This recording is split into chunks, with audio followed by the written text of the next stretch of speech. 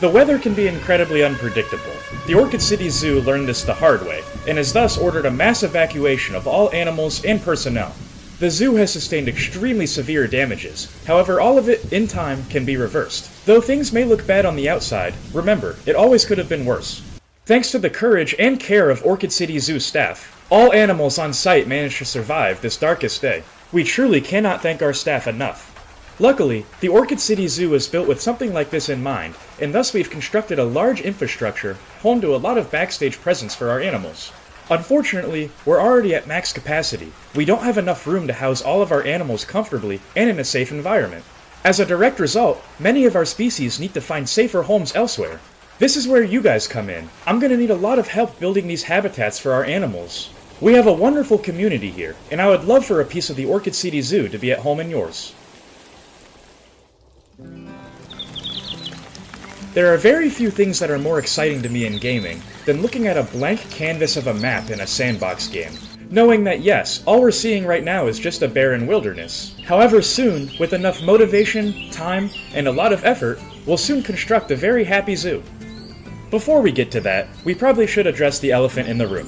Why did the Orchid City Zoo end? That's a very loaded question to answer, because in short, it both did and did not end. Why we're not there currently is strictly due to performance-related reasons. I don't know if it was a problem with the save or what, but I tried everything to fix it and the zoo was laggy and kept crashing on me. That being said, this new zoo is a direct sequel to the Orchid City Zoo. The Orchid City Zoo happened. Everything that took place in that series can and will affect this one. Let's get started. Now going into this build, I did form a plan. As you can hopefully see, this zoo entrance is going to include a ticket booth, some staff facilities, a front desk area with a restroom, a separate building for a gift shop or a guest services building, I haven't really decided yet, and an expansion for a parking lot in the future. While we continue to perfect the shape of this path, I'd like to talk a little bit more about the series in general. While the Orchid City Zoo undergoes repairs, we have plenty of animals that are going to need new homes. If you would like to build a new exhibit for one of our animals from the Orchid City Zoo, feel free to use the link in the description to join our Discord. We can talk about it there. This is an especially good opportunity for smaller creators. I would love to use this chance to shout out your channel in the community tab. When drawing up my rough plans and sketches for this entrance, I didn't just come up with it out of nowhere from my imagination. I took inspiration from 2 zoos in real life that I've been to. The first zoo that inspired me was the zoo that's actually closest to me currently, the Akron Zoo in Northeast Ohio, and what I really like about this zoo is the main entrance building, specifically the size of it and the materials that it's made out of. The wood and glass look really nice together. This zoo is definitely on the medium to small side, which isn't necessarily a bad thing. However, look at this path right there. Only a few people wide could possibly fit on that thing. Compare this to the next zoo that we're going to be working with, Columbus. Look how wide open the pavilion is right here. You could fit 1,000 people in this picture alone. Easy. So overall, we're going to be going with an entrance that has a large pavilion that can hold a lot of guests that leads to a big entrance building that's made of wood and glass. I actually think we did an incredibly good job of replicating the picture into the game. Unfortunately, doing the paths is actually the easiest part by far, and it's not even close. Now we've got some hard work to do. We should probably start by just getting a rough shape of the buildings. Let's get to it. Since these buildings are going to be relatively square, we're going to start off by building on the grid. And if you don't know what building on the grid is, it's effectively a property that a lot of construction pieces have that allows them to auto-snap right next to each other when building in a group. It's really easy and great for beginners. Watch!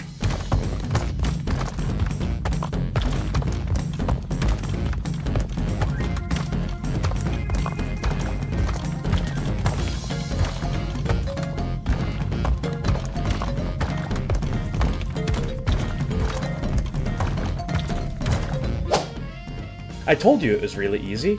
Now we have a very defined outline of where the builds are going to be. We have the staff area, the entrance building, and where the ticket booths are going to be. We should probably build the ticket booths first. Since there's no actual ticket building, we're going to have to use our imagination a little bit. We're simply going to use 2 information center stands and pretend they're ticket booths. It wouldn't let us place the information centers right now since the path was laid out in a little bit of a strange way. This is an incredibly easy fix. All we had to do was get rid of the path, go back and get the information centers, and put them exactly where we need. We're putting them all in the same group, so it snaps just like the walls. Now all that's left to do over here is clean up the path a little bit. We don't want this little area sticking out. This is an incredibly easy fix also. Don't worry if there's small little patches of dirt in the path, we'll fix that later. With the ticket booths officially being added in and open for business, I realized I wanted this building to be a little bit taller, so I added 1 more meter of plaster to the top. Typically I'd say this is a little bit early to add in some details, but we have this area of dirt that I have no plans of adding anything on top of later, so I figured we could just add some detail now with this dry stone wall.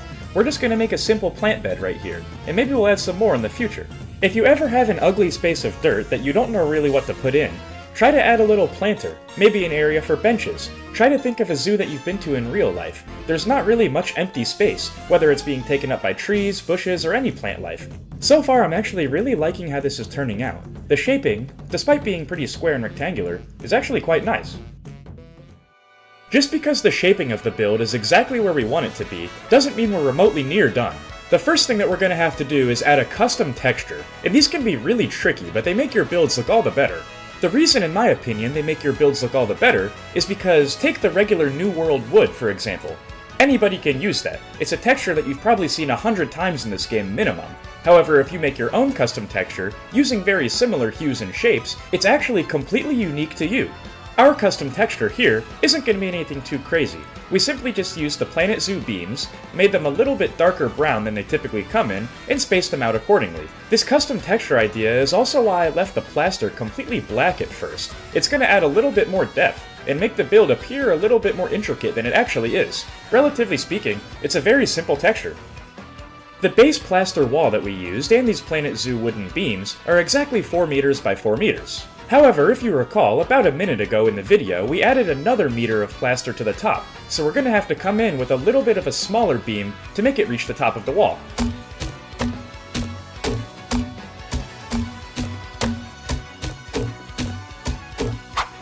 Alright, I'm liking how this looks so far. The problem is now we have to stretch this across the entire build. This is going to take a while. Thankfully, we built this exactly 4 meters by 4 meters, like I said before, so simply all we have to do is copy and paste all of the wood, and then use the Move Snap menu, set it to 4, and we can really easy replicate it over every single plaster piece that we've already placed. We just have to do it a lot of times. There are a few exceptions to this, like right now our information center or ticket booths are currently trapped behind a bunch of plywood, so we're going to have to get rid of that, and then come up with a fix later. The fix I ended up coming up with was simply just copy and pasting over some of the top layers and rotating them right to the bottom. It really worked out because it's nice and even. To avoid this going from a black rectangle to a brown and black rectangle, I decided to add a little bit of detail before I check out how the build looks overall. I decided to use these New World Shop canopy pieces from the construction menu, just to get a little bit of shade. And I would certainly say that looks a lot better than it did before. Not quite done yet, obviously we have a lot of work to do still. The only detail I didn't go over in the video was this right here. I added a little overhang using the exact same wooden beams we used for the foundation. I just rotated them 90 degrees. Since this is a sequel to the Orchid City Zoo, I really want to take some inspiration from it. We're using the same roof as we did for that entrance. We're blending the roof in a little bit differently, however, and I actually like this method a lot better. It's much easier than what we did last time. Simply all we're going to do is take the exact same color and piece of wood that we've been using and rotate it right across the base of the roof. This blends in the two shades really effectively and also adds a little bit of depth since this pops out slightly more than the other things. We're also going to be copy and pasting over about half of it and then rotating it down to the bottom to do the exact same effect on the bottom of the build. There's still a little bit of wood peeking through the outward layer, so what we're going to do is simply copy and paste a little bit of the outward layer and move it up, making it a little bit bigger. Since the roof is made of quite a heavy material, it makes sense to me that we need a little bit more support to keep it up. Building this exactly like we did also made it incredibly satisfying to move it across the build. Since we made the angles geometrically perfect, we didn't have to mess with any height variations at all. It was already done for us. The only thing we had to do yet was make a giant glass window on the front of the build. We used the exact same roof technique on the bigger portion, so I didn't go over it, but I feel like something is still missing. Now that's more like it. I'd say this looks better already. In this day and age, you can pretty much do everything online. Heck, how are you watching this video? So I didn't go overboard with the ticket booths, seeing that you can probably get your tickets online at this zoo. That being said, we do have 2 functional operations. After a guest has purchased their ticket, they'll then enter this main building, which is where they're going to show their ticket to a staff member and be granted permission to enter the zoo. I tried to keep this area relatively open and highly detailed. I think my absolute favorite part are these butterfly statues that I actually didn't know had an animation until I used them. Despite the zoo looking entirely different due to adding a hefty amount of details, we still have a lot of work to do in this episode. In particular, our entrance building desperately needs an interior. The back of the build is also extremely undetailed. On the right, this is where the zoo is actually going to start, leading off from the entrance building. I made it more rounded. We can expand it, branch it off, do whatever with it. This was going to be a guest service center, but I actually have a much cooler idea. This is going to be in a future episode, because it's going to be a bigger project. Lastly, out here, this is going to be an expansive parking lot and road back to the main city. For now, we need to keep our staff happy, and we have a very large area underneath our ticket booth, so let's deconstruct the roof and add a little staff zone.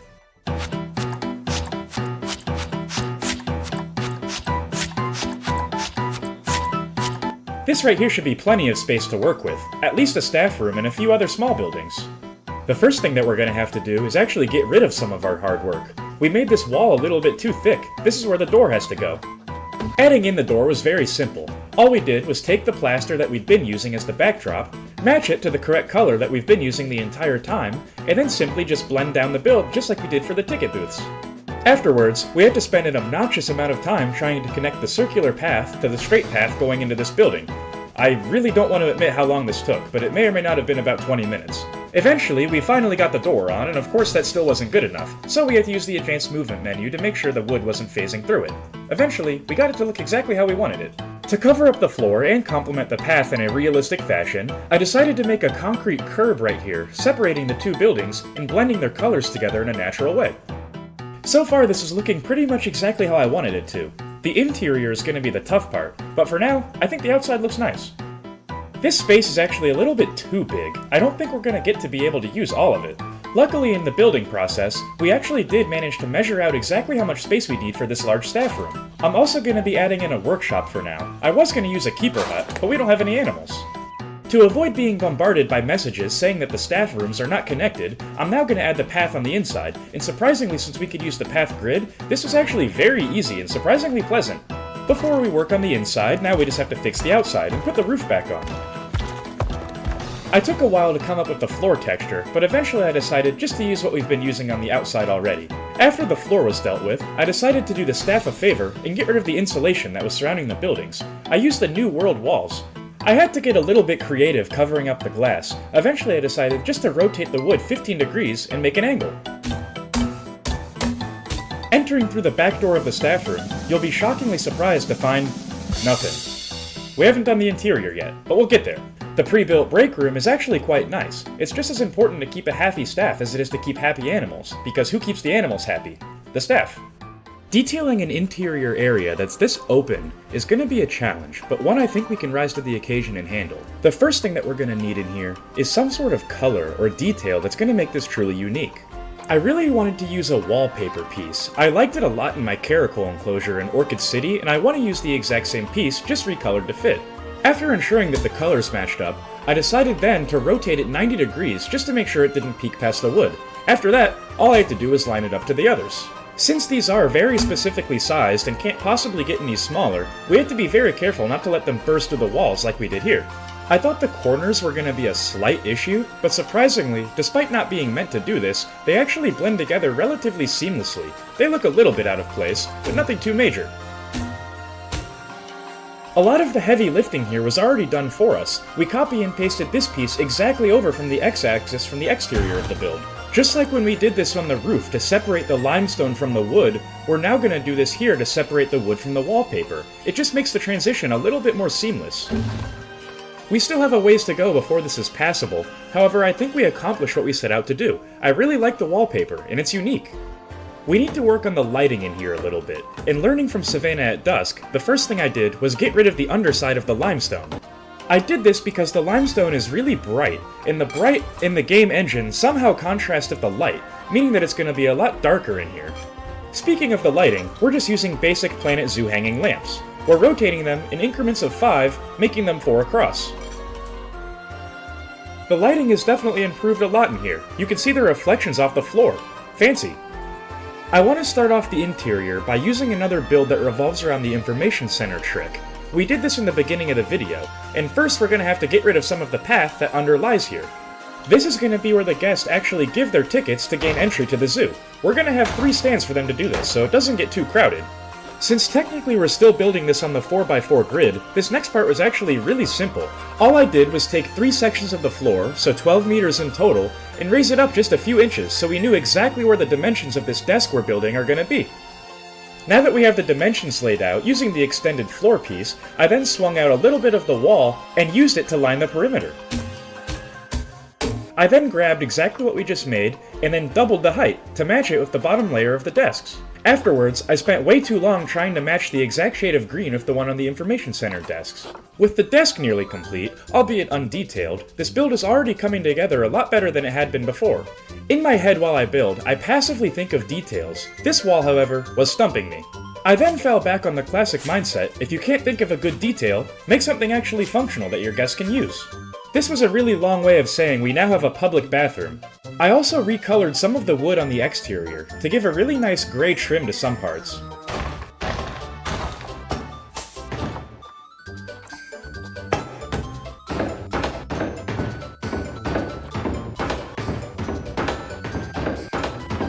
I added the old Orchid City Welcome to the Zoo motto on the wall to pay respects. We're gonna need a new intro for this zoo, however my absolute favorite detail so far that I've added is this ray of sunlight projected by the sun.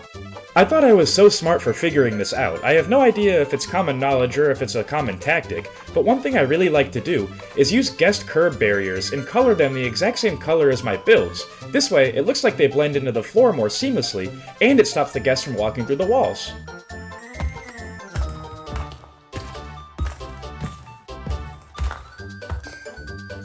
For a first episode and a first build of a brand new zoo, I think I'm really happy with this. With the once proud Orchid City Zoo still out of commission due to the devastating Hurricane Frontier, management urgently raced to find a suitable location to safely break ground on a new project. What management found was truly a thing of beauty. Trees as far as the eye can see, acting as a shroud of sorts for a vast field, just perfect for a zoo.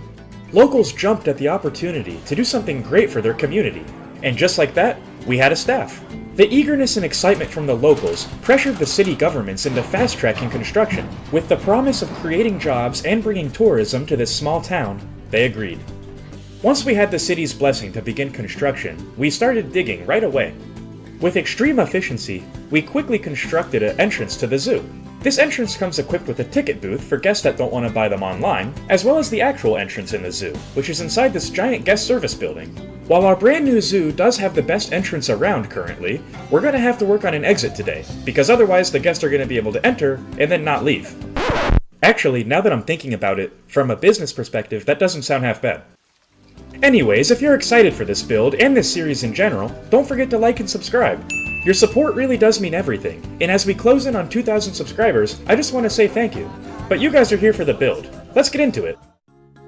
This right here is where the exit of the zoo is going to be. This isn't just going to be any normal exit, however. We're going to be merging it with a gift shop. That means the first order of business today is going to be extending this path all the way over to where the exit and gift shop are going to be. By building on the path grid, we finished this in no time at all. Since we made everything parallel of the staff path we made in the last episode, we were able to use the Move Snap menu, set at 2 meters, to make a geometrically perfect plant bed.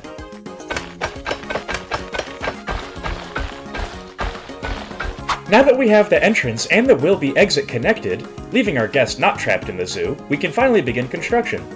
We're going to be using something that I've only used once before, and I did it completely wrong, the modular gift shop. The building is going to go here, sitting at a 45-degree angle when compared to the entrance. It's going to connect these two paths. Since this was relatively new to me, I took a little bit of time on my own to familiarize myself with the modular gift shop. I learned how to add gifts and even expand the shop's floor with these modular gift shop expansion tiles. I also have absolutely no idea where I sent this person. Oops. After a lot of trial and error, I eventually came up with this shape. I really like it because it's similar to the Orchid City Zoo's entrance. Still taking inspiration from the Orchid City Zoo's entrance, I attempted to start this gift shop out with the windows, but quickly realized that this wasn't going to work. Thinking like a Minecraft YouTuber, I quickly constructed a cobblestone base around the perimeter of my rectangular structure. I wanted to truly take this build to the next level, so I didn't want the entire thing to be square, so once I got to this corner right here, I decided to leave it for later. We'll come back to this. After the cobblestone perimeter was complete, I then decided to add in the glass. Doing the complexity meter a favor, I just used these simple wooden plank walls. All was going really well, surprisingly. The perimeter was almost done, and we just got back to this little awkward corner that we said we were going to get back to. Eventually I figured out a pretty interesting fix. I realized that on the grid, there were these pieces, horizontal wooden plank floor pieces, that weren't technically part of the modular gift shop, despite sharing extremely similar textures. I then decided to use these to patch up the floor, however it won't be connected to the gift shop in the final product. Now the problem is that it comes out past the path out where the gift shop is supposed to end.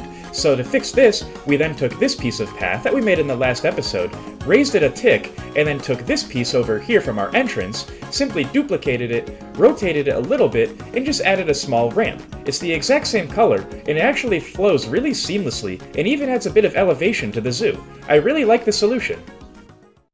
Since the pieces of wood that aren't technically connected to the gift shop aren't a part of the same group as the gift shop, we were able to use these European rustic stone walls and rotate them in a manner that the grid typically wouldn't allow. This part that's about at a 45-degree angle is its own special group. That means we can do whatever we want to it, and it won't affect the rest of the build. This allows for much more interesting and satisfying angles and connection points in the build. The perimeter turned out exactly how I wanted it to. Even though it's really minor, I'm incredibly proud of the curve on the left side. After the perimeter was completed, I then figured it was finally time to actually add some stuff into the gift shop. It is rather complicated, so I'll try to explain it if you're not sure how this works. Effectively, as you can see on the ground, we have those modular gift shop tiles. There are also modular gift shop pieces. These counters are one of them. There's various shelves, tables, desks, and everything that holds merchandise for the guest to interact with. As long as it's touching the modular gift shop tile that is the floor, but not that corner piece, remember, the guest will be able to interact with it and it'll automatically connect. Let's place down a bunch of them. Remember, as long as it's touching the floor, it's fair game.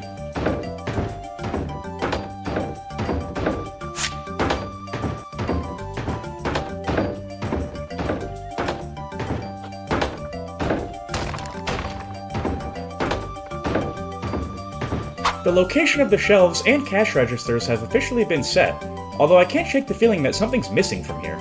It's probably the merchandise, the entire reason you go to a gift shop. And as you can see, we have lots of options. Every single one of the stands we just placed down can have a different item. We'll put smaller things towards the front, and then plushies and larger items towards the back. I'm gonna somewhat try and organize it. For example, this section is relatively gonna be all hats and accessories. Meanwhile, this side is gonna be dedicated to primarily plushies and stuffed animals. And just like that, we actually have a functional gift shop. If only our zoo had any guests. When I was placing it, I honestly felt like I had a lot more shelves down. The walls do look a little bit bare still, so I'll probably add more later.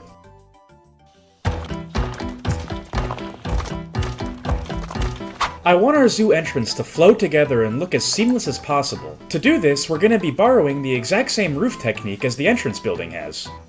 I'm sure it has something to do with move snap, and then we used this from the building that was 45 degrees rotated to the left, but for some reason, the game wanted to be as difficult as possible when trying to build this section. Not really sure why. I tried a lot of stuff and nothing really seemed to work. We have to do it manually.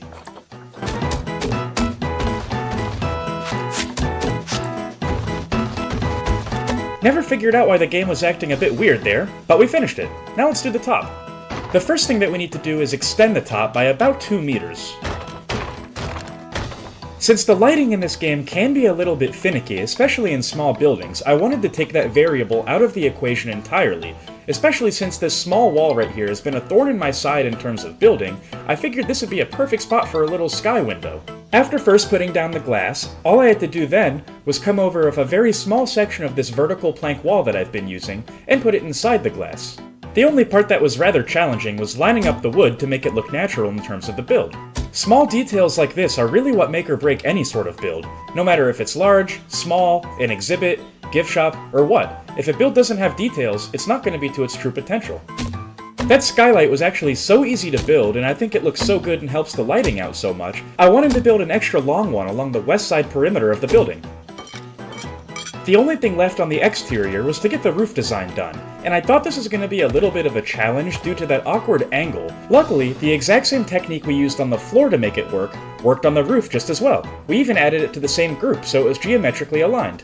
Going above and beyond with the details in this build, I then decided to add a gutter system for the rain. It's obviously not functional, but I'd like to build it as if it were. I'm going to try to put it to where the water would flow naturally, and we can get it out of the top of the building. The last exterior detail I want to add for now is using these European beams to line the pattern on the glass. This is actually the exact same technique we used in Orchid City, and I really liked it then, and I really like it now.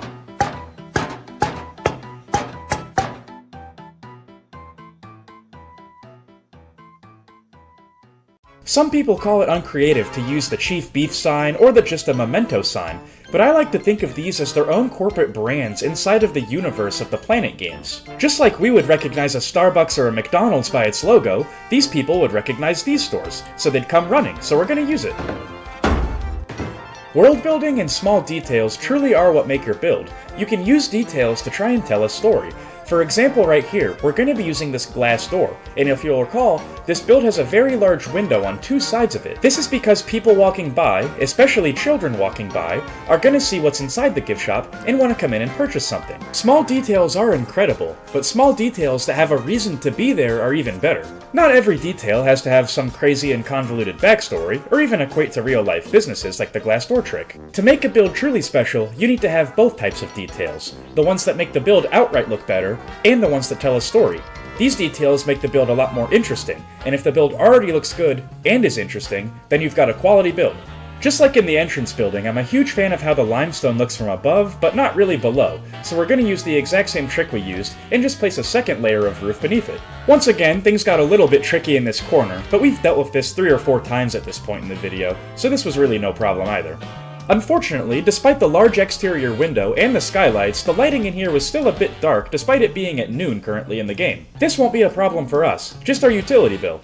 The interior is still looking a bit mundane, so we can fix this by just running some more infrastructure through the bottom of it. We'll add some planks of wood here, running across the bottom of the skylight. This adds a little bit of layering. With layering comes extra detail. The more places there are for details, the more details you can add. We'll run some live flowers across the layer we just made. I think this looks nice and it pairs really well with the skylight so the sunlight hits them. This is a zoo after all, and just because you're about to leave doesn't mean you can't get educated on something. Conservation boards are especially important in franchise mode, but they make great details in sandbox alike. Let's have this one talk about recycling and plastics. Hopefully that'll convince the kids to throw away their trash from the gift shop. Some of the walls were still looking a bit bare, so I decided to add in some TVs. For now we can just add the Planet Zoo logo since we don't know what animals will be in the zoo, but we'll come back and change this eventually with time. The last thing we need to do on the inside for now is hide in some of these guest barriers within the walls. Guests will have no problem just phasing through the wall like a ghost, so we have to put these to make sure they actually use the paths we intend them for. A widely known trick, but cool nonetheless, is you can actually sink these into the ground and the guest will still respect them. This will stop them from being shown, but we can also dictate where the guests go. Hopefully they won't be able to phase through here anymore, and actually have to look like normal people. With the gift shop itself pretty much entirely done at this point, the exterior has some serious problems. It's really lacking in style. We'll go more in depth with a foliage tutorial when we actually make our first exhibit. However, for now, I think a small pond out here is going to do nicely. The best terrain tip I have to making things realistic is use a varying amount. Mix up your heavy soil, your light soil, ease the grass into the pond. Add some sand, maybe add some rocks peeking through. Try to mix it up, and don't just use one type. While the default short grass does look pretty nice, buffalo grass with random rotation on looks even better. Again, we're not trying to go crazy here, we don't want to take away from the main focus of this episode, which is the gift shop. However, if we're going to have a pond, we have to have some rocks and some common water lilies. Just make sure you have a line to the surface of the water on, otherwise they're going to be sinking, which isn't what water lilies do in real life. Life isn't only found on the surface of the water with your water lilies. Don't forget your eelgrass and hydroplants under the water. It really makes it more detailed down there, and saves on the complexity meter, because typically you'd have to do a rock bottom otherwise. These trees will all be subject to change, so we won't go over them in much detail. Between you and me, they look nice for the thumbnail. We don't necessarily need a fancy fence guarding the pond, we just need people to not sprint into it, and if they do, this fence will make sure we're not liable. Lastly, we'll add a nice little transition from the cobblestone to the grass using these bushes. Creating a brand new zoo on underdeveloped land from scratch is definitely a challenge, but not in the way that you might think. Gazing upon this untouched landscape, we have an abundance of creativity. The problem is creativity is free, the application of it is not. The sudden, yet ultimately successful mass evacuation of the Orchid City Zoo is certainly a thorn in our company's side. Right now, we have absolutely no profit flow. We don't have any money. Luckily, due to very generous donations from locals in a growing community, we recently started construction on a new zoo. So far, we have a beautiful plaza. Unfortunately, a plaza isn't what get people to spend money at a zoo. We need to find a way to get animals in here, fast. Luckily, our amazing staff has been working day in and day out to master the art of zookeeping. We've had a few hiccups on the way, but once our doors open to the public, there's no doubt in my mind that our staff will be ready and rise to the occasion. Speaking of hiccups along the way and financial burdens, in the last episode, we made this beautiful gift shop.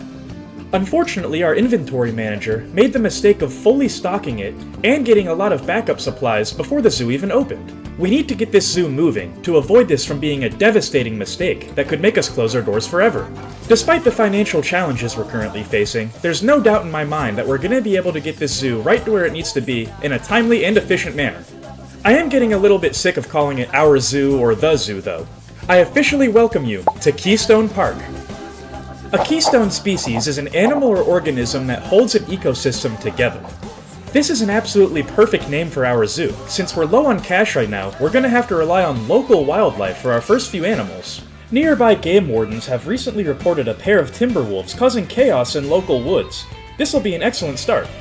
If you guys are enjoying the series so far, and are really excited to see Keystone Park get its first animal today, don't forget to like and subscribe. I'm recording this on Thanksgiving, so I just wanted to say now, even though this will be uploaded later, how thankful I am for you guys and this wonderful community. It's imperative that we get guests in this zoo as soon as possible. However, if we don't do it strategically, our zoo is bound to fail. We have a restroom, we have a gift shop, and we have a good entrance. Now the only thing that's missing from the start is a place to eat and drink. I think that this is going to be the perfect spot for it. Luckily, we didn't plant anything here in the last episode. Typically, zoos will open in the morning, so a coffee shop seems like a perfect thing to have in case guests are still a little bit tired upon entering. My main aesthetic goal while building this was to make it as similar to the entrance as possible. The only thing we did slightly differently, mainly to do the complexity meter a favor, was use a preset wood for the wall of the building. It's an incredibly easy and relaxing build. The only kind of difficult part is blending in the limestone roof of the wooden walls. Adding the gutters in can be a little bit tedious, but the little details truly are what make builds special. Our staff needs to pick up a shipment of wood for the front of the building. For now, let's work on the back. While our staff is busy unloading the shipment, I think it's only fair that we actually give them a door to enter this coffee shop to work in. This was surprisingly difficult. This small path took 15 minutes. Luckily, connecting the two curbs keeping the plant bed out was a little bit easier. This didn't take long at all. After fixing up the curb, I decided to then add the door for the staff. I also added a couple of picnic benches, as well as some normal benches, to make it a convenient area to take a break. The shipments finally came with the company's logo, Bernie Bakes, as well as Street Fox Coffee. These are two very popular and well-known brands, perfect for the start of the zoo. So far so good, although these plant beds are looking a little bit empty. That's a lot more like it. The plants make this zoo look so much more inviting at the start. Thick shrubbery is also a great way to stop guests from seeing areas of the zoo you don't want them to see, like this staff area we can revamp now. If you don't like the look of a path, or anything on the floor for that matter, you can actually use roof pieces and sink them into the path. If you do it low enough, guests and staff will actually still be able to use the path like normal. This is by far the easiest way to get around the pretty much all the times janky path system in Planet Zoo. If you have an awkward area like this, you can simply just not use a path. Your guest and staff won't be able to walk there, but it looks really good from this angle. You just have to make sure it doesn't burst through the buildings like this. If this is the case, just stop editing on the same group and make a separate one. By utilizing two separate grids, you can get really satisfying angles like this one here. This was actually my first time using limestone dyed gray as the floor, and I think it looks really good. Leagues better than the traditional path, and a lot better than the staff path too in my opinion. Our staff must be some messy eaters, because their break area is attracting some local wildlife to the zoo for the first time. Keystone Park is extremely close to having everything we need to open. The only problem is, there's this big open field here and there should be a parking lot there. Cutting about 45 minutes of footage, we now have this, and it looks pretty good, although I think we can do a little bit better. So far it's completely all for show, except for these two recolored buses. These are our guest spawners, where the guest will come from. Eventually I decided to add one more tiny expansion. In this loop right here, this is going to be an animal hospital. Eventually the animals from Orchid City are going to make a comeback, and we're going to need a very state-of-the-art place to treat them. And this space right here is just going to be for a simple school. Building this giant parking lot certainly didn't help our financial situation, although it will in the long run once the zoo is profitable. The more parking space, the more guests. Due to the financial situation, like I said before, we're gonna have to target local wildlife first. This means we're starting with North America, and we're actually not building for the timber wolf first, although it is in this video. Easily the hardest part about this game to me doesn't involve anything with building, it's all the planning. Specifically, where to put your starter animal, because you don't want them so close to the entrance of the zoo that you see the coolest thing first, but you also don't want them so far back that you'll never find it. I also want our North American section to start off with something incredibly memorable. We're going to be building a bridge over a nice lake that houses some birds off the workshop. These birds are by far the coolest thing that's on the workshop currently. Since to my knowledge, Console Edition doesn't have access to mods, this is as good as we're going to get. So we're going to be making a lake full of a bunch of them. Since this isn't technically a real habitat, despite it being our first actual habitat, I know it's confusing, we don't have to abide by any exhibit rules. We just have to make it completely from scratch. Adding this bridge that goes over the lake is going to allow us to mess with the elevation a little bit, and stop this North American section from being completely flat. This is really helpful for me as a builder in particular, because that's a pitfall I commonly fall into. This is turning out to be an absolutely perfect entrance into North America. From here currently, the birds are only going to be on the north side of this pond. This exhibit isn't going to have a backstage or anything too fancy, just a brown picket fence. Since the end of the bridge is a little bit taller than the front, that means we can simply blend in the fence to the natural environment. I decided to use the auto paint tool for now. We'll come back later, but this gives the cliffs a pretty realistic look, and lets us know where we're going to put the rocks later. I only want the birds to be able to go on the north side of this lake, so I decided to add some fences under the bridge just in case some try to get crafty. Since the natural barrier on the east side of the exhibit is actually doing a very good job of keeping the birds where we don't want them to go, all we have to do now is add a few more fences and rocks and the exhibit is actually done. By exhibit done, of course I just meant the barrier. We still have a lot of foliage. This bridge is also, unfortunately, horrendously ugly. Let's fix that. It's kinda crazy to me how good you can make a build look while literally only using 4 separate items. It all came from the Twilight pack except the mesh. Now it's time to pretty up the build, and the first thing I thought about adding was a little fountain here. We can use the sprinkler enrichment item despite it not being used as actual enrichment since the birds aren't real, but it'll get the effect done. I wanted to add a small dock relatively close to the surface of the water in case any baby birds have any trouble getting out.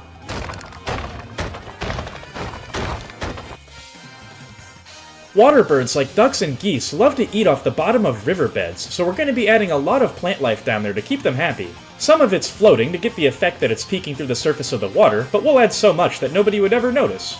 If you're ever trying to make a North American body of water look a little bit more realistic, trust me, coming from experience, just add about 500 common water lilies. It'll do the job very well. Common reeds at the water's edge is also an incredibly simple, yet very effective detail. This can also stop the birds from getting where you don't necessarily want them to go, since their hitboxes are huge.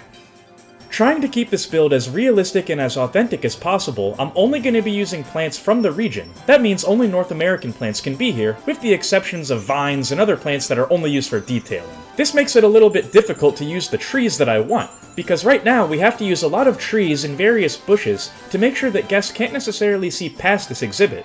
There's nothing there right now, but eventually there's probably going to be a backstage or even a behind-the-scenes look at a different exhibit, and we don't want guests to be able to see that from here, so we're going to have to get creative on how we place the plants. We're going to have to sink some into the ground, place some thick bushes and shrubbery, and make sure this fence is almost invisible. It's still going to be there, so the birds won't actually be able to walk through it, however hopefully the guests won't be able to see it as much.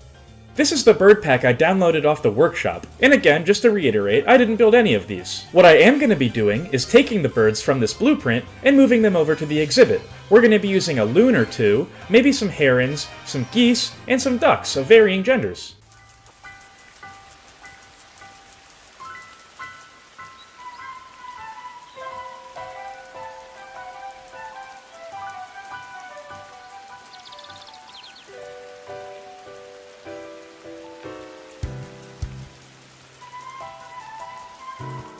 Great news! With the success of our waterbird pond, we were actually able to allocate funds and start construction on the Timberwolf habitat. Speaking of the Timberwolves, we have 2 in our possession now. The mischievous duo the game wardens tipped us off about are safely in our possession. Now we just need to build them an excellent habitat. In order to accomplish this, we're going to have to use the Zoopedia, an invaluable resource for beginner and expert zookeepers alike. Referring to the Zoopedia often is key for your zoo's success. The General Information tab doesn't have anything too crucial on it, The most interesting thing to me is the population and the wild statistic, but let's get into the real information. The natural habitat page is arguably the most important. In the middle, it shows the natural habitat range of the animal in the real world. It's highlighted in the pink. The right side is what we're interested in for building a habitat, however. This is where the minimum habitat requirements are located, and you'll need to know these. The species data tab is equally as important, although not for the same reasons. For example, we have 2 timber wolves coming into the zoo, a male and a female, and it looks like the minimum group size is 2. Anything less than this, so basically they don't like being solitary, and anything more than 12 would not be acceptable, and the wolves wouldn't like it. Every animal's different.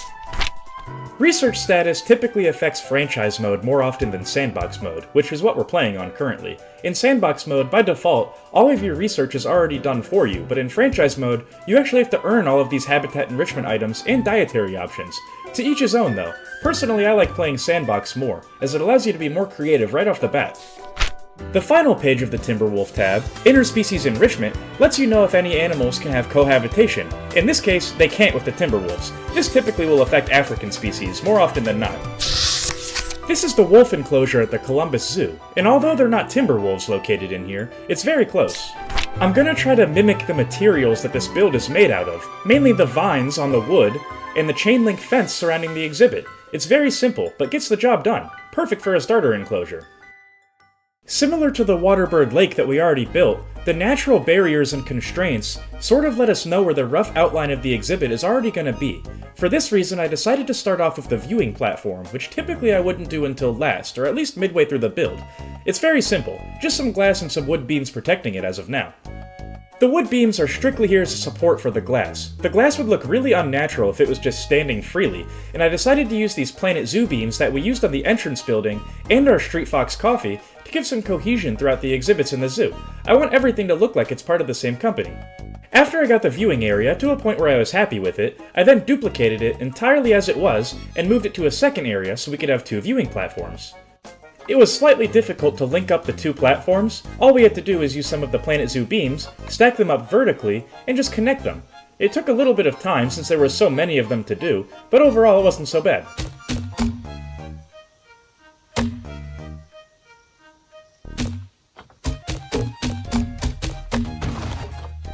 I made a nice custom fence out of some metal pieces.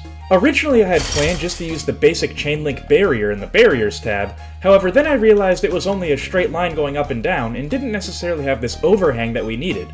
Wolves can jump and in some occasions climb. According to the Zoopedia, we need some pretty heavy-duty barriers to keep them in, so I wasn't really sure the chain link would look good and be practical. This is going to work fine. This is a fortress.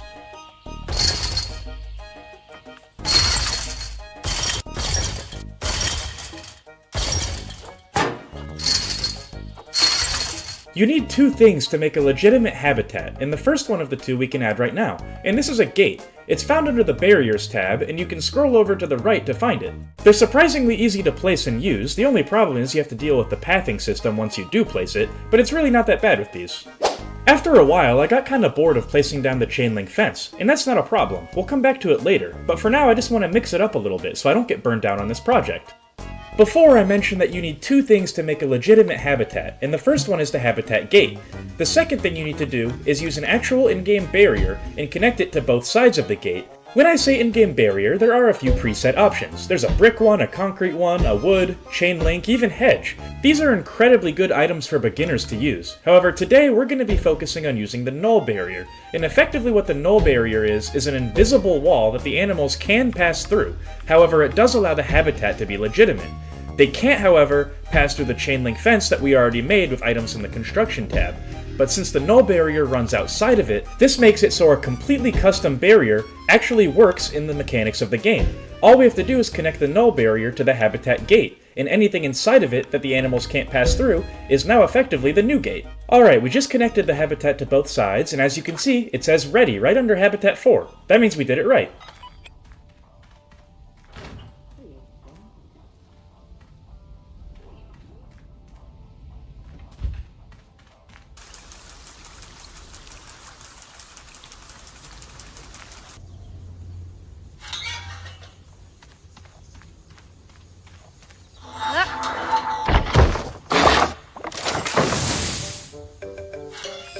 And just like that, Keystone Park has its very first animal. This is so exciting. Right now his enclosure looks more like a holding cell, however. We'll have to get on that. First, there's one really important thing that we have to do first. Whenever you get a new animal of any kind, no matter how large or small, you always need to check its traversable area. To find that, you go on the heat maps. There's a ton of different things on here. You have staff happiness, and it doesn't look like this guy's happy for some reason, despite not having work today. You have regular happiness, education coverage, security and crime, that shows where our cameras are. We have negative impact on guest, all facilities, power, and it looks like we're going to need a generator out here by the wolf enclosure. You have water, which shows your cleanliness, temperature, and finally traversable area. Simply click the animal, and if you see any red in its enclosure, it means it can escape. Luckily, this enclosure is airtight. According to the Zoopedia, timber wolves are very confident around humans, and what this means is that it's very rare that they'll be subjugated to stress.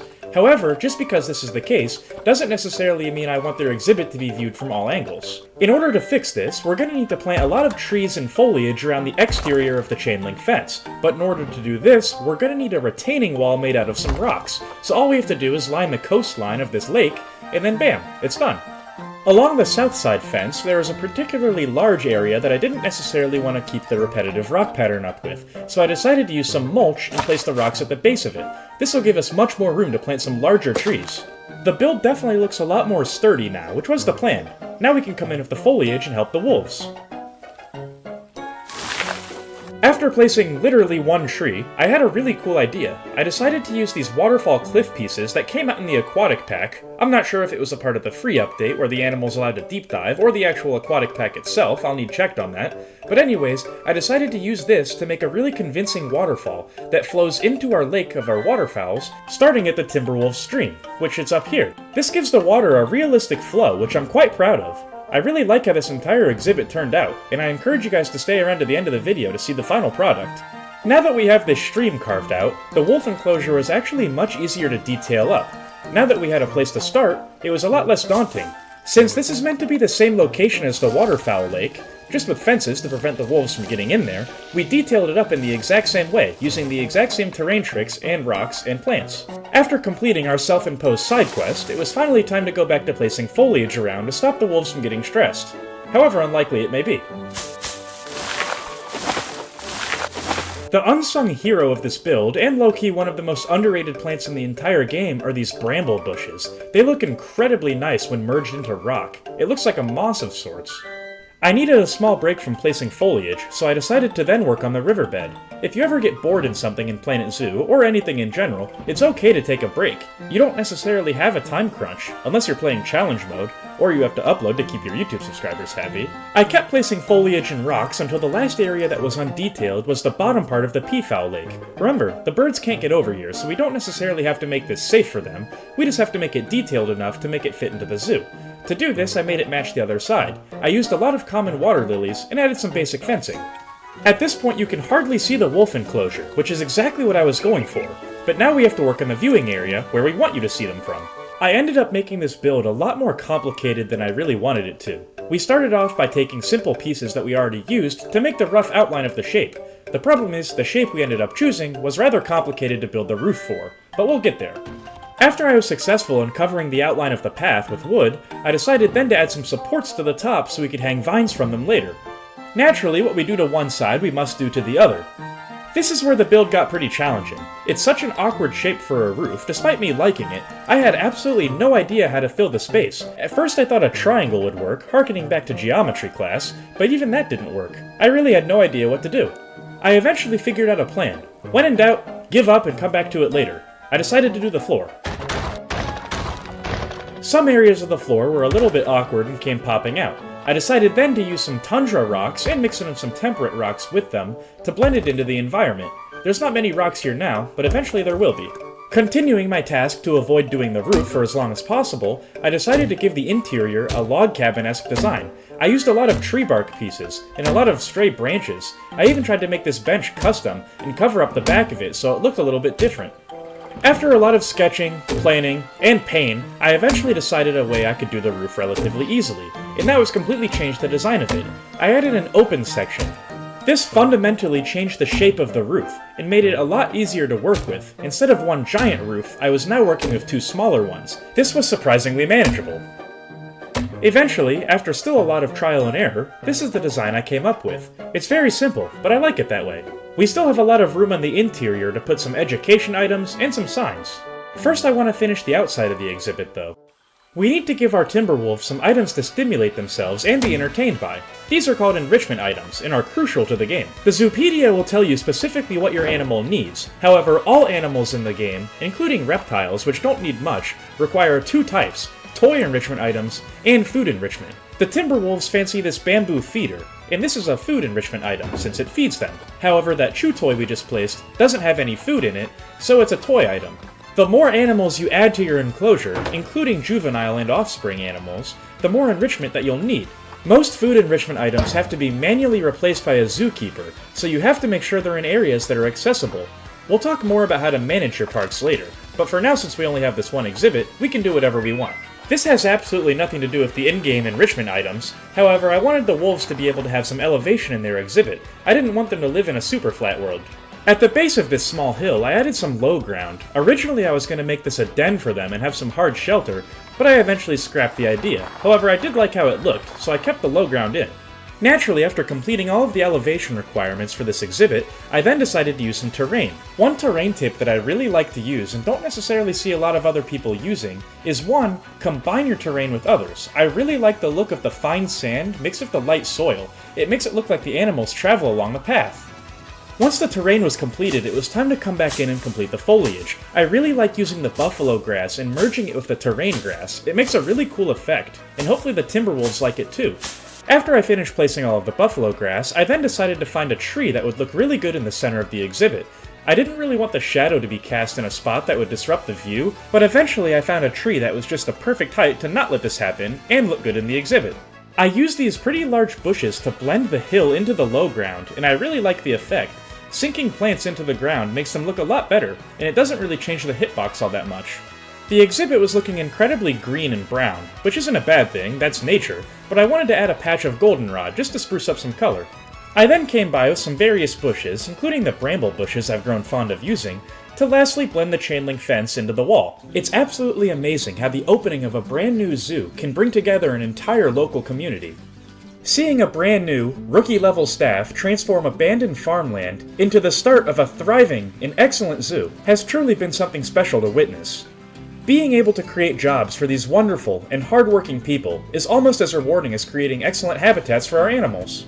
The staff works very long hours to ensure that once Keystone Park opens its doors to the public, they'll be ready. In the last episode, we added a couple more customer service positions. We have a Bernie Bakes and a Street Fox Coffee right at the start of the zoo for guests. At the exit of the zoo, you'll find the position that most staff really want to work at when they apply. Just a memento, our zoo gift shop is sure to bring smiles to all once the zoo officially opens to the public, coming very soon.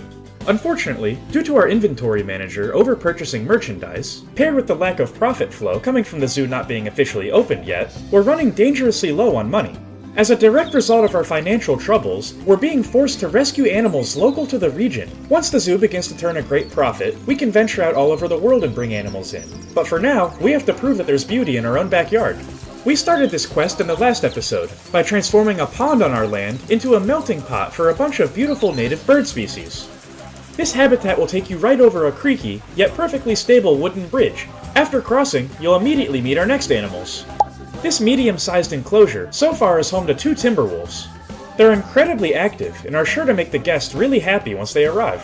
This is Phoebe. She's easily identified by her lighter gray coat. She's also a fair bit smaller than our male, who we'll get to in a minute. What Phoebe lacks in size, she makes up for in attitude. Polar opposites typically make better pairs, and that's especially true for our Timberwolves. Meet Kirby. Kirby is a fair bit larger than Phoebe, and also touts a very dark coat of fur. He's a little bit more solitary, and prefers to swim and explore.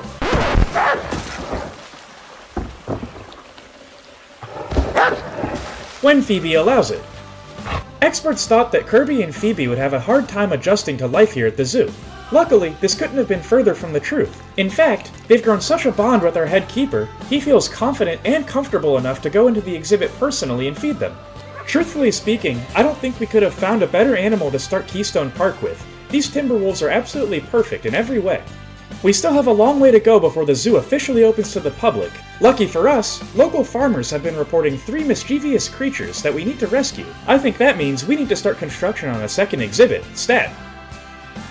If you're excited to see this build and have been enjoying the series so far, don't forget to like and subscribe.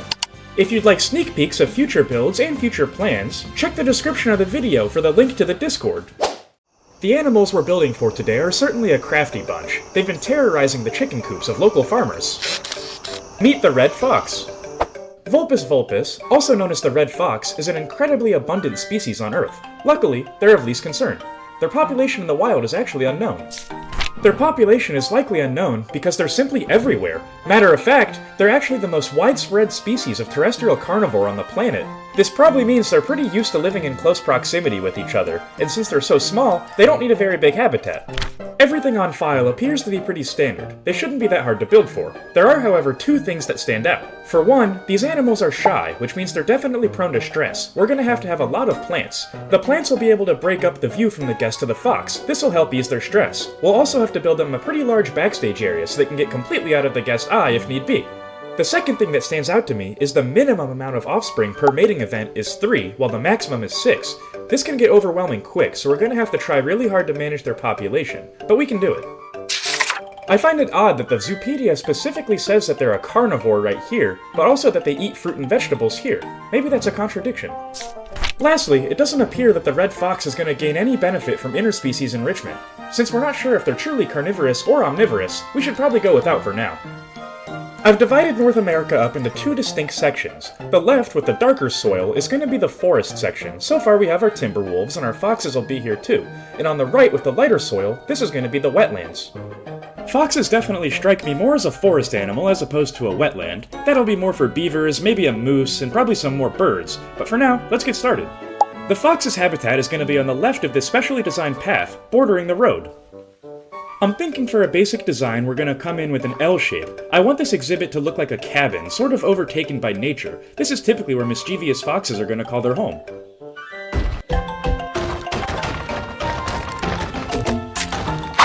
This is exactly what I was going for. I'm really happy with the shape. Since the Zoopedia told us that foxes can get a bit shy, I was sure to include a large backstage presence in this exhibit. Making a backstage is incredibly simple, especially now on console, since at the time of recording this, the conservation pack should be out. Since it's not in the public eye of the guest, you don't necessarily have to make it as detailed as everything else. Matter of fact, this actually makes it look good. An absolute requirement of any backstage area is a simple way for the animals to actually get in and out. In this exhibit, for example, we're using these climbable platforms. This one's only 2 meters, and we're going to angle it so the foxes can get in and out using it like a bridge. Originally, I was just going to angle that first one about 45 degrees so the foxes could get in and out easily, but I decided to make it a bit more complicated than that. I decided instead to make it basically an L shape, and later on in the exhibit we're actually going to be burrowing beneath this. Foxes are burrowing animals by nature, it's in their instinct. Being very prone to stress, we have to be sure to give them enough space to hide from the guest. Maybe sometimes they won't want to use the backstage area. A big part of building in Planet Zoo, especially creativity, and this is going to sound counterproductive because it doesn't seem creative, is actually reusing assets. This fence right here is simply the Timberwolf enclosure, downscaled, and a part of it flipped 90 degrees up. It looks just as good and saved a lot of time. Watching this back was kind of cringy because we actually did this completely wrong. This is the backstage area where the keepers are meant to drop off the foxes, but we didn't actually use the gate here, so they're gonna drop them off before this. It's actually a shame. We fix it later, but I did really like this design using the Planet Zoo doors. It was quite creative. Just know that that door currently should be the habitat gate. We fix it later in the video. It took me forever to catch. This is where the habitat gate actually is, and I think it's funny I didn't catch this while recording this cinematic. Obviously we have a long way to go, but this backstage is relatively spacious. I think the foxes will like it. Now let's put up a mesh barrier to really get an idea of the grounds we're working with.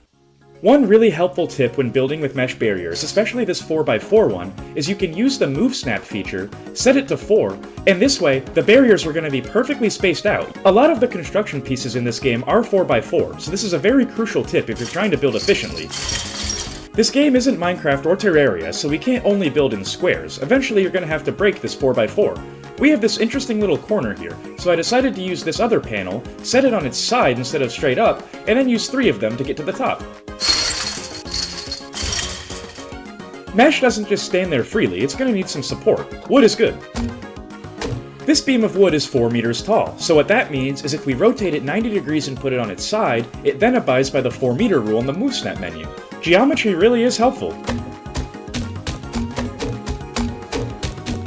Eventually we got back to this corner, and it was a little bit difficult to work with, but for now all we had to do is put the ground piece of wood facing into the wall. The basic shell of the build is done, and it's about exactly how I wanted it to turn out. We really nailed the size. I didn't want this to be too big. It's perfect.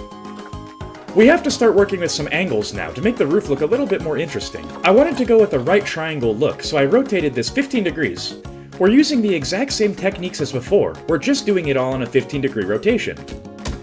Solving a later problem now, I took this piece of wood, copy and pasted it over, and put it right here to blend the roof in. If there's a lot more detail here, this would have been a little tedious, so I'm glad I did it now. If you ever have a part like this that's hanging out a little bit too far, simply go into the Advanced Movement menu and hide it within another one of the construction pieces. It's an easy fix. It's amazing how building this roof on a 15-degree angle made it look so much more dynamic and alive. While recording some more cinematics, this is when I finally noticed the crucial mistake in the basic design of the exhibit. We have to fix this door so the foxes don't get stuck. Sometimes it can hurt to delete some of your work, but after you fix it, it's going to turn out for the best. This was actually a relatively complicated repair. First I had to get rid of the null barrier that was around the habitat, and then I had to mess with the terrain. I had to flatten the foundation to make room for the gate. After the foundation was all set, which took a long time, we then got rid of the door. One of my biggest pet peeves in this game is how the default habitat gate always starts with the brick. I wish it was null instead. Finally, we adjusted the path and then blended the floor in using some concrete where we ruined it. It doesn't necessarily look better, all we did was get rid of a door instead of add one, but the habitat works now, which is definitely a plus and the goal.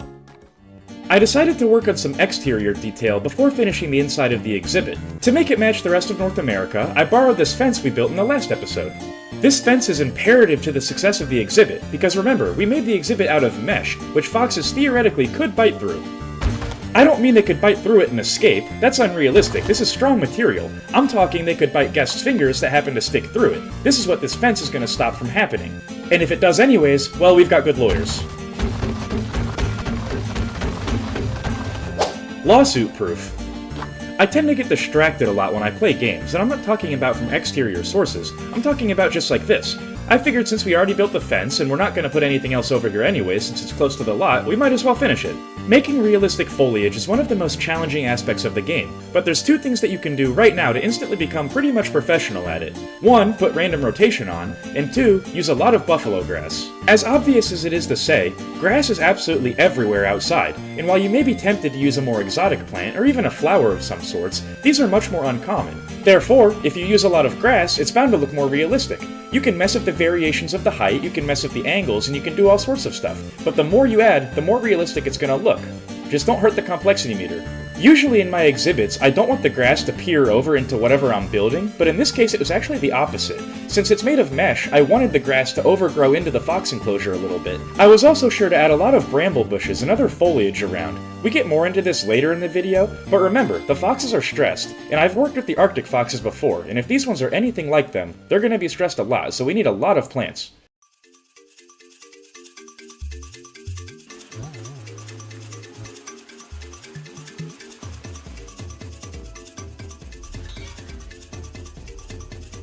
Oh, that's gonna take forever to fix. Anyways, here's a red fox. I brought one into the exhibit a little bit early, since I want to see if the traversable area works for them, since we do have a few small areas. This is my first time seeing the fox model. They look a little bit different than I thought they would when compared to the Arctic fox, which I have used, but so far it looks like they can go absolutely everywhere. Typically the DLC animals have really generous hitboxes, as opposed to the base game animals, which can be a little bit chunky. I'll never forget the first time I saw the Gharial's hitbox. I was relatively confident, 99% sure that the fox would be able to fit outside that door. What I wasn't sure that the fox was going to be able to do was fit in this burrow I was going to build, so that's the main reason I brought him in. To do this, we just pushed the terrain down, used the smoothing feature, and a little bit of flattened terrain.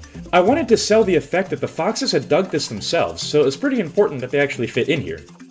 Once the traversable area checked out and the foxes could all fit in, I then decided to make the build look a little bit more realistic. Remember, we're going for a rundown cabin look, so I decided to add a lot of wood supports and struts all over the place to this overhang. I then added a horizontal crossbeam for some more structural support. Let's finish the roof. To do this, I used one grid piece and one non-grid piece. Using the advanced move and duplicate feature, I then took the piece that I made and replicated it with the existing structure. Adding in some natural light, I added glass panes to the back of the backstage. I actually really like this detail. I then rotated the panes 90 degrees and came over again, putting them in a little L shape. This perfectly blends into the other part of the roof, which are these standard log pieces rotated at 15 degrees. Just be sure to keep track of your measurement.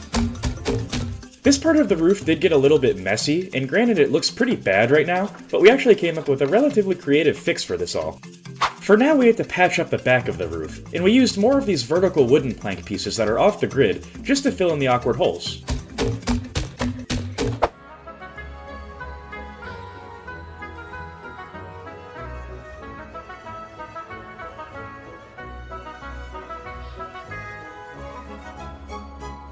The build definitely looks good, and I like the shaping and the size, but the textures on the top can get a bit messy. In order to fix this, we're going to have to find a plant that can take your eyes off of the texture, because this is the first thing you're going to notice instead. It also goes directly over the texture, so even in case you were trying to look at it, you probably won't have a good view. These are ivy patches, one of the best plants in the game for doing exactly this. My favorite part about them is that it's actually more realistic the more you spread them out. They can climb up walls and go everywhere. We need to make this area look a lot more like a forest. That means we need trees, bushes, and other greenery.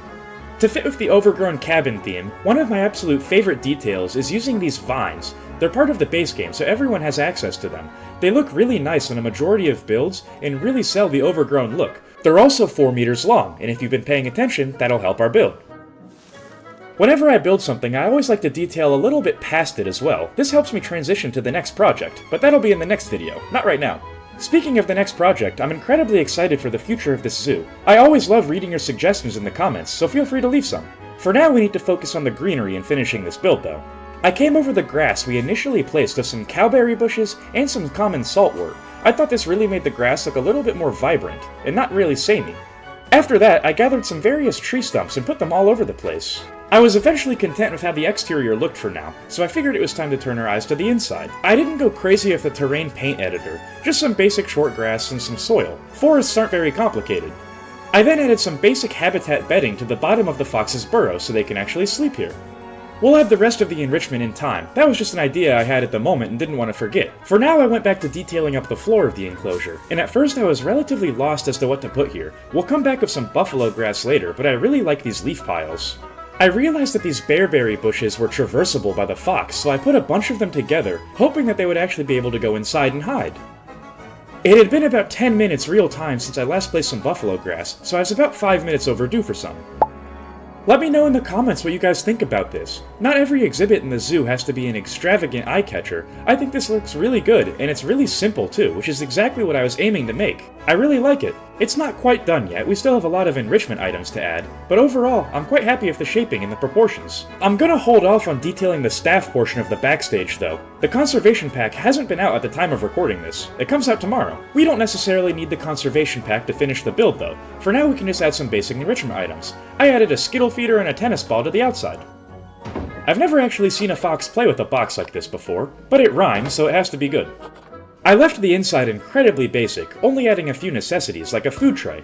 To ease the keeper's work, I added the accompanying water bowl right next to it.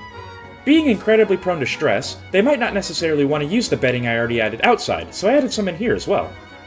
Lastly, I gave them a nice beach ball to play with in private. Hopefully they use it.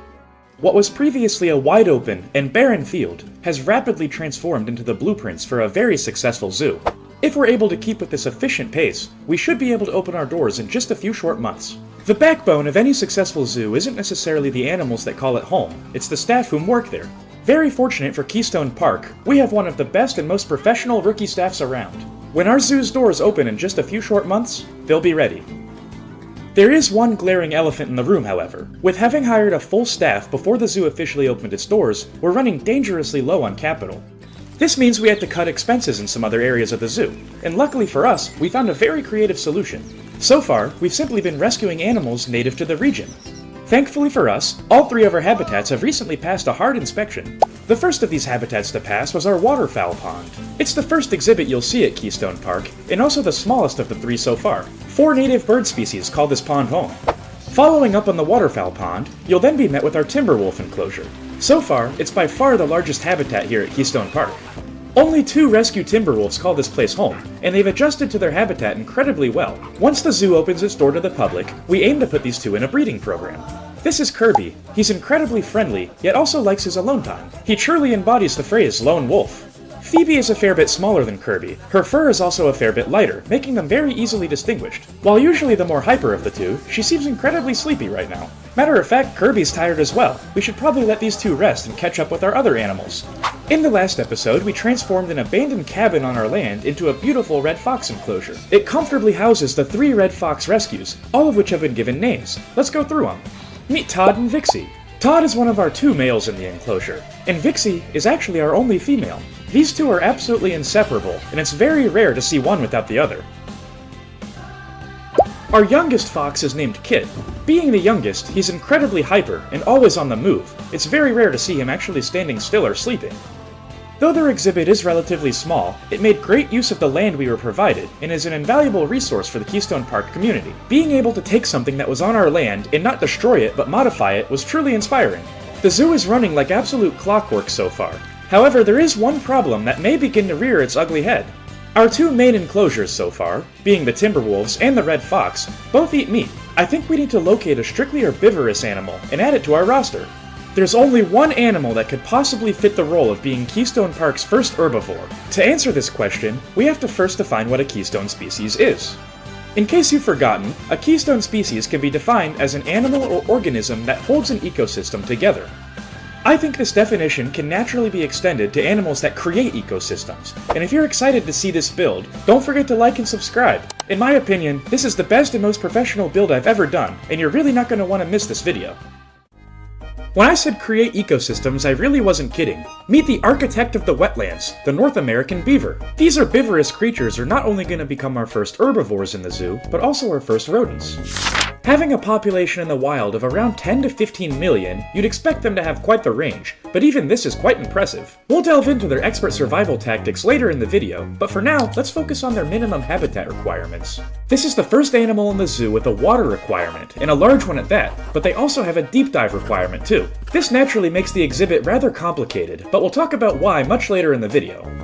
Fortunately for us, the exhibit itself is going to be the only complicated thing for the beaver.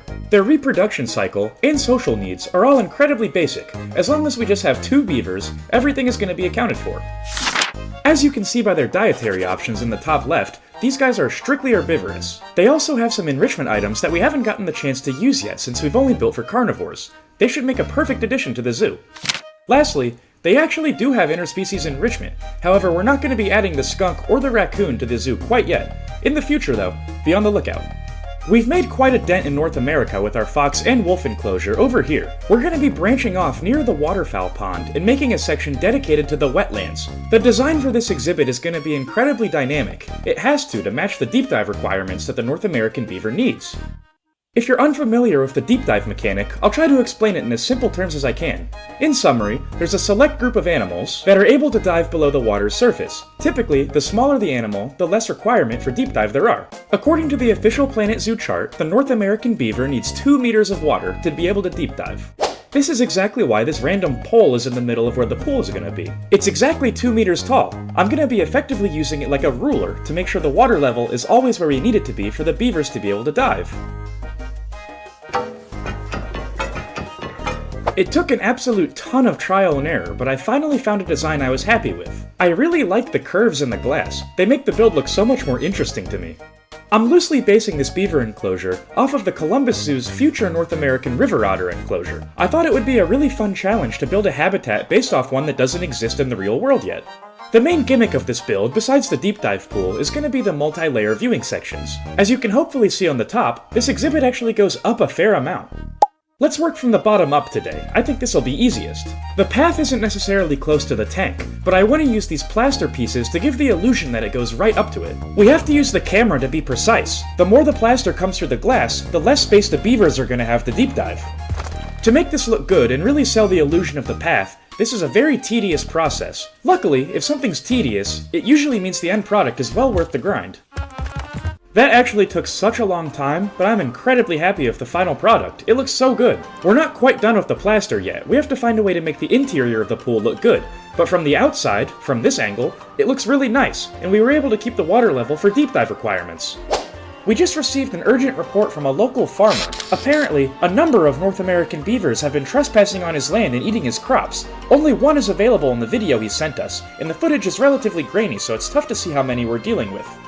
If you'll recall what the Zoopedia says, we need at least 2 beavers for them to function. They're relatively social rodents after all. Since we don't necessarily know how many we're adopting, let's plan for 2, however make the exhibit large enough to house a family of 6 or 7. I was really dreading this part of building the pool, but it surprisingly wasn't that bad. We used the grid pieces, but in separate groups to make sure we could put them wherever we wanted, and then just filled in the gaps with these large circular plaster pieces. Eventually, we were left with this really sleek design. Thankfully, we didn't have to compromise said design for function, because the pool is still 2 meters deep, allowing the beavers to be able to deep dive. It's incredibly easy to over-design an exhibit in Planet Zoo. We have so many pieces at our disposal. I really like the simple look of this glass. It's one of the only in-game barriers that I'll keep and not really change much of anything. That being said, we are going to be adding these conservation gutter pipes to the outside of the glass to make it a little bit less rigid. While we're here, I want to do a little bit more of generic shaping for the exhibit, and we're going to be using these faux rocks. These come from the aquatic pack, and are in my opinion, one of the best building blocks in the game. We're going to be using these mainly as a transitional period between the actual landscape and the exhibit itself. Since we're going for a relatively simple look for this beaver enclosure, we don't want to overdo it with these rocks despite the temptation. They look really good. These smaller variants especially make for some pretty impressive details. We had to use some much taller rocks on the other side of the enclosure, since this faces a cliff. If there's one pack of DLC you should definitely purchase, it's the aquatic pack, mainly because of these faux rocks. The animals are incredible too, but I couldn't imagine building an exhibit like this without these. Despite me wanting to, we sadly can't only use faux rocks. In the time between episodes, 2 DLC packs for console have come out, the Conservation and the Arctic. We're going to be using some Conservation Pack plants in the build today, including this Yorkshire foggrass.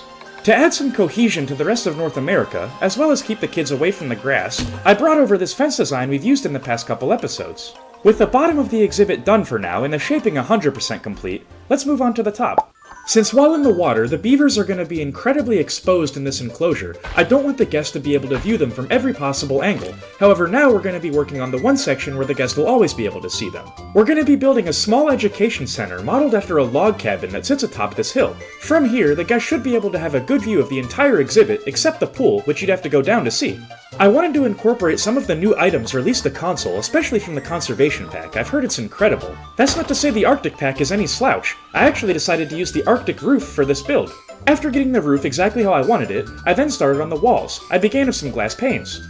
Now that we have the basic size of the education center picked out, I then decided to line it up with the path. I decided to completely finish the wall that we've already started first, and I don't necessarily want the entire wall to be made of glass, I just want it to be a small window, so we're going to be using some of the dyeable wood and cover up a majority of the glass. To get the top part of the glass covered up, I decided to simply copy and paste over the bottom layer to the top. Now we have this perfectly small window, exactly the size I wanted it.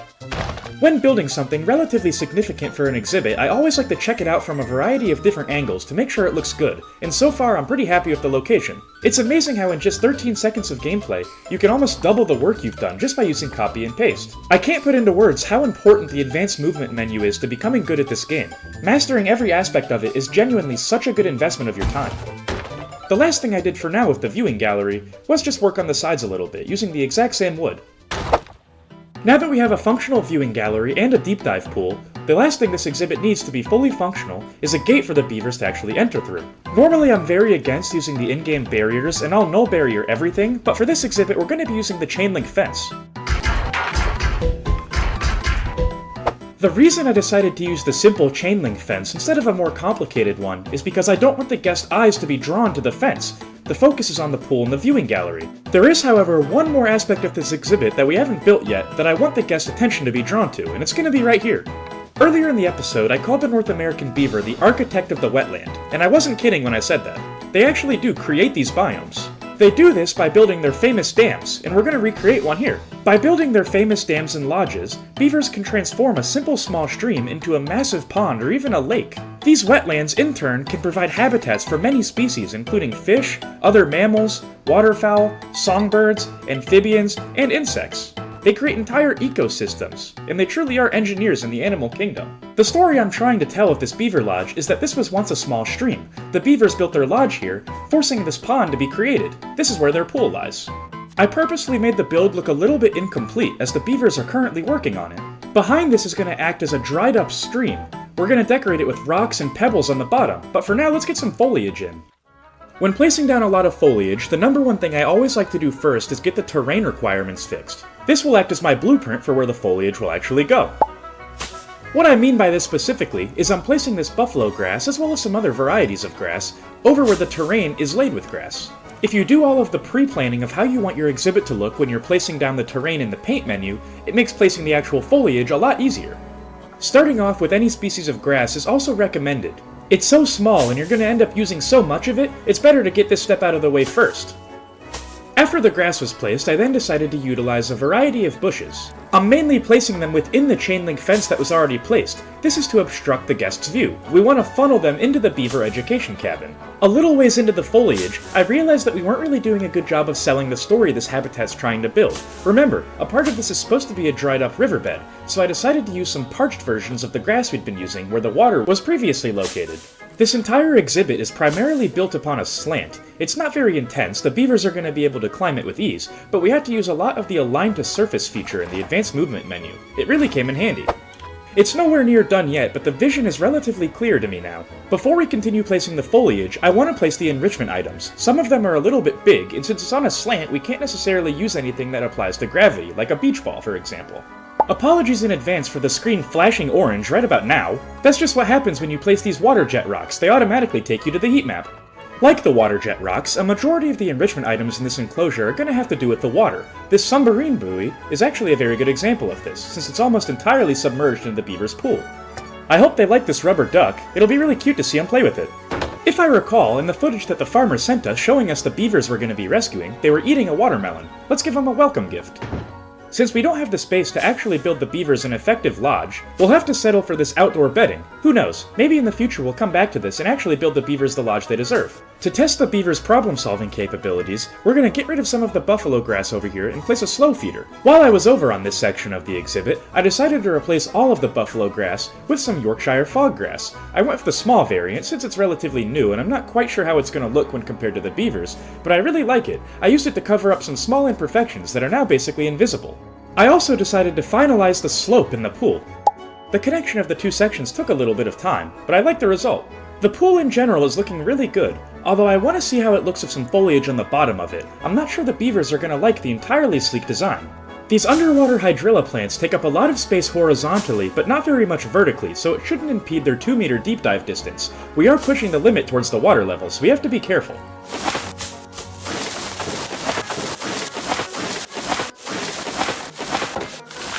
Despite it not necessarily being native to the region, I placed a lot of these ivy patches on the roof of the education center, as well as the walls. This makes it blend in a lot more seamlessly to the surroundings. Most of these trees are just temporary, and to be honest they're just there for the thumbnail, but you get the point. Lily pads will typically only grow in still waters, and since the beavers have blocked off the stream and created a pond instead of a flowing source, I figured they would make really good sense to go here. I also worked on covering up the fence with a variety of species of different plants. We used bracken, various bushes, some bristles, a lot of different things. I think it's finally safe to say this exhibit is 100% done, at least on the inside. We just have to pass our inspection, and I'm a little bit nervous.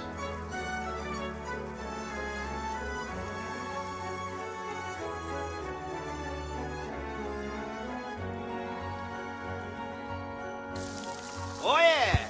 That means the exhibit is 100% ready for the beavers. I'll send a team out shortly to go gather them. There's 2 of them that we're going to be bringing here, a male and a female. Before the beavers arrive, I want to finalize the exterior of the exhibit as well as finish the inside of the education center. I started off by lining the east side of the path with some more faux rock, connecting it to the rock we already placed. Afterwards, I placed a bunch of mulch on the top, trying to make a sublayer. This makes a perfectly natural flower bed, where we can get some color in this exhibit. I placed a variety of flowers as well as some bushes. I tried to keep the colors to a minimum. I only wanted to have this purple hint. It's simple, but gets the job done. Now let's work on the education center. I've been saving this for last because traditionally I am not very good at decorating interiors, especially ones this small. I figured a good place to start for the education center was with some actual education items. For now we're just going to be using this education board. I also placed down some conservation boards. These are incredibly interesting, can actually teach you a lot about the real world. I highly recommend giving each of these issues a read if you haven't done so already. I wanted to give the window an interesting angle, so I decided to take these planks from the Arctic pack and angle them at about 15 degrees. The shaping reminds me of an area that guests can actually lean on. I then blended the shape into the rest of the wall. I liked the coloring and the texture of these twilight panels a little bit more, so I decided to change everything to them on the interior, at least on the wall facing the window.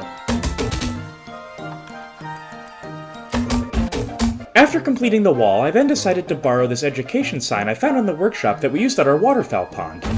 I really like using custom workshop items to detail interiors. I don't like to rely on the workshop heavily, but I use it to cover my weaknesses in building. I decided to make the cabin a fair bit larger while working on the sides for the doors. It's getting so big and bulky it just didn't look right at one story. I used the exact same wood from the Arctic pack to line the second story of the roof. It's a different piece, but the exact same texture, and it looks good still. This is probably my favorite detail of the entire build, if not the entire episode. I really like these Arctic roof trims. They really make the build stand out.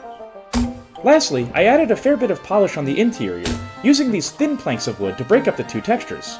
I also added some more logs. This makes the build look a little bit more informal, which is important to capture when building a simple log cabin. Finally, I borrowed the doors from the gift shop. We used the exact same frame and everything. I'm pretty happy with how this turned out, although in the future I think I'm going to come back and decorate it with some ivy and maybe some more plant life on the inside. It's a bit brown for my liking, but overall it's a good start. Luckily, the zoo isn't actually open yet, so it doesn't matter that the education center isn't 100% complete. The bulk of the exhibit is, and the beavers are here. Let's introduce them to their new home. While our expert staff brings the beaver to their new enclosure, let's give it a quick overview. This is easily Keystone Park's most modern exhibit, and in my opinion, the best yet. It's also by far the most dynamic, with the most elevation changes and moving parts that go with it.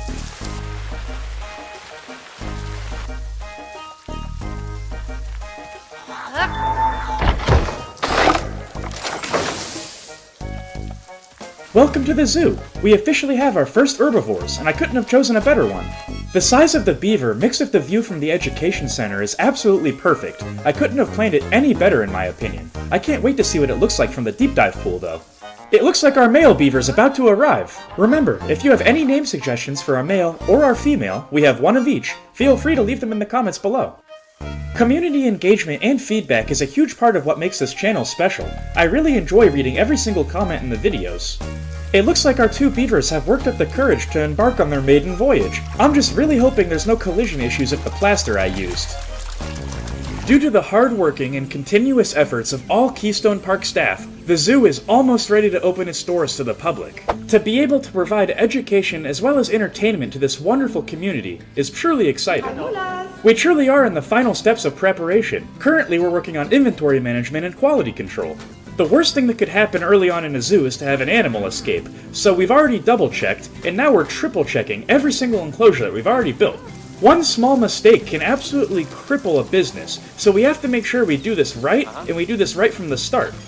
Woohoo! That's reassuring. It looks like this enclosure was the last of them to pass the inspection. In case you missed it in the last episode, this is our brand new North American beaver habitat. It's easily our most modern and realistic exhibit to date. You can get incredibly close to the glass. Most importantly though, the two beavers that call it home like it. The guests are also sure to enjoy. You get very good views from all angles. Our staff has thankfully reported that the beavers are adjusting to their new environment ahead of schedule. Let's meet Keystone Park's newest members. This is Willow, named after the famous trees that beavers love to use in their dams. She's incredibly fast, and make sure you know it.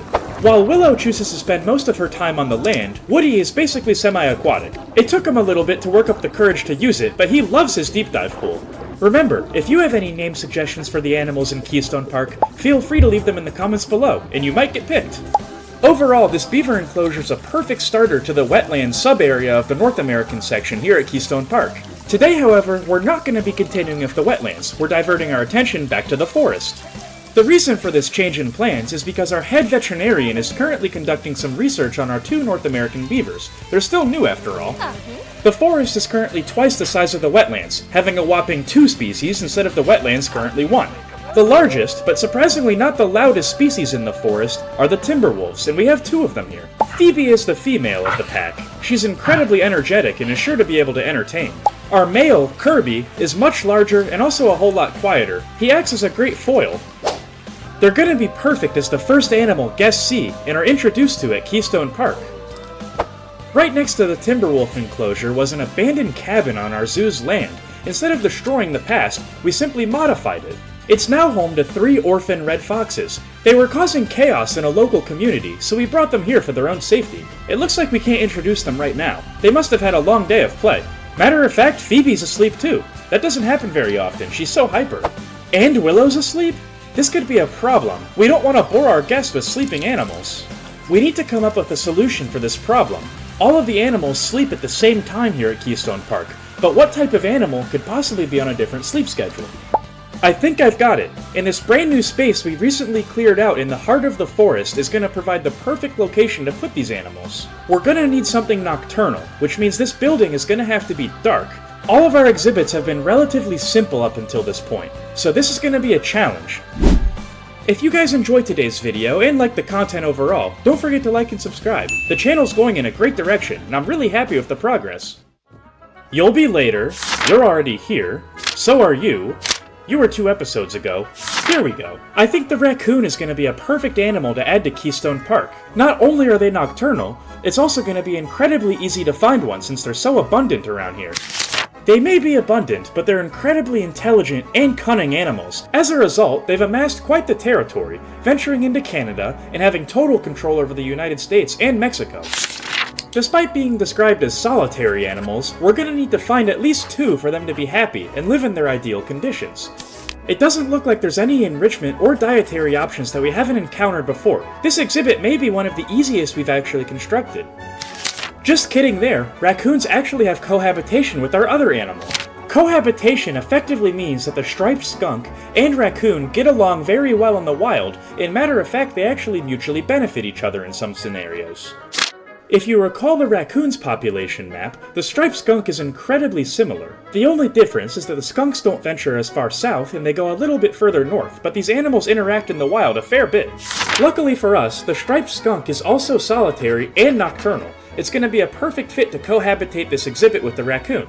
They also have extremely similar diets, however the skunk appears to be a little bit more carnivorous. Cohabitation always works both ways, so it makes sense that the skunk can get along with the beaver and raccoon.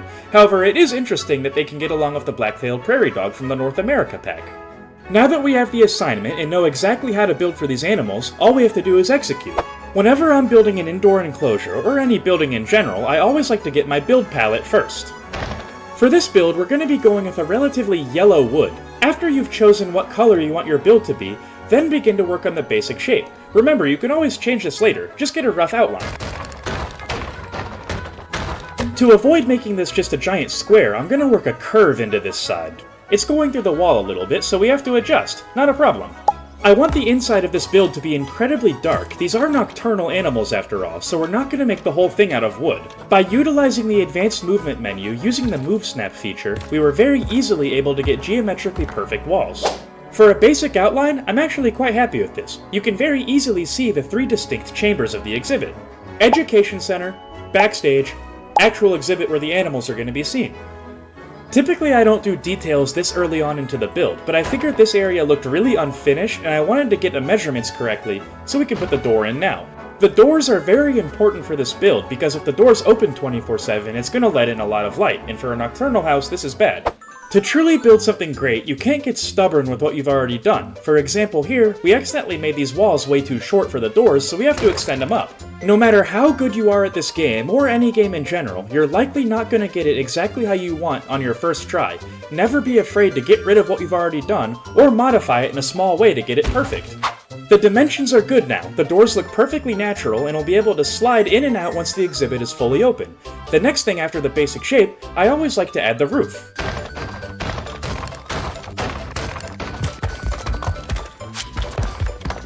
Now that the enclosure is fully, well, enclosed, this is the space we're left with for the raccoons and the skunk. Using the exact same technique, using the Move Snap menu set at 4 meters, we're going to be placing glass along the perimeter of this enclosure. After the glass is all placed, I then dyed some plaster walls from the Africa pack brown to match the floor and covered the base of the glass. To blend it in with the roof, I took the thing that we just built, copy and pasted it, and dragged it up.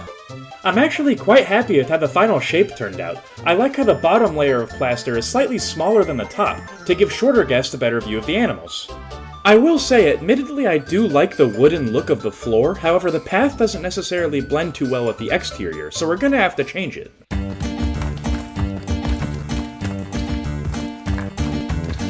Now that's more like it. The black is really gonna stop the light from bouncing all over the place and make it darker.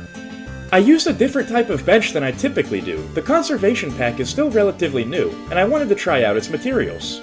While placing down the benches and trash cans, I actually had a great idea. I needed a way to make the wall dark, but not extend it very much. I had the idea to use the wallpaper, but make absolutely everything on it black. Now that we have the black masking the true depth of the field, I then added some ivy over top of it so guests are going to feel like they're in the middle of the woods. Seeing as that this exhibit is right in the middle of our forest section of Keystone Park, I decided to name it the Heart of the Forest, so we're going to have to use a lot of plants in here. This is the rough idea of how I want it to look, and obviously it's still really bright, it's daytime and we haven't messed with the lighting. We're going to add more plants later, but this is the rough effect I'm trying to capture. I want to start tweaking the lighting effects, so we're going to have to finish this exterior wall. Before we do that, we might as well add the doors to this side of the building as well. While typically I like to use the grid for the basic shape, it's almost impossible to do that when doing these small areas. While putting a second layer of plaster over the walls, I accidentally made a mistake. While using the advanced move menu, I hadn't copy and pasted every single piece. Even though technically this was a mistake, we were left with 3 perfectly evenly spaced rectangles that were primed for detailing. I decided to use these North American panels. It's very basic, not much detail out here besides the panels we just put in, but we'll come back to this later. For now I want to focus on the backstage, and raccoons are very intelligent creatures, and they're also omnivores, so they're going to need a fairly complex backstage filled with all the food they need for their diet. The first step I always like to use when completing any backstage, not just this one in particular, is to line the floor with concrete. You don't want a backstage to look as incredible as your regular exhibit. Afterwards, I took some limestone and made this hole in the wall a lot smaller so only the raccoons can use it. To hide this from the viewing eye of the guest, I took this hollowed out log that I found in the workshop to mask the hole. Highly detailed in the front, and efficient and utilitarian in the backstage. Perfect. Since this is a shared habitat between the striped skunk and the raccoon, I decided to make a space that only the raccoons could access. I got this tree from the exact same pack as the log. Working on the backstage now, I decided to add a shelf full of a bunch of tasty treats for the skunks and the raccoons to share, but we're gonna have to protect it with a fence. I will admit, both species are incredibly resourceful and crafty. They're extremely intelligent animals, but not more intelligent than a metal fence is to cure. Hopefully now you can see the vision. The raccoons and the skunk will be perfectly small enough to get through here. And once they're in the backstage, there's no way they'll be able to get to their food unless the keepers want them to. Now for the actual exhibit, the keepers aren't going to be able to come in here at all. We're going to have to get creative on how to feed these animals. For now, we just need to add this door. It's not actually functional, just for show. And of course, we have to add the other side of the door. Otherwise it wouldn't be realistic. Now being an exhibit called the Heart of the Forest, this doesn't really look too lush. We're going to have to change that right now. The first thing I did was add some ivy to the west side wall. This blends it into the ceiling a little bit more effectively. Now you may be wondering why I didn't make this side of the wall black, and because we actually want the guests to be able to see the skunks and the raccoon. Raccoons and skunks have a fair amount of black and gray on their body. Matter of fact, it's almost their entire fur color, and otherwise they'd basically be invisible if this side wasn't a little bit more bright. Not wanting to have a redundant color scheme and too much ivy in this build, I then focused on the north side wall. I recolored some faux rocks, being very careful not to impede the raccoon and skunk's tunnel, to make this look like a little rock formation. To really sell the illusion, I added a different type of faux rock, changed the color ever so slightly, and scattered them about, giving the build a lot more depth. Afterwards, I came in with the terrain editing tool. I kept this one extremely basic and pretty much just exclusively used short grass. Even the beech sapling is simply too tall to not break through the roof in this exhibit, so I had to use a tree from the workshop to pair with this raccoon shelter. I then placed a base layer of buffalo grass over top of the terrain grass to make it look a little bit more complete. Normally I don't use plants and rocks in an intersecting manner because I don't typically like the overgrown look. I think it looks a little bit unprofessional for a modern zoo. However, in this exhibit called the Heart of the Forest, I want this to have an overgrown look because I want this to be untouched by man. Keeping on with this overgrown theme, I decided to use a variety of species of wild bushes to hide the areas of the exhibit where I don't necessarily want the raccoons to be. Just like we did with the ivy in the ceiling, I then used these crowberry bushes to blend in the floor of the wall. I then started placing a bunch of ferns and a whole lot of buttercups all around the exhibit to truly add some color. I then lined the wood with these prickly nettle plants. This will keep the raccoons and the skunks away from scratching it, and I was very careful to make sure it wasn't breaking through the wall. Environmental storytelling is very important to me in making a habitat or an exhibit look really good. These trees that we got from the workshop don't have any leaves. Where are they? Maybe it's fall currently and they're all on the ground. Overall, I'm really happy with how much detail we were able to pack into such a small space. I think my favorite part of the exhibit so far is how one wall is rocky and the other is green. It's really good contrast. I skipped over placing the enrichment items. Between you and me, it was a nightmare to record, but we got the backstage done. So far, they have a few toys and a very simple bed.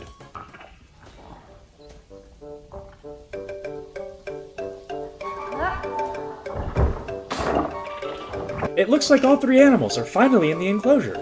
After a quick quality control test, it looks like we made the exhibit perfectly correct too. The scaling of the exhibit is probably my favorite part. These animals are so small in stature and size that the small size of the exhibit matches perfectly. If we made it any bigger, you wouldn't be able to find them. Our skunk, being more solitary and shy, was a little bit hard to adjust to the new environment. Our two raccoons, on the other hand, were incredibly curious, manipulating everything they could. Despite it still being daylight outside for a few more hours at least, you have to remember, these animals are nocturnal, so this is the middle of the night for them. They need some rest before they can have a full day of adjusting to their new habitat tomorrow. Keen-eyed viewers might notice that there's no food items or food enrichment for either species in this exhibit. The reason being, these items just have such big hitboxes I couldn't put them in the exhibit and make it good, but for some reason when the keeper enters from that side and he pours the food, it spawns in the big section, which works out I guess. As long as the skunk and the two raccoons can access the food, it's fine by me, so let's move on. My one gripe of this build so far is that it doesn't really look like the heart of a forest, it looks like the heart of a room with black walls. To do this, I had to get something to draw your attention away from all of the black and greens in here. And yes, a forest at dark is primarily black and green, but forests also have rock formations with different varieties and species of plants in them. This is going to act as a flower bed of sorts, and I have a really interesting plan to add some bioluminescent light effects in here. If you're unfamiliar with the term, bioluminescence is effectively when an organism, animal, or plant can produce light. Think of an anglerfish, for example. With this flower we just placed being a very pretty shade of blue, we're going to be hanging a blue light above and behind this to make it appear that it's producing light. After our rock formation and flower was done, I then went back to the walls and added a lot more vines all over the place. You can't go wrong with reward statues either. I'm a big fan of this raccoon one since it's so small. That certainly did the trick of making the forest feel a lot thicker, and the rock formation does draw the guest eyes, especially that blue flower. I like that a lot. Something still felt missing though, and I thought about it for a very long time in real time, and eventually I figured out the perfect answer. The solution was adding these branches to the ceilings and the walls. For our lighting in the inside of the exhibit, I decided to use these brand new hanging light bulbs from the conservation pack. We've used a lot of pieces from this pack in this build. It's really new and got hyped up, so I was excited to use them, and I have to say, the hype was worth it. The animals in the conservation pack aren't necessarily my favorite bunch, and for that reason I still think the aquatic pack marginally beats it out, but it's a close second. Let's get these lights on and turn them to the right color. We want 2 red and 1 blue for this flower. I'll catch back up with you guys at night to see how it looks.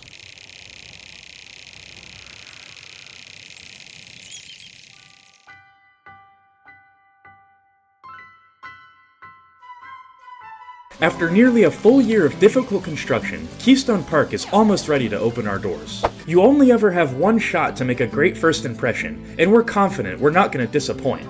Our confidence stems from the backbone of our zoo, and that's the hardworking staff we've employed. Customer service positions all across the zoo have been training for months to be able to prepare for this occasion. Customer relations are truly what bring people back to a business that they've enjoyed. With a very tight budget yet, it's important we profit off repeat customers. Outside of exceptional customer relations, the other reason why people go to the zoo is obvious. Thankfully for us, our animal staff is incredibly efficient. Fortunately, this was proven to me firsthand very recently. Our one and only mechanic got an on-call off hours. One of our animals, who was not a North American beaver, decided it would be a great idea to attempt to chew through the metal fence.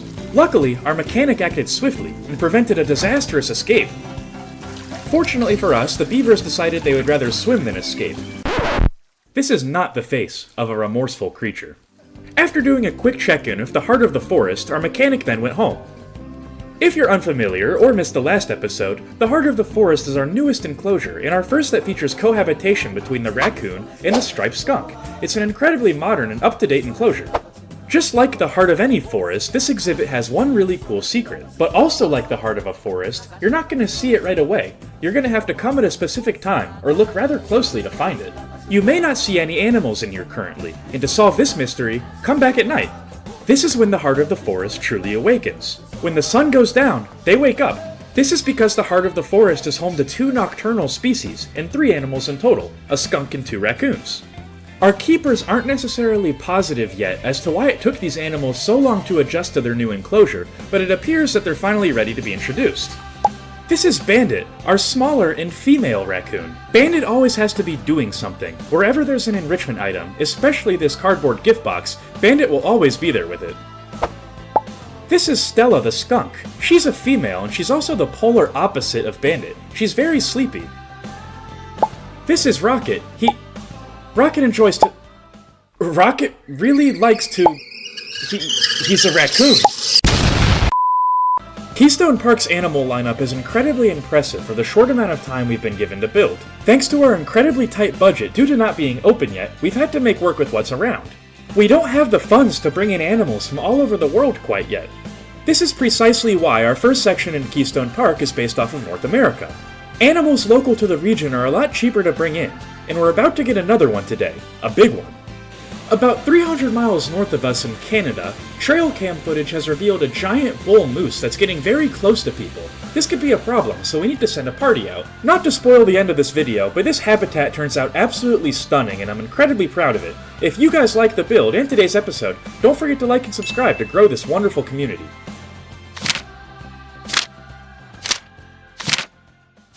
Before we build for the moose, we have to prepare for it. These things are shockingly large and equally as dangerous, so we're going to have to do this habitat exactly right, otherwise people could seriously get hurt. The moose has an incredibly peculiar habitat range now that I look at it. It spans 3 continents almost in a perfectly horizontal line. The one thing I am noticing is that they need a fair amount of space based on just one moose, and also a little bit of water as well.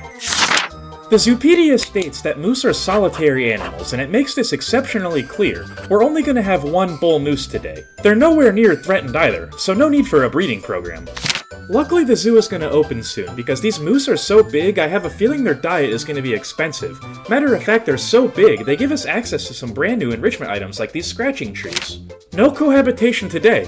That was in the last episode in case you missed it. Our moose is going to be situated as far back as we can possibly go, but before we start working on that enclosure, we have to finish the bottom. I'm specifically talking about this small little ridge right here. I had no idea what to put here actually. At first I tried a bathroom, but I didn't necessarily like the spot. After the bathroom didn't work out, I tried a classic planter and... I'll add some mulch as the bottom layer to this thing. I had to rotate it about 45 degrees to fill in all the tricky little angles. After the mulch was finally done, I added a thin layer of buffalo grass across the bottom as sort of a base layer. I then added various species of bushes to blend the grass into the rocks. To avoid only using green, I then added a layer of these purple flowers I like. After that was done, I used some smaller faux rocks to blend the rocks into the path a little bit. Not too shabby at all, I actually quite like this little patch of green. This is not where the moose exhibit is going to be. I actually have a really interesting plan for what we can put here. But first, we're going to have to polish up this path. I want this path to be slightly elevated, therefore we're going to be using some simple limestone on the edges of it. It didn't take very long to get the basic shape down. It took a little bit longer to get these angles perfect. I couldn't quite figure it out. It wasn't 15 degrees. But after a lot of trial and error, we eventually got it. I didn't even attempt to try the front with the limestone, I just used the faux rocks instead. Overall, I really like the shaping, but you probably have one question. If this isn't for the moose, what on earth are we building right now? We're actually constructing an aviary. We're going to be putting bald eagles in here in the next episode. It's not going to be quite finished in this episode, because between you and me, we have a lot of work to do building this moose enclosure. It's going to take up a lot of space, so this will be in the next episode. We're just starting now. There's an incredibly satisfying way to use the move snap, angle snap, and these 4-meter long mesh pieces to get geometrically perfect shapes. Effectively what you have to do is set the move snap to 4 like we're doing right now.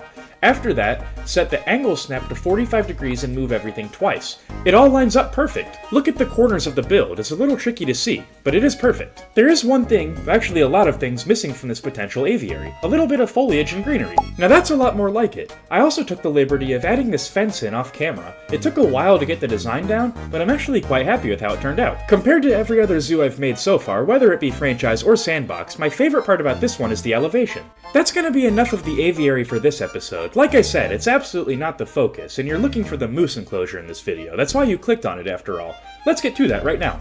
Being totally honest with you guys, I don't think I've ever designed an exhibit on paper and in my head longer than this one, but the end result is well worth it. As you can see by the space allocated, this exhibit is going to be quite large, our biggest yet matter of fact.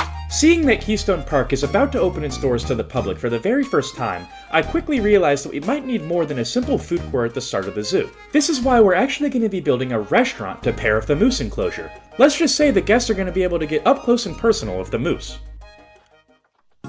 For starters, I wanted to talk about a little path trick you can do. If you go into the path settings and hit elevated length, change it to as low as it can go, you can actually make these incredibly small staircases to mess up the elevations of your build. It's a very helpful tip. After we got the height of the restaurant correct, I then decided to get the rough layout. This is obviously going to change later, for now I just wanted a placeholder. This is the restaurant module. If you saw episode 2 of this series, it's incredibly similar to how the gift shop operates, although it does have its own specific set of rules. For now we're just trying to connect it to the path. It's a bit of a placeholder, just like the path itself. We'll talk all about how the restaurant functions later. Now that we have the basic layout done and the restaurant's physically in place, you might be wondering, why are we building it next to the moose enclosure? You would be wondering wrong actually, it's not next to it, but inside of the enclosure. Let's just say the guests are going to get really good views of the bull moose. It might have been a little bit difficult to tell in the teaser, the screen was pretty blurry, but the back half of the restaurant is actually going to be hanging over the lake that the moose needs. If you recall from the Zoopedia, they need water, and this is going to be it.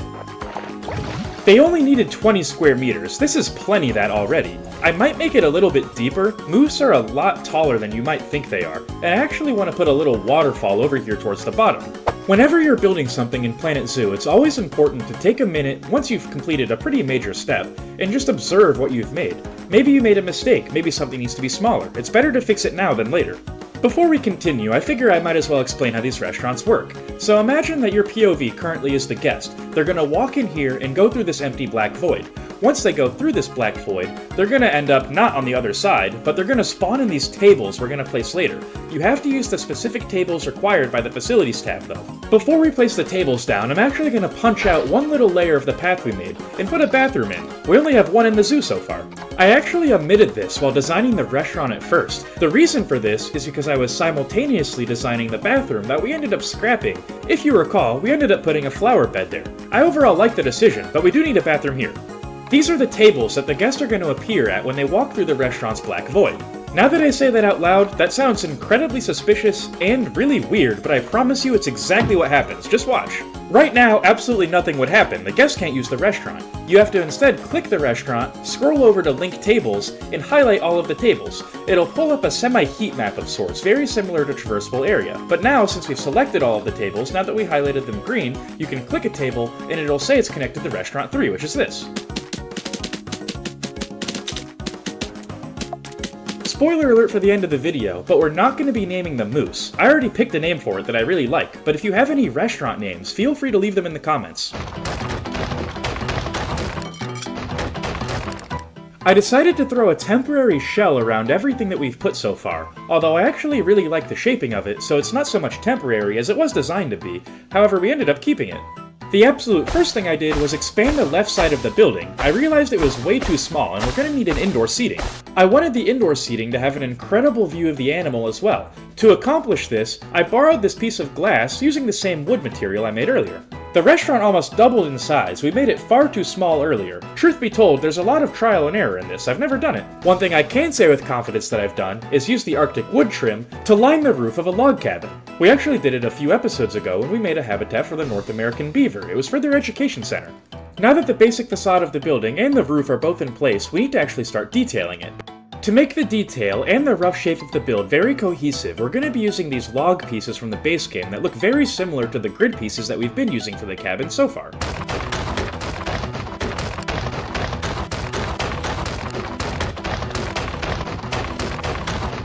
I actually think log cabins are incredibly easy to build, and they're also quite fun despite being relatively repetitive. The reason they're so easy to build is because for a log cabin to remain stable in real life, it has to have support from all angles. To have support from all angles, the easiest way to do this is just to have longer logs and place them symmetrically.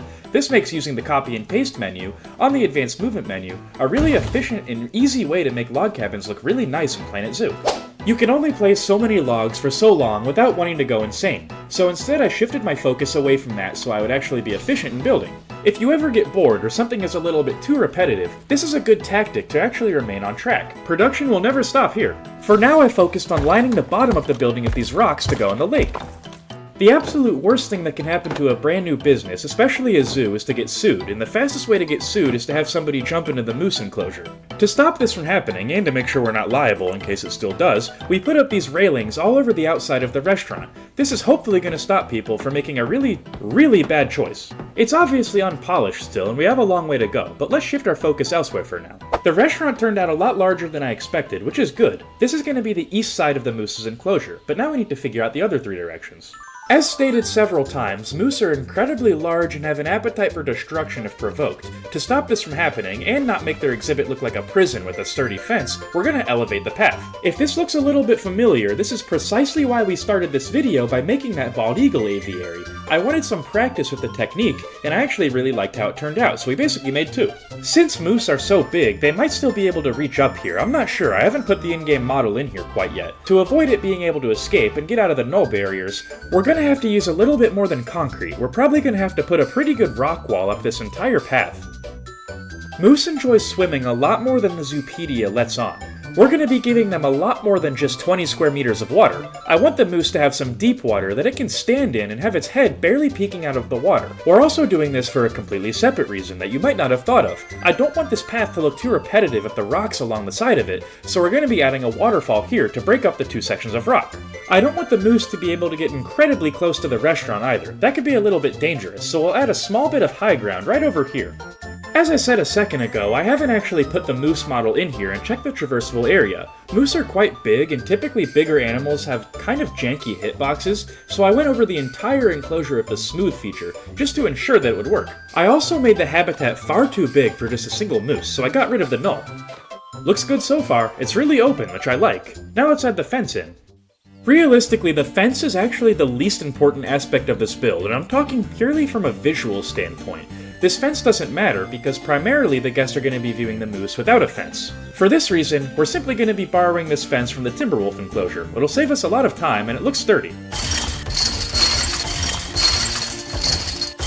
Most of the build process was simply tinkering with the advanced movement menu. It's really tricky to get it perfect, and I wish there was a 1 degree option. This is what I was talking about though. The fence only lines the back. Now let's do the important part. In case you need a slight reminder as to what we're trying to accomplish, this is our aviary in progress from the start of the episode. We need to translate this design to the moose enclosure. I was very sure to use the exact same precise angles for the path. This way when we copy and pasted the fence over, it would be seamless and easy. I never really tried to do all of the work before I actually built the exhibit, but I have to say, even though I'm not going to do this every time, it did save me some serious time. During finals week, I didn't have very much time to actually play the game. That aviary was built weeks ago, so it made this moose enclosure really quick. There is one semi-large con to this technique, however. It's as soon as we got to somewhere that needs a little bit of extra attention, it was incredibly difficult. Curves are tricky regardless if you're copying and pasting or just building from scratch, so I'm not necessarily sure this is the technique's fault. I'll have to try it again sometime to see how it works a little bit better. Like I said before, we're going to have to use rocks to line this thing to keep the moose away. They're so tall they might be able to peek over this fence after all.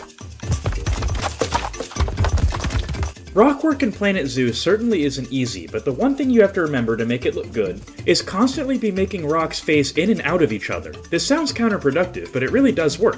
The easiest way to make rocks look good in Planet Zoo is to not use all rocks at all. I like to hide mulch beds inside of the rockwork so I can cover up imperfections of plants later. I would be absolutely floored if the moose could somehow get on this path. These rocks go pretty tall, it might be a little tough to tell.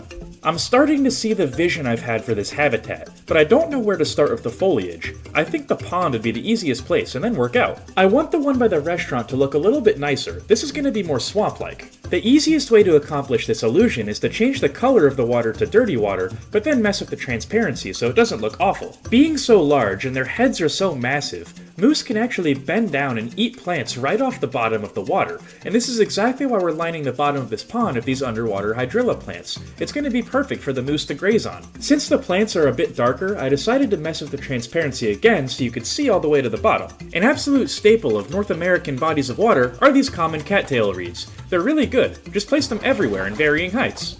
I have 2 foliage tips for you. Random rotation on and go crazy. I want to do a bit of environmental storytelling, and since the moose isn't ever really going to go close to the boardwalk, I decided to put the lily pads in almost a wake pattern to where the moose has pushed them out of the way. I also don't want the moose to be visible from absolutely every angle of the habitat. He's probably going to be stressed out enough dealing with the restaurant guest, so I decided to add some trees to actually impede the guest vision in some specific locations. The moose does deserve some privacy if he needs it. Another thing I've only been doing semi-recently is changing up some of the angles of my trees. Not every tree grows absolutely straight up. Mix it up. Foliage in nature doesn't necessarily follow any planting rules. It can grow in realistically any direction at once as long as it pertains to gravity. This is precisely why the easiest way to make realistic looking foliage is to have random rotation on and to go crazy. Make it a little bit messy on purpose. This is the most realistic way to do it. Despite this only being a fraction of the actual exhibit, this is how I want the entire exhibit to look. We're going to be using this as almost a base model on how to do the rest of the moose enclosure. We're going to reinforce the glass later to make this safe for the guest in the actual restaurant. I got this piece off of the workshop. It's a little grazer for herbivores. I thought it would be so cool if the moose could come right up to this so guests could have an absolutely impeccable view of the beautiful creature while they eat. After the moose grazer was in place, I then shifted my focus towards the second most important part of the enclosure, and this is the actual lake that sits at the bottom of the restaurant, where guests are going to have an even better view of the moose. Just because these 2 bodies of water aren't physically connected, doesn't mean they wouldn't necessarily have the same species in it. Think about a pond or a lake in real life. If there's a lake 15 feet away from it, it's going to have, relatively speaking, the same plant species, fish species, and pretty much anything inside of it. We're going over this a little bit quickly for this exact reason. We're using the exact same building techniques as we did before, including the exact same wake pattern in the lily pads. If you don't understand what a wake pattern is, it's effectively where the moose has pushed the lily pads using the waves of the water. Think about the moose coming straight through this portion of the water. The lily pads are going to end up going on either side of it. You can almost see the path that the moose has forged. I want these 2 areas to be incredibly similar, but I also don't want them to be identical. The one key difference that this side of the enclosure has is it tends to be a little bit more rocky. Maybe the moose likes this terrain better and will spend his time here. Who knows, we don't know much about him yet. I'm excited to have him in the enclosure though. Circling back over to the boardwalk portion of the exhibit, I decided to use these bramble bushes and merge them into the rocks. This makes it appear a little bit more mossy, and I actually really like the effect. Bramble bushes are incredibly underrated in my opinion, and it's also a natural deterrent of the moose. Moose are intelligent and aren't willingly going to throw themselves into a spiky plant. In an attempt to shroud the north section of the fence so guests can't necessarily see it, I decided to go crazy with some pretty thick trees. The ground was looking really barren, and as soon as this happens, I decide to put in the buffalo grass. Buffalo grass is very good to put where you already put regular short grass on the terrain. It gives it a lot more texture and makes it more vibrant. Wherever there's soil, sometimes I like to peek in there, but wherever there's regular grass, I'll always cover it in some species of grass. In North America, it's usually the buffalo. My absolute favorite trick with the buffalo grass is to actually use it to merge through fences. I think it looks incredibly nice and realistic, and it makes it so your builds flow more naturally, and it doesn't necessarily just stop. There's land behind this enclosure. We're not going to do anything with it today, but the fact that the grass peeks through it a little bit makes it a little bit more seamless. One of the last things I want to do is add a few more bushes around and sink them into the ground. This is a last resort effort to make sure the moose's hitbox doesn't necessarily conflict with the restaurant. This will also keep us lawsuit safe, which we have to do really good at. The very recent grand opening of Keystone Park was an overwhelming success, and we couldn't be happier with the results. Seeing guests actually run from the parking lot to the zoo was incredibly inspiring. Equally as inspiring was how our staff reacted to the overwhelming amount of guests. Despite only opening with one active section, that being North America, the zoo was luckily met with incredible reviews.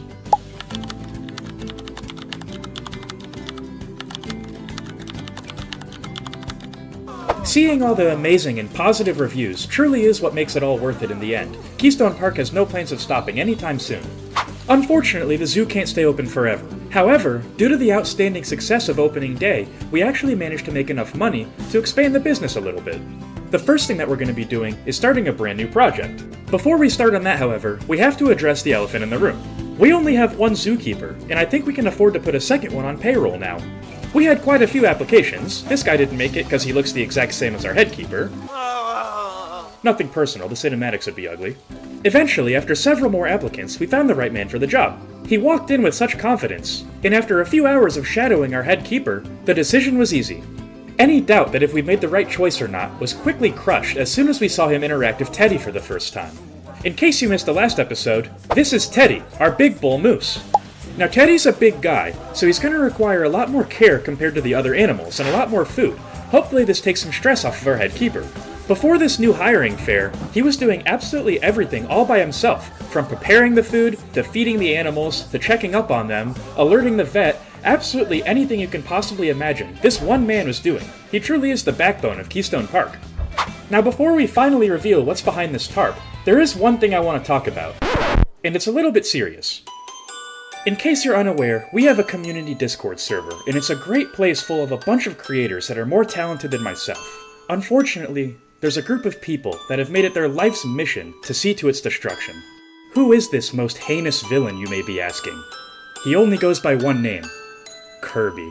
And as you can see, we get no more subscribers. So I guess, sadly guys, this might be the last video on the...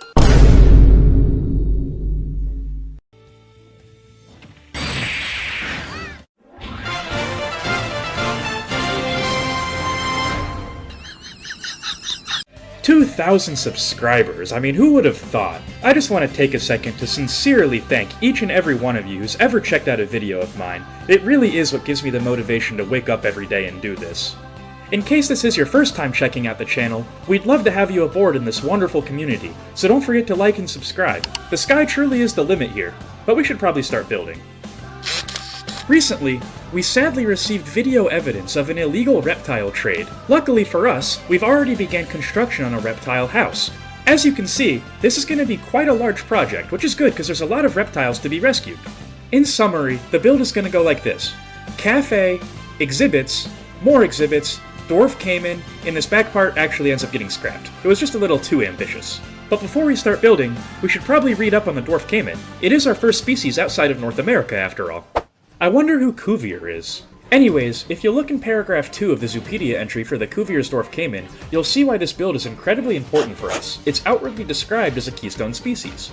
It's also our first species that's primarily found outside of North America. It covers the eastern and northern half of South America. According to the Zoopedia, they're going to need 182 meters squared of land and 79 square meters of water. This is about half the water that there is land in the exhibit if you broke it down into a ratio. In simple terms, they need a lot of water. Truthfully, I wasn't expecting the dwarf caiman to be as solitary as it is. I've worked with the spectacled caiman, or the common caiman before, and they actually live in groups of up to 6 or 7. Luckily, one thing all caimans, and most crocodilians have in common, is their incredibly long lifespan. No offense to any reptiles who may be watching the video, but you guys aren't the smartest bunch in the animal kingdom. Therefore, you don't need a whole lot of enrichment items, but we'll see what we can do. Lastly, there's no cohabitation options available for the dwarf caiman. As you can probably tell by this aerial view, this build is going to have a large footprint in Keystone Park. Luckily, we have some in real-life blueprints to help us build this. This is Komodo Kingdom from the Akron Zoo, found in Ohio. I'm gonna really try to capture the shaping of this building, especially this glass door and the roof overhang. I think it makes sense logistically to start with the entrance of the building, and the first thing that you're gonna see after the entrance on the right is the cafe. We're gonna start with this, and it's a big section, so it makes sense to knock it out. Despite having built a restaurant in literally the last episode, it makes sense to put another one here. They're quite far apart. Any indoor habitat should probably have a restroom or two attached to it, but especially one with a restaurant, so we'll add that too. This is actually the first time we've used this in the zoo, and if you're unfamiliar, this is an exhibit. We'll go much more in depth with them later, they are a little bit complicated. In the real Komodo Kingdom where that exhibit is, there's actually a blue lobster, which are incredibly rare. This window on the right reveals the cafe in the real Komodo Kingdom, so we need to find the right textures for the wall. For the bottom portion, I went with the European rustic stone wall. This is one of my absolute favorite textures in the entire game, and I was really happy to be able to use it here. All we did was line the perimeter of where the wall is supposed to be with this bottom layer. It's only 1 meter tall, so it worked out really well. The texture for the glass isn't necessarily as important. It's really thin, so you can always just build over it with other materials. I went with this glass modern wall, 4 meter tall, and sunk it down a little bit. The reason I went with this glass is because it already has lines cut out into it. This way, it's a perfect blueprint for where we're going to put the wood over the glass later. So far it was smooth sailing, and all of the textures have translated really naturally. I then got stuck on this part. At first I thought it was wood. It doesn't have any texture though, so then immediately I knew it could only be one thing: plaster. Adding a 1 meter tall trim to the entirety of the glass didn't take very long at all. To get the actual shaping of the windows down, I came off the grid, but used the same group. I then took the exact same European rustic stone wall texture, but a piece not on the grid, and then placed it inside of the windows. Since the windows are so thin, it won't protrude through the front. While focusing on the windows, I decided to add this very thin layer of breeze block to the bottom. This helps break up the textures, and looks really accurate. Continuing work on the window, I took these new wood pieces and recolored them a darker gray from the conservation pack. I then simply covered up all of the lines that were already on the pre-made window with the wood. This may seem like a pointless detail because the lines are already there, but trust me, it makes it pop a lot more. So far so good. It's incredibly accurate in my opinion, but let's double check. The wall so far looks good. I think now we need to move on to the roof, and then we can start working on the shaping of the door and the other roof above it. This should be a lot more basic than the wall. We're just going to be using a slate tile roof. Luckily for us, the in-game texture is absolutely perfect. I'm pretty sure this comes with the base game too, although don't quote me on that. Since Console Edition's been getting DLC relatively efficiently, what comes in what pack kind of blurs together in my mind. To blend together the slate tile roof to the plaster wall, I decided to take these Planet Zoo wood pieces, which I know for a fact are in the base game, recolor them to the accurate color, and spread them around.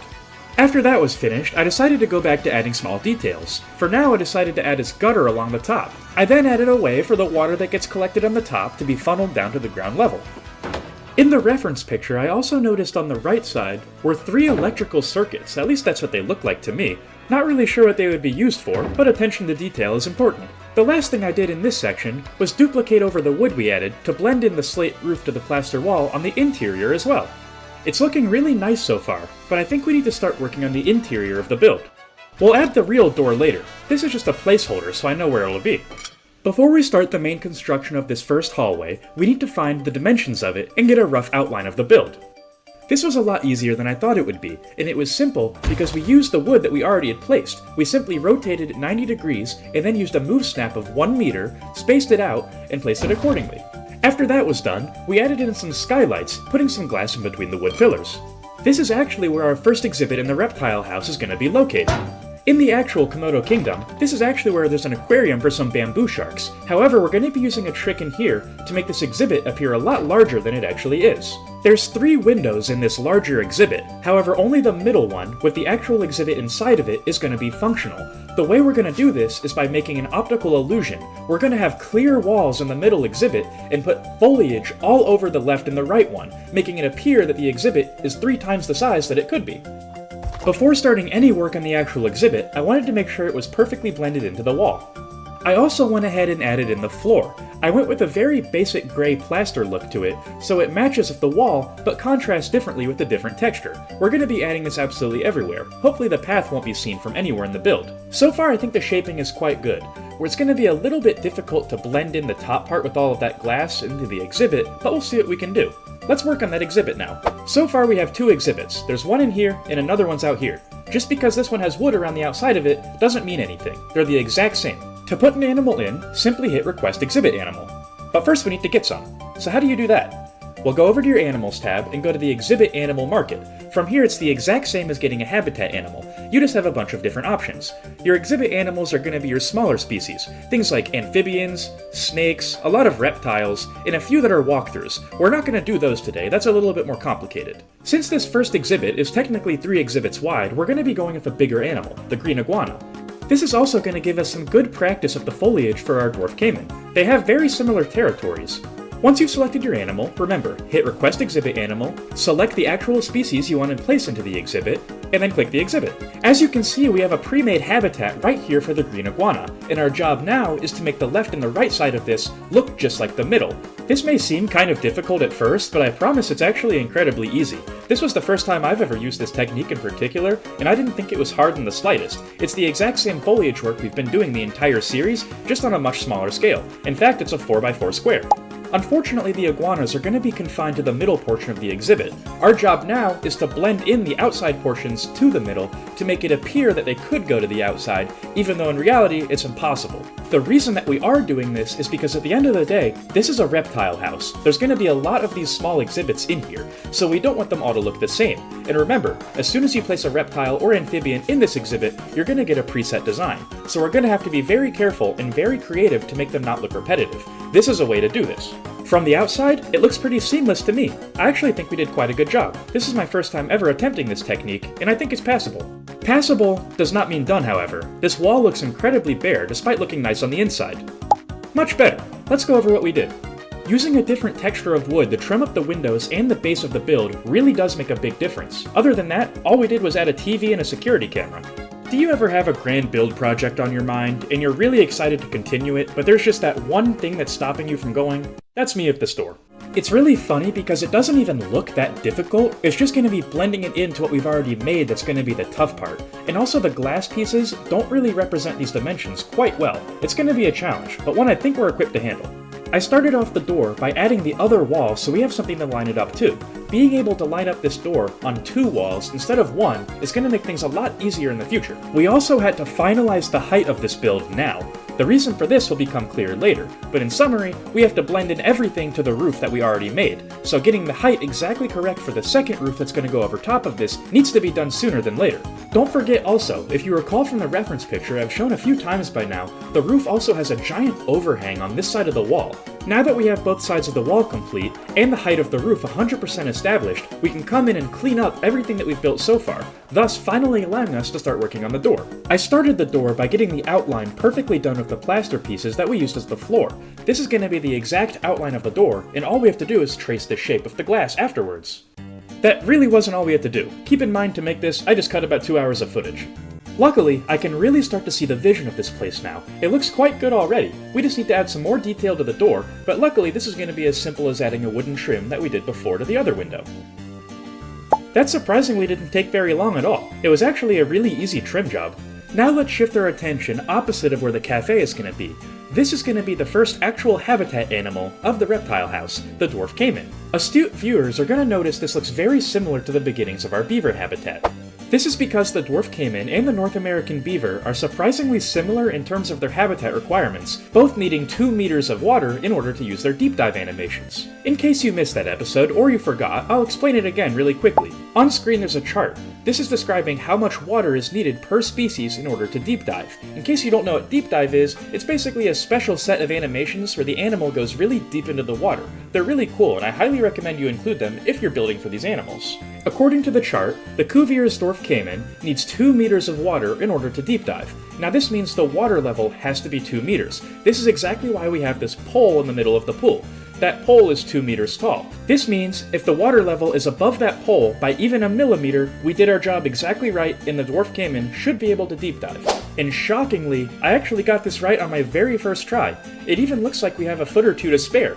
The dwarf caiman should be able to deep dive in here and get out of the water and back onto the land. You should be able to see the vision behind the exhibit now. Unfortunately, there's no walls. Let's change that. Obviously, it's nowhere near complete yet, but it's good to have a base outline so we know where we can go. Naturally, the next step was to get the habitat gate in and connect the null barrier up with the glass barrier. To give the habitat a more natural look, we're going to be using this rock wall formation that I've used for a few other builds, not in Keystone Park however. We most recently used it in the Orchid City Zoo at Savannah at dusk. It was the backdrop for the fennec fox enclosure. It looks relatively complicated, but I promise you it's not. All it is recolored stalagmite and stalactite pieces from the Twilight Pack with some faux rocks mixed in. It didn't take very long to build at all, and you can use it in a variety of different builds. Speaking of faux rocks, this is exactly how we're going to blend the glass into the plaster into the floor. Despite faux rocks being faux material, which means not natural at all, we're going to try to make it look as natural as can be by utilizing a variety of different colors. We're also going to double the thickness by simply duplicating it and sliding the duplicated half over to actually be inside the habitat. This way it looks a lot more seamless and looks like the glass is actually coming out of the rock, which is the effect we're trying to sell. The size of the dwarf caiman habitat turned out pretty good. It's substantially larger than any of the exhibit animals we're going to have, even the 3 wide ones like the green iguana we already built. Now we just have to worry about what to do with this large area behind the habitat, and I think I have an idea. I want the reptile house to be perfectly self-sufficient through a work zone. That means we're going to have 2 things here, a keeper hut and a staff room, and we left just enough space. The roof of the facilities we just placed are going to be the tallest point in the reptile house. That means we can finish the roof. Since we built the roof on a grid, it was very easy to actually blend it in, and make sure there were no little gaps peeking out between the builds. Building on the grid is a little bit more restrictive in what you can do, but it makes building precisely a lot easier. It's like puzzle pieces almost. Look how the wood perfectly lines up with the angle of the roof. This is because we built it on the grid. The initial hallway is also looking good. I can't wait to spruce it up with some nice details. While the shaping of the habitat is nice, it looks a bit bare. Let's add some foliage to it. This is a pretty small and contained area, so it shouldn't be that hard to add plants to this, but we're so used to building for North America, it could get a little tricky.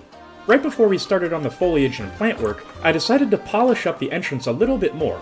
This was about as basic as you could possibly get. All I did was duplicate one segment of the rockwork. I figured we should break down this build into 2 segments, and then start with the lower half and work our way up. To start this, I lined the bottom of the dwarf caiman's pool with some underwater hyacinth plants. The smaller version of these has some sort of budding flower that comes out of it. It's pretty interesting looking. After all of the hyacinths were in place, I decided to then use the buffalo grass of the sea, aka eelgrass. It looks really nice, good in every build, just like buffalo grass is on land. After the underwater was taken care of, we then shifted our focus to the surface. To do this, we started with some Amazon water lilies of varying sizes. To help blend the rocks together, because there are 2 different types of rocks of different textures and completely different colors, I sunk some of these dwam palms into the ground. This makes it look a lot more like a bush instead of a tree, and I like the effect. That line, no joke, took like 20 takes. Dwam palm. Just a weird word. Anyways, we used the exact same technique with the coastal mangrove trees. This is a word I could actually pronounce, and a plant that I'm familiar with. Placing the terrain wasn't anything special. We started with a simple layer of heavy and smooth dirt on the bottom, used primarily rough rock to blend the bottom into the shore, and then placed a fine layer of sand around pretty much the entire rest of the build. Placing the terrain was incredibly beneficial because since I had to get so close to the ground, I noticed a lot of floating rocks. Nothing we can't fix with some tropical rocks though. This blends the more natural look of the terrain into the faux rocks. To make sure we weren't under-detailing it, despite these reptiles not needing many plants, I decided to go back through what we've already done and add one more layer of sunken trees. This time I used the tree fern. The middle of the habitat looked a bit bare from the viewing platform, so I decided to add some more temperate rocks, making this almost as a sort of retaining wall, giving the dwarf caiman a perfectly carved out path that he would take to necessarily get to the water. Not to break the video's immersion level or anything, but it's also an incredibly good idea to actually have the animal in the exhibit while you're doing the foliage. This way if you use a big plant or anything, you can check in real time not only if the animal likes it, but also if it'll impede the animal's traversable area. For now, just pretend he's not in here yet. We'll get end cinematics for that. I think the foliage is done. Only one thing left to do. We did such a good job on the interior of this dwarf caiman enclosure, its exterior now looks under-detailed. While I was incredibly happy with the dwarf caiman's enclosure, this is the part in the build where I realized how big the reptile house is going to be. This was the original layout, and we did some revisions. Not this one. That's a little closer. Perfect. There's a lot of exhibits in this still, despite it being a lot smaller, and it's a lot more manageable to actually construct. In order to build this massive structure, we're going to work from the front to the back, starting with the area that we've already started. This really wasn't hard at all, because we've already built this exact same thing before, just in a different location. The only thing that was slightly different was adding the large support beams to the bottom of the build. All we did for this was take the 2x2 logs we've been using and put a giant slab of concrete on the bottom to weigh them down. The real Komodo Kingdom only has one of these beams, but remember, this is heavy inspiration, not a direct replica. Our version also kicks out to the left a lot more, so it makes sense to have one more support. Before putting the rest of the roof on the build, I figured we needed to get the wall completely done around the exterior. We may detail this up later, we may not, depending on what goes behind the reptile house in the future, likely a staff area or something along those lines, but for now, we just need to get this thing contained. After the exterior wall was complete, we could finally put the roof in and blend it into the building. In case you forgot specifically what it looked like, this was our reference picture we've been using the entire time. Other than the second support, which we need because this one's a little bigger, I'd say we got it pretty spot on. Now that the base reference looks about as perfect as we can get it in my opinion, now we need to add a lot of details and make it really our own build. Let's start by prettying up the places that are relatively complete already. I really like the idea of having glass behind the restaurant, and Frontier did too, otherwise they wouldn't have put these windows here. We'll turn the wood 90 degrees to blend it in with the bathroom. I'm also going to make the part above the restaurant protrude out and come a little taller than the roof allows. This is because there's likely going to be vents and a whole ventilation system expelling the gases from the ovens and the grills and anything the restaurant might use. This actually looks really good. It blends really well with the iguana enclosure, and once there's tables in here, it'll be a nice cafe. I then shifted focus to the path that leads to the dwarf caiman. Specifically, this first exhibit that you're going to see. It's too wide. Being too wide, I wanted an animal that's slightly larger, so we're going to be putting our first snake of the reptile house in here, the yellow anaconda. Since I want the reptile house to have some cohesion, I want all of the exhibits from the outside to look the exact same. That means we're going to come back over to our green anaconda exhibit and steal exactly what we made, trims and all. It looks identical, and that might be because it is. If you'll remember what we have to do next, we have to take the fake part of the enclosure, since only the right side is actually going to be able to house the snakes, and make it look as realistic and closely blended as possible. To help differentiate it from the iguana's enclosure, I decided to add this river mural in the background. Since it covers both exhibits, it makes it look a lot more seamless. Speaking of seamless, eventually when we detail this place up, there's going to be a ton of foliage, so I put some on the top. Another thing you can do with these exhibits is actually increase enrichment. You do this not necessarily by placing it, by equipping it. In franchise mode, you have to research all of this. Don't forget to up the humidity and temperature, or lower it if need be. This is how you take care of these animals. We finally have the basic shape exactly where we want it, except the inside looks really sloppy. We're going to have to add some preemptive details now to blend everything together and make it look incredibly seamless. The first thing that we did was add more foliage to the top of the roofed sections. Then, we used some mesh and some more wooden supports to make sure any stray leaves wouldn't hit the ground. The foliage is primarily going to be above every single exhibit that we've made thus far, and all of the mesh pieces are going to be above the path where the general public is going to walk. This is a very expandable design. I don't want to go absolutely insane with it because it'll take away from the wood, and if it takes away from the wood, it's going to take away from the exhibits, which houses the actual reptiles, so we don't want to do that. This isn't necessarily a greenhouse, but we want it to be immersive. Without a doubt, by far my favorite building trick I've ever discovered on my own is turning all of the colors of one of these wallpaper pieces the exact same shade of brown, and then using it to patch up small areas since it's so thin. This has got to be one of the most satisfying angles I've ever personally built. It looks just as good from the outside too. It's really seamless. Continuing along with the infrastructure portion of the build, I used the exact same beams we've been using in a different color to break up the plaster.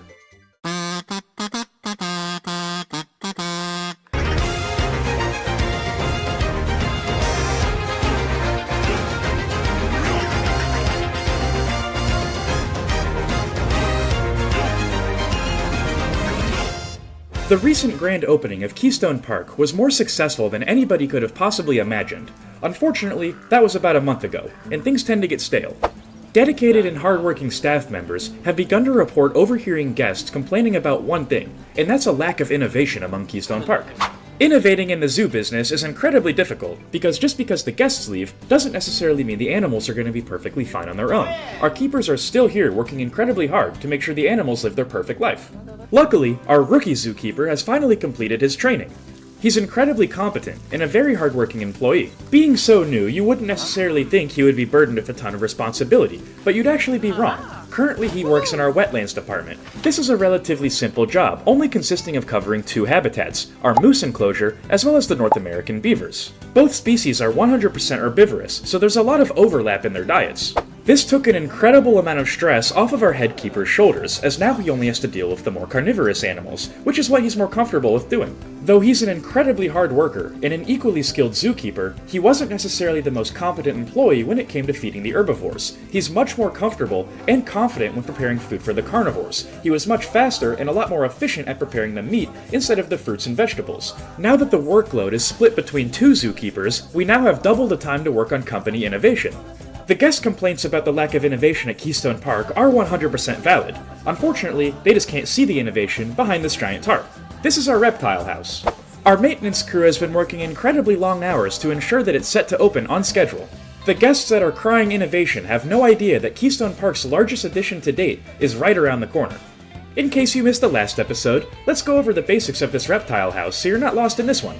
We used a lot of optical illusions in this reptile house to make exhibits appear larger than they actually are. I don't think our green iguanas mind very much. We're also not exclusively bound to only housing reptiles in this building. We have a variety of different types of animals. Matter of fact, today, we're actually going to be adding more amphibians to the reptile house than actual reptiles. I really want to have a little bit of everything inside of here. To see the complete tour of the reptile house, be sure to stick around to the end of the video, because we're going to go over every single exhibit species in here. And there's certainly a wide variety, you're really not going to want to miss it. Currently, we only house one habitat animal inside of this building, the Cuvier's dwarf caiman. I chose this species mainly because of its size. It's so small, it almost bridges the gap between exhibit and habitat species. Today we have one final wing of the building to completely finish. It's a relatively small area, fit with a few exhibits and some areas for smaller details. That is until you turn around. We have to finish the rest of the reptile house before we get to that though.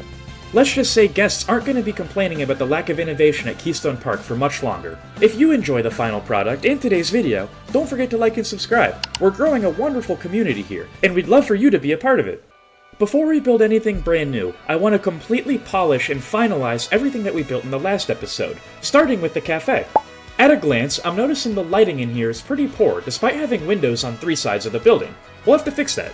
We did the hard part in the last episode, which was attaching the structural supports where the lights are going to go to the ceiling. After lining it up exactly where we wanted it to go, all we really had to do was make sure the lights were hanging as low as possible so the maximum amount of lighting could hit the cafe. Before duplicating the light over, I was sure to turn it on 100% of the time. This is going to make it so whenever we duplicate the light, all the other ones will also be on.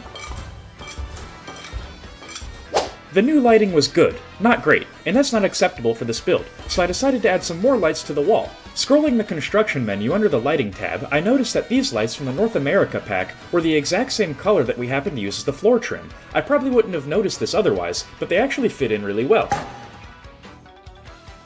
This is definitely a step in the right direction. Now that it's a lot brighter, let's start detailing. The first thing I did was flip over the details from the other side of this wall to the main side in the cafeteria. I wasn't a huge fan of where this put the security camera, so I moved it over by the kitchen. I'm a big fan of using these custom education boards from the workshop. They really detail up your builds.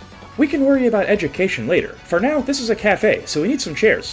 After messing around with the color scheme for a good amount of time, I eventually settled on this green color, completely forgetting that the green iguana is visible from the viewing window. We can get creative with this. Maybe we'll call it the Green Iguana Cafe or something along those lines. We can implement it into the lore. We used the same technique when making our Moose Cafe a few episodes back, but effectively what we're doing here is adding these bulbs to the center of the table to help with the lighting on the ground level. Details that have a genuine function are always the best in my opinion because not only do they look good, but they also have an actual purpose. This is the exact same logic behind putting these recolored guest barriers here, so the guest can't walk through the wall. It took a little bit longer than I thought it would to finish, so we're a slight bit behind schedule. We're going to have to work a bit faster from now on, but I'm incredibly happy with how this cafe turned out. It's going to look excellent for cinematics when guests finally get in the reptile house. One of the things I absolutely despise about detailing up your builds is that after you finish detailing one section, it makes the rest of the build look really bad by default. We need to work on this hallway. I started off first by adding a conservation education board. I really like these pieces because they all look different depending on what information you actually display. For this one in particular, I chose to display the exotic pet trade, because if you remember from the last episode, that's actually where we're getting these reptiles from. As in, we're stopping it from happening, not participating. Thank you. This gray wall of the brick texture was a bit difficult for me to figure out what to do with. Eventually I put a screen here of the Planet Zoo logo. In an attempt to make the wall look a little bit more dynamic and interesting, I grabbed these ivy patches and sunk them into the ground of random rotation on, giving us an incredibly bizarre pattern and configuration on the wall, but I think it works. The more random you build your nature, the more realistic it's going to look. I used the 4-meter ivy patches for a while, but eventually when those got a little bit too big, I came back in with the 2 meters. The last thing I did with the hallway for now was add a label above the green iguana enclosure. I don't want to do this for every single enclosure, but this one is 3 exhibits wide, so I figured I'd make it a little bit nicer.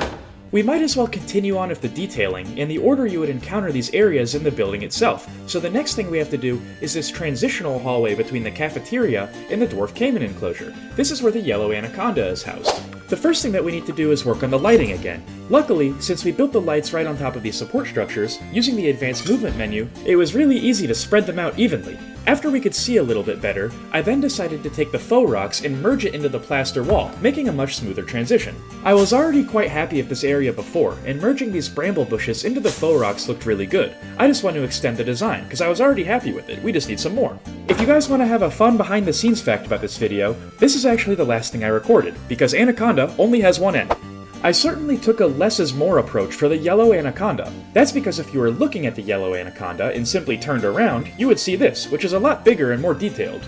Admittedly, I was already quite happy with this area, it just needed a little bit more polish. For the smaller exhibits, I didn't necessarily want to put a label like we did for the yellow anaconda and the green iguana. For the single exhibits, I instead just used the sign of the animal. I made that rule, and then 5 seconds later broke it when I put this Cuviersdorf caiman sign right above their enclosure. They're not necessarily a small exhibit animal, but I figured it would match and look good with the other two. This room is quite small. It looks a lot larger than it is, and to sell this effect even further, I wanted to add this small mister. This is going to make it very difficult to see the wall behind these plants. This is going to make the room have a lot more depth, because you can't actually see the end. The last thing I did for now in this room was just add some TVs around displaying the various animals.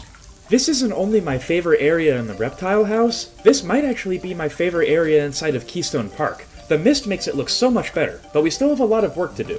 We're now venturing into areas that we haven't even started. This is the last wing of the reptile house. It's not the biggest room ever, but it has a very interesting shape with this hole in the middle. We're gonna have to get creative to fill all these gaps.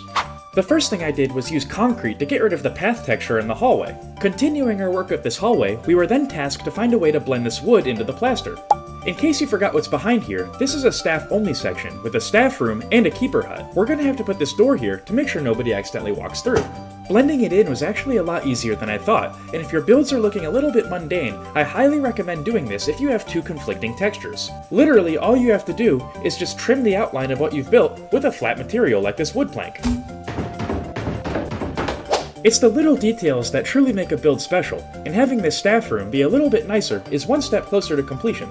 I started off this next room by filling in the areas that I knew were going to have nothing in them. This was kind of the culmination of the entire build in my opinion, because we were using basically every technique that we've employed so far. We're shaping the building by cutting off walls that we don't have access to, using faux rocks, and blending things in with foliage. This is all stuff we've done before, but now we're just putting it all together. Even though in reality there's absolutely nothing back here, I thought this would be a good spot for another staff room. I don't know if it's the texture or the colors or what, but something about blending these bramble bushes into the faux rocks looks really good to me, and I can't quite put my finger on it. We were then left to figure out what to do with that big hole in the middle of the room, and I didn't want to cover it up because otherwise it wouldn't make the room look as dynamic. I instead wanted to make it a planter of some sort. I started by making a thin layer of wood that goes all the way down to the dirt. Afterwards, I threw together a very quick and easy wooden fence to stop people from falling in here. After adding a thin layer of plants to the bottom, I then used the exact same trick of the mist to make it appear a lot deeper than it actually is. I noticed at a glance that this room was substantially darker than the others, even though it has two doors that lead to the outside. I don't want this to be the case, and since the ceiling is a lot lower than the other chambers of the reptile house, I figured I would put the lights on the pillars instead of the things that go around the top. I also did this to the hallway. It was getting a little bit dim as well. I then shifted my focus towards the 3 empty exhibits in this section of the reptile house, or should we call it the amphibian house, because all 3 of these are going to be different frog species. This build looks a little bit complicated, but all we're doing is using the big faux rock pieces, putting it across the top, and blending it in with the same pieces, just rotated at a 15-degree angle. It took a couple different tries to get the angle exactly how I wanted it, and eventually I figured I could merge 2 of the exact same faux rock pieces to make almost the shape of a Y. I think it looks really good, and I haven't really seen these rocks used in this way before. If the other section of the reptile house is supposed to be more of the Amazon rainforest, I want this to appear to be a cave, so I'm going to try to blend in these exhibits as much as I can, trying to cover out as much of the black as I can, saving a bit on top for any other details we might want to add. We certainly need to run some foliage through these faux rocks. The bramble bushes will probably look nice to make it a bit cohesive with the other areas. Overall, I'm quite happy with this. I think we captured the cave look we were going for very well. As I mentioned before, all 3 of the exhibits are going to have amphibians. Matter of fact, they're all frogs. The first of the 3 is going to have the layman's poison dart frog. The second is going to be inhabited by the golden poison dart frog. These guys are incredibly vibrant and really fun to look at. The third frog species is a little bit more complicated, as we actually don't have any in our possession currently. This is for the red-eyed tree frog. We sent out a group down to South America to try and retrieve a few, but they're not going to be back until January 29th with the specimen. I'm really excited for their arrival. Like with any exhibit animal, whether it be an amphibian or reptile, the first thing you should do is always the same. First, place all of the enrichment items down, and secondly, get the temperature and the humidity within the green. To make it blend into the faux rocks, I also chose to make the interior of the windows these 3D facades. They're a little bit of a different color, but I think the effect works nicely. For being such a small animal, and something that not many players are actually going to look at, Frontier knocked it out of the park with these models. The polish, even on the smallest of exhibit animals, is truly inspiring. With all of the gray recently added, especially from the faux rocks, I decided to add some wallpaper in. I liked how it looked so much, I decided to add it to one wall of the amphibian room. After blending in the faux rocks to the wooden roof, and using some vines and other materials to make it look a little bit more organic, the room was finally complete. It's looking really nice so far. I'd say the interior of the reptile house is 100% done. There's just one question I can't shake. What was that deep dive window for? That would be for the last animal of the reptile house, as well as the first animal of our brand new South America section, the spectacled caiman. They're incredibly similar to the Cuvier's dwarf caiman. We built for them in the last episode, so we should be able to handle this no problem. They have an incredibly vast territory, spanning from Central America all the way to around the middle point of Brazil. It looks like they're going to need about as much water as they do land. This can be tricky, but we're going to be giving them a big deep dive pool. The main difference I'm noticing between the two caiman species is that the spectacled caimans seem to be a fair bit more social, however they're perfectly content with being solitary. They can have up to 6, which the dwarf caiman could only have up to 2 members. Like we said in the last episode, enrichment isn't necessarily a big key component in building for reptiles, however it is interesting to see they share very similar items. No cohabitation today. That'll be in a later episode of South America. I've already laid out the basics of the spectacled caiman habitat, and as you can see, they have a sizable water pool that's going to be viewed from the inside as well as the outside. These animals spend a majority of their time in the water, so the land portion of their exhibit is actually a little bit smaller. The main point of focus in this exhibit is 100% the water pool, so we don't want the audience's eyes to be taken anywhere else. This path is the quickest way to get to South America if you don't necessarily want to go through the reptile house. We're going to have to detail it up and make it look nice, because I see a lot of guests using this. Wanting to get rid of this ugly wood trim on the path, I decided to take a longer faux rock, recolor it to the same color we've been using for the reptile house, and put it on its side. After the entire path was lined, I came in with a much smaller faux rock to detail it up and get any little spaces that I missed. After that was complete, I came a little bit higher, using this cluster of 2 faux rocks that were copy and pasted from somewhere else in Keystone Park. I then lined the side of the wall to make it look a little bit more retaining so that dirt necessarily wouldn't just come crashing down on guests. I wanted this path to look nice, but not absolutely spectacular. If you want spectacular, go through the reptile house. This is more of a shortcut. Now that the path to the habitat was 100% lined, I figured it was time to start actually lining the habitat itself with the same rocks. The underwater view especially needs work. It's kind of hard to see. I don't think this is necessarily going to be difficult. The hard part is going to be not impeding their traversable area. To start lining the glass, I took some incredibly dark colored limestone and placed it around all of the perimeter where I don't want guests to be able to see the caiman from. I want this build to look as watertight as possible, so I'm also extending this limestone barrier beneath the wall. The main reason I want this barrier here is because we're going to be lining the bottom of this entire deep dive pool with a lot of rocks of very similar colors. In case we miss a spot, this dark colored limestone is going to make it appear like we didn't. To further blend in this build, I took a much smaller piece of the exact same shade of gray limestone, flipped it 90 degrees, and blended it into the wallpaper. This gives a really nice layered effect, which is exactly what I was going for. You can clearly see the wallpapers on the outside, the limestone is next, followed by the mason bricks, and then the glass. It might be a little bit tricky to tell, but this is exactly how I wanted it to look. Now we need to add in the faux rocks. The reason I'm making all of these rocks so much darker than I typically would is because all of the light rocks are on the exterior of the build, and this water is going to be relatively clear to ensure guests get a really good view of the caimans when they're in the water. I've been using them a lot lately in more recent builds, but these really small faux rocks when sunken into the ground are probably the most versatile non-plant piece in the entire game. You can use them in almost any build and they look really good. This is a great example as why we started off using that darker colored limestone, because these rocks contrast with it and make them pop out more. I don't want them to stand out too much though, so we're going to be blending in these rocks that have a high contrast with rocks that are the exact same color as the ones we've been using, and that are very similar color to the limestone wall. This makes it all look really natural and cohesive, despite none of the rocks in here actually being natural. These faux rocks are artificial. That's what faux means. The main thing I'm trying to accomplish currently is line the bottom of the pool, and the easiest way to do this is to get rid of all of the dirt using rocks in various orientations. Once that was acceptable, I then shifted my focus towards the top of the pool, lining the glass with other big faux rock pieces and making sure it blends in good to the bottom. Once the entire pool was lined and I was happy with the result, I took a really long time trying to figure out ways to get rid of this ugly wood trim. Eventually, I took this really small faux rock piece and recolored it to a really dark color, even darker than the limestone we've been making it. We'll then blend this in and make it look very similar to the limestone, however different to the other faux rocks that are right across the way. The reason that we're doing this is the exact same reason we started lining the pool with the limestone. In case we miss a spot when we further detail it, this is going to protect the top from being seen. To start, I used the small faux rocks in the exact same color, lining them to the top, but being very careful not to put them through the glass. After that was done, I came back in with the lighter colored rocks and blended them into the design we just made. I then used the exact same shade of gray that we'd been using and started to climb the wall, being very careful not to let them be seen through the glass. Whenever you're working with water, if you want to make an exhibit look a little bit older and not like it's pristine, using these decal moss stickers looks really nice because it gives the algae effect. You can also use these grunge stickers to represent a little more dirt and grime. It kind of looks disgusting to be honest, but this is exactly the detail you're trying to gather. It's kind of crazy how much different this looks, when really all we did was just add a bunch of rocks and a few little stickers. The underwater viewing from the indoor portion is also a really nice angle. I like how the water doesn't come all the way up the glass. Beginners of Planet Zoo always try to prioritize their mastery of foliage. I think rockwork is equally as important because that's the structure in which your builds are founded on. I made the outside of water portion of this exhibit very small, and this is because I want the spectacled caimans and the dwarf caimans to actually be able to switch enclosures, so if you come to the zoo, you might see one outside and the other inside.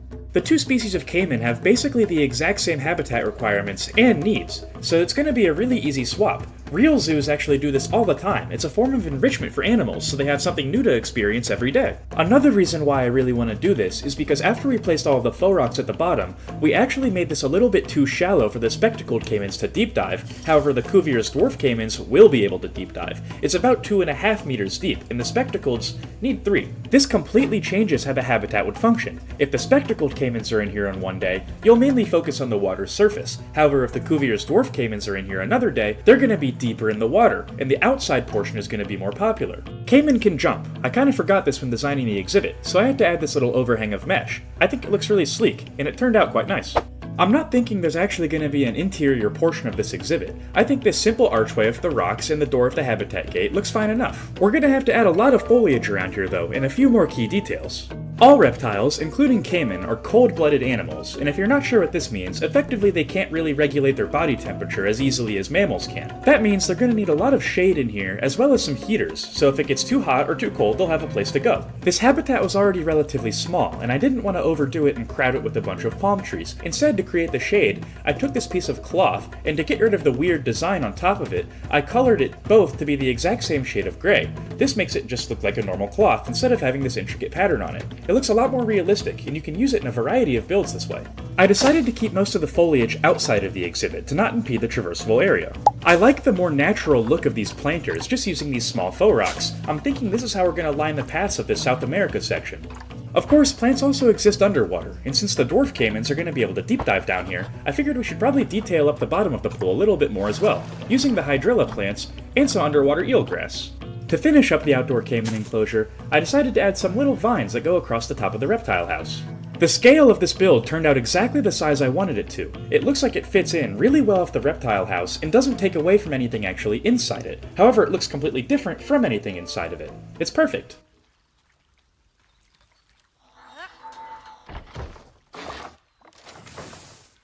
Upon taking a closer look at this thing, I don't know if it's a hot take or controversial to say or not, but the spectacled caiman might have the single best model in the entirety of Planet Zoo. These things look absolutely stunning and so realistic, and thankfully, the view we wanted on the inside of the reptile house turned out perfect. We have 2 spectacled caiman in here. Originally I wanted to have probably 3 or 4, but then I realized that we're going to be swapping them between habitats of the dwarf caiman. These caiman are substantially larger than the dwarf caiman, so having 2 of them is going to work out perfectly.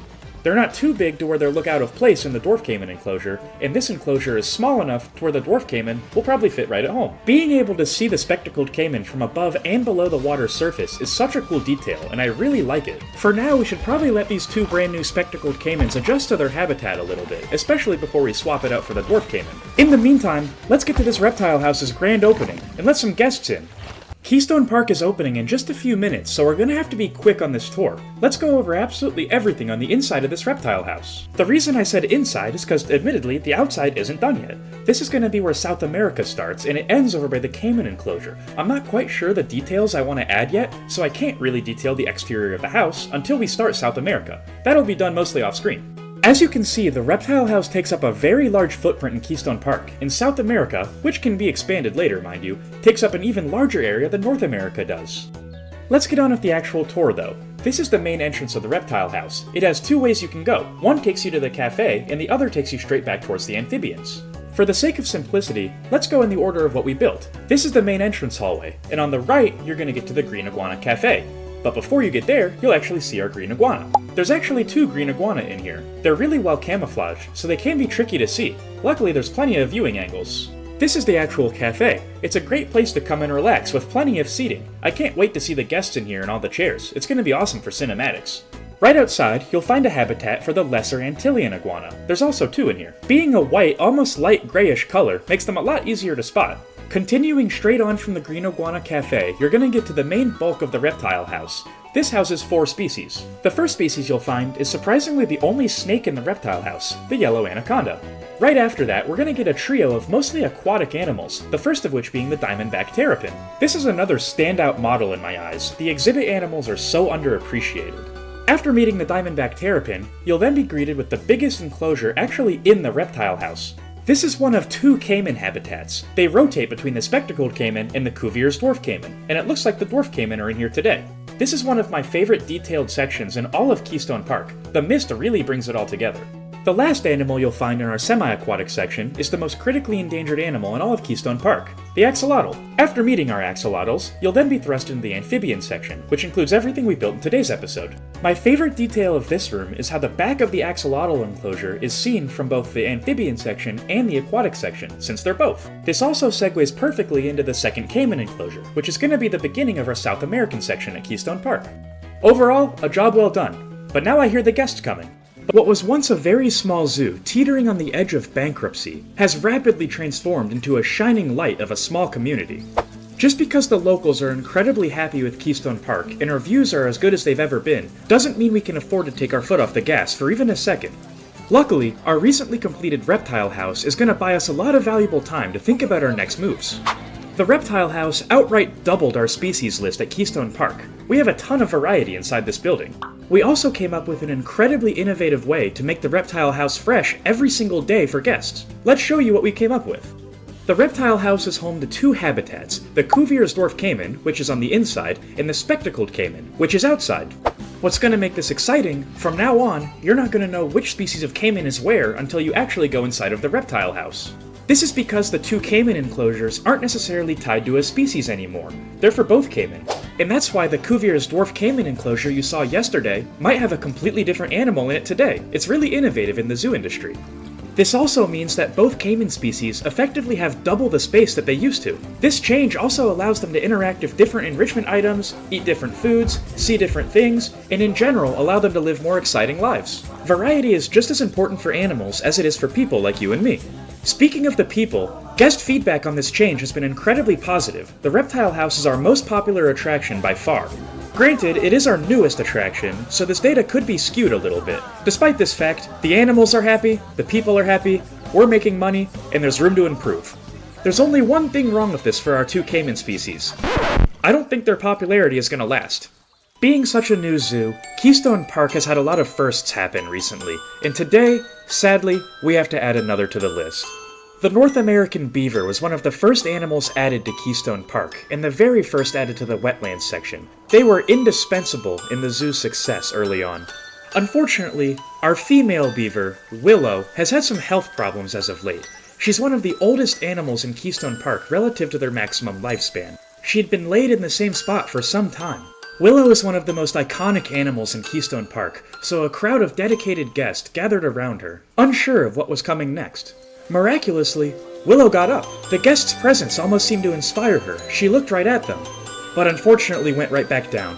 She was able to get up one final time, before her newborn ruined the peace. Meet our newborn North American beaver, Bobby. He's the first ever animal to be born at Keystone Park. Bobby was a complete surprise to everyone involved. Since our vets had never encountered a pregnant animal at Keystone Park, we were unsure of what was wrong with Willow until Bobby appeared. We had prepared for the worst, but were met with the best. As for Bobby himself, he's incredibly adventurous. It took him no time at all to take his first dive into his pool. Typically in the wild, it takes a beaver anywhere from 1 to 3 days to take their first swim, and Bobby was completely aligned with this statistic. We still have some tests to run, but it appears that Bobby is 100% healthy. This has been such an incredible opportunity for all of our vets here at Keystone Park. This was bound to happen eventually, and now we're prepared for the next time it does. Our North American beaver enclosure has never been more popular. Despite all of this good news, there is one thing that I haven't told you yet. Willow actually had twins. Bobby has a brother. However, we only have enough room to take care of one of the beavers. Bobby's brother is being sent to Whispering Woods Wildlife Haven, a beautiful zoo run by my friend and fellow content creator, Sparrow. Whispering Woods has an absolutely stunning beaver enclosure, and we're incredibly proud to announce our partnership. Their veterinary staff is well more equipped than we are to handle the new addition. If you've visited Keystone Park and have enjoyed your stay before, I highly recommend giving Whispering Woods a visit as well. Don't forget to stop by their beaver enclosure when you do visit. I hope to see a lot of you there. I'm really excited. But let's get back to Keystone Park. If you were to come through the south side exit of the reptile house and walk past the outdoor caiman enclosure, you're going to be greeted with a wide open construction site. But what is this? This is the start of our brand new section at Keystone Park, South America. Just like North America, we're going to have various different subsections of South America. This, along with the caiman enclosure from the last episode, is going to be known as the Amazon River. That probably gives away we're building for an aquatic species today. But what is it? This is an animal I've actually never encountered before, and I was shocked to find out that they were actually endangered with only about 5,000 in the wild. Meet the giant otter. It makes a lot of sense that a majority of their territory is where a majority of the Amazon River is located, right in the middle of South America. Due to their semi-aquatic nature, this is another species like the North American beaver that needs land, water requirement, and deep dive.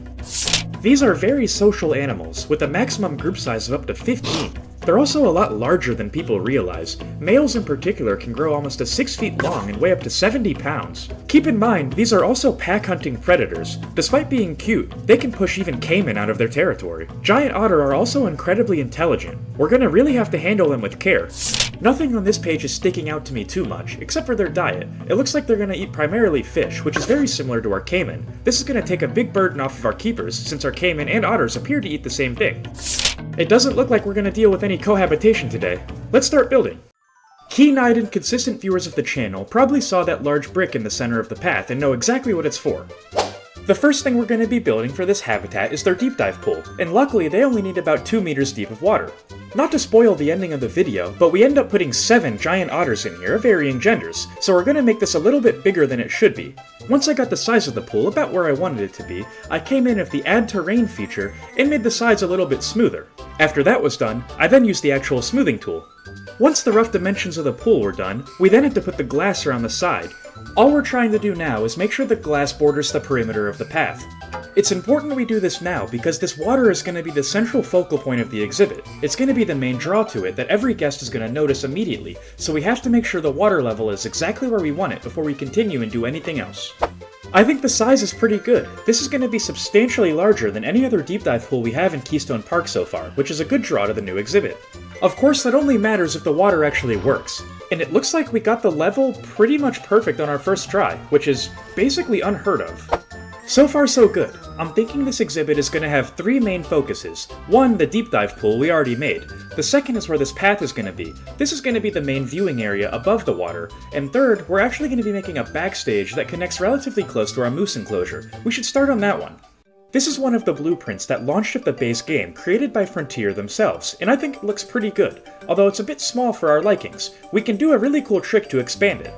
By editing the blueprint and selecting every single piece that we want to copy over, we can effectively copy and paste the exact design of the facade of the building, leaving out details like the apple sign that represents the zookeeper hut. We can then duplicate over all of the things we copied and make the building really as big as we want.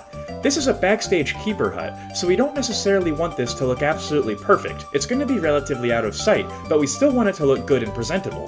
The habitat gate is going to be on the backside of the backstage. This is going to make it a little bit difficult right now for the keepers to get to the giant otter enclosure. However, once South America develops, I'm confident we'll find a better route. This is the scale of the building we're working with currently, and I think it looks pretty good size-wise. To get the remaining walls done, all you have to do is do the exact same copy and paste trick we used to get the size of the building down. So let's skip to the interior.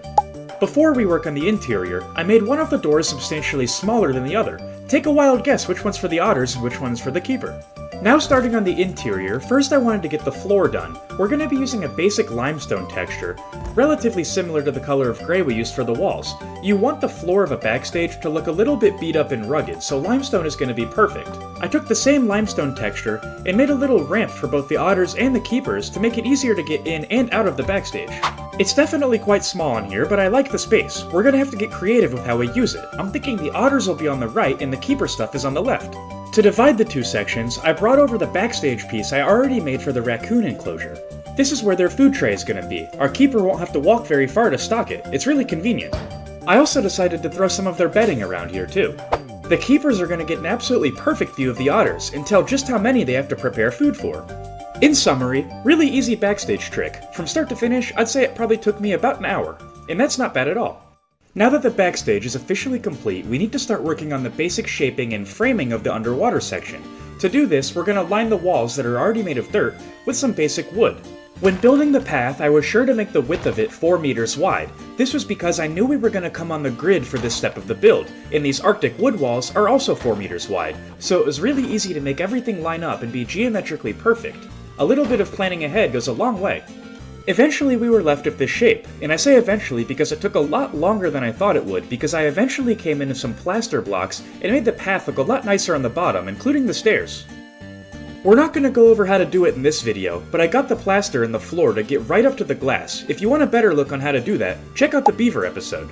Now that we have the basic structure and the shaping of it done, we need to start working on the outside and detailing it up. Since the outdoor caiman enclosure and the giant otter enclosure are both part of the same area, that being the Amazon River, we're going to be using a very similar technique using the same shade of color of faux rock. Let's start building. The first step I always take when using rocks is make a retaining wall keeping back the dirt. You have to remember that the rocks can also break through any surface that you're building with. If that happens, just use the advanced movement menu and get them out of there. I didn't necessarily want this underwater portion to look like a cave. We have plenty of rocks on the outside, but we're going to do a little bit more of the Arctic wood on the inside. This was a bit of a last-minute design change, and I'm glad I caught it early on, because this would have been a nightmare to fix in about 20 minutes. After all of the wood was in place, I decided to add a lot more details of the rocks. Some rocks are really good for structure, and others are incredible for detail. By messing with the y-axis of these faux rocks in particular, you can get some really intricate details. Just make sure you have random rotation on, and mess with the height a lot. Small rocks like this add texture to your build. You don't want your build just to look like a giant boulder in the middle of your zoo. You want it to look like an actual mountain. If you really want to level up your habitat design, adding in these small details is an absolute must. As for this habitat, right now I'm a little bit lost. I don't really know where I want to go with this. I'm thinking now we need to map out the actual barrier of the habitat to get an idea of just how big we want to make this thing. I think we should start on the side closest to the rocks we've just been working with. This will make things easier. In the last episode, we designed this fence to stop the caimans from escaping the exhibit by rocketing out of the water. They're incredibly strong swimmers, and so are these otters, so we're going to be employing the exact same fence design over here so they don't escape. I wanted to make this fence really strong, so I placed a segment every 2 meters using the Move Snap menu. I also made it a fair bit taller than it was before. Otters aren't necessarily great climbers, but they will find a way to escape. They're incredibly cunning and intelligent animals. Installing the mesh was actually really easy. Since we evenly spaced everything so well, it was as simple as just finding the 2-meter long mesh. Just make sure you have random rotation off. Once we had the design of the mesh figured out and it was all lined up, it was as simple as using the exact same Move Snap menu and just lining it up with the poles. Making this barrier has definitely gotten my mind on track of the exhibit, and I know exactly where we want to go now. I'm thinking now we should do the rest of the barrier and completely outline the exhibit. To start with the rest of the outline, I want to line the path, and to do this, I want to make South America a little bit unique among Keystone Park. We're going to be using these faux rocks to line the entire path, not really adding a curb. It's going to make it a lot more immersive since the plants are basically going to be within touch. We're also going to be making a secondary rock structure next to the viewing platform. The viewing platform itself actually kind of has a funny origin. Originally, I was just planning the outside of the exhibit and kind of threw it together as a placeholder, but I ended up liking it so much, we actually kept it through every single draft of the habitat. This is really uncommon for me, but I really do like the look of it. We're going to be adding a lot more wood later on, especially when the South America pack comes out, so this isn't going to look as out of place come next week. Until we get to the point where we can actually start working with the viewing platform, we're going to be using various faux rocks and building up this next rock structure. We're using pretty much the exact same techniques that we've been using the entire video while working with the rocks. This is nothing new. We're just making it a little bit bigger. I decided to add the smaller faux rocks to the top and the sides of the rock structure. I really liked how it looked in the end, and I'm going to go back to the other rocks and do this exact same thing. I also added a really small window into the rocks, so I went into explore mode just to make sure it was at eye level, and it was. After that side of the habitat was 100% complete, the only side left to link up was the backstage to the main rock structure. This was really easy to do. Once all of the foliage is in place, this really isn't going to be seen whatsoever by the general public, so I figured a simple chain link fence from the barrier tab would suffice. The only difficult part of this was linking up this new chain link fence to the rock structure, because we didn't really have a rock structure going in this direction. To get around this problem and save a lot of time, I copy and pasted over a small segment of the mountain that we've already made and messed around with the Y coordinate to get a lot of different looks. Even though it certainly wasn't easy, we finally closed up the habitat, and I think it looks really nice. We just have to add a lot of foliage in here now, and this is certainly going to be a time-consuming process. But before we do that, I think we need to throw a roof on the underwater viewing. It looks a bit bare. While the exterior of the habitat took me a significant amount of time to design, I had the idea for the roof of this enclosure from the very start. We're going to be making this an island of sort, but the island isn't going to be accessible to the giant otter. We're going to be making it a little bit above the surface of the water. The way we're going to do this is by using flat faux rocks with random rotation on. These are going to hang over the sides of the exhibit, not allowing the otters to jump out of the water and get up. We're going to be detailing this up with a lot more foliage later on. This is just a base layer, so it looks good from actually inside of the underwater viewing platform. After the rocks were in place, I then came in with these new conservation pack pieces. I've never used them before, but I actually really like the look. The grass is really lush and vibrant, which contrasts from some of the pieces that we previously had in the game. The conservation pack is a must-buy in my opinion. To make them look less like Minecraft grass blocks, I came in with some circular mulch patches and sunk them down enough to make a really interesting pattern. Of course, afterwards, we had to use these smaller faux rocks to blend everything in together. I really can't say how important these are to building. They come from the aquatic pack, and in my opinion are probably the single best detailing piece in the entire game that's not called buffalo grass. This is a perfect plot of land for some really detailed foliage. I can't wait to see what we can do. Before we start that, I want to finalize the viewing platform, and to do that, we have to work a little bit below the surface. These details are really easy to do, but incredibly necessary. The first thing I wanted to accomplish was get rid of the ugly glass barrier connection and replace it with the nice fence that we made. After that was done, I went back below the surface and fixed any imperfection with some more faux rocks, these ones colored a bit darker.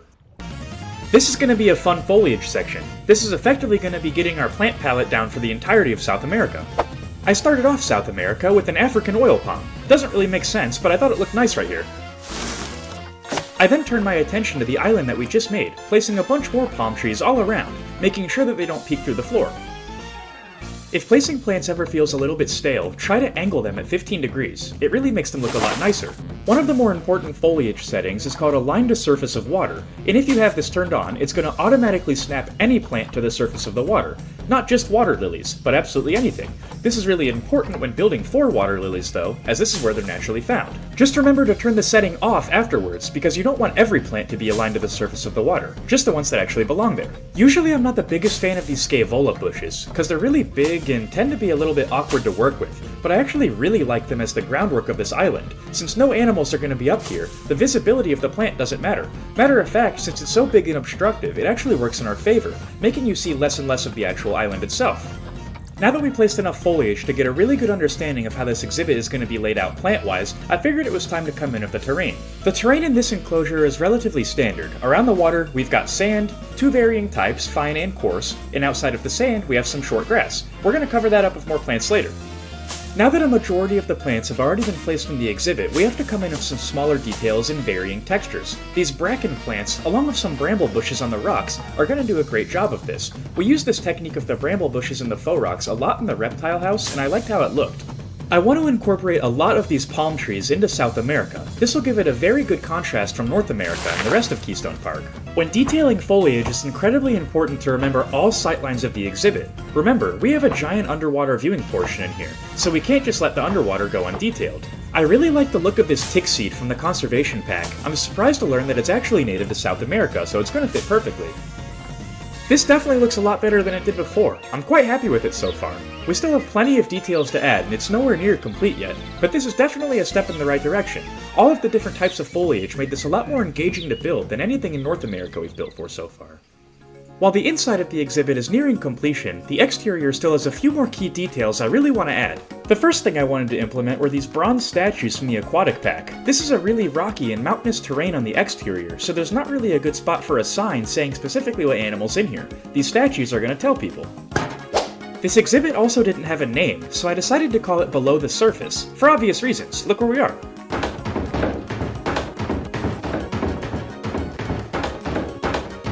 I then added in some basic education facilities, such as a habitat education board, and a few of the interactable ones. And I just kicked my power cord. The screen didn't cut to black, by the way. This is the recording. Luckily, we only lost about 15 minutes of progress, which isn't much in the grand scheme of things. It could have been a lot worse. After redoing the details that we just added in the underwater section, I then added a few more rocks to the base of the pond, and then we were done. Now this is how you start off a section of a zoo. Welcome to the Amazon River. This is our first official section of South America, and I couldn't be happier with how it turned out. We still have a long way to go with a lot of the other exhibits and the surrounding area, but this is one heck of a start. I'm really happy with how this exhibit turned out so far. We use such a wide variety of plant species in here, a really good contrast to the North America section. That doesn't mean I'm not proud of North America at all. I still think it's some of my best work ever, but it is more of a starter type area. It has a lot of basic techniques. Now the zoo is further along and actually making a profit, so we can really do some grand projects and really expand our reach. Keystone Park is just getting started, and South America is going to be a great leap forward. I actually didn't detail up the underwater viewing too much. This is because I want to wait until the South America pack officially comes out. There's a few things in there I really want to decorate with down here, and I'm gonna wait. One of the best looking views is actually the most simple. We used a really nice Indian piece of fabric and recolored it gray like we did in the Cayman enclosure. We used a tree to hang it up. I also slightly polished the outside of the backstage rooms. It's a minor aspect, but happy with how it turned out regardless. This exhibit actually turned out to be one of the bigger ones in Keystone Park so far. It has an impressive footprint in our lineup. We started off South America incredibly well with this otter enclosure and the outdoor cayman, but let's actually get the otters in there. They've been in processing long enough, and I think they're ready. Since we first began construction, Keystone Park has always had grand plans, many of which focusing on conservation efforts. In terms of conservation, one of the most important things a zoo can do is bring new animals into the world. Thanks to Willow, one of our beloved North American beaver, we were able to officially start our conservation journey. In case you missed the last episode, Willow gave birth to Bobby, the first ever animal born at Keystone Park. Bobby has been an absolute joy to watch grow and develop, and thankfully, we can now say with confidence that he was born a perfectly healthy beaver. Luckily, a small baby beaver didn't put a whole lot of strain on our herbivore specialist and head keeper. However, our rookie keeper actually has an interesting report. Woohoo! On our routine checkup, he discovered another pregnancy. We're excited to announce that Phoebe, the first ever animal to call Keystone Park home, is expecting. Now, Phoebe being pregnant is a big deal. Like we said, she was the first ever animal to call Keystone Park home. Without her and her mate Kirby, none of this would be possible. Now, Timberwolf pregnancies only last for about 60 to 75 days. In other words, the baby is going to be coming very soon. Things are going to start to get a bit hectic around Keystone Park. The reason I say this is because the birth of our baby Timberwolf is likely to coincide with the arrival of our South American expedition. These expeditions give us a greater reach and understanding of the world. The more expeditions we partake in, the more species we'll be able to call Keystone Park home. For example, once our South American expedition concludes, we'll finally be able to add the red-eyed tree frog into our reptile house in the amphibian section. Just because the official South American expedition hasn't quite concluded yet, doesn't mean our previous journeys haven't given us a basic understanding of the area. In case you missed the last episode, we built for the giant otter, a critically endangered species native to the Amazon River in South America. They have a fairly large habitat with a heavy emphasis on water. All 7 of the giant otter have adjusted incredibly well to their habitat. They have a large social group, so it was easy for them. They're especially fond of their new diet. The fish taste a lot sweeter when you don't have to compete with spectacled caiman for them. The giant otter also boasts what is by far the largest underwater viewing section in all of Keystone Park. They only have a deep dive requirement of 2 meters, but since there's 7 of them in here, we decided to make it a little bit bigger. It doesn't appear that all of our giant otter are in the mood for a swim right now, but when all 7 of them go in the pool at once, it truly is a sight to behold. While it's true that the main draw to the giant otter enclosure is the underwater viewing, that doesn't mean that the rest of the exhibit slacks in any shape or form. I actually think the exterior of the exhibit is quite nice. Despite the otters spending a majority of their time underwater, if you can catch a glimpse of them on land, you get pretty good sightlines of them. Outside of the water is also the only time you can hear the otters. They're incredibly vocal animals. Giant otter are also incredibly curious animals. They took a surprising amount of time analyzing every square foot of their exhibit. It's safe to say they're masters of their territory. With the giant otter enclosure officially complete, the Amazon River portion of Keystone Park is one step closer to being finished. Matter of fact, it will be finished by the end of today's episode. The Amazon River begins with their outdoor caiman enclosure. This is an incredibly creative and dynamic enclosure because it can have one of 2 caiman species in it. It can have the spectacled caiman or the dwarf caiman, and the other species are found inside. It looks like today the dwarf caiman gets the outdoor enclosure. That means our 2 spectacled caiman must be inside. The last exhibit of the Amazon River portion of Keystone Park is going to remain outside. We have a relatively small area carved out and ready to go right behind the reptile house. But since this exhibit is going to be relatively small, what animal could possibly go here? Meet what could possibly be the most popular zoo animal on planet Earth, as well as the world's largest rodent, the capybara. Capybara are a semi-aquatic species. They rely heavily on water for their survival in the wild. That being said, it makes perfect sense why they require some water in their habitat, as well as their range being relatively similar to the Amazon River. Capybara are incredibly social animals. Their minimum group requirement is 4. Other than that, there's not really anything on this page that sticks out to me. They are confident around humans, so they're not going to get stressed. Matter of fact, they're so confident, guests could actually enter the habitat, but we're not going to be building a habitat walkthrough today.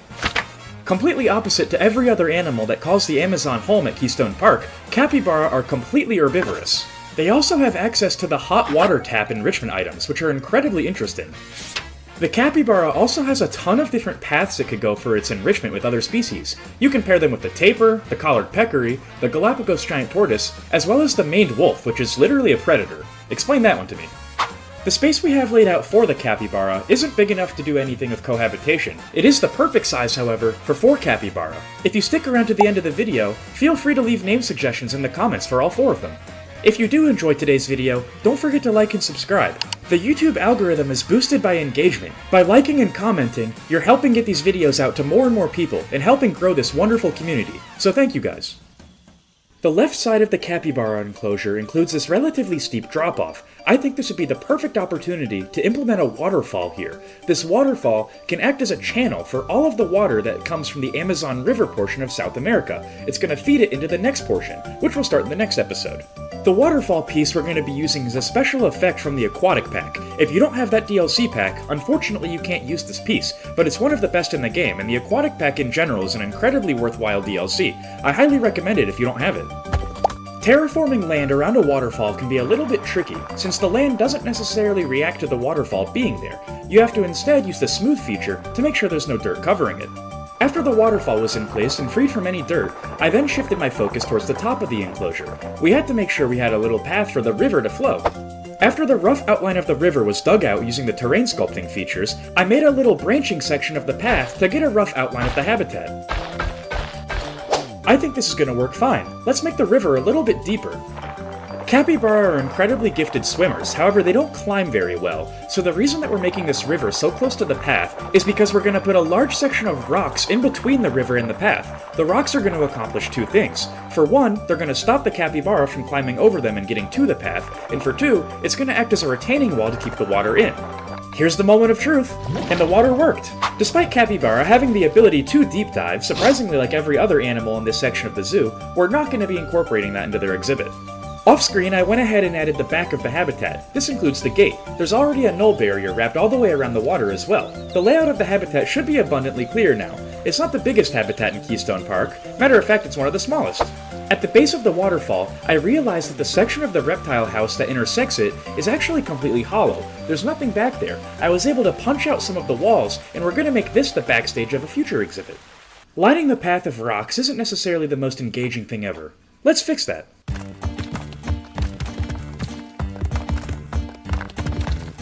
By using a mixture of the longer and flat rocks on their side and the smaller detailing rocks, we were able to capture a pretty nice effect. This certainly looks like a rocky riverbank, which is exactly what we were going for. Realistically, the capybaras could potentially climb over these rocks, but more importantly, guests, especially children, will be able to jump into the exhibit. We're going to have to make a barrier. Making the barrier wasn't difficult in the slightest. All I did was first take a very thin piece of glass, then I took a few different pieces of wood, recolored them slightly to fit the aesthetic of the entire section, and then threw it all over the perimeter. Now the capybara certainly won't be able to get out, however the kids still might be able to jump over, but if they do, we're not going to be liable. Surprisingly, the rock work that we've completed already didn't take much time at all. I'm not always in the mood to work with rocks, so let's capitalize on this. Now this is technically going to be for a different exhibit. Matter of fact, it's likely going to be the exhibit we feature in the next episode, but I want to get it done now just so we can save some time later. These rocks we're placing now are going to act as a retaining wall, and if you don't know what a retaining wall is, effectively it's just a structure that holds back some dirt.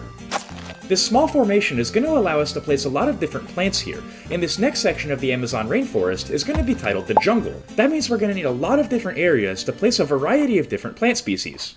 Circling back to the top of the waterfall, I want to line the bottom of this river with some rocks. The left side of the habitat is going to act as a completely natural barrier. The way we're going to accomplish this and how we're going to stop the capybara from simply walking over the rocks is by using particular faux rocks that have a very large hitbox. This build was a little bit challenging because we had to make it look almost like a jungle rapid. While capybara are incredibly gifted swimmers, they typically stick to calmer waters. Making a build functional isn't particularly difficult, and neither is making a build really detailed. However, making a functional build that is also really detailed can be quite challenging.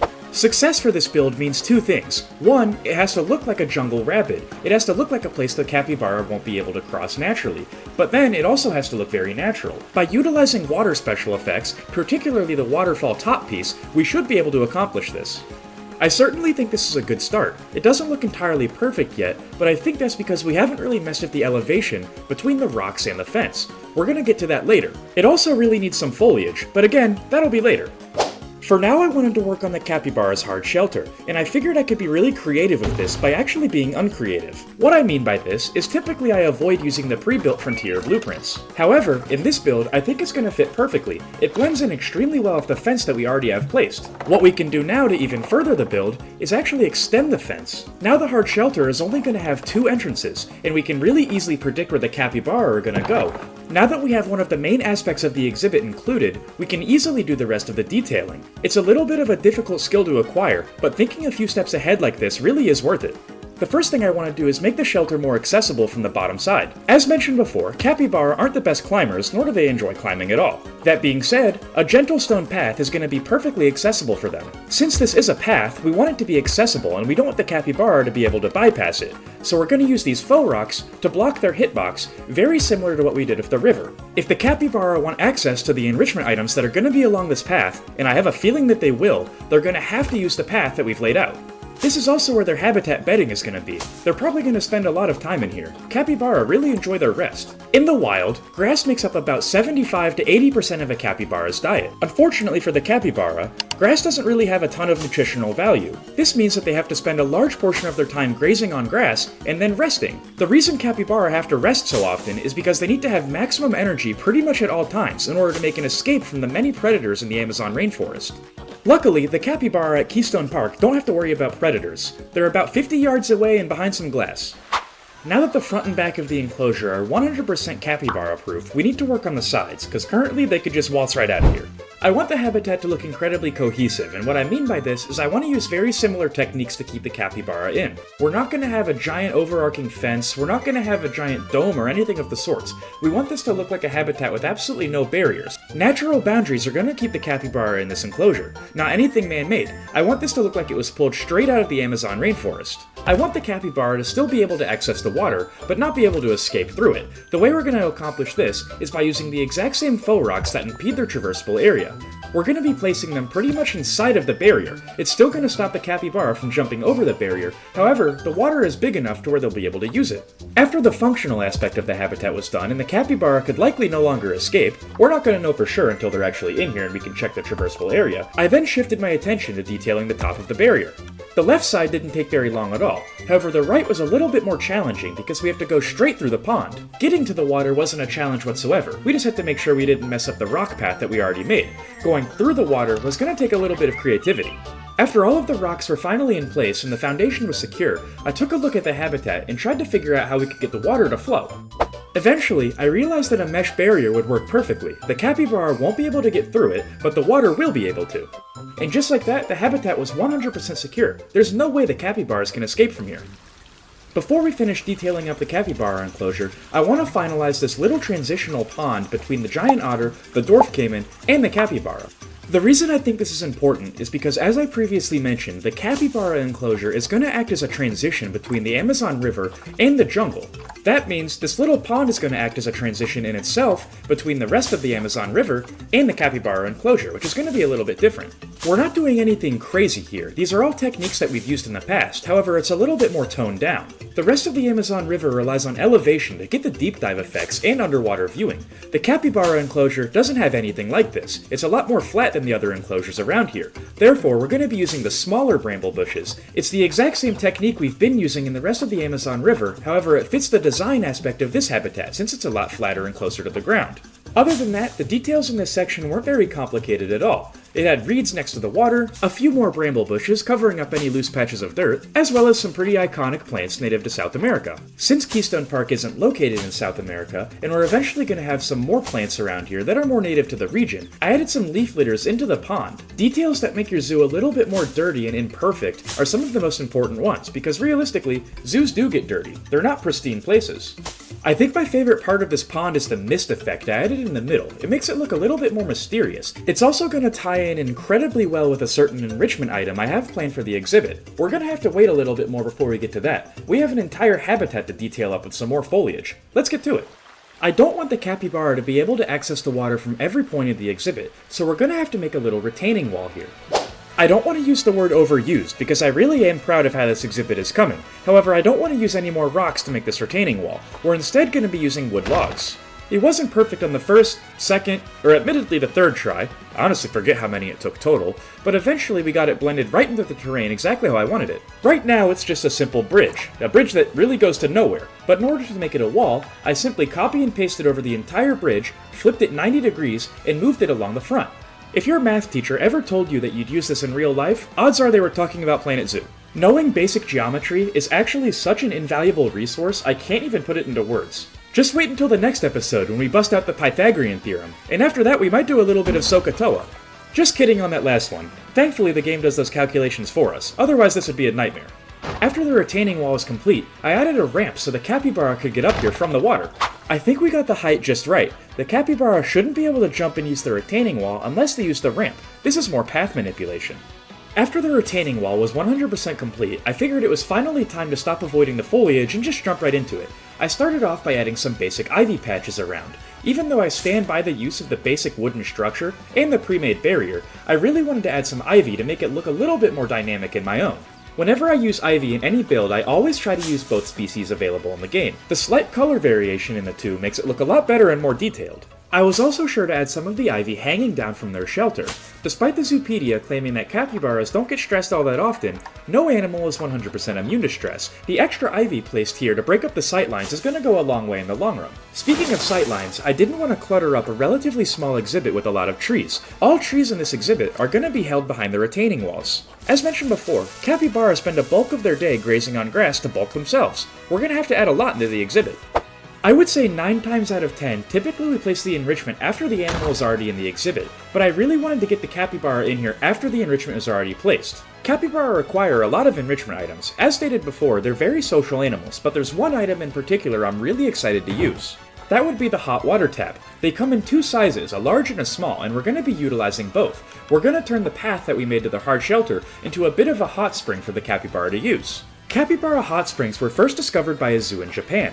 Funny enough, a zookeeper was simply cleaning their enclosure with some hot water, and noticed all of the capybara congregating at the puddles that the hot water was creating. This was completely unexpected. Despite the Amazon rainforest being hot temperature-wise, there aren't really any hot springs around there, so this is completely unnatural and foreign to the capybara. Nobody really knows why they like these hot springs so much. They just do, and nobody questions it. I for one am not going to complain, because it's going to give us access to one of the best animations in the game. Like usual, the last thing I did in the exhibit was add buffalo grass all over where I painted grass in the terrain. It makes it look a lot more textured and detailed. I also utilized the dry variant where there wasn't any grass. I think that the capybara are going to absolutely love this. I'm so excited to see them in this habitat. The hot spring in particular turned out really nice. I really like the simplicity of it. For the most popular zoo animal in the world, I think we built them an exceptional habitat. Let's get them in here and see how they like it. Just because Keystone Park is no longer open to the public starting at 6 p.m. doesn't necessarily mean that the workday is even close to being over. The animals who live at Keystone Park don't get to hop in their cars at the end of their visit and go back home. And this means our keepers don't get to go home right away either. They have to stay back and do some extra work. Being a zookeeper truly is one of those jobs that not just anybody can do. It takes a certain breed. Though the work is incredibly difficult, seeing the animals grow, develop, and learn right before your eyes really does make it all worth it. This doesn't make the work any less backbreaking though, and any keeper will tell you that you have to treasure the few moments a day you get to sit down. These moments don't happen often, especially when something spectacular forces your action. Today, Keystone Park's keeper staff greeted our expedition team. They've recently returned from a long trek to South America, returning with heaps of knowledge that's sure to be helpful. They also were sure to bring with them 2 beautiful red-eyed tree frogs. Luckily, they adjusted to their home relatively easily. Being able to study this brand new amphibian in a controlled environment is going to be incredibly helpful to all zoos local. With the arrival of the red-eyed tree frog, this also means that the reptile house is officially 100% complete. Every slot is taken by an animal, whether it be a reptile or an amphibian. On our journey to South America, we were incredibly fortunate to be able to visit various other zoos and wildlife reserves local to the region. For the most part, these locations were incredibly beautiful. Despite their beauty, these locations were not without their fair share of problems. Just as our team was packing up, under the cover of darkness, dozens of protesters showed up. After talking to one of them, they informed us that the wildlife reserve that we were visiting had subpar living conditions for a few of their black and white ruffed lemurs. Unfortunately, this issue extends past South America. Other expedition teams are reporting sites of protesters all around the world. There seems to be a growing demand that zoos focus less on profits and more about conservation efforts. Profits are certainly important to a zoo's well-being. If you don't have a profit flow and steady income, you can't take care of the animals, and if you can't take care of your animals, you have no conservation efforts to apply. Despite understanding full well the importance of a profit, Keystone Park also understands the importance of conservation, which is why we're incredibly happy to announce the beginning of the Keystone Wetland Initiative. Despite the project not being named until now, we've actually already started. That's because last month, one of our oldest animals at Keystone Park, our beaver Willow, actually gave birth to baby Bobby. Now the birth of baby Bobby actually gave me an incredible idea to help motivate us on our conservation journey. The beavers are the main animal of the Keystone Wetland Initiative, and I decided to make 3 goals. The first goal was to breed the target animal, which we were successful with. This task awards us with a bronze badge. The silver badge will be awarded when Bobby matures and is released to the wild or has offspring of his own here. The gold badge is by far the hardest to obtain. In order to get this, we're going to have a beaver with perfect stats across the board. In terms of conservation, this is going to ensure that the best possible genetics are being spread around. Sandbox mode can get a little bit easy from time to time, so I thought it would be incredibly fun to impose this little side quest upon myself, and have some rewards for doing so. Once we do breed a statistically and genetically perfect beaver, we'll then move on to another conservation project. In case you missed the last episode, we built an incredible capybara enclosure, home to 4 capybara, 3 male and a female. Their names, along with the names of the 7 giant otter we built for 2 episodes ago, are going to be revealed at the end of the South American section with the updated tour of Keystone Park. So leave comments if you have names for any animals that we're building for. The community we're rapidly growing here is truly something special. I love seeing your creative comments for the names of the animals that call Keystone Park home. If you'd love to join this community, we'd love to have you, so feel free to like and subscribe. Not to get ahead of myself, but I think today's build is my favorite I've ever done in the game, so be sure to stick around to the end of the video, you won't regret it. We recently completed the Amazon River, which is a subsection of South America as a whole. Keystone Park's newest addition is home to the spectacled caiman, the dwarf caiman, the giant otter, and as of last episode, the capybara. This section of the zoo is easily the most lush and vibrant with plant life that we have so far. Comparing it to our North American section, it's really night and day. However, I think we can go a little bit further. With the Amazon River complete for now, today we need to start on the second section of South America, the rainforest. If you thought the river was lush, you haven't seen anything yet. The Amazon River and the rainforest are next door neighbors. They're incredibly close to each other, only being separated by one exhibit, which we're going to be building today. The capybara enclosure's runoff water is actually leading into the waterfall of today's animal. It's certainly not the biggest exhibit ever, however the animal that's going to call this home is solitary and doesn't require a whole lot of space. Before even beginning construction on the rainforest, I realized that it's going to be incredibly close to the parking lot. We want to disrupt the view of the guests before they get into the zoo. The first thing we did to accomplish this was build a small retaining wall made out of natural rocks. We've been using a lot of faux rocks lately, so I wanted to break it up. I added a few trees and a few bushes just to begin the foliage process. I then designed a very simple curve, literally using just two pieces, a slab of concrete and a slab of wood. I then used this to separate the hard jagged rocks from the parking lot. The last step I did was fill in a bunch of empty spaces with some tall grass. This certainly looks a lot better already. Now guests that park in the lot aren't going to necessarily know exactly what's back here. We can hide a bunch of South American foliage and the guest won't be spoiled. This zoo is in North America, so we used a lot of the North American foliage almost as a shield for what's going to be behind here. Speaking of what's actually going to be behind here, I think now we can officially start on today's habitat. But what animal is going to call this home?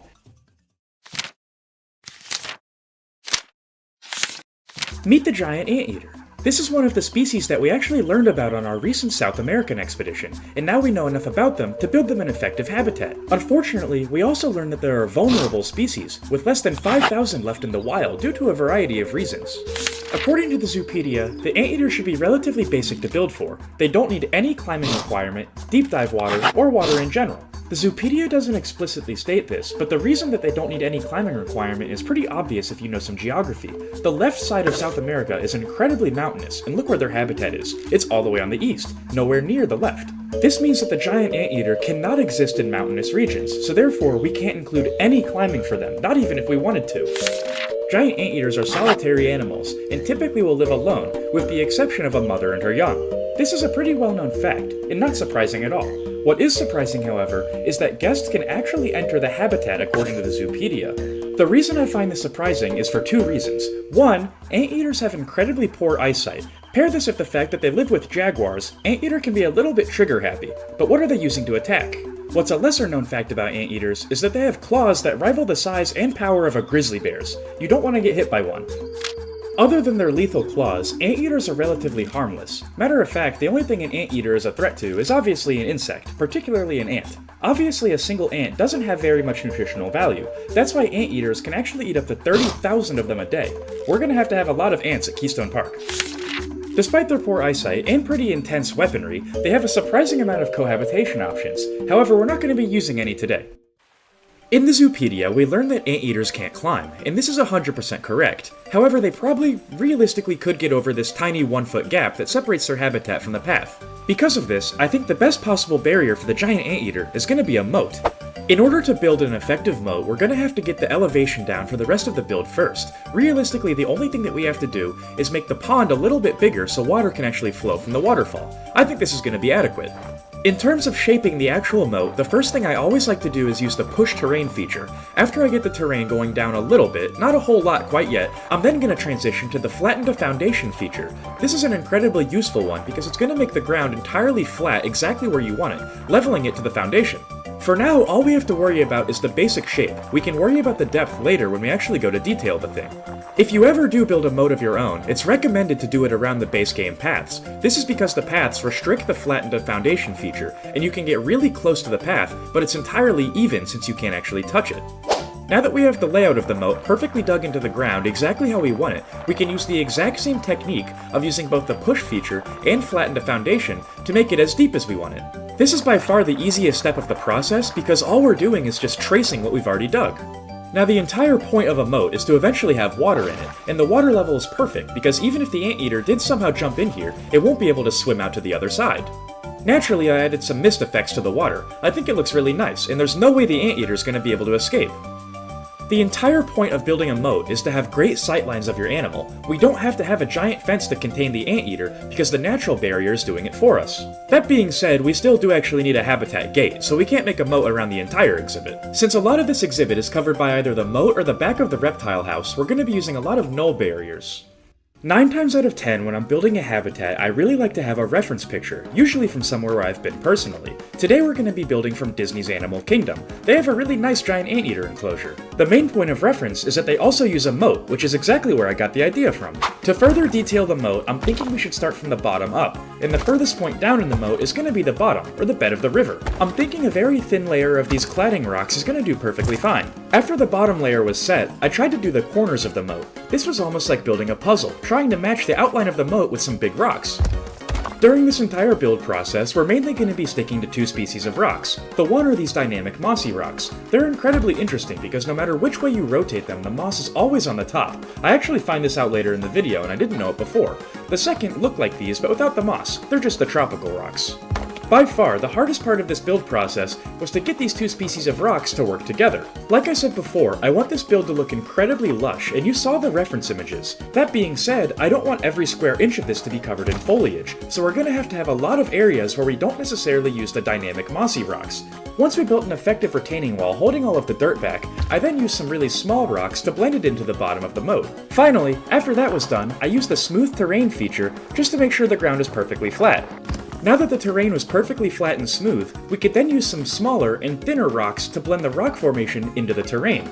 These thin rocks are actually much more important than they may appear to be, because they're going to allow the anteater to actually step really close to the moat. Before this, the bigger rocks might have impeded his traversal area. However, now these small rocks are going to let him walk all over it. Despite only having one side of the moat officially complete, I think you should be able to see the bigger picture now. The challenge is going to come from duplicating this over to the other side, but maintaining the relative shape and structure of the moat. This side was a little bit more challenging because we had to take into account that the path is there. We couldn't let the rocks overlay into the path, and we couldn't let the rocks overhang too much, otherwise it would overtake a lot of the moat, and then it would kind of defeat the purpose of having the moat here in general. However, by utilizing a variety of different shapes and the types of rocks, we were able to make a really convincing shape. At this point we were incredibly ahead of schedule, so I added in some details that really wouldn't be added until the end usually, like this vent that the water can flow from. Naturally, we also use some special effects. These water stream ones really help sell the illusion that this is a flowing moat and not just a body of stagnant water. I'm actually really happy with how this moat turned out. It looks a little bit barren right now, but once we add some foliage, it's really going to kick it up a notch. For now, I think we should work on the sightlines of the exhibit, and I have 2 in mind. If you'll recall from the reference image, the moat and foliage are definitely the main aspects of this build, but nobody's really looking at the fence. It's really just a simple wooden fence, so let's adapt it. I didn't necessarily take the bamboo-inspired route that our inspiration picture used. Instead, I went with an incredibly simple design using very simple pieces from the base game. From here, I used the advanced move and duplicate option, and then moved the fence over to exactly where I needed it to go. I did this twice, once on the left and once on the right. Unfortunately, not everything you make is going to be 100% perfect on the first try. For example, in this build currently, the rocks were a little bit too close to the path, and the fence didn't really look good as a result. All I had to do was kick the rocks back and make sure they didn't really come over the path. Easily the hardest part of this entire build was figuring out how to cover up the facade of the reptile house. This was really challenging, mainly because it's so tall. On the side nearest to the entrance of the reptile house and beginning of the rainforest, I used very similar rock techniques that we used on the moat to make a planter. Like I mentioned before, I want this area to be overwhelmingly lush. It's called the rainforest after all, so expect a lot more of these planters all around. The first planter actually ended up coming a little bit over the moat. This is actually fine. I didn't intend for it to work this way, but I really like how it looks because it makes this one particular section of the moat a little bit taller. It got so tall in fact, we added another mini planter on top of it.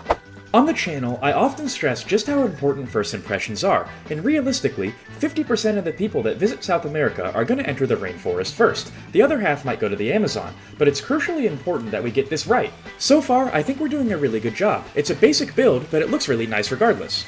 Basic does not mean under-detailed, and even without the foliage, I actually really like how this moat turned out. It's probably one of my favorite aspects of Keystone Park. The mist effects, the water special effects, and even the vent decal, it all comes together and makes a really coherent build. There is one elephant in the room, however, and it's that we used a lot of faux rocks in the waterfall. This doesn't really match what we've been doing lately, so let's change it. One of the most difficult and painful things to do in any video game, but especially sandbox games like Planet Zoo, is admit when you are wrong, and deleting your builds is a prime example of this. It can suck, because this waterfall did genuinely take me a little bit of time to design, and I do really like the design of the faux rocks around it. However, it simply just doesn't fit with what we're doing now, so we have to get rid of it and make it better. Let's get to it!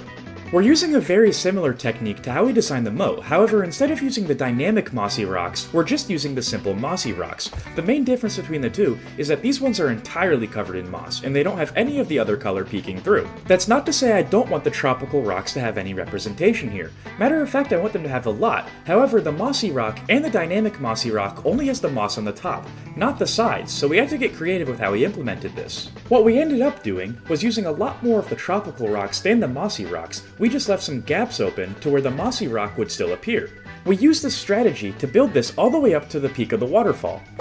It definitely looks a lot different than it did before, and I think I like it a lot better. We built it so high, we were able to add a lot more planters. We're going to have a lot of room for various trees of all different kinds. This is going to be called the rainforest after all, and rainforest, if they're known for one thing besides rain, it's a lot of plants.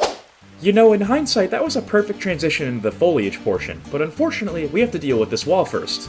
This walkthrough exhibit door is actually a base game piece, and it's one of my favorite parts in the entire game.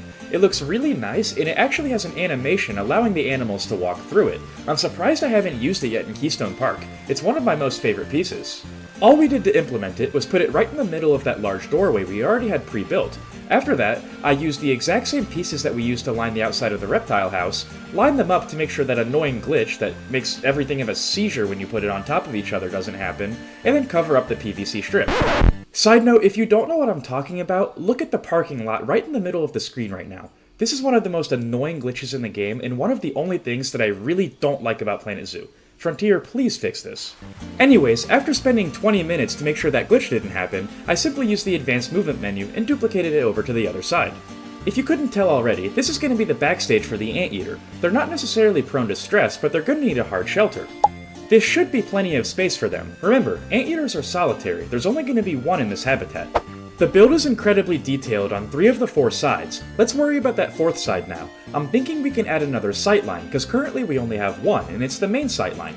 This one's going to be a bit smaller, and reuse a lot of techniques, so it should be pretty easy and fast. The first thing that we did was use a lot of large-scale rocks to build up the side closest to the gate.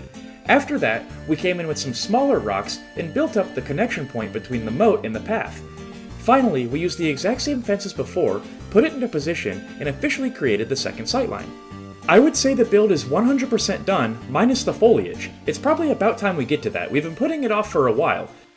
Even though it's technically not considered foliage, I always like to do the terrain at this portion of the build. This is because I use the terrain as almost a blueprint of where the foliage is actually going to go. What I mean by this is we started off and everything was the light soil. This is fine, but I want the light soil to be mainly where the anteater is going to walk. I use the heavy soil to transition between the rock and the light soil, and I place grass in between where I want there to be buffalo grass later. This may seem like an extra and almost tedious step, but I promise you, it makes the foliage process so much easier in the long run. This is almost crucial to do. After the terrain is in place, the next step I always take is detailing up anything that has to do with water. For example, currently, I decided to do the bottom of the pond. The reason why I like to detail these up first is because this is often one of the most eye-catching parts of the entire exhibit, so you have to get this right, so you might as well do it first when you're putting in your most effort possible. Typically, waterways are also in the dead center of the exhibit, so this also gives you something to work off of. By starting in the middle of the exhibit, it almost makes it easier to detail everything else because you're building out from a focal point. It makes it a lot easier to make everything feel connected and more like it's all part of the same habitat, and not a lot of different building styles clashing together. That being said, having a couple of building styles clash together isn't necessarily a bad thing. For example, in the Amazon River portion of the build, we used a lot of these bramble bushes peeking in and out of the rocks. I decided to do that exact same thing here to help transition the two areas. I spent a lot of time trying to perfect the sightlines of the fences, and the way we're going to accomplish this now is actually by obstructing every single other sightline. We don't want people to see the anteaters from locations we don't necessarily plan for, so in order to do this, we're going to add a ton of really thick foliage everywhere else except where the fences are. After a lot of trial and error, I eventually decided that placing trees really deep into the ground, making them act more like bushes instead of trees, was the best way to accomplish this. I also wanted to say I'm well aware that a lot of DLC packs include different types of foliage. The Conservation pack is probably the only other notable one in my opinion. However, the plants that come in the South America pack are absolutely top-notch. I especially like all the flowers. Earlier in the build, I was struggling a lot with the facade of the reptile house, and I didn't really want to use the wallpaper trick on both sides of the building, so I decided just to throw in some of these vines as placeholders, but I eventually liked how they looked so much I kept them. Lastly, it's basically a felony at this point if you don't detail up your grass. I like to use buffalo grass personally, but a lot of other options are available if you have the conservation pack. If you use the terrain technique and place the grass where you already want the buffalo grass, this step becomes infinitely easier. It's the main reason why I do it, and it saves a lot of time, because really all we're doing is covering up the grass that we already placed with a more detailed version. It's absolutely incredible how much a basic amount of foliage can absolutely turn a build into something spectacular. I'm really happy with this. I would consider the exterior of the build 100% done. The only thing we have to do left is fix up the inside, and then make the facade of the reptile house a little bit more polished. Finalizing the facade was actually the easy part. All we did was take some ivy, rotate it in increments of 90 degrees, and place it over the vines that we already used, making it look like a custom plant of sorts. We did this a lot, and surprisingly, not to spoil anything, this build only took up 1% on the complexity meter, which I was absolutely shocked by. I really liked the ivy, so I decided to add even more of it, but the problem is I ran out of places. To fix this, I added a second place. I added this Planet Zoo log to the top of the build, to make it look a little bit more like a jungle. The way I accomplished this is I added even more ivy going off of it. Now we basically have 3 layers of ivy, adding a ton of depth. In that glass, they may look like windows, but they're actually not. It's just black concrete behind the wall. It's an illusion. The facade looks 100 times better, and we really didn't do too much to it. We pretty much just detailed it up 3 times more than we already had with the exact same pieces. But now we really need to work on the backstage. I spent a while trying to figure out what exactly to do with the backstage, and eventually I realized that we don't necessarily have to do anything too complicated. We can keep it simple. Wood floor, cover the walls. I just received word that the anteater is on its way, so we need to get some enrichment items in. Unfortunately, this termite mound just didn't fit. Luckily, this water pipe did, and it fit in the backstage, so it's out of the guest's eye, because I kinda think it's an ugly piece personally.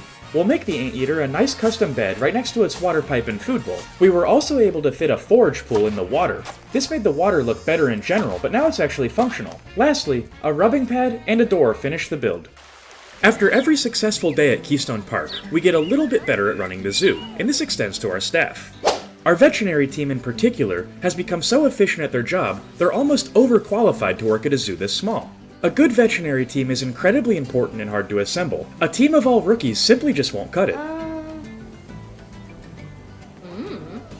As a result, effective immediately, we're going to be downsizing our personal vet staff at Keystone Park and sending our more experienced vets to different zoos.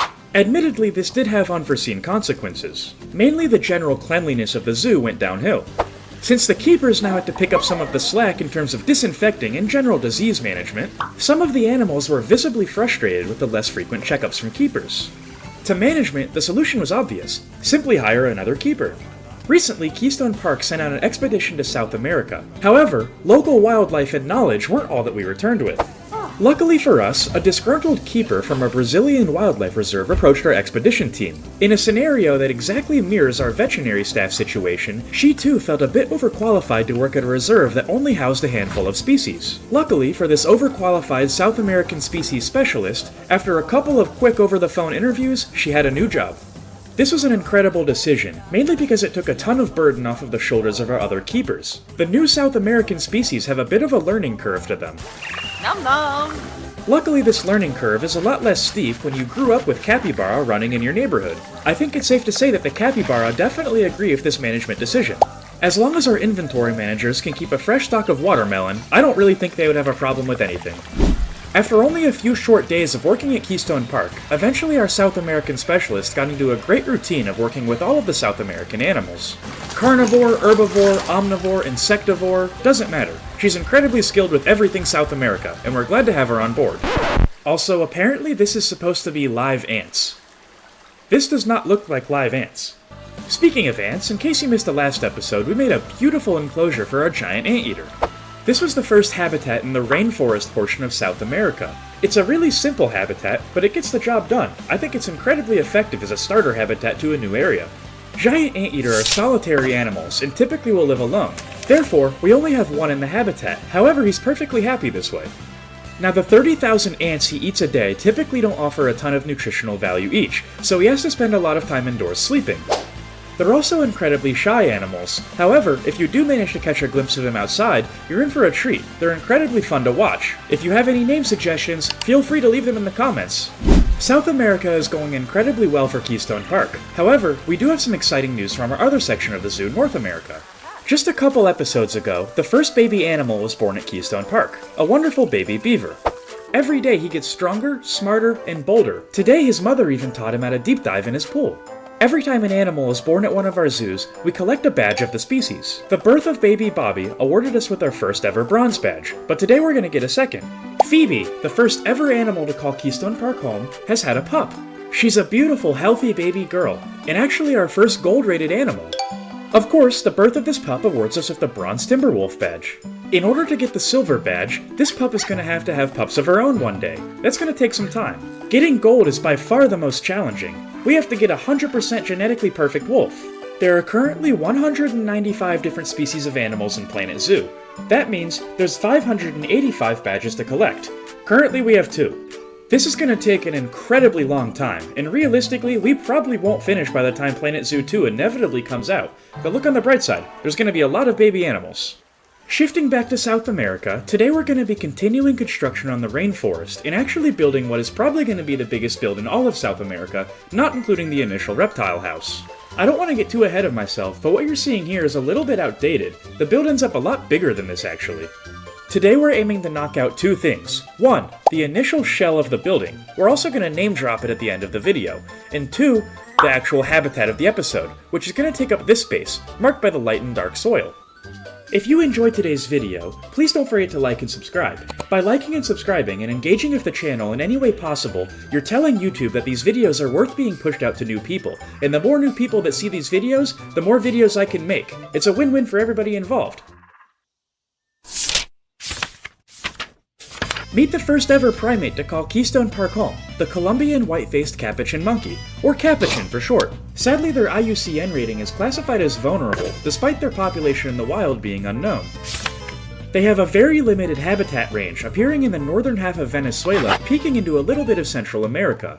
Luckily, they don't need very much land requirement, however they're gonna need some climbing. That's gonna be hard. 2 things on this page stick out to me a lot. 1, their social groups are incredibly large, needing a minimum of 8 members. Luckily the genders aren't too tricky. The second thing that shocked me in their entry is that they have a surprisingly long lifespan of up to 51 years. It looks like they can only breed for 23 of these years though. We're gonna have to keep this in mind if we ever put them in a breeding program. I'm really excited to build for this exhibit because we get to use one of my absolute favorite enrichment items in the entire game, the musical keyboard. This is typically reserved for exceptionally intelligent species, which capuchin monkeys clearly are. They have a fair bit of cohabitation as well, which is another trait of intelligent species. 2 of the animals we've already built for. However, unfortunately, this habitat's just not going to be set up in a way where anything else can realistically live in it. The start of the capuchin enclosure is going to be the most defining part of the entire build. All of this dirt is going to be replaced by water with a series of islands within. These islands are going to be connected by a climbing structure that leads back to the main building. This was very similar to making the moat for the anteater habitat, however it's on a lot smaller scale and not nearly as deep. If the capuchins do fall in here, which since it's over a climbing structure is fairly likely, we don't want them to drown. We'll still make the sides of the enclosure near the guest viewing really steep so the capuchin can't climb out, but we always want them to be able to access these islands. Making the islands I had to get a little bit creative because they had to be on the exact same elevation as the main structure, so I brought it out using the flatten to foundation feature, and then just used the flatten foundation feature again to cut off the excess bridge. I ended up with 2 islands. One is significantly smaller than the other, and this is likely going to connect to the main building itself using climbing structures. I want the capuchin to be able to go absolutely everywhere. I would understand completely if you're a little bit lost in the build process at this point, but hopefully adding in this water makes it a little bit more clear. The last thing I wanted to do for now is get a basic terrain paint in. I mainly did this for my sake because it makes it a lot easier to visualize the build when it's a little bit more detailed, so adding in some basic grasses and sands around really helped out in the long run. I'm really excited to add in the climbing structure between these 3 points. I've never really built for a climbing structure before, so it's going to be incredibly interesting to do for the first time. I can't wait to get to that part, but we still have a long way to go. It took a shocking amount of time. The pathing system certainly isn't easy to work with, but I ended up changing the build a little bit and elevating it off the ground by a couple meters. This was mainly done for the capuchin's indoor enclosure, which is now a lot more defined and cut out. You can easily see where it's going to be. The outside of this build is going to be infinitely easier than the interior, so I decided to focus a lot of my efforts on the inside for now. And the first step you should always do in making a building of any size is get the foundation exactly perfect. This is the floor of the building, and everything else is going to be built off of it, so it's critical to do this first. Now that the floor is in place, I wanted to add a small retaining wall to make it look like the floor isn't just floating there. To accomplish this, I used a very small concrete panel, it's just 2 meters long. I then set the move snap feature along the x-axis at 2 meters, this way they would be perfectly spaced out. The build definitely looks a lot different and a little bit more formidable with this retaining wall and floor setup. Now it looks like we can actually place something on top of it, which is exactly what we're going to do next. I was incredibly indecisive on how I wanted the exterior of this building to look. I wasn't sure if I wanted something really modern that would fit in with the reptile house, but eventually I settled on these dry stone walls, and we're going to be making this based off of a Mayan temple from South America. The Capuchin are going to fit right in. All I want to accomplish right now is fill in the Capuchin's indoor enclosure. This is only a small rectangle. We'll worry about the rest of the exterior of the building later. Luckily, this is where some basic geometry comes into play. If this build is a rectangle, that means 2 of the sides have to be completely equal to each other. Knowing this, we can use the duplicate and advanced move feature to get this done really quickly. Unfortunately, we couldn't duplicate the other 2 sides. They're functionally different, so they have to be built differently because only one side is going to have a window. Just because the other side doesn't have a window, I still wanted the wall to have an interesting texture. I want this build to be incredibly detailed, so I used 2 different types of the dry stone wall. Now the Capuchin's habitat is 100% laid out, you can clearly see the indoor portion, as well as the islands where their climbing is going to be. Now that we also know this is going to be based on a Mayan temple, I think we can more effectively do the exterior of the build. We got so used to using this dry stone, and I think we got pretty good at it merging the 2 textures, I think we can get a really effective outside now. This is going to be a relatively sizable build, however it's a lot of long hallways, and I have a plan for the back where it gets a little curvy. I don't think this will be very hard. We should probably get started. Before working on the exterior, I decided to add in the glass. I knew I was going to forget to do this later, and we don't want 8 to 9 Capuchin running rampant in the zoo. After that was done, I added the walls that I knew for a fact we had to have in place. This was mainly the viewing platforms for the exhibits. This is one of the easiest ways to build in my opinion, because these walls have to be there, and you know that from the start. So if you add in a bunch of walls that you know have to be there, the only other thing you have to do is figure out how to connect all of them. Speaking of connecting, I use these really curved walls on the back. Normally I wouldn't really care how the back of a build like this looks, especially since this is going to be the eastmost part of Keystone Park. This is the exception, however, and that's because there's going to be a very highly requested animal visible from multiple spots in this temple. Not to spoil anything for the next episode, but this giant window we're building may or may not be one of the places you can see the animal from. I wanted to add another bigger window on the complete opposite side of the build. This is going to make the Capuchin monkey's smaller island really visible, and I'm going to hide some enrichment over here to almost force the Capuchin to come this way to give the guests a really nice view. This is going to be a pretty notable area of the exhibit, so I wanted to detail it up really nice. The first thing I did was bring the dry stone wall down a little bit to cover up the retaining wall in certain areas.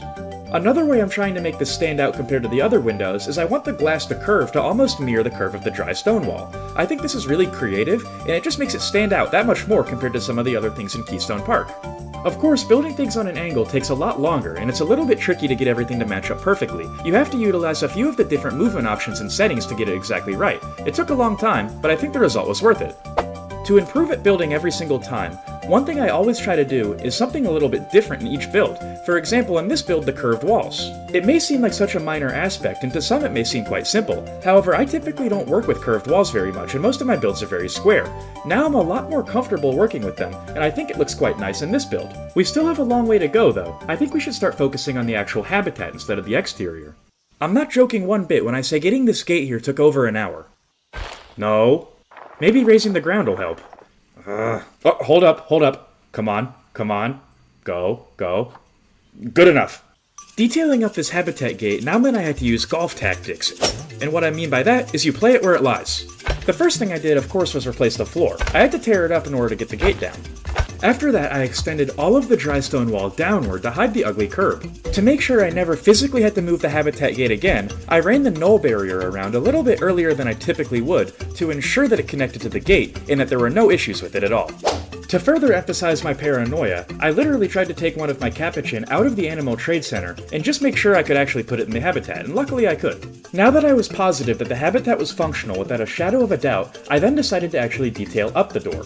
I mainly reused the dry stone wall pieces that were off the grid, and I hid them in the floor to make sure it matched up with the top part of the habitat gate. I was in no way trying to make this look exceptional, mainly because this is effectively just an extension of the wall. It's not really meant to look exceptional. The main draw is going to be on the Capuchin and all of their enrichment items. We'll add that much later. Sometimes the simple look has its merits. I really like how it turned out. Now that the Capuchin's indoor space is all laid out, I think we should focus on the rest of the exterior. When I say focus on the rest of the exterior, I really mean adding new details. This curved and straight section we've already gone over. I said I wanted this build to appear like a temple. We should probably capitalize on that. Admittedly, I figured out the perfect way to do this completely on accident while just trying to figure out how to fill this tiny space. What I ended up doing was making square towers out of the materials that we've already been using. These come into play later. Earlier in the video, I mentioned how rectangles are incredibly easy to build because they have two pairs of equal sides. Squares are the one shape that are even easier to build because all four of their sides are exactly equal, meaning you only have to place one object and then you can just duplicate it 3 more times. Once we got the basic shape of the tower down, I added them all over the build. I think I added 4 total. These are going to provide structural support for the steps that are later going to be implemented. We'll get to that later in the video. Other than being supported for a later to be added detail, these towers are also giving the build a lot more depth. They make everything just look a lot more detailed because these pop out further than the build's facade. After all of the towers were in place, there were very few gaps left in the build. There were just these small one-off ones that were incredibly easy to fix with the exact same materials. Now the build is entirely closed. There's a few more little details we need to add to the inside before we move on though. This has entirely to do with the interior flooring. I don't like how the basic path looks, so we're gonna have to use a trick to get rid of the path. Also, slight foreshadowing, this is gonna be the indoor viewing for next episode. Guess what animal's gonna be here in the comments? To avoid this video from running a little bit too long, I did all the path work off screen. Really all I did was use limestone pieces to cover up the basic path, but not the curb. The reason I want the curb to remain where it is because it's going to act as a guideline on where to place these rocks that are going to border the capuchin enclosure. To make a build look good, cohesion is truly the name of the game. This means we're going to make this very similar to the anteater enclosure, although not as deep. In case you missed that episode or just forgot, I'll go over the technique again.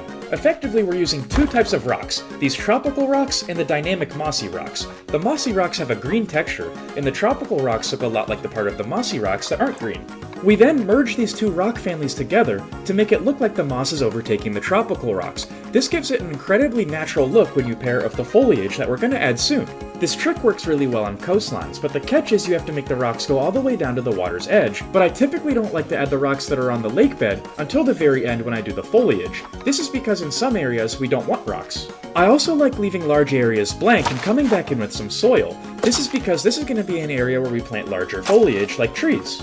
I was also sure to detail the other side of the path. We don't have to be as careful with this one, as because this isn't holding in capuchins. All it's doing is restricting view of the temple from the parking lot, which the trees are going to do a good enough job doing on their own.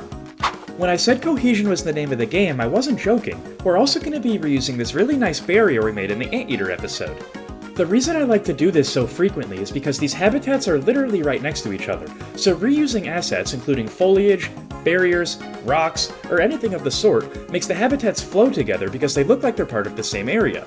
We're also going to be using something I like to call inverse sightlines. If you can see on the left where the anteater enclosure is, you can't see it through this foliage. This is going to be precisely where you can view the capuchins from.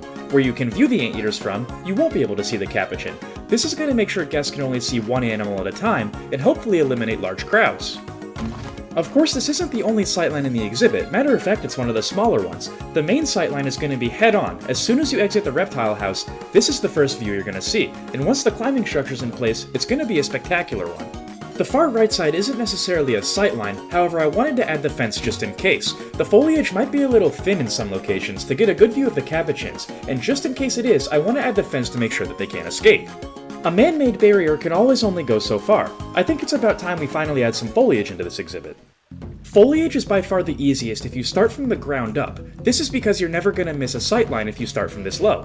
Like in the anteater episode, we're going to only be using plants native to South America. This means we're going to be using a lot of the same plants, but unlike the anteater episode, we have to ensure that all of the trees have climbing disabled.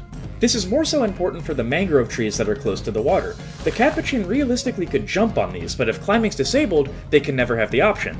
Using the mossy rocks before complements really well with using a lot of foliage on the rockwork. The more green in a place called the rainforest, the better in my opinion.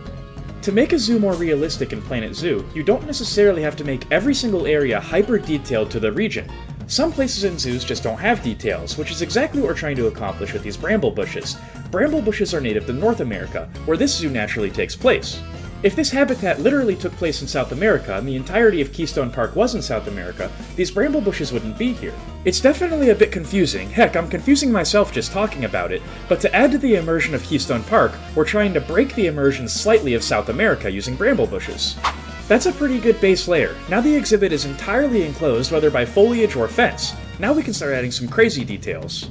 The islands in the water are the things that look a little bit bare yet. Let's change that.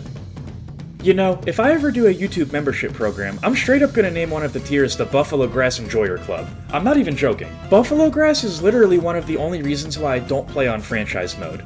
Every animal not liking buffalo grass is an actual crime. Going back to the actual South America details, I decided to add some of these Amazon water lilies. We added a frequent amount of these over in the giant river otter enclosure, and I think they'll look good here too.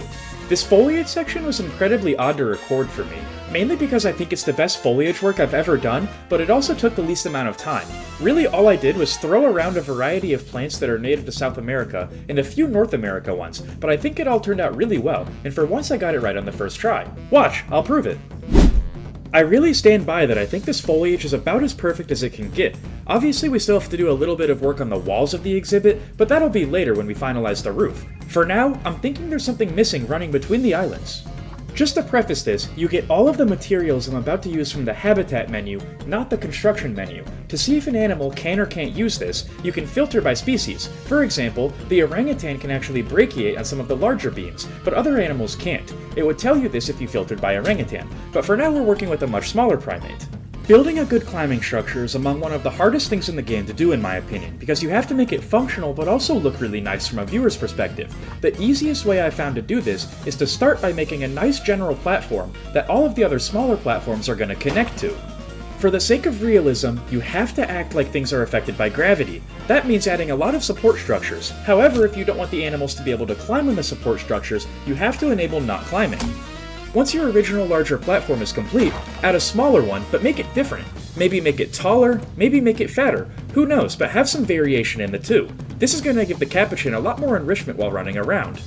Now we have to actually connect the two platforms, and this is going to break the rule of where I said all these items are coming from the Habitat menu. This rope piece does not. It comes from the Construction menu, however it's equally as climbable. That's really all of the basics. From here we're just doing more of the same, adding varying rope pieces, some have a lot of slack, some don't, and adding a variety of different shapes and pieces for climbing structures. Connect them all up, and eventually you're going to have something that looks really creative that nobody else has built before. I can't tell which primate likes this habitat more, the 9 capuchin that are going to call this habitat home, or me. Speaking of the capuchin's home, we should probably work on that before we let them in though. The inside is still undetailed. Adding the final details in the enclosure shouldn't take up too much time. This episode's running a little bit long as it is. Anyways, the first thing that we have to do is make them a small backstage. These are incredibly small primates, so they're not going to need much. Really, all we need to add back here is a water pipe for them. Remember, they can access the water on the islands, although it's not really intended for that. I also figured this would be a really good place to add their bedding. Going into the bulk of their inside habitat, I added a base layer of these large 4x4 mulch pieces. Remember, the ground below them is concrete, therefore we have to add these mulch pieces to simulate dirt. We're going to add a lot of plants in here. Along the way, I'm passively adding in a lot of enrichment items. A general rule of thumb for enrichment items is that the more intelligent the species, the more they're going to require. Capuchin are primates, one of the most intelligent species of animal in the game, therefore they're going to need a lot of enrichment of both food and entertainment. Once again, may the buffalo grass enjoyers assemble. In case the weather's poor outside and the capuchin don't really want to go out, I decided to add a small climbing structure in here just in case they don't get bored.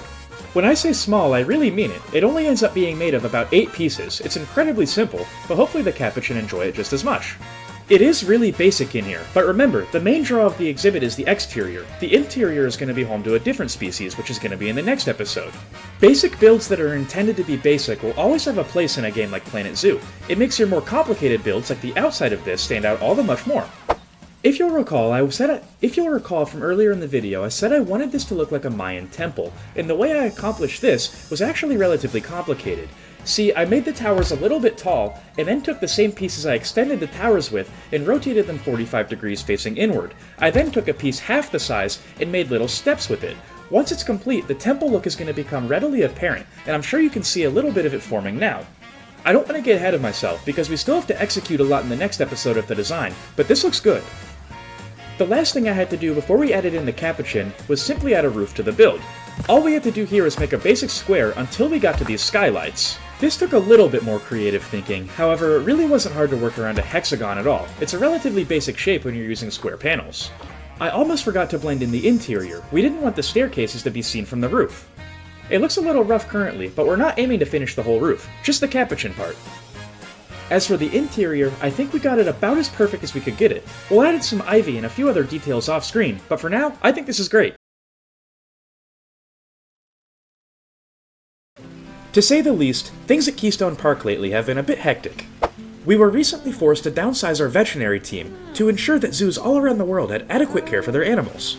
At Keystone Park, we value conservation and care for the animals over everything else, including profits.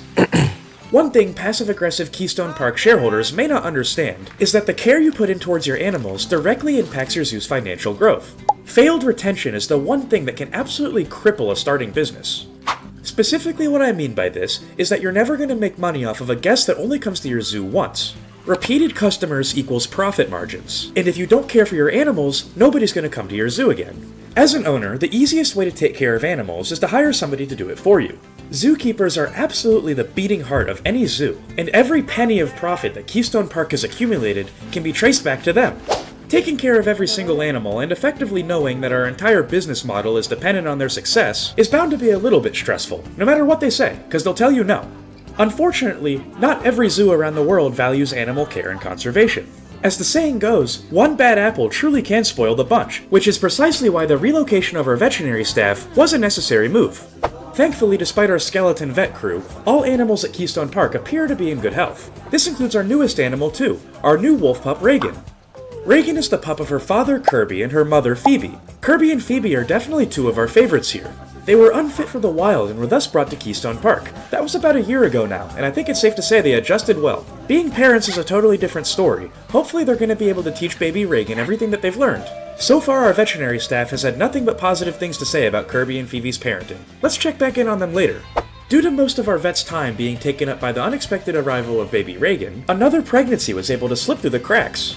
Classified as endangered by the IUCN, the discovery that one of our giant otters is expecting is an incredible win for conservation.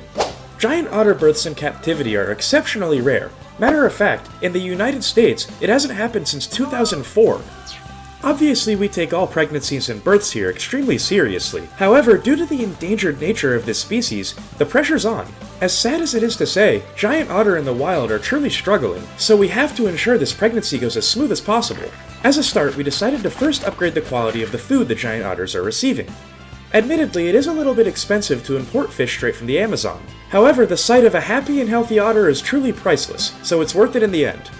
The rest of South America has been relatively quiet, as all the animals are still adjusting to their new habitats. So far, there's nothing at all negative to report. However, this may change once guests are actually introduced to South America, once the brand new section of Keystone Park opens in the next episode.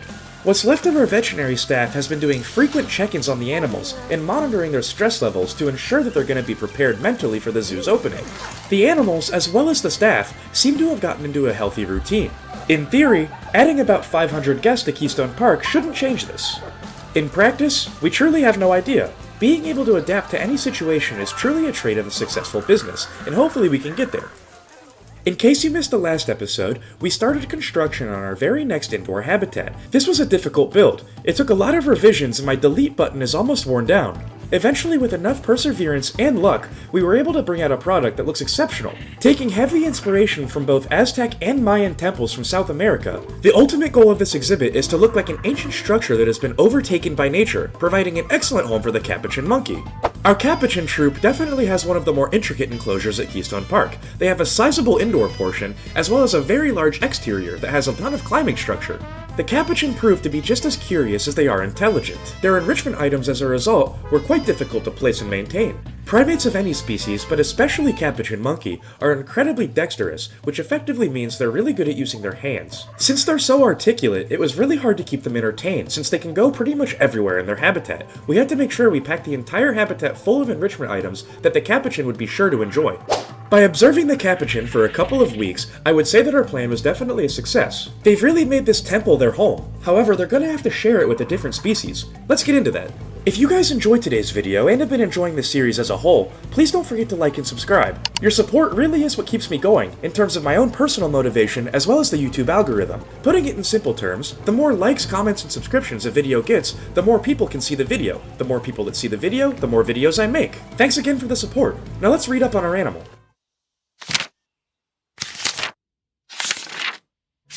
Meet the apex predator of the Amazon rainforest, as well as Keystone Park's very first big cat, the jaguar. Comparing it to species that live in the same location like the giant otter, I would have guessed that the jaguar's population in the wild would have been significantly lower. 64,000 is a sizable wild population. It looks like the jaguar, which is a solitary animal, is going to need 668 square meters of land, 80 square meters of climbing, and 37 square meters of water. This makes it a relatively complicated animal. It doesn't necessarily require a deep dive either, but has the capability to do so. This is going to be a relatively intricate and complicated build. As I just mentioned, jaguars are solitary animals. Despite being an apex predator, they're surprisingly shy in relationship with humans. This means they're going to be prone to stress, so their exhibit is going to have a ton of foliage all around. Since this is our first big cat in Keystone Park, we're going to gain access to a few new enrichment items, mostly these scratching posts and scratching trees. Being one of the most dangerous species in the New World, of course they don't have any cohabitation. As I mentioned, I want this build to take inspiration from some ancient structures of South America. However, from the back you wouldn't be able to tell. I think in the last episode we captured the effect pretty perfectly. I like the stairs and I like the towers. These are two key aspects of Mayan temples. So we've established that we like the design on the front and we simply want to get it to the back. This is where the most important aspect of Planet Zoo comes in, besides animal knowledge, which is geometry. I thought a little bit ahead and made the Capuchin's entrance to their indoor portion the exact same width as this window. Therefore, all we had to do is take the towers, duplicate them, and then move them to the back. Knowing very basic angles and planning your builds out ahead truly can save a ton of time. I often get asked how I build things like this so quickly, and it really is thinking ahead and planning. The difficult part of building is when things don't go to plan, and as I was raising the terrain, messing around with the height and variation, I realized that I built the path way too close to the terrain. Therefore, there is a little trench right next to the build that I couldn't get rid of without redoing the whole path. In the last episode, if you remember, that took literally hours, so I didn't want to redo that, so we had to get creative. Creativity takes time, so while I tried to think of a solution, I did the exact same duplication trick with this part. This part of the build only looks correct if it's rotated a certain way, so we had to use geometry again and rotate it 180 degrees. After it was rotated, it was about as simple as putting a piece into a puzzle. What's not going to be simple though is figuring out how to fix this trench. We can't use water, they'll swim over it, it has to be relatively tall so we can't build up. I really have no idea. Let's focus on a different aspect while we can think of ideas. I think one thing we can do to eliminate this trench is by pushing out the build in certain areas, specifically this window. We'll push it out to about the base of the stairs. Utilizing the advanced movement menu and using the Z-axis, we were able to get a geometrically perfect wall. If you're not sure how these axes work, it's really quite simple. If you're on the blue axis, which is the Z-axis, you can push it up and down in this direction, and it'll never veer to the left and the right. It'll only go perfectly straight along that arrow, so it's really good for making your builds precise. Naturally, after we pushed the wall back, there is now a hole in the floor. This was really easy to fix with the duplication features. Much better, but I still don't know what to do with this trench, and it's a lot bigger than I was previously thinking. Fortunately for us, after taking an aerial view of the build, I know exactly how we can start to fix it. Using the duplication feature one more time, I added in a bunch of the same towers all around the build, making it look more like a formidable structure. This broke the trench up into much more manageable pieces. Now we can easily close up the crevice of some rocks, being very careful to make sure they don't poke through. We're going to be using the exact same rockwork technique that we used in the anteater and capuchin habitats. The capuchin makes sense, it's literally in the front of this building, and the anteater's right across the road. In case you forgot how to do it, basically all we do is start with a fine layer of the tropical rock. I really like the color of these, they're dark but fit in of South America. After the tropical rocks are placed, we'll then come in with the mossy rocks and dynamic mossy rocks. There is a difference, but I won't explain it here. The goal of these rocks is to almost merge them together, forcing the patterns to create very unique shapes that you couldn't easily replicate. To add height and elevation, simply use larger rocks and do the exact same technique of the mossy. Just make sure it doesn't break through the build, because it can really take away from the immersion. Typically while building, I try to avoid clashing textures. However, these rocks have a very similar texture. The only thing that's different is the color, so they actually work really well when merged together. Now that the trench is gone, I want to stick with the theme of covering things up. I think the next thing we have to cover up is the roof of this entire enclosure. So far, only the capuchin's indoor portion is actually closed. Let's get to that. Before beginning a certain section of a build, typically I have a good idea in my head of whether it's going to be difficult or easy. This, however, was the exception. It's relatively square in some locations, but other has a fair bit of elevation. The elevation was definitely going to be the problem in this build, so the first step I took was getting rid of all of it. I thought this would take a lot longer than it actually did, but surprisingly it was pretty quick. We had to utilize a fair bit of advanced techniques to make everything perfect. We also had to get rid of this annoying glitch. After a little bit of hard work, we eventually got the elevation all set to the point where we could put on the actual roof of this place. I quickly realized this is going to be a lot more difficult than raising the elevation. There was a fair bit of overhang in places where I didn't necessarily want it. The overhang was child's play compared to implementing this skylight. I really liked the look of it over in the Capuchin place, but something in the back of my mind told me I needed to expand on it. Two just didn't look natural here. I went through a variety of designs, including this,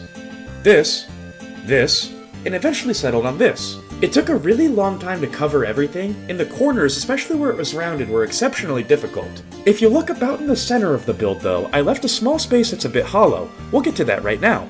In North America lies the heart of the forest, the very first indoor build of Keystone Park. I really like the air conditioning unit we designed for this build. It has pieces from the conservation pack, as well as an actual functioning air unit using a cooler piece to get the mist effect. We're going to be replicating this and bringing it over. This is a pretty large building, so I decided to add 3 of them to actually cool the entire place. I think it looks really nice when they're all functioning together. Now that we have some climate control, let's add in some animals. Despite focusing mainly on the Capuchin as well as the jaguar, we do have 5 exhibits in here. These are for much smaller animals. A majority of the animals inside of the reptile house are from South America, so our options are a little bit limited. The first species that we're going to be adding in is the boa constrictor, and just like in the reptile house videos, once we place the animal in, we get a preset exhibit for it. To make an exhibit animal 100% happy, we have to do 2 things. For one, we have to get its enrichment items in. Typically you would have to research this, but on sandbox mode you don't. After that's complete, fix the humidity and the temperature. Once the animal is finally at 100% happiness, you can then worry about detailing the build up. You can use various facades on the windows, both 2D and 3D, and mess up the color of the lights. Using all of these tactics 5 times, we were able to make a very nice exhibit for the boa constrictor, Goliath bird eater, Brazilian wandering spider, Amazon giant centipede, and the Titan beetle. I think it's about time we worry about the 6th and by far the largest animal that's going to call this habitat home. I think we should start off with their water requirement. Let's get creative. Like the Capuchin have their large climbing enclosure that's the main draw to their exhibit, I really want the jaguar to be able to have a large waterfall right in the center. This is obviously going to lead to their water requirement, which they need 37 square meters. If you've been playing the game long enough, you can pretty easily visualize 37 square meters. It's relatively large, but also not taking up the entire exhibit. The issue is that we're going to have to make this a lot larger than 37 square meters, mainly because we want to cover the entire thing in foliage. Remember, this is a part of the rainforest. There has to be foliage absolutely everywhere to make it sell the illusion. Once a rough idea of the water was finally in place, I then decided to build up a small mountain behind the waterfall, and to do this, I used a technique that I've never tried before. I used the Add Terrain Cylinder feature and added a bunch of them all over. Now you'll notice that the terrain doesn't necessarily impede the wall or the water. This is by design, otherwise it would get a little bit glitchy and buggy. However, what we can do is build it over it and mess up the elevation. After this was done and we had a large shape, it looks pretty ugly, doesn't it? The way to fix this is to use the Smooth Terrain feature. This blends everything together in a more natural way, making it look like a much more natural mountain. There are obviously prettier ways to build, however I don't think we're going to be able to see a square inch of this dirt once the rocks, foliage, and other things go on top of it, so it's not a problem. Due to the intense amount of foliage that's later going to be added into the habitat, I went with a relatively simple fence from the barrier menu. The only thing I did differently was make sure that it was climb-proof on both sides. I actually like the design better when it's climb-proof anyways, it just looks a little bit more nice with the metal on top. The vision for the habitat now is to make a climbing structure that takes the jaguar right in front of the waterfall. We've already done a fair amount of rock work in this video, so just know the technique is the exact same. All we're doing now is lining the bottom of the soil to make it look like an actual mountain, instead of just a little overhang. Once the waterfall was lined with the rocks, I decided to work on the climbing structure. I really wanted to double up on these climbing bridges. I can never use them effectively in builds until now. I think the reason this build sells the illusion is because at the end of the day, these are rope bridges. They're not perfectly secure like a bridge you drive a car across. There's a little bit of flex and sag in the middle. Funny enough, this was the hard part. Now all we have to do is build a structure around it. We got the main detail exactly how we wanted it. The climbing structure is rather basic, it's nowhere as intense as the Capuchin. While jaguars are incredibly skilled climbers, they're nowhere near the level of primates. Utilizing only 2 parts, we first added some structural supports to the base of the rope bridge, and then added some additional platforms the jaguar could go on. Even though it's a lot less complicated than the Capuchin, I might actually like this one a little bit more. The best part about it is it's not even done yet, not even close in fact. Now they have 2 hard shelters mixed into the climbing structure. They have a valid reason to go up here. The vision of the habitat is becoming increasingly clear, however I think adding some foliage will really help us all see. Whenever working with foliage, the number 1 rule I typically will go with is always start with the smallest areas first. This is almost always water. The only exceptions off the top of my head I can think of would be the pinnipeds, the sea lion, and the gray seal. The reason I like to break things down into smaller chunks is because it makes the grand sum of the project a lot more manageable. It's the exact same thing we did with the trench. It was a lot easier to work on 5 small trenches separated by those towers that we made instead of one big project. This water is the exact same logic. It's right smack dab in the middle of the entire habitat. Therefore, the left side is a lot smaller now, so is the right side, and so is down the middle. There's 3 distinctive sections, all separated by this water. Another reason why I like doing this is because you can actually differentiate the sections that this water is going to break up. For example, the left and the right side of this habitat are going to be relatively similar, but straight down the middle is going to be more of a rocky coast. Lately, one of my favorite details is adding in these tamarind trees almost as bushes. I sink the trunks really low into the ground and let the various colors of leaves poke through. I really like how they almost have budding flowers attached to them, and I like the look of the general foliage. I added quite a few of these as a general layer. After all of the tamarind trees were in place, I added these coastal mangroves using the exact same technique. I also like these trees because they have roots that go really far down, so if you place the trunk a little bit above, it looks like the roots are poking through the rock and the dirt, which can be realistic. I needed another shade of green. Bramble bushes acted perfectly as a transition between the tamarind trees and the coastal mangrove. I fused them into the rocks. The top of the waterfall, blatantly honest, is kind of a mess. I used pretty much every plant at my disposal. I set the search filter for South and Central America, and if it was green, I placed it down. After I placed a majority of the trees and the larger plants, I was able to focus on the smaller details, like the Swiss cheese plant. The Swiss cheese plant is pretty much crucial in any South America build. I am quite proud of this. However, this is only the backdrop of the exhibit. We still have the entire habitat to detail up. I'm thinking we should work on that rocky coast now. I'm a little bit bored of doing foliage. I can only do so much in one sitting, but after the coast, we'll get back to the rest. Usually I don't do this step until the animal is physically in the habitat, because the traversable area data is incredibly useful when placing enrichment items. If you didn't know, you can specifically filter enrichment items for any animal that you're looking for. Now that we've selected the jaguar, these are only things that the jaguar can use. It has basic things like your food trays, but it also has these scratching post trees, which you highlighted in the Zoopedia. I really want to add these, and this is going to be kind of the focal point of this area of the exhibit. I also added a rotation line feeder right in front of the 2 windows on the east side. The last big cat I built for, which was Khan from Asia Quest, really enjoyed this fire hose ball. I figured we'd add this here on the climbing structure to give him some extra incentive to go over there. We'll also add this gift box at the very end. Since technically this is the jaguar's hard shelter, I thought this would be a really cool idea for some habitat bedding. Cats can't get enough of scratching and rubbing pads, therefore I added one right in front of the water in front of the windows. Lastly, I added a sizable bed for the jaguar in case the one in the hard shelter is a little bit too small. Getting onto this rocky coast, I decided to use a part that I haven't used in a few episodes now. We used it a ton in the Amazon River portion of South America, however faux rocks have yet to make an appearance in the more realistic rainforest. Making this coast was beyond easy. We realistically just used faux rocks at a variety of different angles. Eventually we did have to change things up and add a little bit of a more realistic gray. I think this acts as a really good transitional rock in between the regular faux rocks that we've been using and the actual real tropical rocks. After an adequate amount of faux rocks had been placed, I added a lot of buffalo grass in little patches. I added a lot of it being dry as a transition into the rocks, but I also made sure to add some alive green versions. I think this habitat is some of the best view and sightlines in Keystone Park. It's tough to say, but this might actually be my favorite, topping the capuchin enclosure by just a hair. The last thing I did on the outside of the building was add in a bunch of different species of moss and vines all over the place. I'm not gonna lie, the footage is pretty bad because I was recording this right as the Frontier Live was happening. In case you missed the announcement, on the console edition sometime next month, we're gonna be getting the Oceania and Eurasia DLC bundle. I'm really excited for that. It has a lot of good animals and a few species that are definitely gonna be making their home either at Keystone Park or our next project. Just because the footage in the recording was pretty poor, doesn't mean the final product slacks in any shape or form. I'm really happy with the overgrown temple look of this entire building, and it's probably my favorite section in Keystone Park in general. The mix of the capuchin habitat going into the jaguar enclosure is really nice. The only thing left I want to do is detail up the inside just a little bit. We're not going to go crazy in here, just the bare minimum to make it look passable. I'd never seen these butterfly lights before. I'm assuming they emit a pretty... I'd never seen these butterfly lights before. I was a bit disappointed to realize that they didn't have an animation like the ones in the Grassland pack. However, you can't have everything. The South America pack did come first after all. Anyways, I made 2 different designs of the butterflies. Well, realistically I only made one. I changed one of the colors to be more orange and yellow, and the other one I kept the standard blue. I then scattered them about so the building would have adequate lighting. After that, I added a small TV over every single exhibit and made the image the animal that the exhibit represents. One of the more important details I added in the moment and didn't necessarily have planned were these bamboo trims around the glass. I really like how this looks. It breaks up the monotonous gray and adds a little bit of texture in. That blends in with the jaguar's actual habitat. They use this on their hard shelters. The jaguar's gonna be here any minute, so I had to hurry with these last details. I used these new pieces that were from the South America pack and scattered them all over the inside of the building, trying to give an artificial rainforest look. The real one's outside though, and the jaguar's just arriving. Let's get to it. Keystone Park's South American expansion was definitely a success.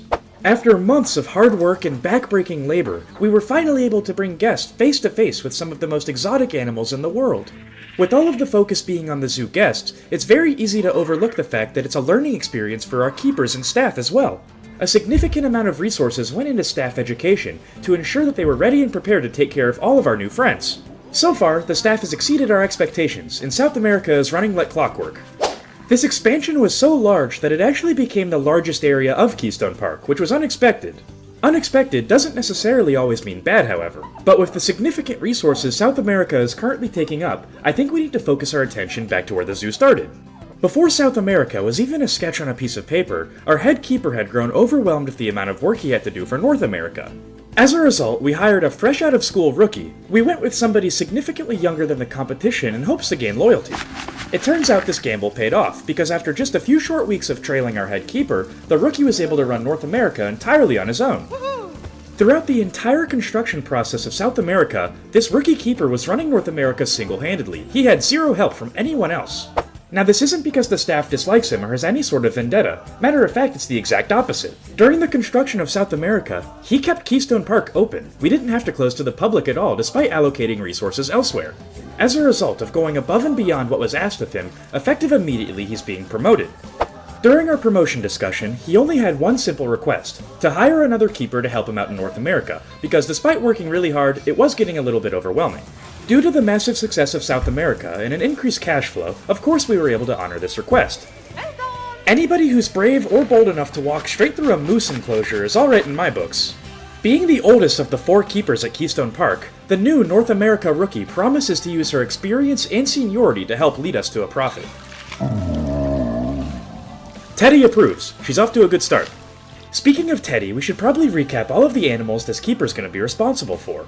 Keystone Park started with a shoestring budget and a loan from the bank, so all of the animals that we began the zoo with are local to the region since they were very cheap to bring in. Every single animal in North America is either a rescue or a captive birth. This is truly where our conservation journey began, and we're incredibly proud of the work we've done so far. The unofficial mascot of North America, as well as Keystone Park as a whole, is the North American beaver. They're surprisingly social and loving animals, and bonded with the North American rookie incredibly quickly. They're also one of the more popular exhibits with guests at the zoo, always drawing quite a large crowd. This can mainly be attributed to Bobby, the first ever animal born at Keystone Park. It only took Bobby 3 days after being born to learn how to swim, and after a few months, you best bet he's a pro. Our beautiful beaver family, but especially baby Bobby, are all tangible evidence that what we're doing here at Keystone Park in terms of conservation and education are truly working and resonating with the public. Another perfect example of this is our baby Timberwolf. Meet Reagan. The Timberwolves are actually the first ever animals to call Keystone Park home. They're definitely one of the more difficult animals to work with too. They're so loud it can be hard to maintain your focus in their habitat. Animals like our raccoon, striped skunk, and especially our red fox are significantly easier to take care of. Rounding out North America is Teddy, our biggest animal by far. However, one thing Teddy may not know is he might not hold that title for all that much longer. An unfortunate aspect of the zoo business is that sadly, not every zoo is destined for greatness. Some even have to shut down. Not having the proper resources to take care of your animals means that protesters are going to come, and rightfully so. If a zoo can't take care of animals, they don't deserve to have them. Unfortunately, when a zoo closes, some animals are not fit to be released back into the wild. And that's where we come in. Today we're going to be building the single biggest exhibit in all of Keystone Park. We have 2 orphan grizzly bears on their way right now, so we need to hurry. If you're excited to see how their habitat turns out, don't forget to like and subscribe. The channel's been growing amazingly lately, and I can't thank you guys enough. Every single like and comment you leave helps boost the videos in terms of the YouTube algorithm, allowing more people to see them. The more people that see them, the more videos that I can make. Your support is what gives me the motivation to keep making these videos, and I'm incredibly happy with how the channel's going. But anyways, the grizzly bears are going to get here rather soon, so we should probably read up on how to take care of them. Here we go. Meet the grizzly bear. Despite being unfortunate victims of habitat loss, it appears that it hasn't affected their population in the wild all that much. They're still of least concern according to the IUCN, with a population in the wild of 55,000. It looks like they're going to be relatively basic to build for, only needing 750 square meters of land space, no water, no climbing, and no deep dive, although they do have the capability to do so. It appears that they're primarily found in Canada, dipping into a little bit of the United States and Montana. The main takeaway from this page is that grizzly bears are solitary animals, only allowing for one male and one female per habitat. This is precisely what we're receiving. The only issue with this is that according to the Zoopedia, they're very easy to reproduce in captivity, and all mature offspring will become outsiders to the group. That way, if they do breed, we might have to give the cubs away, or one of the mature adults. We've used most of these enrichment items before, so there's nothing sticking out here. However, the interesting thing is that grizzly bears are omnivores according to their dietary options. A lot of people consider them carnivores, which is untrue. Seeing that grizzly bears will pretty much eat anything, both alive and not alive, I'm not surprised at all that there's no cohabitation available for them. Not that we would have any anyways. Subtle foreshadowing, that'll be in the next episode. If you look at Keystone Park from a top-down perspective, you can see that South America juts out to exactly the edge of the parking lot. Today we're going to be expanding left. Following Teddy's moose enclosure, this is going to be the absolute back of North America. This means that the grizzly bear enclosure is going to be the absolute furthest from the entrance you can possibly get at Keystone Park for the time being. The only problem with this area is that I want this to be less like a path and more like a plaza, so we have expanding to do. The easiest way to accomplish this and give it a more wide open look is to completely cover up the path with a different material. This really isn't that hard to do, but surprisingly throughout all of Keystone Park we've yet to do it on screen. A perfect example of what I want this to look like is actually on the other side of the enclosure. All we're going to be doing is taking the limestone pieces that we already used and separating it from the group. From there, we're going to get the height to the point where it's barely peeking over the path. As you can see, it's over the path in the grass and not any beneath it. We had to flatten out the foundation of the ground before this to make sure it was all even. After that, simply line the outside of the path with the limestone block. It's really not that hard, but it can be a bit tedious. Eventually you'll be left with a shape like this, and don't worry if it's not perfect, it doesn't have to be yet. Since the limestone hangs over the path a bit, we have a pretty decent margin for error when placing the rest. I always say reusing assets is perfectly acceptable, especially if it's from a place in the zoo that doesn't get much attention. Taking this curb from the parking lot is going to be a perfect parts reusage. All we're trying to do is bridge the gap between the grass and the plaza, and after that, we'll add a layer of mulch in. I threw in a basic amount of detail and foliage, but now I think we should start working on the actual exhibit instead of just the backdrop. Another reason I wanted to put the limestone directly over the path, aside from making it look a lot nicer, was because you actually can't place the in-game barriers right on the path. However, you can put it right over construction items like the limestone. If you find that your glass barrier is obstructed, simply delete the limestone and see if you made it a little bit too close to the path. From there you can adjust your strategy.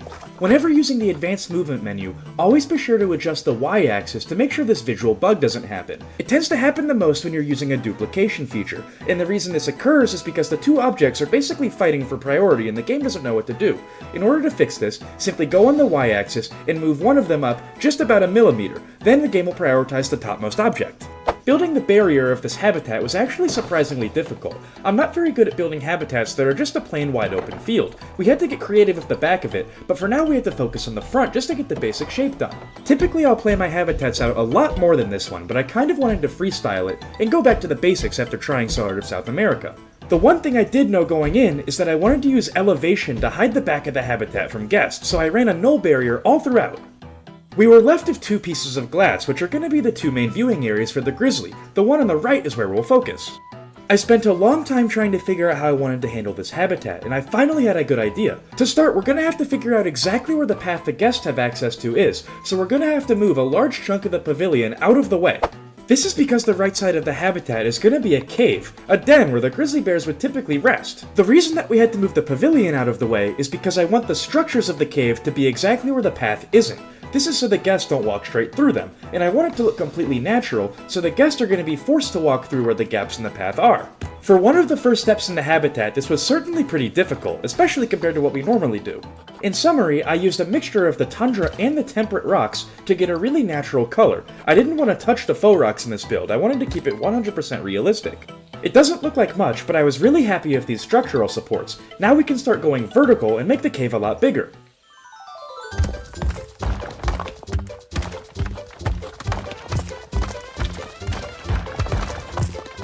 Shaping this cave was surprisingly difficult. The secret to doing rock work is you just have to take it one rock at a time. There's really no other tricks.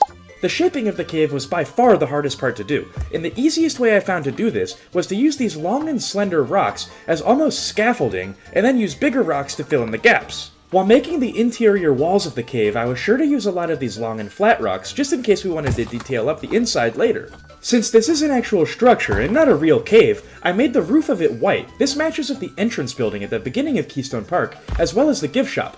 To hide this from the general public, I lined it with these really thin tundra rocks. After repeating all of these steps dozens of times, the cave actually did start to take shape. In order to fully enclose the cave, we need to get its rough dimensions outlined first, and in order to do that, we have to figure out exactly how big we want this thing. I put a rough design of these flat rocks parallel to the ground and lined the outside of some really big rocks. We could detail it up later, but for now I just wanted to get the rough outline of the cave to figure out exactly what we were working with. After duplicating the floor and making that become the ceiling, I then decided to finalize the cave for now by putting some habitat bedding in here, in hopes that the grizzlies will come in here and rest.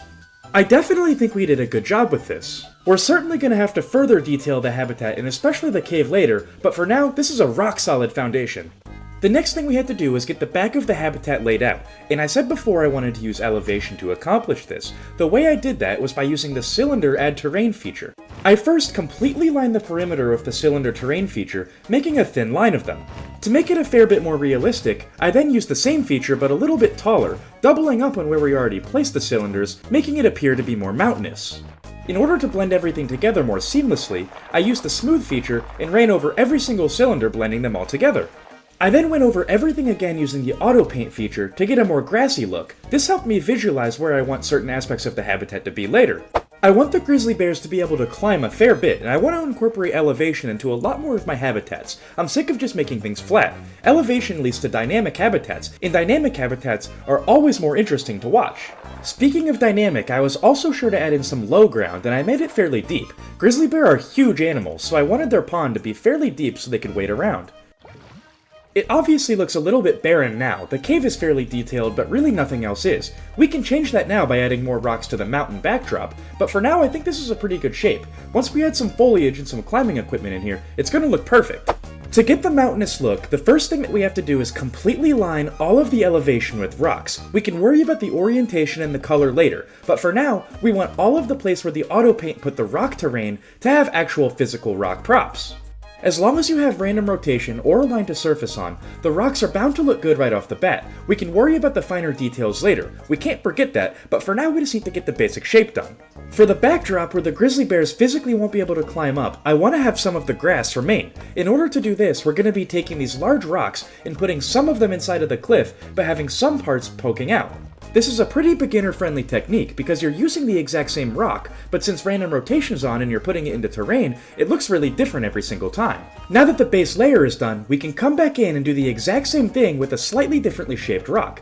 This way we're going to get detail, and between random rotation and putting things in and out of the terrain, it's going to look completely natural despite only using 2 to 3 different kinds of rocks. To line the pond, I was sure to have a line to surface on. When using this feature, you have to be very careful, because while it's on, if you rotate the orientation along the y-axis even a little bit, it'll automatically turn off, so be prepared to turn it on and off a bunch of times to get the rocks exactly how you want them. This also goes with plant life, which we'll get to later. Once all of that was done, we then came back with the temperate rocks and did it all one more time. This is to get the finer details and to make it have 2 different colors. This makes it look completely natural because not all rocks are the same color. Some have different wear and tear, others are older. You never know. Rocks aren't always just one shade of gray. Finally, it wasn't in the plans, but I added a really cool feature of this habitat that we'll go more in depth on later. I added a waterfall here, but it's going to have a runoff going all the way from the top mountain. It's really interesting. Now this build is certainly starting to take shape, however the exterior still looks a bit bare. Let's work on some guest viewing. The first thing I did was make the glass look a little bit more sturdy and formidable. The first thing I did, using the Align to Surface feature, was just line the bottom of it with some wood. After all of the wood was in place, I selected all 3 of them and copy and pasted it up to the top layer. This can save a lot of time in the long run, even if you're only using it on 3 pieces like this. I then came in with some really simple base game pieces and continued to line the perimeter of the glass, making it look ever more sturdy. Afterwards, I tried to find the center of all 4 of the poles I just placed and put one in the dead center of all 4 of them. This is going to make sense in a minute. I tried so many different materials on what I could use to connect these. At first I tried some fabric from our giant otter enclosure, but they didn't work with the measurements. Eventually I realized that the easiest material to connect the poles with were the poles themselves. It actually worked out quite well. Unfortunately for me, I backed myself into a corner in the design process, and now I had to do something I've been dreading since this game came out. I cut 2 hours of footage to get this mesh in place. It was not fun. After the most tedious thing I've ever done in my entire life was finally complete, I realized that the bear enclosure probably needs some foliage if they want to be happy here. Let's get to it. I mentioned before how this habitat is in the complete back of North America. There's never going to be a single thing built behind this habitat that guests are meant to see, so we can afford to give it a really nice tree line to ensure that they can never see past it, because realistically, there's nothing that they need to see past it. There's absolutely nothing back here except wilderness.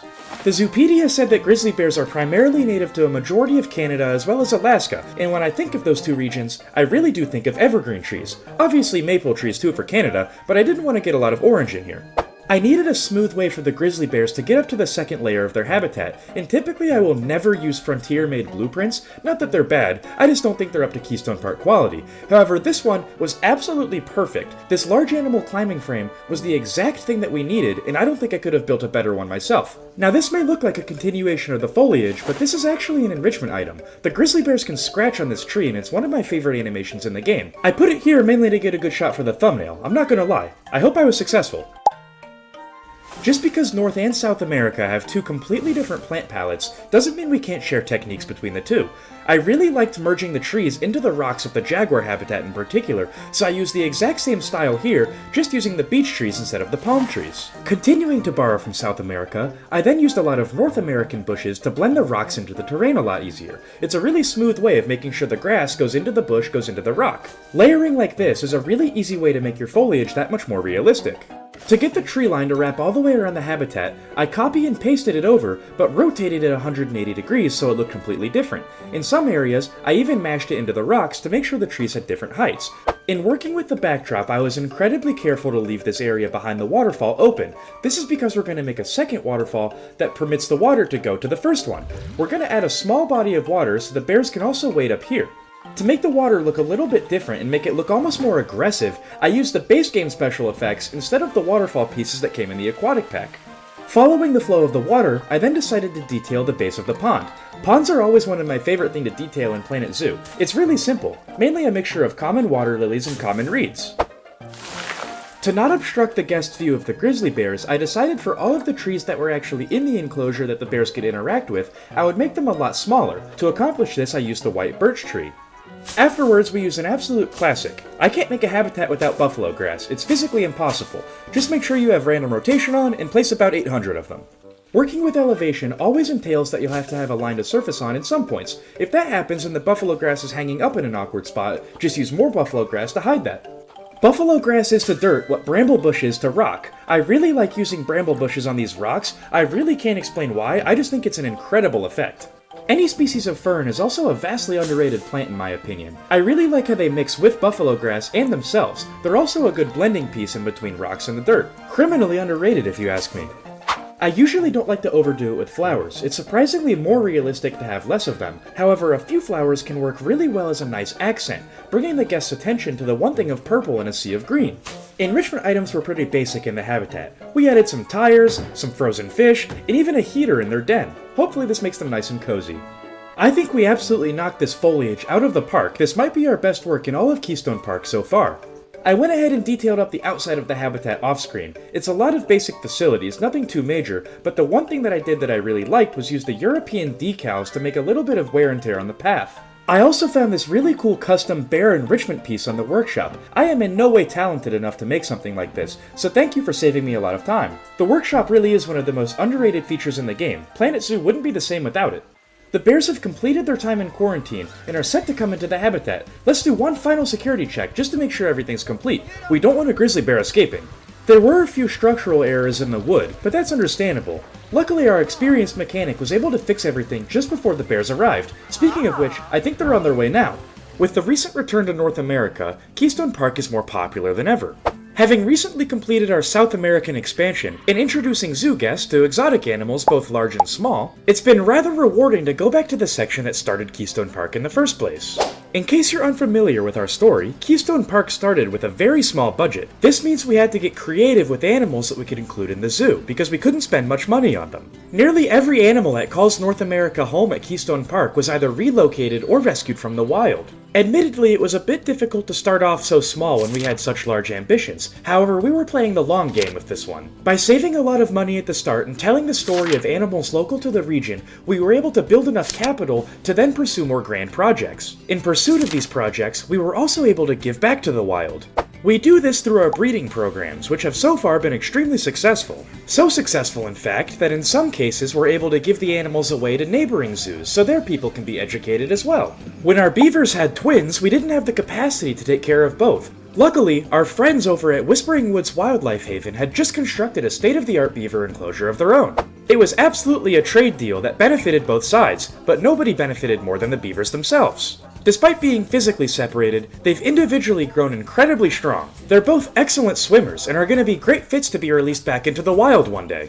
Shortly after the beaver twins were born, we actually had another captive birth here at Keystone Park. Baby Reagan has been an absolute joy to work with thus far, and has taught our keepers a lot about taking care of baby animals. Taking care of a baby animal is vastly different than taking care of their fully grown counterpart, and it's a lot tougher too. Luckily, our adult Timberwolves made for excellent parents and are raising baby Reagan incredibly well. Watching the pack grow and expand right in front of our eyes is truly a special sight. But speaking of expanding families, I have a surprise for you all. As of about 2 weeks ago, baby Reagan is no longer the youngest animal at Keystone Park. To see who holds the title now, we'll have to jump back over to South America. With a wild population of slightly above 5,000, the IUCN lists the giant otter as endangered. Because of their dwindling wild population, any captive birth of a giant otter is a huge win for conservation.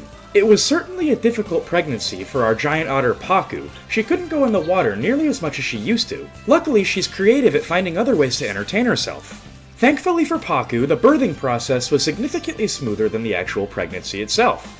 Meet our newest member of the Keystone Park family, and please leave any name suggestions you may have for her in the comment section below. Our staff has been closely monitoring the new otter pup to make sure she doesn't get in too much trouble. She's primarily being kept backstage right now. It's a safety precaution because they're not supposed to go in the water for the first 3 weeks of their life. For being so large, giant otter are surprisingly graceful swimmers, but this takes a lot of strength and power to propel themselves through the water. For the next couple weeks, the otter pup is simply going to have to gain this strength on land. It's very dangerous to let her swim this early. Thankfully for all involved, our veterinary staff has reported that she's a perfectly healthy baby giant otter. And as a result of this captive birth, Keystone Park is officially being awarded with the Bronze Giant Otter Badge. In case you're new here, we receive a new bronze badge for every different species of animal born at Keystone Park. The Giant Otter Badge makes our third. However, thanks to the animals we brought in the last episode, we're about to receive our fourth. In case you missed the last episode, we brought in 2 orphan grizzly bears from a zoo that shut down nearby. Like our 2 grizzly bears having to adapt to their new home, we also have to adapt to unforeseen circumstances, because the female grizzly bear that we brought in was actually pregnant with a cub. This was news to us, so to ensure a smooth pregnancy, they've been undergoing consistent inspections from our recently promoted head North America keeper. Speaking of inspections, our maintenance staff has also been checking in on the habitat relatively frequently. Grizzly bears are large and powerful animals, and let's just say we don't want one escaping. Despite coming from a zoo that had recently shut down, we actually weren't provided with names for the 2. Instead, we had to come up with them on our own. Let me introduce you to Nanook and Artio. Despite being the bear who's not currently pregnant, Nanook is definitely the lazier of the 2. Besides lounging around, his absolute favorite pastime is playing on his scratching tree. Artio is definitely the more adventurous of the 2 grizzlies. She's always found in places that Nanook doesn't commonly go. Despite being rather opposite personality-wise, the 2 bears are absolutely inseparable and have so far adjusted incredibly well to their new habitat. Now that the complete backside of Keystone Park is really well detailed, I think we can stand to update the front a little bit. In my opinion, I think the front of Keystone Park holds up rather well. There just needs to be more of it. And something big is missing. We need an eye-catching exhibit that's going to give guests an incredible first impression of our facilities. Not only does this end up being the most ambitious build in the channel's history, but it's also the biggest build in Keystone Park, period. This is going to be a good one, so you guys aren't going to want to miss it. Cohabitation, an underwater tunnel that's walkable by guests, and even an animal show outside of the exhibit, all right at the start of the zoo. I truly do think this is one of the best builds ever created on Planet Zoo console, and if you guys enjoyed today's video, and the build itself, Don't forget to like and subscribe. Your support surely does mean everything. We should probably crack open the Zoopedia though. This is going to be a long one, so we need to know what we're working with. Entrance animals need to be loud and eye-catching, which perfectly describes the California sea lion. With a wild population of over 387,000, they're nowhere near threatened by the IUCN, which is great news. As you can probably tell by the habitat requirements, this is going to be a heavily water-based exhibit. They need over 360 square meters of water, 170 deep dive, and only 200 meters of land. It says in writing and statistics that the California sea lion are very social animals. It doesn't seem like they're too picky about the gender ratio in their habitat, however males can be territorial, so we'll have to remember that. Based on the enrichment items that they have access to, as well as the fact that they've been employed by the United States Navy, it appears that California sea lions are exceptionally intelligent animals, so we'll have to keep this in mind while building for them. Now, the California sea lion doesn't benefit from sharing any space with other species. However, we are going to add some cohabitation into their habitat. They're very social animals after all, so let's find something similar that we can put in here. I think the gray seal is going to be a perfect fit. Surprisingly, they actually have a larger population than the California sea lion, totaling over 400,000 across both species.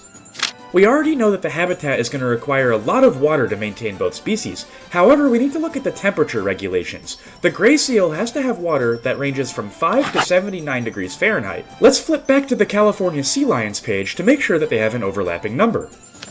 Luckily, it appears that they have plenty of overlap. We could make the water temperature 60 degrees Fahrenheit, for example, and it would benefit both species perfectly. The gray seal appears to be a little bit more solitary than the California sea lion, despite still needing 3 members in their group. On average, it appears that they're a little bit heavier than the sea lion too, so we're going to have to keep this in mind for building areas that only they can access. Thankfully, it appears that they eat basically the exact same things and enjoy the exact same enrichment items. This is going to be really helpful in simplifying the build process, because they can use the exact same items that the sea lions do. As you can tell by the sheer scale of this construction site, the build is going to be big. It's also going to be deep too. That's what those construction pieces in the center are for. If you recall from the Zoopedia, both animals have a deep dive requirement, and what that means is that the water has to effectively be deep enough for the animals to have a different animation when they go beneath the surface. For both the gray seal and the California sea lion, the water is going to have to be at least 3 meters deep. To have a little bit of wiggle room, we're going to try to make it 4 to 5. When measuring out the 3 meters of required space for deep dive, we're measuring it based off of the surface of the water, not necessarily how tall the actual structure is. This is precisely why we have these construction pieces in the middle of the pond. The big one is 4 meters tall, and the small one is exactly 2. Therefore, if the surface of the water is beneath the tall one, we know we did it right and the seals and sea lions will be able to deep dive. We're effectively using these construction pieces almost as a makeshift ruler. The difficult part is trying to get it tall enough to where the water will fit, but short enough to where guests will be able to peer over it and look out into the lagoon. It took a while, but I'm pretty happy with the size of this fence relative to the height of the entire lagoon. Unfortunately now, we have the hard part. We somehow have to get this path in a natural way to go beneath the entire surface, making an underwater tunnel for a really good view of the seals and sea lions. In order to accomplish this, I made a small pavilion on the left side of the enclosure if you'd look at it from coming into Keystone Park. This is precisely where the underwater tunnel is going to start, but this is going to be a really difficult build. Let's get to it. Building underwater tunnels is one of the tougher aspects of Planet Zoo, and I would certainly only recommend you try this if you're a seasoned keeper. If you're up for the challenge, the very first thing I would recommend doing after you have your tunnel going downwards exactly where you want it is make 2 walls that are exactly the height of where you want the water to be. These have to be parallel to each other right in front of where the path goes down. This is going to be the main entrance to your underwater tunnel, but now we have to map out the rest of the habitat. You can use any combination of terrain editing, but I personally find flatten to foundation to be the easiest. Look right here how we're covering up exactly where the path went. We want to do this over everywhere where the path is going to go. To keep the habitat nice and large so the seals and sea lions have ample space to swim around, I'm now going to use the flatten to foundation feature and the smooth feature to make this as skinny as possible. Note, if the path is showing at all, this won't work, so if you can see the path in any regard, just undo exactly what you did. You have to keep it completely covered. After trimming off all of the fat, you should finally be able to put the water in. Make sure the water level goes exactly where you wanted it. This was all the way back in the first step. Look how the water level is just below the surface of the actual structure. From here, if you have the tunneling feature on, you should be able to naturally extend the path beneath the surface of the water. This is technically a glitch, and you're not supposed to be able to do this. It works anyways though. Despite the path being completely submerged by water currently, it works as a functional path. I have no idea why this is the case, but guests can use this path as if it wasn't underwater. This is definitely a lot more difficult than I made it out to be. It took a couple of hours to get it exactly right. And as you can tell, you're definitely not supposed to be able to do this. Just look at the path. Now that we have the basic outline of the build 100% complete, the rest of the early process of this is going to be making it look a little, well, less like this. We actually did something very similar to this in the last episode if you recall.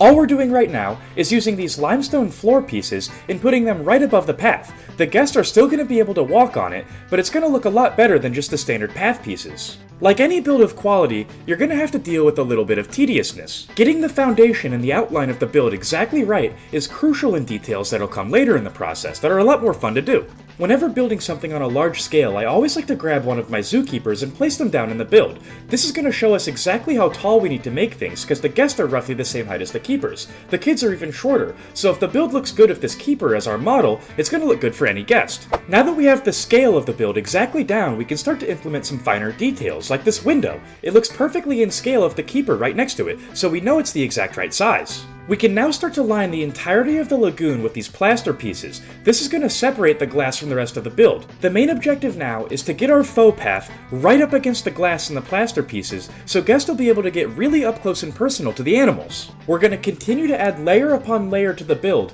until it looks sturdy and secure enough to actually make more additions. Once everything beneath the surface had plaster along the outside, exposing no dirt, I then came in with the path and actually used this to make a roof of the build.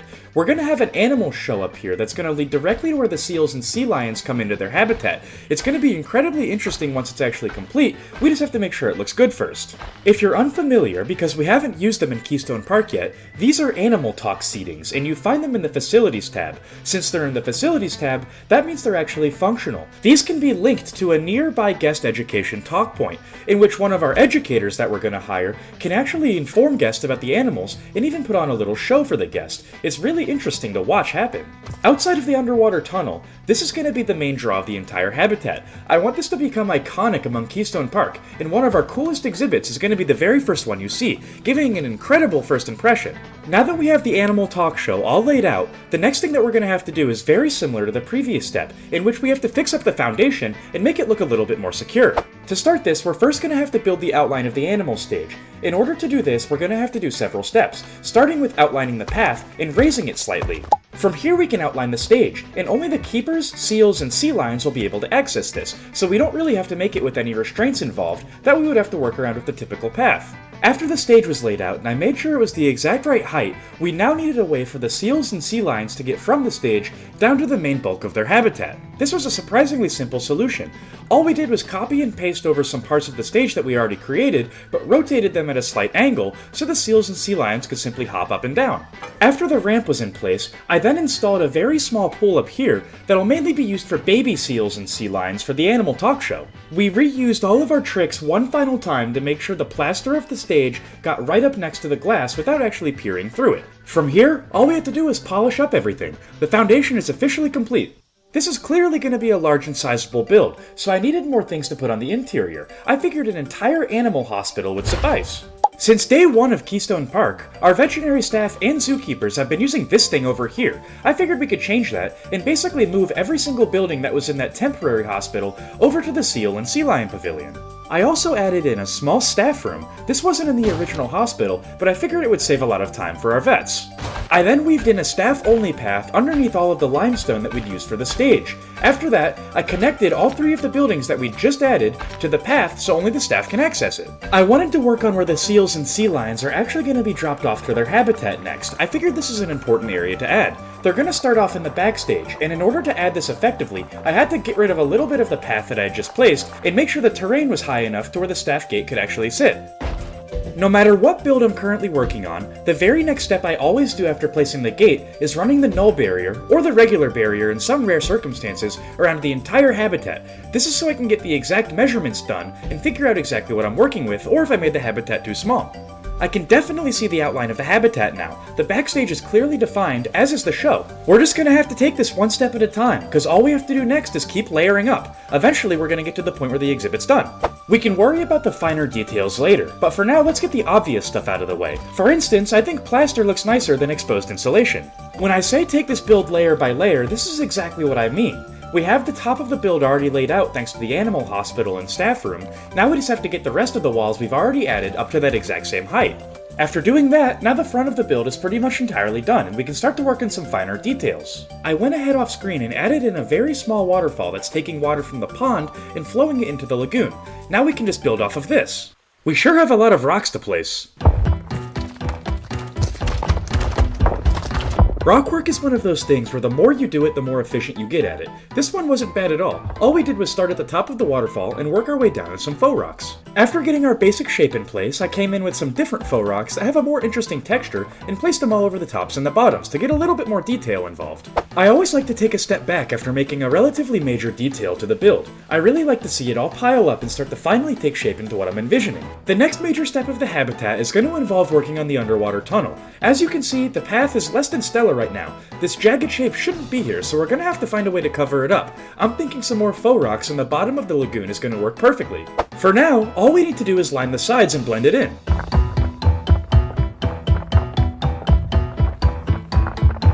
To help cover up some of the small areas of dirt, I decided to use these smaller faux rocks to act as a different type of rock. This is going to help break up the texture of just a plain matte gray, because these rocks help blend the path into the actual faux rocks. To make the process of blending the rocks into the dirt a little bit easier, I used these flatter faux rocks to make the process a slight bit smoother. While in the wild, rocks can be quite jagged, I like to keep my rocks a little bit smoother when blending them into the dirt in zoos because this makes sure the animals won't get hurt on them. The little details like this are truly what make a great zoo. Go to any zoo in real life, find a seal or a sea lion enclosure, and I promise you there's not a single rock that they can impale themselves on in the enclosure.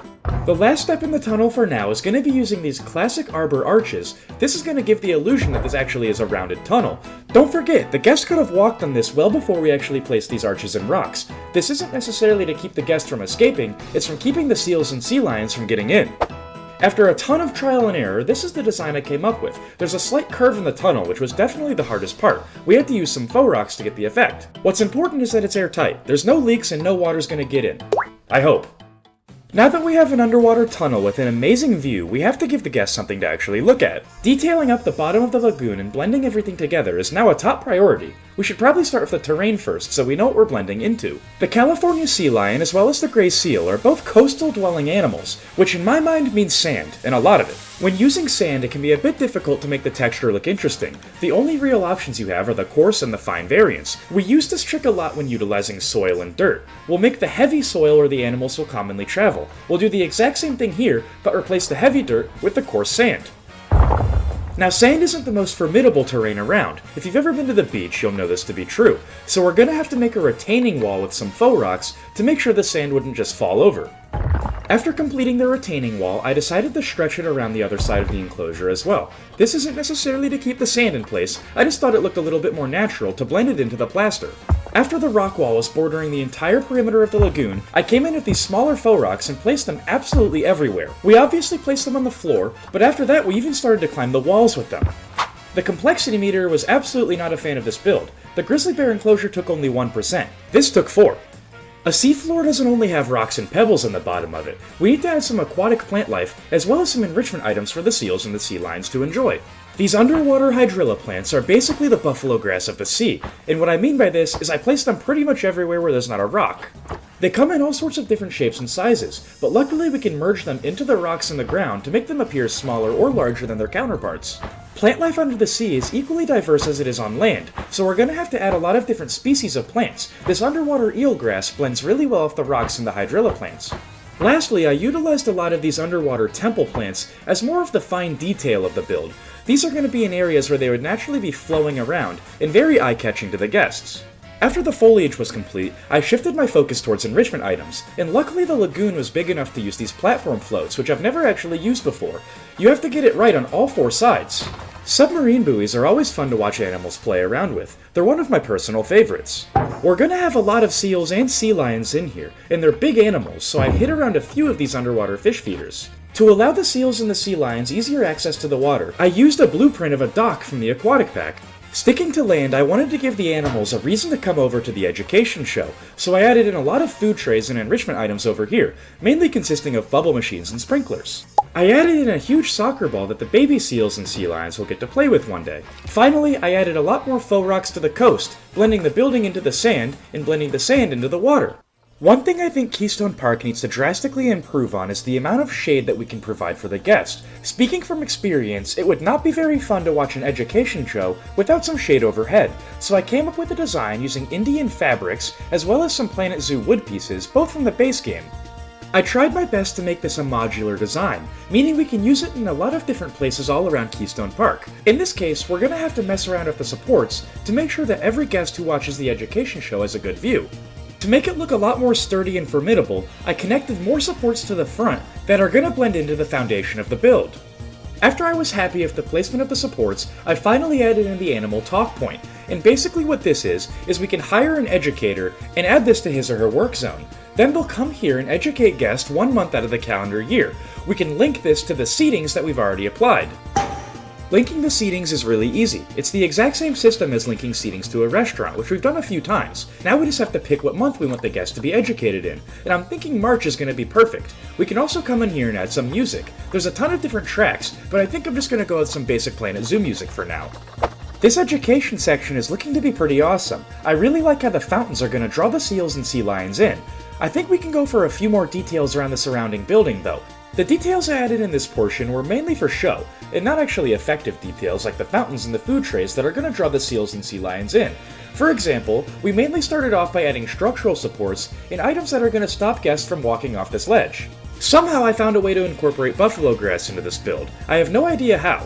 After adding the required buffalo grass, I then came around to the actual backstage of the building and started adding in some structural supports and even a door that the seals and sea lions are going to be used to enter and exit their building. After that, I added some staircases that keepers are going to be able to use to get up to the show stage. These aren't actually going to be functional, I just thought they looked nice. After all of that was complete, I added a simple roof to the building, which was actually the easiest step by a long shot. The building is a complex shape, but all I did was copy and paste the floor up and change the color to match the solid white of the buildings at the entrance of Keystone Park. It's definitely starting to take shape now. I really like the education tarp that's going to keep guests out of the sun. But now we still have a few more small details. The building looks a bit rough. I think we can change that. 22 minutes, this is a long episode. This building was never meant to be the eye-catching part of this enclosure. That would be the lagoon, and to an extent the show and the underwater tunnel. But for now, all we're going to be doing is taking the exact same wood beam technique we used in the very first episode of Keystone Park and applying it here. All we're trying to do is blend in the white roof with the plaster walls. It's obviously a bit time consuming, especially because this isn't just a square building like our normal products, but eventually with enough perseverance we finished it quite easily. Afterwards, I wanted to add a bunch of miscellaneous details. Education is obviously important at Keystone Park, so naturally we added several education boards, but the really cool detail I added was a habitat webcam that takes place underwater. This way guests at home are going to be able to experience this awesome exhibit. After adding in the habitat webcam, I then added a few of these visiting points around. These aren't necessarily anything in terms of the lore of the zoo, they just help guests look exactly where I want them to. I then used some recolored decals to make it appear that the surface of the limestone floor was a bit weathered and walked on. I really like this detail, and it's why I use limestone so frequently in my flooring. I then turned around and used the exact same pieces but recolored green to make it appear to be algae growing on the inside of the tank. Continuing on with the decal trend, I added some surface damage to the front of the building where the rocks blended into it. The rocks look to be a bit rough, so maybe they poke through the plaster. Who knows? I thought it was a cool idea. To break up the gray of the building, I added some more wood trims, but other than that, we just reused the exact same details over and over again until I got a product I was happy with. To say I was happy with this is kind of an understatement. I really like this build. The last major aspect of the build I wanted to add was another above-ground viewing platform. This can maybe connect to something else in the future of Keystone Park, but for now I'm just going to put a tree line behind it. This isn't anything we haven't done before. Matter of fact, it was all reused assets from other places in the zoo. Not necessarily reused assets, but tricks we've done before that I didn't feel like we needed to go over a second time. Detailing up the build was relatively straightforward. Pretty much all we did was use a variety of different species of bushes and place them all over the faux rocks. To further detail the build and to add some ambient lighting, one of the last things I did was add in these aquatic wall lights from the aquatic pack all over the place. I added them to the education center as well as the underwater tunnel. Speaking of the tunnel, the last detail I added of the entire build was a simple TV to act as an education board. I didn't want it to be too big, so I didn't use the actual education stand. And I think that's going to do it for the build for now. The seals and sea lions are reportedly on their way, so we're going to have to prepare for them at any moment. But let me know what you think of this build in the comment section below. I really do think it's one of my best. It's so detailed in every aspect, and I'm especially fond of the underwater tunnel. I don't think I've ever been more excited for a habitat to get the animals inside of it than I have been for this one. Seeing all of the seals and sea lions swimming around in here in harmony is truly going to be a sight to behold. Speaking of a sight to behold, I think the guests are going to have an even better view than the seals and sea lions will. This underwater tunnel turned out absolutely stunning. With the grand opening of our largest and most advanced enclosure to date, Keystone Park is expecting a surge of new guests arriving at any moment now. You can only ever make a first impression once, and with the sheer amount of people visiting our zoo for the first time today, it's crucial that we're on our A game. To make sure all goes well, we hired a brand new keeper who specializes in pinnipeds. He's a very hard worker, and is running the habitat with great efficiency and enthusiasm. Thankfully, it seems like both the seals and sea lions who call this habitat home approve. As long as there's plenty of fish for them to eat, they're always happy. While the above-surface viewing is certainly spectacular in its own way, to see the true scale of their habitat, you'll have to travel beneath. Walking through our underwater tunnel is sure to be an absolutely unforgettable experience. I think it's about time we put some names of these faces. Name suggestions for any animal in the zoo are always welcome in the comments below. Pez is unique among the gray seal at Keystone because he can commonly be found above the surface of the water, indulging on his favorite frozen fish block. Like a majority of our other seals and sea lions, Aeltos prefers to be in the water. She's a really graceful swimmer, and incredibly fun to watch.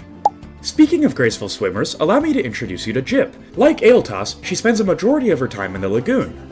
Out of all of the sea lions, so far Valentino seems to be the dominant male. I'm not really sure how that ended up working out, because he spends a majority of his time on land sleeping.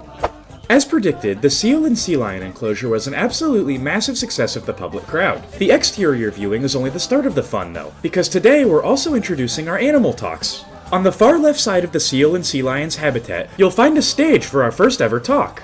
Seats filled up very quickly, a lot faster than we envisioned in fact. This is a good thing because it proves people still care about education at zoos. One of the easiest ways we can all protect animals from here at home is by simply learning about them and educating yourself on various species. I learned this firsthand, as this entire stage and animal talk was directly inspired by the Columbus Zoo and Aquarium. After I donated, they even gave me this really cool pin.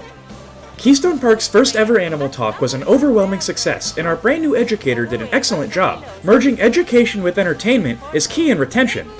I'm so proud to be able to have this animal talk in Keystone Park's catalog now. Hopefully one day we can add some more, but for now, this'll do. Our new animal talk isn't the only thing bringing guests to Keystone Park. Matter of fact, we have a massive announcement from our grizzly bear enclosure. Just a few short months ago, when our Tio arrived at Keystone Park, we were surprised to find out that she was actually carrying a cub. After a very quick pregnancy, the cub was born a perfectly healthy bear.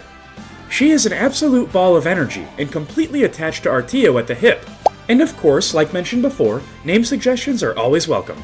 An outsider might view this as a big happy grizzly bear family, however that actually couldn't be further from the truth. If you'll recall from the Zoopedia, grizzly bear are solitary animals, and all babies become outsiders once they grow up.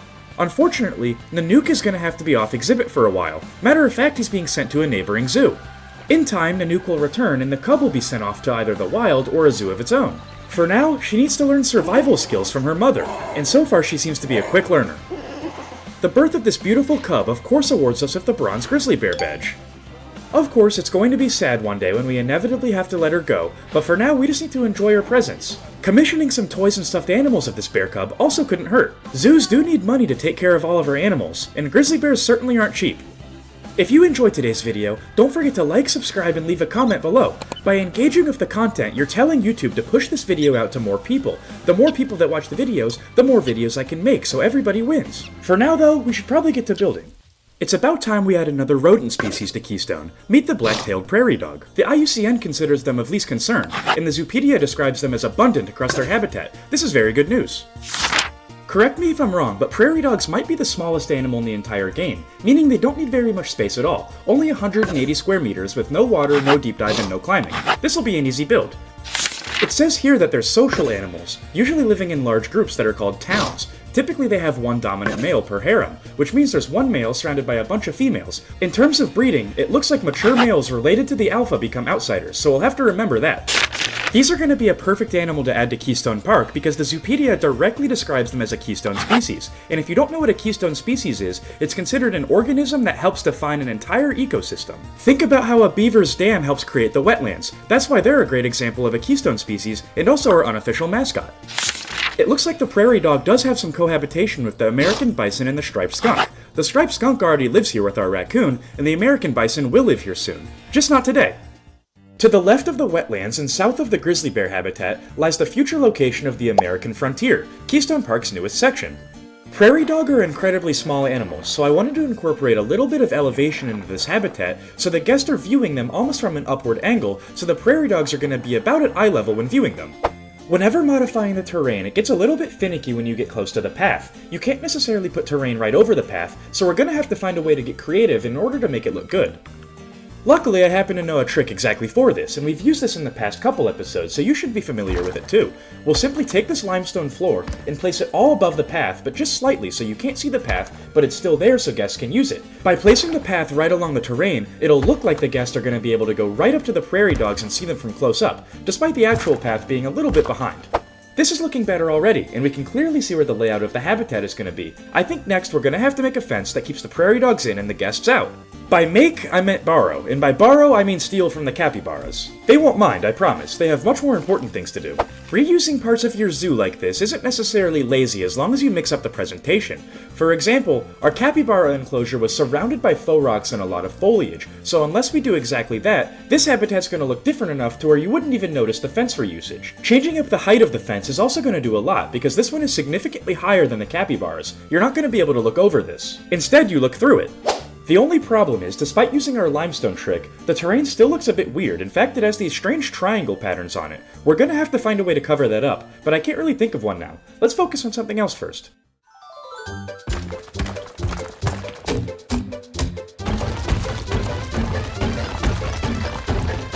Whenever building for a smaller species, like the black-tailed prairie dogs in Planet Zoo, I always like to incorporate a backstage into their habitat. It's way less time-consuming and a whole lot easier to make a highly detailed building for a small species like this, as opposed to making a backstage for an African elephant.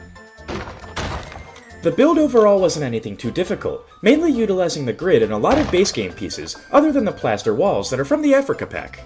One of my absolute favorite tricks in Planet Zoo that I've used for over a year now is incorporating the habitat gate into the actual build, so when the keeper walks in, it's physically animated. Doing this also forces you early to think about where your path is going to be, which makes the build flow together a lot easier in the long run. If you know the rough outline of your habitat already, now's also an excellent time to get the null barrier in. The building and habitat are obviously a little bit rough around the edges yet, but what's important is now we can clearly see where the habitat is going to be, so now we can go crazy with details. Before working on the foliage and the interior of the habitat, I want to completely finalize the exterior. To do this, first we're going to have to extend the wooden supports just a little bit. After that was complete, I utilized the Align to Surface feature in the Advanced Movement menu and placed these rocks at about a 45-degree angle, completely cutting off all of the soil from view. After the rocks were in place, I tried my best to blend it into the limestone using the exact same species of temperate rock. They're not called prairie dogs because they live in the Rocky Mountains. We're going to be using a lot of rocks later in the habitat to help detail the ground, so to avoid using too many right now, I made the sides of the glass wall out of these plaster pieces, using the exact same shade we made on our backstage building. The prairie dogs definitely won't be able to escape now, and I think it looks pretty good. We did a great job of avoiding using too many rocks, and now we can use even more on the inside and make it look natural. To start off the habitat, I used a feature that I rarely ever use. Matter of fact, it's probably my least used terrain feature in the entire game, the Roughen Terrain Editor. If you know anything about prairie dogs, it's likely that they burrow absolutely everywhere. They spend a majority of their time underground, so I wanted to mimic this by making their terrain look less than perfect. To eliminate any jagged edges or areas that could potentially harm the prairie dogs, I went over with a very small smooth layer just to ensure that it was safe. I then made the habitat even smaller by eliminating this awkward back corner. We're going to fill it up with mulch eventually, and this is where the bigger plants in the habitat are going to go that could also potentially hurt the prairie dogs. They're so small and delicate, we have to be very careful with them. Here I make a critical mistake. I've been wanting to build for prairie dogs for some time, and I have an area in the very back corner of the map where I keep workshop items I find that I think will work exceptionally well for species I have plans to build for, the prairie dogs being one of them. Unfortunately, this is the large burrow. The prairie dogs can't access this, they can only use the small version. I don't realize this until the end of the video, but I fixed it off screen in between episodes. The workshop item had these faux rocks that are pretty much the exact same shade as the temperate rocks that we've been using, so I scattered them all about the habitat. I'm going to use these in a lot more builds. I then decided to blend the temperate rocks into the back of the grizzly bear enclosure. I used the exact same trick we did to eliminate that awkward corner by first placing temperate rocks, then doing a fine layer of mulch that we can later plant some trees on. I took the bushes and shrubs that are visible from the back of the grizzly bear enclosure, duplicated them, and made them climb down the rocks from the grizzly enclosure and into the prairie dog one. I wanted to give this build a slightly arid feeling, but I didn't want to dip too much into the entire desert aspect, so I added a few little dead logs all around the enclosure. Afterwards, I came in with an entire layer of light soil, eliminating all of the heavy soil. I then came back in with some heavy soil right around the burrow to make it appear that the prairie dogs can walk in and out of it. After that, I added very small layers of grass all around that I'll later plant with buffalo grass. By placing this grass now, I know exactly where I'm going to put buffalo grass and more detailed foliage later. That's not buffalo grass. To maintain the arid feeling, I added a lot of dead and parched grass over by the fallen logs. This directly contrasts with the more lush areas that we already placed the grass in the terrain editor, and take a wild guess what we used to cover that up. Easily my favorite detail of the entire prairie dog habitat is how I utilized these fig roots, merging them in with the rock and the plants. It was a whole lot of fun to make a less lush habitat. Stepping out of your comfort zone and building something that you're not necessarily used to doing is a great way to improve as a builder in general. I think the habitat looks pretty good. There's only a few key details we're missing. Enrichment items. Let's add a melon feeder, a tunnel, and even a water bowl for the prairie dogs to drink out of. That's a lot better. I added a little bit more buffalo grass and even some nettle plants, along with some more rocks. Unfortunately now the building is a bit of an eyesore. Let's fix that before we let the prairie dogs in.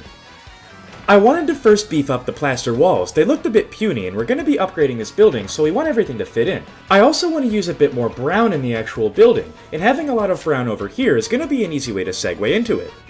I started off the building by adding 2 windows to the side and 1 on the front. After those were in place, I recolored some gutters the exact same shade of brown as the windows and added them all over the trims of the roof. I don't necessarily consider myself to be great at building actual structures in Planet Zoo. I mainly specialize in foliage and rock work. However, one thing that I like to do to make my buildings more realistic is always add in a gutter system. In real life, you need this, otherwise you're going to get water damage, so it makes sense to have it in Planet Zoo. Taking a break from the building, I found this excellent build on the workshop that was actually on the front page. It has a ton of cool custom education signs. Not sure what I said to absolutely infuriate this prairie dog, but we're going to be using him nonetheless. Seriously, why does he look so mad? Shifting focus back to the building, I utilized a lot of these surface damage decals to make it almost look like the rocks have damaged the plaster. In an attempt to add some depth to the build, I added a different type of damage that didn't necessarily go quite as deep. If you ever have a giant facade of a building and you're not sure what to do with it, put some ivy there. It looks really nice. I'm really happy with this. Small habitats are so much fun to build because you can pack a ton of detail into a small space. I'm sure the guests are going to enjoy this, despite it being around some stiff competition, like our grizzly bear and our moose. I think the prairie dogs are on their way though. We should probably prepare for their arrival.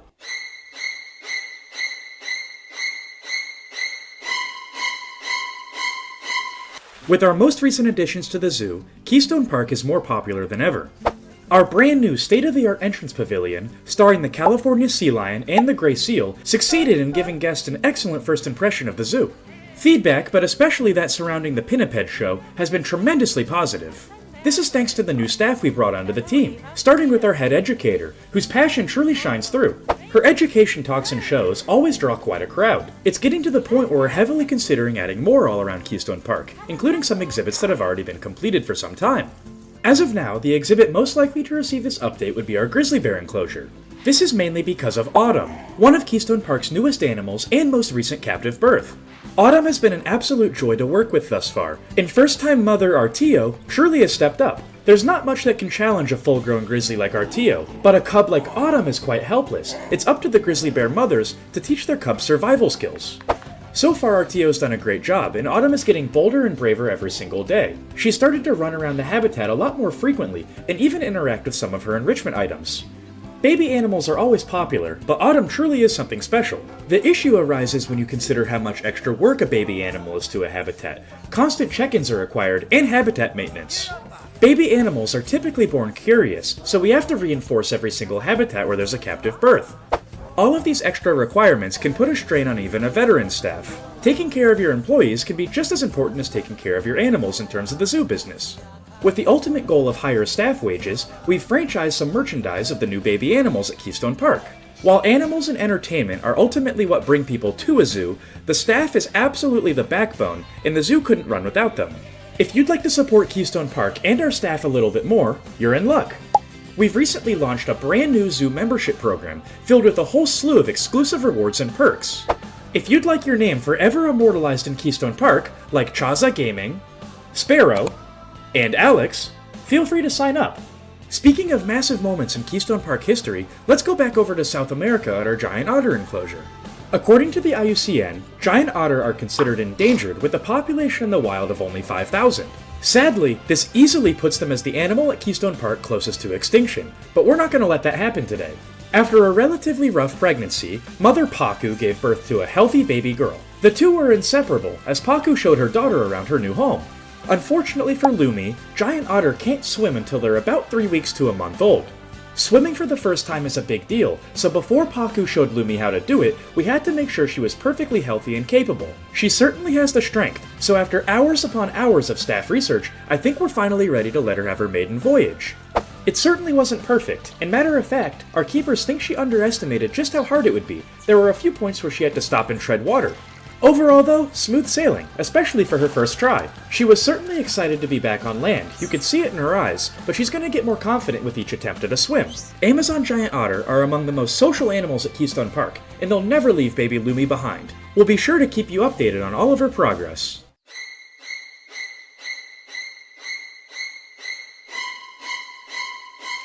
Speaking of social animals, in case you missed the last episode, we built for the black-tailed prairie dog. This kicked off a new subsection for North America called the American Frontier.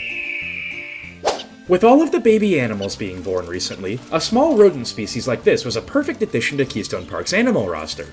They were infinitely easier to learn how to take care of for our zoo staff. Fortunately for them, they noticed right away they shared some similarities with other species at Keystone. We have several different rodent species that call Keystone Park home, including our capybaras, whose favorite food is watermelon. Despite the watermelon not being native to the grasslands that the black-tailed prairie dogs call home, we figured it was worth a try to introduce them to the fruit since the capybaras liked it. It turns out we were absolutely right in thinking this way. Sometimes, some basic observations are really all you need. The favorite pastime of a prairie dog is easily burrowing underground. They use their burrows for all sorts of things, but mainly housing and protection. This is where they sleep after all.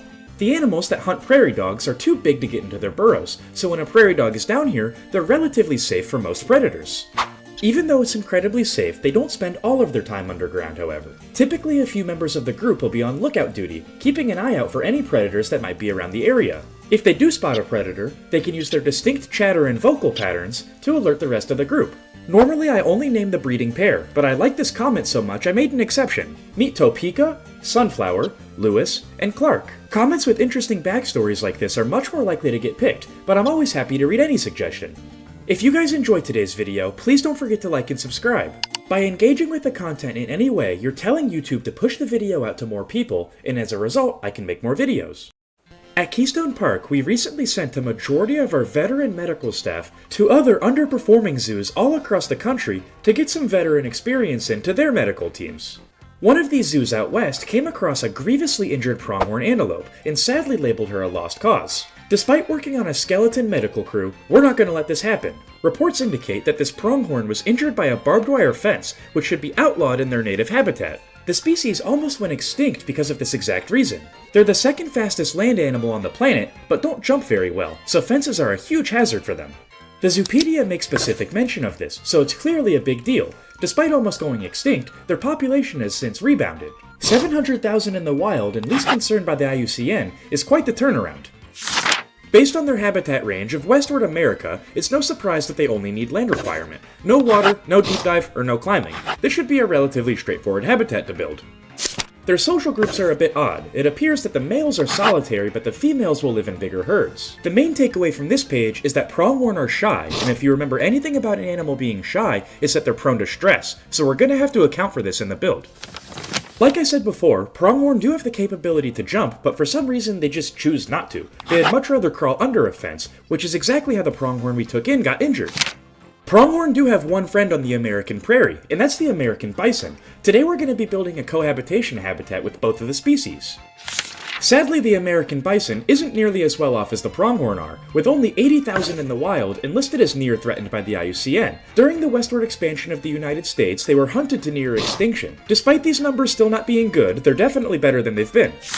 Their habitat range is certainly small, and think about it, 80,000 bison live in these small pink dots. This must mean they live in tight-knit herds. Luckily, their requirements are the exact same as the pronghorn, so nothing too out of the ordinary.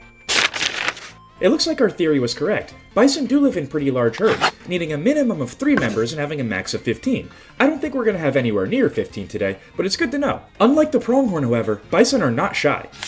Taking the largest land animal in North America and letting it run 35 miles per hour at full speed seems like a recipe for disaster. We're going to have to find something in the habitat that stops them from doing this. Interestingly enough, the American bison also has cohabitation of the prairie dog, which we built for in the last episode. It's definitely a good thing that the prairie dogs like to burrow so much, because they would definitely get trampled by the big guys. Just as the Zoopedia said, this habitat shouldn't necessarily be difficult, however there are some terrain restrictions that we're going to have to keep in mind while building. At the start of the zoo, to the right of the pinniped enclosure, we have a fairly large open space, big enough for one building. I have a rough idea of what's going to be here, but we can't screw up the sightline of the bison habitat.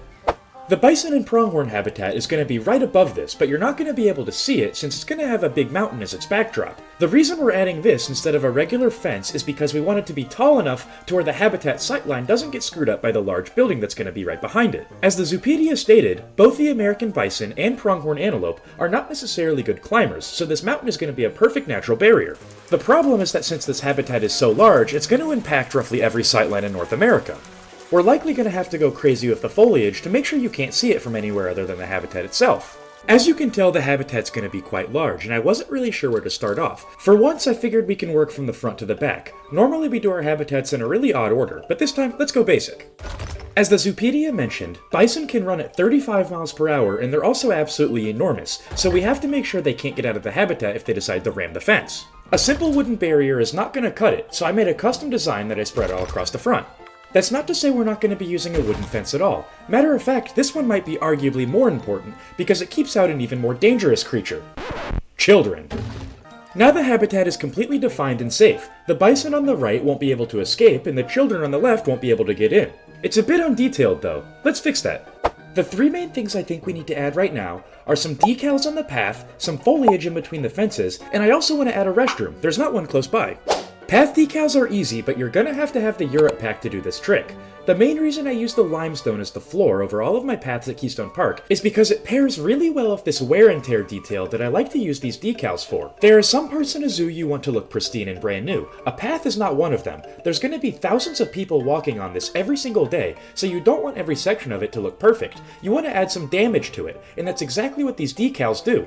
These are simply recolored moss decals that standardly come in green. I recolored them a very similar gray to the limestone floor that's covering the path. The guests can still walk on this, but it looks like there's some wear and tear where they are walking on it. This helps the zoo feel a lot more realistic and immersive, because it looks like not everything is perfect, which realistically in a zoo, not everything is. The foliage took a little bit longer, but was also much easier. Realistically, all we were doing was filtering for North American plants that we're going to be using later in the habitat and placing them between the 2 fences. We used a variety of species of bushes, different kinds of rocks, various grasses, and every other plant you could think of besides trees. We don't want to interrupt the sightline.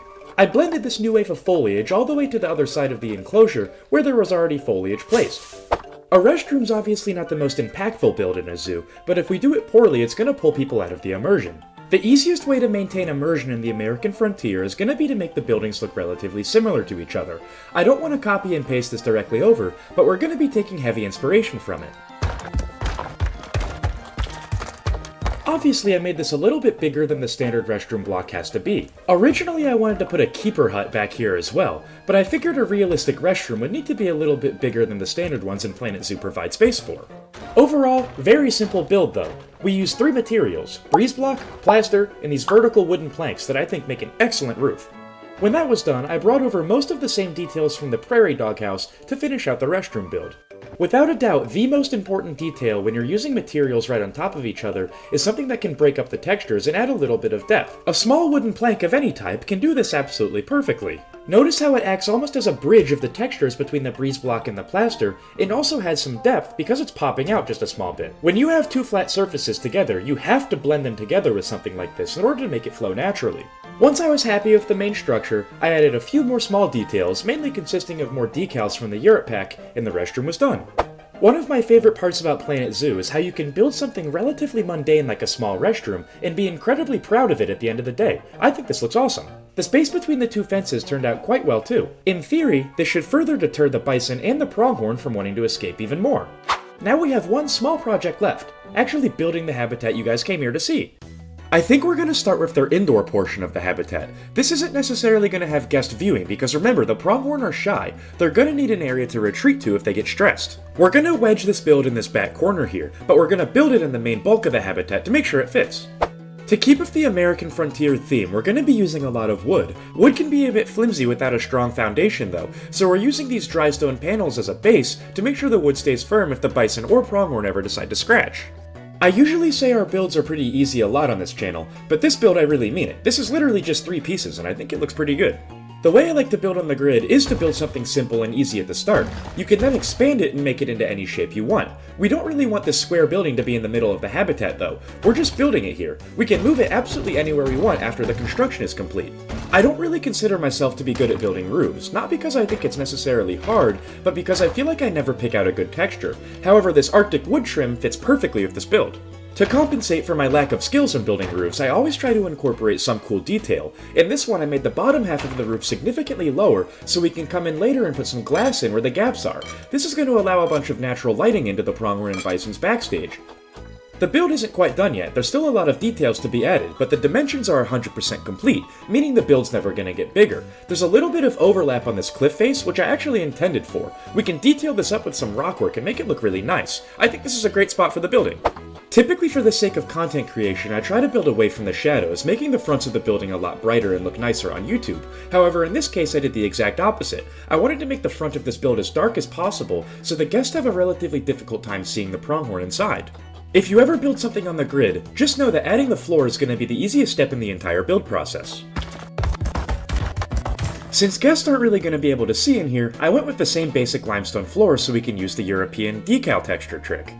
We're using these logs to break up the textures of the roof and the floor and blend them together, very similar to what we did on the bathroom. This build is a much bigger scale though, so we have to use much bigger pieces. After all of the supports were in place, I could finally focus on some details. I used this African hanging sheet to start building a little feeder for the pronghorns. I then borrowed the raised grazer we made for Teddy's enclosure and put it on the wall so the pronghorns could access it. I then added some dry saltwort plants into the feeder because this looks closer to what the pronghorns actually eat in the wild. I scattered some of the same dry saltwort all over the ground to make it look a little bit messy. Pronghorns and animals in general don't really care about how much of a mess they make while they eat. In case you didn't know, sheets don't really just hang there without some support beams, so we were sure to add some of those. I was also sure to add in a roof trim, and I went with the Arctic trim because we used the Arctic slates on the roof. It was literally designed to go together, so of course it does. I want this door to look like it can open and close, so I used some of these painted metal rods, recolored them to a darker gray, and placed them as supports on either side of the door's opening. Afterwards, I came in with some small metal beams and placed them very close to each other, to the point where it looks like a garage door, almost like you can pull the entire thing down. To add even more detail, I used the exact same wood trim technique we used on the restroom to differentiate the logs from the dry stone. Because a majority of this build is going to be covered by foliage in the end, I decided to come in and add a bunch of moss to the back to make it look like it's almost overgrown from the backside. Simple but effective. I'm quite happy with how it turned out, and I'm sure the pronghorn are going to like this safe space where they can go if they get stressed out. Let's finish the rest of the habitat now. We need to add a rocky support structure to the bottom of this cliff to make sure that the building doesn't fall off in the event of a landslide. We also need to fix up the sight lines. It looks pretty ugly from here, but with the added rocks to the base of the hill, I think we can fix that. The first thing I did was lessen the amount of total work we have to do by simply extending all of the bushes that were located behind the waterfowl pond. All I did was copy and paste them, adjust the orientation a little bit, and place them taller. This just makes it appear that the bushes are a little bit larger than they were before. Afterwards, I designed a rock formation very similar to the one that we used in the prairie dog enclosure, being very careful to make sure it's not bursting through the wall of the pronghorn backstage. I used a much more simple rockwork technique because this one's going to be a fair bit taller around the side of the building. I was sure to leave a few different spaces for some different colorful details. This is very gray and green, so I wanted to include some flowers to highlight the build through the sightlines. I definitely approve of the rock work here, but this isn't the only side of the building that needs fixed. Around the other side is going to be mainly foliage. We can't necessarily use rock all throughout here. The hard part is going to be not to get repetitive with the foliage, but still keep the same visual quality of all of the sightlines intact. In order to do this, we're going to have to use a variety of different plants to break up the monotony of all of the greens. I'm going to try to extend this sightline foliage all the way out right to break up the guest's view of the indoor of the pronghorn backstage. Basically, this all has to be plants. Since these are two species I've absolutely never worked with before, I'm not really sure how their hitboxes work. I'm going to be putting a fence in here just in case they can go through the bushes and the grasses we're going to use as their natural barrier. We're going to try our best to cover this fence up, but it might peek through in some areas. The pronghorns in no way should be able to jump over this or crawl under it. I think it's perfect. By far, the easiest way to do this foliage to start out is going to be by copying over what's already beneath it and just merging it together. You can see how the bushes look like they're overgrowing in the fence, leaving some areas behind them for details later on. We could plant trees, flowers, or pretty much anything here to get some color. I shifted my focus towards the side of the fence that faces inward in the habitat. I used some nettle plants, dry bushes, common saltwort, some grass that I don't think I've ever used before, and some fallen trees to really spruce up this area of the build, and I think I did a pretty good job. I think now though it's actually time to start working on the main habitat. So far everything we've done has been on the exterior, but let's start working on the main bulk. I mentioned before that because pronghorn are so fast and bison can be so destructive, I want something in the center of their habitat to stop them from running at full speed often. This is exactly why this pond is here. I made the water just deep enough to the point where they can walk through it, but not run through it while maintaining top speeds. If you recall, all the way back from the beginning of the video when we were first planning the habitat, I said I wanted to have a decently sized mountain as the backdrop to avoid you from seeing the seal and sea lion house in the back of the exhibit. Originally, I didn't want this to be traversable, but I decided to smooth it down so much to the point where it was still relatively flat and the animals could still graze on it. Now all we have to do is add some plants for them to graze on. To further prohibit the bison from charging, I found these sapling protectors off the workshop and we're going to be placing some very young beech trees in here. These trees are also going to provide dynamic shade, and what I mean by this is that the shadows aren't always going to be in one place because they move with the sun. This means the bison and the pronghorn are going to find shelter in different areas of the habitat at different times of the day, so anytime you come back they might be resting in a different spot. After that key detail was in place, I came to the back of the enclosure and used the exact same rock formation to build up the back of the mountain. Like usual, I left some gaps in here for different details. Right now we're going to be using some black spruce trees to build up the sightline in the back. To break up the rock texture, I came in with some bushes that we'd used before and placed them all throughout. I rotated them 180 degrees each time so you couldn't tell that it was the exact same formation of bushes. This is a really good start, but let's get into the real foliage work. There's one plant that's missing, but I can't put my name on it. This is technically foliage, so I wasn't lying. This is a scratching tree enrichment item that the pronghorn can use, and it took me a really long time to figure out where I wanted it, but eventually I realized this would be a great shot for cinematics if the pronghorn was scratching on it, overlooking the whole habitat. I wonder if I got the shot I wanted. After the scratching post was in place, I kept going after the enrichment items for now. I placed a variety of feeders and grazers all over the habitat. Getting back to the more traditional foliage, I always like to start with the ponds and the water surfaces in my habitats. These are typically at the middle or the edges, which makes it a lot easier to expand out and work on other foliage. One of the main details I truly tried to emphasize in the build were these faux rocks placed all over the place. I mainly tried to place them in areas where there was dirt and less grass. I already mapped out the terrain, so this is really easy to do. I typically like to map out the terrain first because it acts like a blueprint for later in the build, making placing the foliage and rocks much easier in the long run. People often ask me what I personally think the best DLC is in the game, and while that's a subjective statement, I really can't imagine playing the game without these faux rocks. They've become such a crutch building tool for me.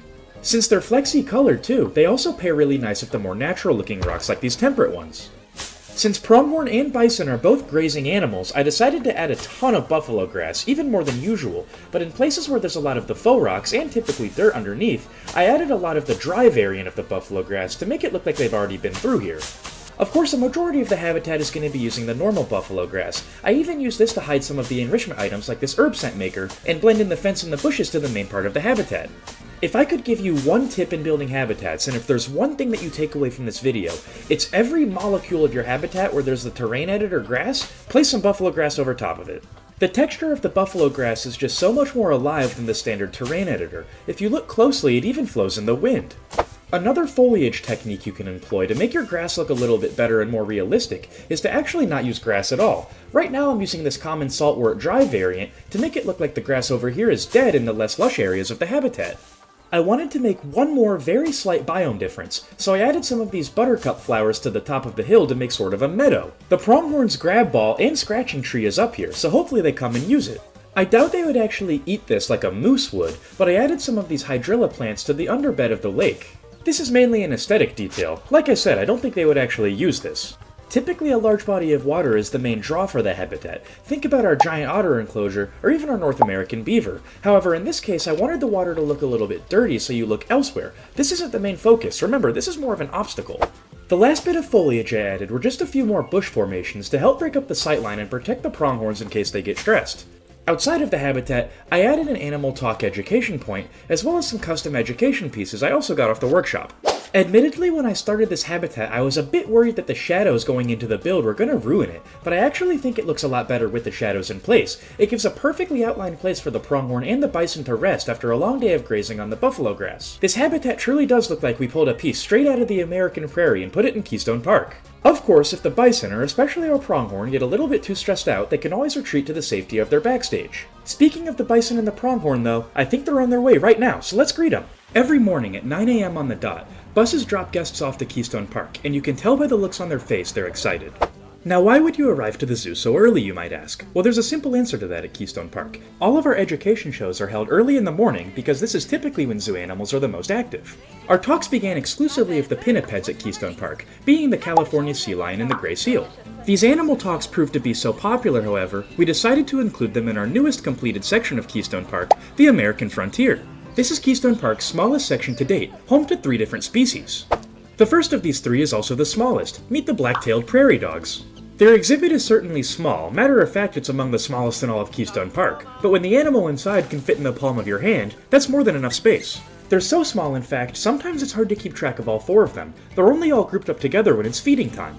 On your visit, we can't guarantee that you'll see the entire family at once. They love to pop in and out of their burrows and it's hard to keep track. In our next exhibit, however, we promise this won't be a problem. Interestingly enough, we travel from the smallest habitat at Keystone Park to the biggest. This is because this wide open grassland is home to 2 species, the American bison, as well as the pronghorn antelope. For being 2 completely different species, they get along exceptionally well, and this is because each animal's strength in the wild covers the other's weakness. Bison are very durable animals. Matter of fact, they're the largest land animal in North America, but they don't see very well, meaning predators have the capability to sneak up on them. A pronghorn is the exact opposite. They're very fragile animals, meaning when they see danger, with their exceptional eyesight, their immediate instinct is to run away in a group. When the bison see the pronghorn run, that's their cue to leave too. One of our female pronghorn, who has since been named Clover due to her outstanding luck, actually arrived at Keystone Park grievously injured.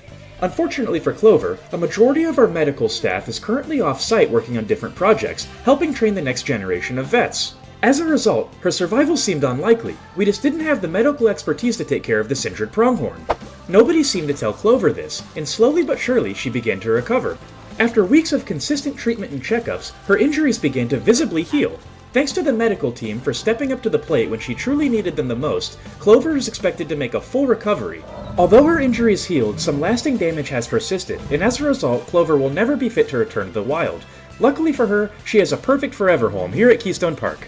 Like our black-tailed prairie dogs, pronghorn are social animals, and Clover isn't close to the only one in this enclosure. Meet Bucky, our sole male of the habitat.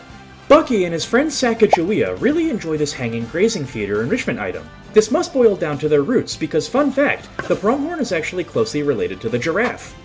The pronghorn antelope have to share the spotlight with the American bison. Meet Josh, officially the largest animal in all of Keystone Park. He weighs well over a ton, but luckily he's a gentle giant. Gentle giant is the perfect phrase to also describe Tatanka and Dakota. Like most bison, they spend their day grazing, but they always do it together in a pair.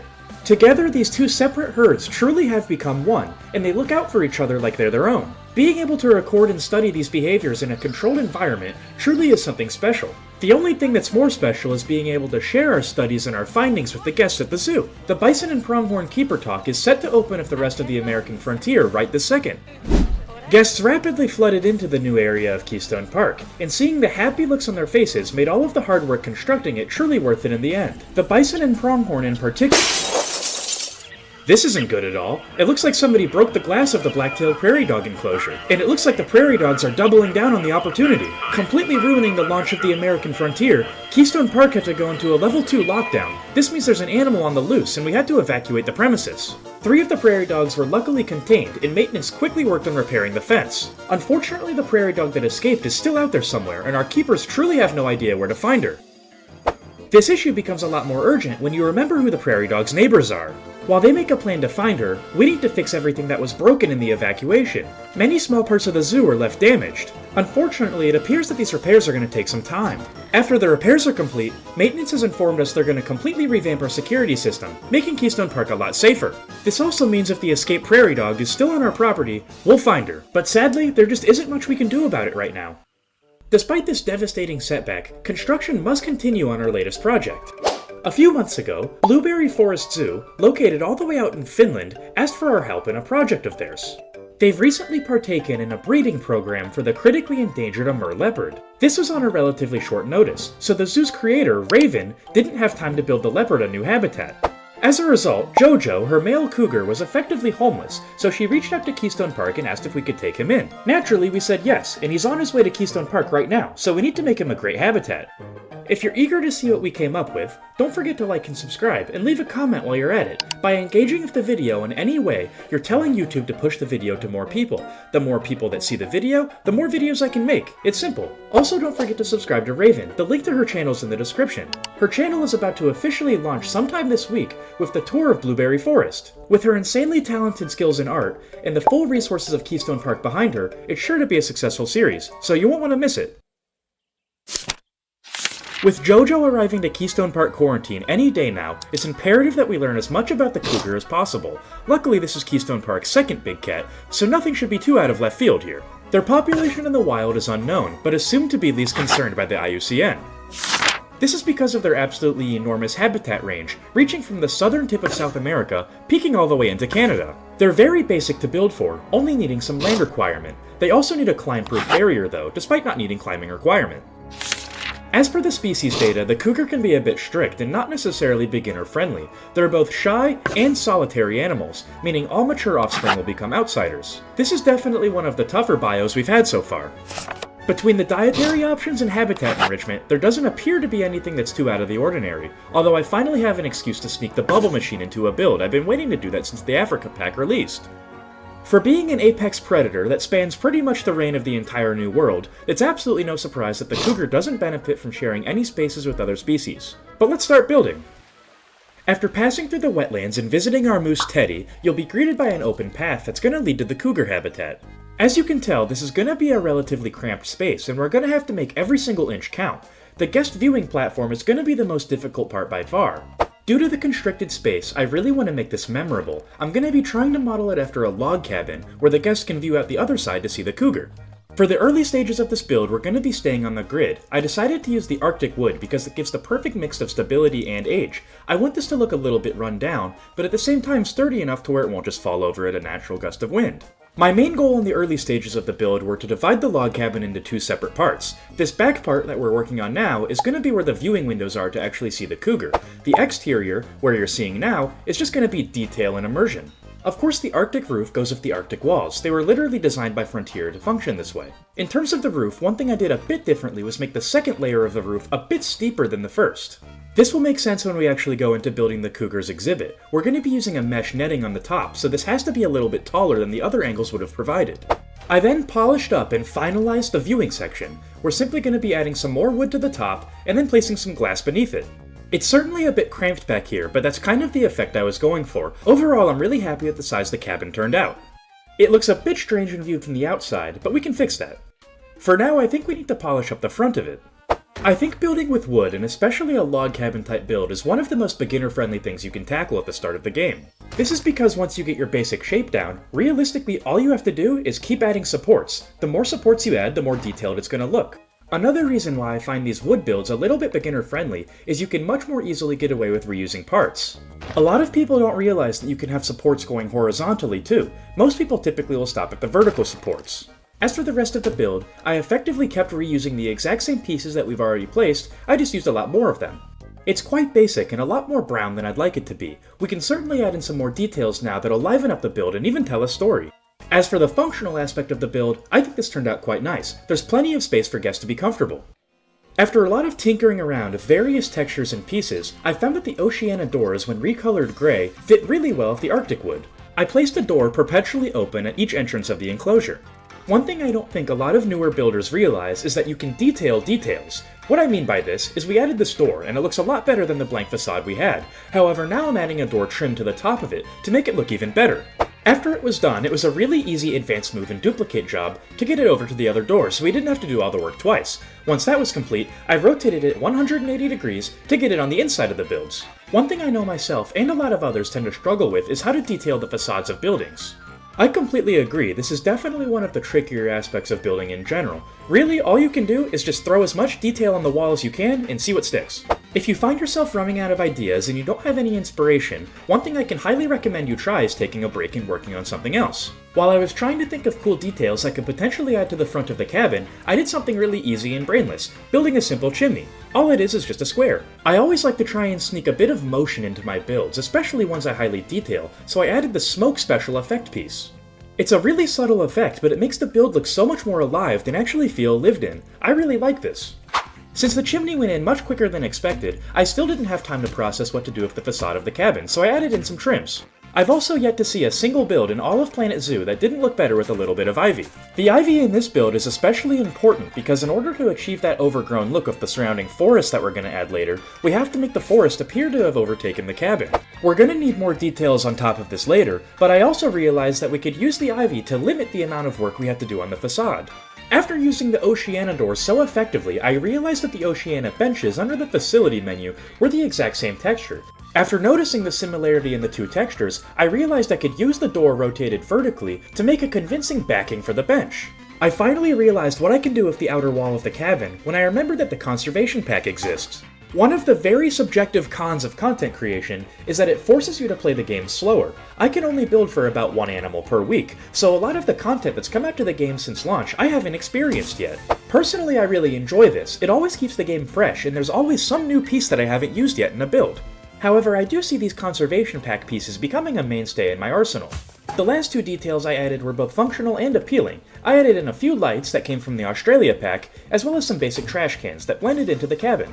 For a guest viewing platform, we really went all out with this. It's highly detailed and really nice looking. The back not so much, and I'm not gonna lie, I've been dreading this next step of the process.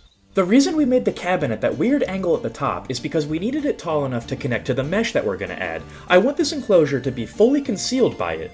In order to accomplish this, we're going to have a powerful support system, and thankfully somebody uploaded this excellent piece to the workshop to do just that. Out of the three options, I chose the green one for two reasons. One is obvious, it's going to blend in together better with the foliage. As for the second reason, a year ago today I actually uploaded a video on cougars. This was my very first zoo on the channel, and we used a green accent for the fence. I thought it would be cool to do a little throwback. Obviously in a year, the channel's grown a lot, and my audio doesn't sound like this anymore.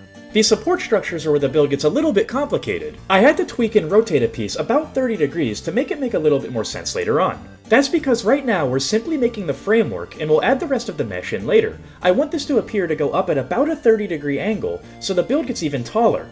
After all of that was done, I had to use the Advanced Duplicate and Move menu, cover absolutely everything we just built, and rotate it all 180 degrees. It didn't quite line up exactly where I wanted it, so we had to come in with the Advanced Move menu and perfect it. Once we had the first two in place, things got much easier because we could simply copy and paste those two over and get them evenly spaced all over the build.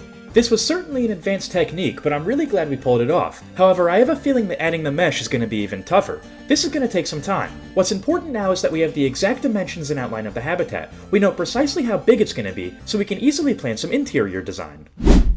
Obviously this build is going to be difficult, but there was one part of the mesh that I didn't think would be so challenging. The sides are just simple angles, all we have to do is connect the green pillars to the other green pillars. This certainly still wasn't easy compared to what we normally tackle because of the visibility of the mesh. You can only see it clearly when looking at certain angles. Eventually, after far too much trial and error, I finally got the mesh to hit the green poles exactly where I wanted it to. From here we just had to build up. To accomplish this, we simply used the Advanced Move and Duplicate feature to replicate exactly what we just made to the top of the green poles.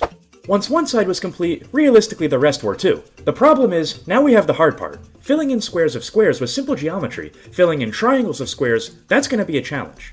The main reason this was so difficult was because we had to move it on two of the axes. We had to make sure the z-axis was perfectly lined up with the middle portion, but then we had to make sure the angle going up was correct on the x-axis. After a whole lot more trial and error, I finally got the angle correct, and figured the easiest way to utilize this would be to use the move snap feature at 1 meter and follow the metal pole upwards to the apex. What made this a little bit more challenging is if you look closely at the metal pole, there's a small height increase right at the middle. That meant we have to mess around at the x-axis one more time. Once we got the midpoint height increase down though, it was again really easy to simply use 1 meter move snap to get it all the way to the top. Unfortunately, this is only halfway done, because we have to replicate everything we just did a second time. Luckily this is much easier. Because we duplicated over the metal pole, all we have to do is duplicate over the mesh. The poles are exactly identical, therefore the mesh needs to be identical as well. We had to make sure the mesh was lined up absolutely perfectly, otherwise the rest of the build wouldn't work, because we're going to be duplicating over this piece a lot. Eventually, when it was finally in place, we copy and pasted everything over, used the Advanced Move and Duplicate menu, rotated the entire build 180 degrees, and placed it on the segment located exactly behind it. Once this was complete, we could simply duplicate over everything we just built, including the original portion, and cover the entire top of the dome. Overall, this was really difficult, and it took a lot of trial and error, but I'm actually quite happy with the end product. Believe me when I say a lot of footage was cut to get this dome to look exactly how it does. I'm especially proud of how it looks from the interior viewing windows, but let's actually get some stuff inside of the dome to make it look even better. Now we've left ourselves with a sizable interior that we can pretty much do whatever we want with. This can be a little bit overwhelming, so I think it'll be a little bit easier to start from the outside and work our way in. Despite not actually needing any climbing requirement, according to the Zoopedia, I still wanted to include a little climbing structure as sort of the centerpiece of the entire exhibit. By little, I truly meant little. I really didn't want to make this big at all, so to give the illusion that it's much bigger than it is, I made the ground around it a lot lower. Whenever working with climbing structures, be fully aware that you will never get it correct on the first try. We ended up scrapping a variety of designs. What we didn't end up scrapping were the support beams. I always like to make these non-climbable because realistically they're only there for support, not actually to be used. I didn't only want to use support beams for our climbing structure stability, I added a lot of rock formations all around the habitat to make it so the climbing structure had something to sit on. As for the actual climbing structure itself, it's very basic. All we did was make two relatively sizable platforms. Once the platforms are laid out, we used the exact same 4-meter log we'd been using as support structures and connected the platforms together so the cougar could get from one to another without having to jump. I think we did a stand-up job. It's really simple and basic, but that was the exact style we were going for. Equally important, it looks really sleek from the viewing window. The rest of the habitat, however, looks a bit bare. I think it's time we get some color in here. Right now, the exhibit is only brown and gray, and to avoid the exhibit from only becoming brown, gray, and green, I decided to add some blue. Now that a few aspects of the habitat were firmly locked in place, I figured we could start detailing them. I started by cramming some bramble bushes into the rocks. This is one of my absolute favorite details because it looks a lot like the ivy, but it has a much more 3D and vibrant texture. Bramble bushes also come in a variety of shapes and sizes, meaning it's really easy to blend it into almost any surface. While sorting out my foliage palette, I realized something about the build made absolutely no sense. We had this large tarp, but no support structure in the middle, so I quickly fixed that. Normally in builds, I'll always place the trees last when working with foliage. However, this exhibit is the exception. Because we're working on such limited space, the trees are actually going to have to go in first because there's not many places we can put them. Sadly, the build was just too short and there weren't enough places where we could fit in the scratching post tree enrichment item. I really wanted to add this close to the glass, but it just wouldn't look right. Normally in builds, your backdrop is called a tree line because there's a large layer of trees where you can really only see the canopy. However, in this build, since you're not really looking up very much, this is going to be more of a bush line that hides the back of the build from the rest of the zoo. Due to the mesh that we used being inherently see-through, which I don't regret at all, I think it looks quite nice, we have to make sure that the bushes obstruct the guest's view at eye level so they can't see straight through it and past anything that we don't want them to look at. These creosote bushes are quickly becoming one of my most used plants in the entire game. I also had a gut feeling that it wasn't pronounced creosote, and what do you know? The key to making any foliage look a little bit more natural and realistic is by using a variety of species. If you have one bush in a particular area, try using a different species right next to it and merge them together. Now that a majority of the bushes were in place, I did decide to come in and add a tree line behind them. I mention this step in pretty much every single video, and it's because I do it in every single habitat, and it's one of the more important steps I can possibly convey to newer players. Paint the grass precisely where you want to put more detailed plants later on. Once all of the terrain is painted up to your liking, you can come back in with a much more detailed grass later on. Buffalo grass is a perfect example for beginners. It has a much more vibrant and animated texture as opposed to the painted terrain tool. If you think your foliage skills need some serious work, buffalo grass is one of the 2 items in the game I would suggest you use a lot more. It just looks really nice. The texture is 3D and really makes the grass pop, as opposed to the more 2D texture of the painted terrain grass. If the buffalo grass does end up getting a bit repetitive, you can mix in some ferns to really break up the texture. They're also a slightly darker shade of green, and it adds some contrast. The second most important tip I have for beginner builders is to use the aquatic faux rock 9. These can be changed to any color on the palette, but if you make it a realistic grayish brown and make them pop just slightly above the ground, they look like really small rocks. This accomplishes 2 things. 1, it doesn't impede the animal's traversable area, and 2, it breaks up the texture of the grass even more by adding something that's a completely different color. Unlike buffalo grass, they're versatile in a variety of different environments too, not just necessarily the ground. The faux rocks look equally good on the bottom of a lake. At this point, the foliage was relatively done and there wasn't anything new to add. All we had to do was just layer up everything we've already done to the second layer of the climbing structure. One of the last plants that we added into the build was a lot more ivy. This really wasn't to detail the build from the guest perspective because realistically they'll never be able to see this. Instead, it's to show that the forest is really overgrowing and overtaking the structure, making it look not necessarily new. To get some additional color, I added some alpine flowers right behind the cougar's climbing equipment. The enrichment items in the habitat weren't anything special. We placed a box in the back and we ended up getting rid of the scratching post, but what I was really excited for was placing this rotation line feeder in the middle of the pole. I thought this was a really nice effect, but unfortunately it wasn't usable in the end product. Luckily I thought ahead and made a more standard feeder, and since JoJo is solitary and is going to be alone, it didn't have to be very big. Thankfully I was also able to work in the bubble machine. I'm really excited to see the cougar's animations with this. I think we did a nice job for the limited space we had to work with. The habitat looks good from every single angle. Overnight, it seemed that a local wood owl made the guest viewing its home. The owl's perch is far enough up to where JoJo won't be able to get him. I think we'll keep him here. He looks quite happy. I'm definitely happy with the build overall. Let me know what you guys think in the comments. The interior viewing especially is among my favorite interiors in all of Keystone Park. JoJo is set to arrive at any moment now, but before that happens, we have an important announcement from our keeper staff. The escaped prairie dog has thankfully been found alive and well. She made it quite far, starting at the prairie dog habitat here and making her way in between the moose enclosure and the reptile house. Once found, she was swiftly apprehended and returned back to her habitat. Though this is a major setback in Keystone morale, hopefully something like this never happens again. With the heightened security put in place, I highly doubt it will, and if it does, we'll find you. With the recent completion of the American Frontier, our newest subsection of North America at Keystone Park, everything was slated for a smooth grand opening. Unfortunately in the zoo business, not everything goes to plan, and our prairie dogs made especially sure that the launch wasn't as smooth as we'd hoped. Admittedly, this wasn't their fault. They weren't the ones who broke the glass, but at the end of the day, the launch of the American Frontier was ruined. The entirety of North America had to go into a level 2 lockdown, meaning it was completely evacuated. Unfortunately, hundreds of guests in a hurry don't tend to be the most careful bunch of people, and as a result, a lot of Keystone Park was left in a damaged state. To ensure that something like this never happens again, we upped security all over Keystone Park, adding in over a dozen new security cameras. We also hired a veteran guard, and we're confident at Keystone Park that animal escapes are going to be left in the past. It took months, but after numerous negative news reports, our reputation in the eyes of the public was finally restored, and the guests came back by the busload. The main incentive to return to Keystone Park is the arrival of our newest animal. Meet JoJo. She's been absolutely loving her new habitat so far, and has mastered her territory quite efficiently.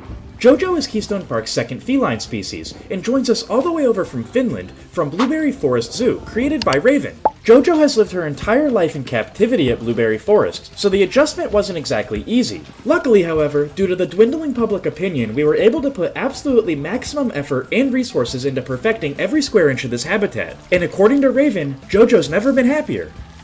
Despite sleeping through a majority of her grand opening, the guests seemed quite pleased with the exhibit as well. Sleeping animals at a zoo are to be expected. However, now that North America is officially complete, there's certainly no shortage of animals to see. Ironically, at the moment, our most popular exhibit is the one that kicked off this mess in the first place.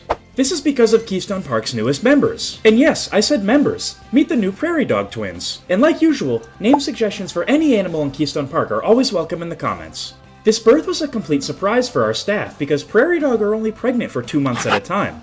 The twins, of which there's a boy and a girl, quite literally came out of nowhere. Thankfully the twins appear to be healthy, and the family's very tight-knit, taking care of them day in and day out. These two will likely be relocated to a different zoo or even released to the wild in time, but until then, they have a perfect home at Keystone Park. There's even more exciting news from the American frontier. One of our bison are expecting. American bison stay pregnant for significantly longer than prairie dogs do, 10 months to be exact. This is a massive win for conservation, as bison are listed as near threatened according to the IUCN, and need help repopulating their numbers. This is one of the most important pregnancies in all of Keystone Park history, so we're taking it incredibly serious and will update you soon with any other information. If you'd like to be among the first to receive updates, consider becoming a channel member. Not only will you get early access to every single video as soon as they're finished, but you'll also get your name forever immortalized in Keystone Park, on top of a bunch of other exclusive rewards. If you're interested, check the link in the description. Good news isn't limited to animal births, as something truly incredible just happened right before our eyes. In case you're unfamiliar, this is Bobby, our first ever captive birth here at Keystone Park. Bobby quickly stole the hearts of the locals, becoming one of our more popular animals early on in Keystone Park's life. People loved him so much they even started submitting fan art, which we proudly display all over Keystone. In absolutely no time at all, Bobby became one of Keystone Park's unofficial mascots, and today we have some excellent news from the baby beaver. Just 4 days after his second birthday, Bobby matured into a healthy adult. Being able to say that we raised an animal from birth to maturity truly is a special thing, and we hold this in extremely high regards at Keystone Park. Bobby is absolutely an icon of conservation. Despite being significantly larger, Bobby now spends his adult days just as he did as a kid. He still absolutely adores his herb scent maker. Now that Bobby's all grown, there's one question in the back of our mind at Keystone Park that we're going to need some help from you to answer. Most animals at Keystone Park are rescues and unable to return back to the wild. However, Bobby is perfectly healthy and more than capable of surviving on his own. Despite our absolute best efforts, Keystone Park truly can never replicate the wild, and there's an entire world out there for Bobby to explore and experience all on his own. In the description, you'll find a link to a poll asking one simple question: should Bobby return to the wild or stay at Keystone Park? I'm very curious to hear your opinion, and leave a comment giving your reasoning too. No matter what happens, Bobby's impact on Keystone Park seriously can't be understated. We couldn't have done any of this without him, and will be forever grateful for this beaver. With the arrival of Jojo the cougar and the completion of North America, only one question remains: where do we go from here? I have a few ideas for additional expansions, but before we get to that, I think we need to completely revamp our entrance. It looks a little bit outdated and bare. This is a relatively large patch of land, so we're going to have to put something quite significant here, but not big enough to the point where it's going to be just a second North America. Having started this zoo on a shoestring budget, using only animals local to the region, I want to spread our wings and expand to a different part of the world. When looking at the popularity of our seal and sea lion enclosure that's going to be neighbors to this new building, we realized that we're going to have to absolutely knock this out of the park to maintain the popularity of the entrance at Keystone.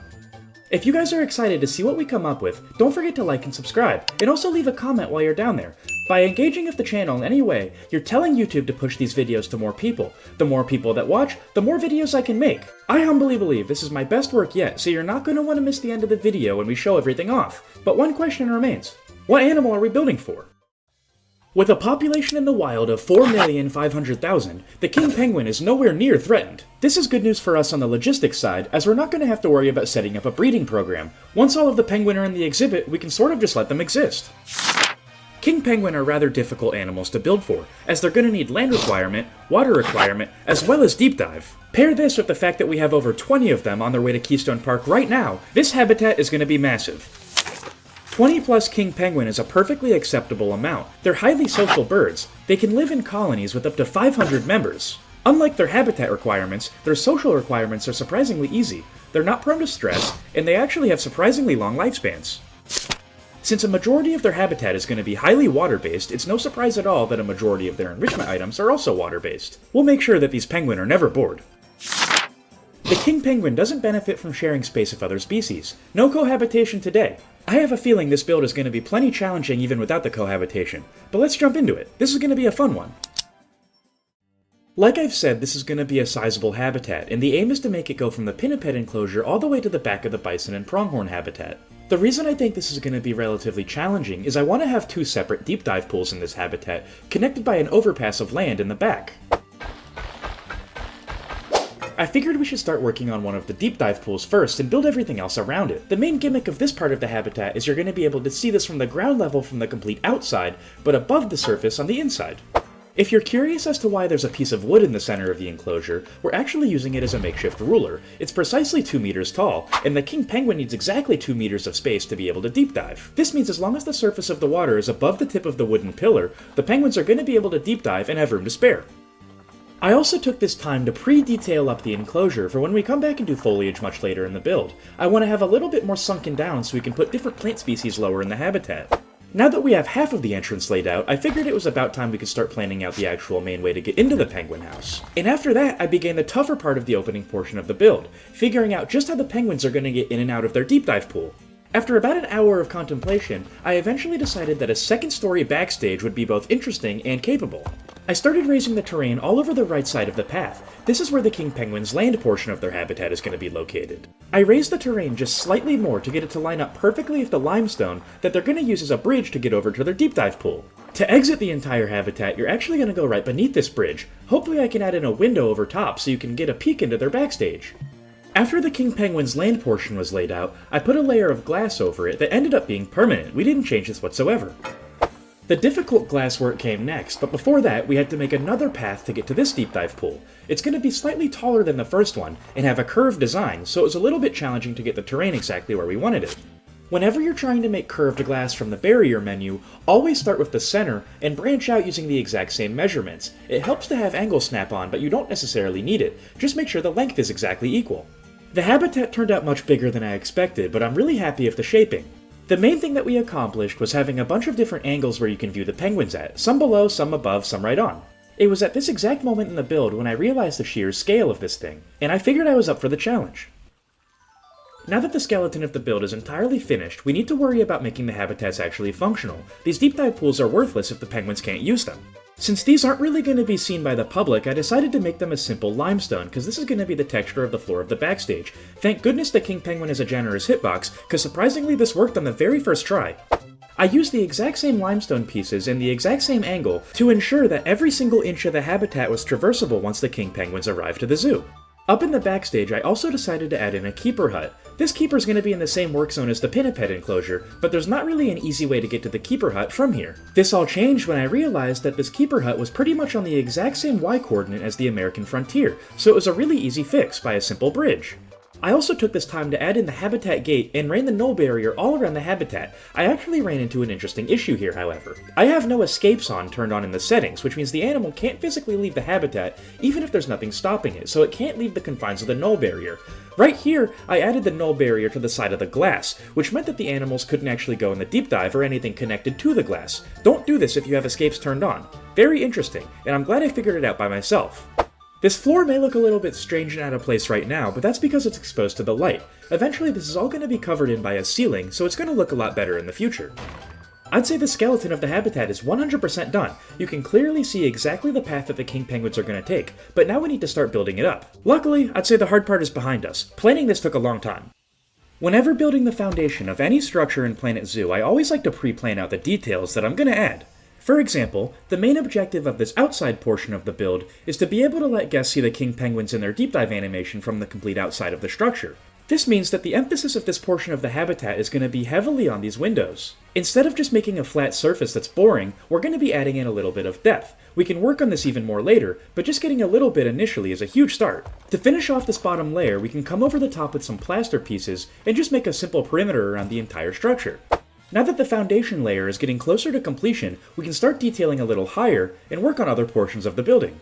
To avoid the foundation from being too flat, we're actually kicking this layer out slightly and building it a little bit with an overhang in mind. This is solely for detail. If we did this around the entire structure, it would look almost medieval, and we want this building to look rather modern.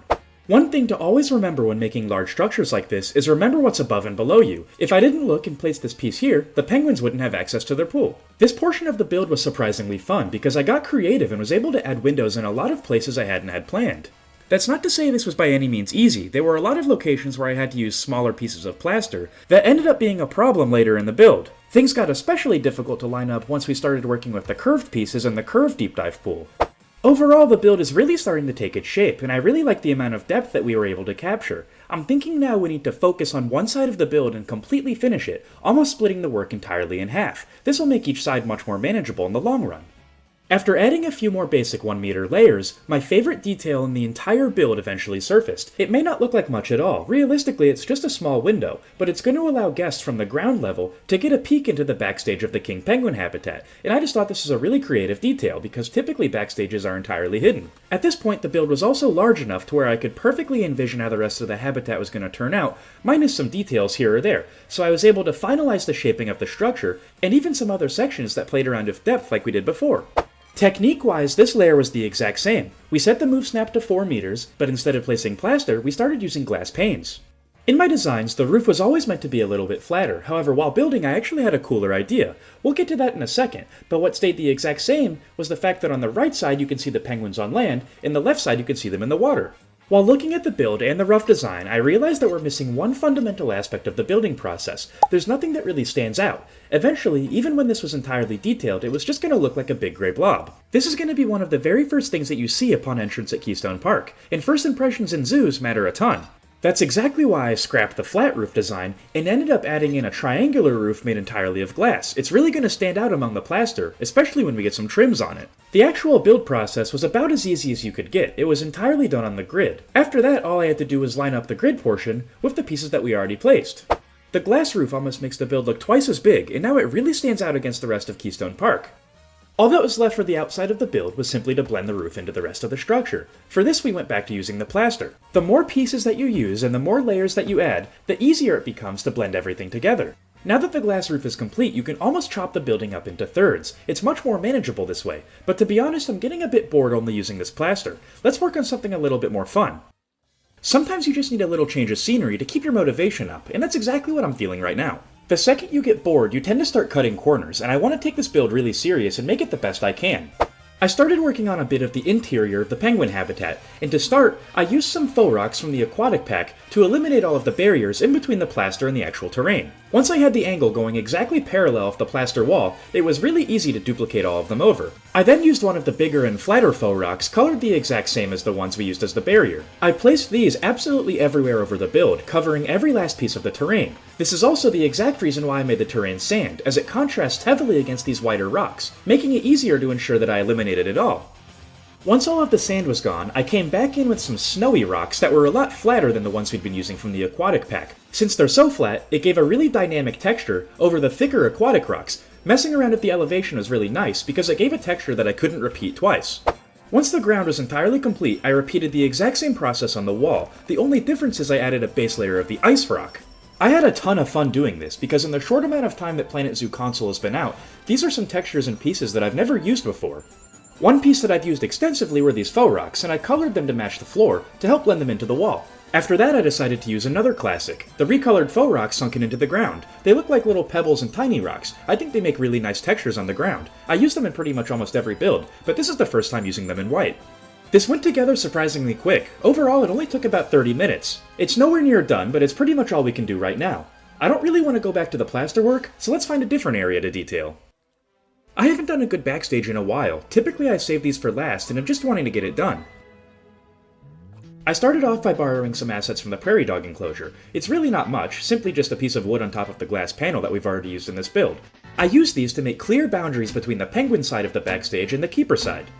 While working on the backstage, I figured now's a great time to start placing enrichment items. I started mainly with the food-related ones. I have a good feeling that the king penguin are especially going to enjoy these frozen fish blocks in their backstage. One of my favorite enrichment items in the entire game is the Mirmobile. It's reserved for exceptionally intelligent species. Penguins must be smarter than I thought. I placed underwater feeders at the base of both deep dive pools. With so many penguins in here, it's going to be such a sight to see all of them feeding at once. To ensure that the penguins were comfortable and had the right temperature, I added a couple of coolers all around their indoor portion. I tried to keep the backstage as warm as possible on the off chance the penguins got a little bit too cold. I also made one of the deep dive pools significantly hotter than the other, so the penguins had some variety in their waters. When I filtered enrichment items for the king penguin, for some reason habitat bedding, whether it was the leaves or the hay, didn't show up. I have no idea why this is, because later in the video, I ended up keeping this and the penguins used it just fine, so if somebody knows why this is, please let me know in the comments below. I don't really consider myself too good at building interiors, and since I want this build to be my absolute best work yet, I utilized a lot of backstage pieces off the workshop. If you happen to see a piece that you made, let me know. Some of the creative parts usage is out of this world, like how they used the decal on this one to look like spilled water. The workshop really is the best way to cover for your weaknesses in building. If there's something you know for a fact you're not very talented at making, there's likely somebody on the workshop that can provide it for you.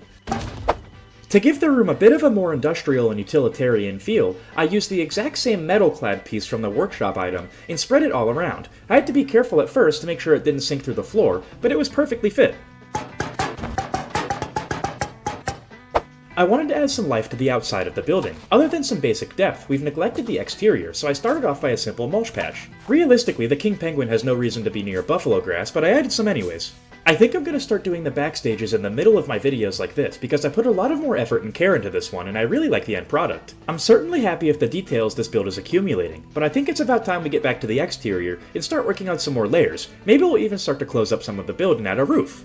We might as well get that out of the way right now. We're just going to be using a simple vertical wooden plank roof on the grid.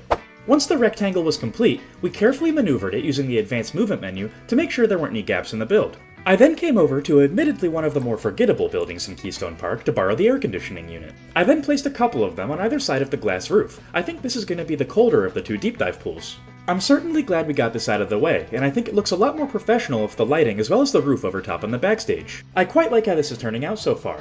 I think now we need to go back and do a little bit more work of the plaster. I did enough detailing to the point where I think I'm ready to return. Back on the inside of the build, I took a lot of time off camera and ensured that every single square inch of the deep dive pools was perfectly smooth for the king penguins. I really like how the two pools look completely different. One is much larger and the other one is much deeper. We're also going to be adding a ton of underwater foliage in the other, but for now, let's work on the exterior of the building. This is absolutely the make or break detail of the entire build, and what we're doing is using a very thin 1 meter by 1 meter piece of plaster. We're effectively going to be using this on the other plaster that's already placed to make a completely different and custom texture. I modeled this heavily after a brick wall, and funny enough, after we got this initial layer down, all we had to do was copy and paste it, rotate it 180 degrees, and that was effectively all we had to do for the entire build, aside from spreading it around. I added a very small overhang to the second layer of the build to help separate the two plaster textures. This made it look so much better, and despite us using mostly plaster in this entire build, it looks entirely different between the two layers, which is the exact effect I wanted to go for. I realized upon looking at the build, I wanted to add this texture to a lot more portions of the build than originally planned. We had to make sure in some areas, especially around windows and other details, that the texture wasn't taking away from what you were meant to look at in this portion. I found that by adding more trims, not only did it help blend the texture into the walls a little bit more, but it also took the focus away from them a little bit, which I actually really appreciated. The other key way to take focus off of a detail is actually by detailing the detail itself. I tried to do this with windows, and I put them in places where they actually make sense. Right now, this is exactly behind the backstage, and realistically, there probably would be a window back there. The build is getting surprisingly close to being done. This is coming together a lot quicker than I expected. However, I have a feeling that the next step is going to be the toughest in the entire build. In order to start the roof, we're going to have to work on a bit of shaping, and I decided to make a glass roof overlooking the second deep dive pool. I wanted to keep the curved look of the build intact, so I decided to use the exact same technique on the roof. Due to there being quarter circles of the glass pieces that I wanted to use, this allowed me to stay on the grid. After getting really precise and trying to line up the glass panes, this part of the roof was done. Surprisingly easy. I'm thinking now we need to go back to using the vertical wood. We already have it started on the middle portion. For now, I decided to employ the technique that I call do the easy stuff now and worry about the hard parts later. As you could probably guess, the start of this technique isn't very hard. The issue is, eventually you do have to worry about the hard stuff, and after all of the vertical wood was placed, I eventually realized that the easiest way to merge this into the wall was going to be to using glass turned about at a 15-degree angle. This is going to accomplish two things. For one, it should allow some natural light into the habitat so it's not all artificial, and secondly, it's going to make the roof look a lot more interesting and dynamic since it's no longer just a simple flat surface. The roof is now 100% covered and the build is relatively complete. Unfortunately, now there's one pretty big issue somewhere else in the zoo. The king penguin exhibit completely shatters the immersion of the bison and pronghorn habitat in the American frontier. This is not good. A part of me knew this was going to happen, so luckily we already have a plan in place. All we're going to be doing is duplicating over some of the rocks and bushes that are already in place in the American frontier, and just making sure they don't burst through the wall of the king penguin enclosure. Funny enough, this is also going to save us a ton of time on detailing, because where these rocks are, we don't have to detail the back of the king penguin habitat. While building, I like to focus on one thing at a time until I get relatively bored of it, then we'll go back. For now I had rock work on the mind. It didn't take very long, and a majority of it was reused assets anyways. Obviously the main draw of this area is going to be the king penguin habitat, If anything, the rocks were simply a foundation for all of the bushes and foliage we used to separate the king penguin habitat from the barn of the pronghorn and bison. I figured it was about time to start working on some of the finer details of the penguin habitat, and I really wanted to reuse these doors we used on the reptile house. Unfortunately, the dimensions were just a bit off, so we couldn't reuse the entire door. We could salvage the exact same design though, and just have to remodel it a little bit. Using the black iron bars really helped this glass stand out amongst the rest. The build is starting to truly take its shape among the skyline of Keystone Park, however it still needs to be heavily detailed. I started off by doing a pretty time-consuming task, trimming absolutely every window and every single piece of glass in the entire penguin habitat with these metal beams. I ended up going with the white color because we're going to come in with some wood later and retrim the build to make it pop. I just wanted this to make the glass stand out a bit more. This surprisingly was one of the longest parts of the entire build process. But like usual, if something takes a long time, odds are you had to put a lot of effort into it, and if you put a lot of effort into something, 9 times out of 10, it ends up looking really nice. Once all of the trim was in place, I came in with some wood and added a very finite amount, just to make the build pop in certain areas where the gray was overwhelming. I mainly used it as a breakup point in between large groups of plaster. I knew I was going to do this from the very beginning of the build, and it's precisely the reason I used the plaster from the Africa pack in the first place. These moss decals can be recolored into absolutely any color you want, and if you color them the exact same color that you made the plaster originally, they look like really convincing details on the build. The last thing I did was simply slap the zoo's name on the front. The big letters really sold the 3D sign effect. Putting every single building technique and little detail we've discussed in the video all together left us with this truly incredible final product that I'm really proud of. I'd love to hear your thoughts in the comments. By no means is the build complete. We still have a ton of work to do on the interior. Right now we're primarily going to be focusing on the habitats. The penguins are on their way, and that's the most important part to get done. I want these deep dive pools to have 2 completely different designs. The one on the right is going to be rather basic, mainly utilizing faux rocks in the corner, and that's pretty much it. Obviously this build has a massive window on the outside, so I want as many penguins to be able to fit in here as possible, so I'm not going to be adding a whole lot of things that can impede their progress. The other tank is going to have a ton of foliage, with the centerpiece being this aquatic faux rock arch. I think it's really interesting because the penguins are going to be able to go on top of it, as well as swim underneath it. It's going to be the perfect balance. I tried not to go too crazy with the faux rocks in this deep dive pool, mainly because there's already a ton of gray in this build, and I didn't want a lot more. These smaller faux rocks, however, are always fair game. They look really nice when blended into the sand, and help make an accurate seafloor. I ended up taking the submarine buoy out of the other pool, and put it over in this one. I thought it would fit a lot better. Underwater hydrilla plants are one of the more underrated foliage types in my opinion. They look so nice when covering the floor of any body of water, I really can't go back to only using eelgrass. Since it's a significantly lighter shade of green, I actually think the 2 plants complement each other quite well. Where there's no hydrilla plants, you can tend to put the eelgrass a little bit lower into the ground and spam it heavier. Technically speaking, it's not actually foliage, but I added some of the moss decals, but this time I didn't mess around with the color. I made these algae appearing on the sides of some of the glass. Once all of the decals were finally in place, I added some bubble machines just to give a little bit more movement to the habitat overall. I think we struck an absolutely perfect balance of making the 2 pools look different from each other. This one's water is going to be significantly hotter, and the other pool's water is going to be significantly colder. I hope the penguins like this, I'm sure they will. But we're not going to have to wait long to figure out the answer to that, because I think they're on their way right now. We should probably get ready for their arrival. Aside from caring for your animals, keeping your guests happy is the most important part of the zoo business. The animals are obviously the main attraction, but they don't pay the bills. The first impression guests have of your zoo matters a lot. It really is one of the most important aspects of the business to have something at the front of your zoo that truly can blow guests away. At Keystone Park, we started this trend with our seal and sea lion talks. These quickly grew in popularity, but at the end of the day, it felt like something was missing. Taking a relatively sizable financial hit, we provided our entrance of the largest single expansion of Keystone Park to date.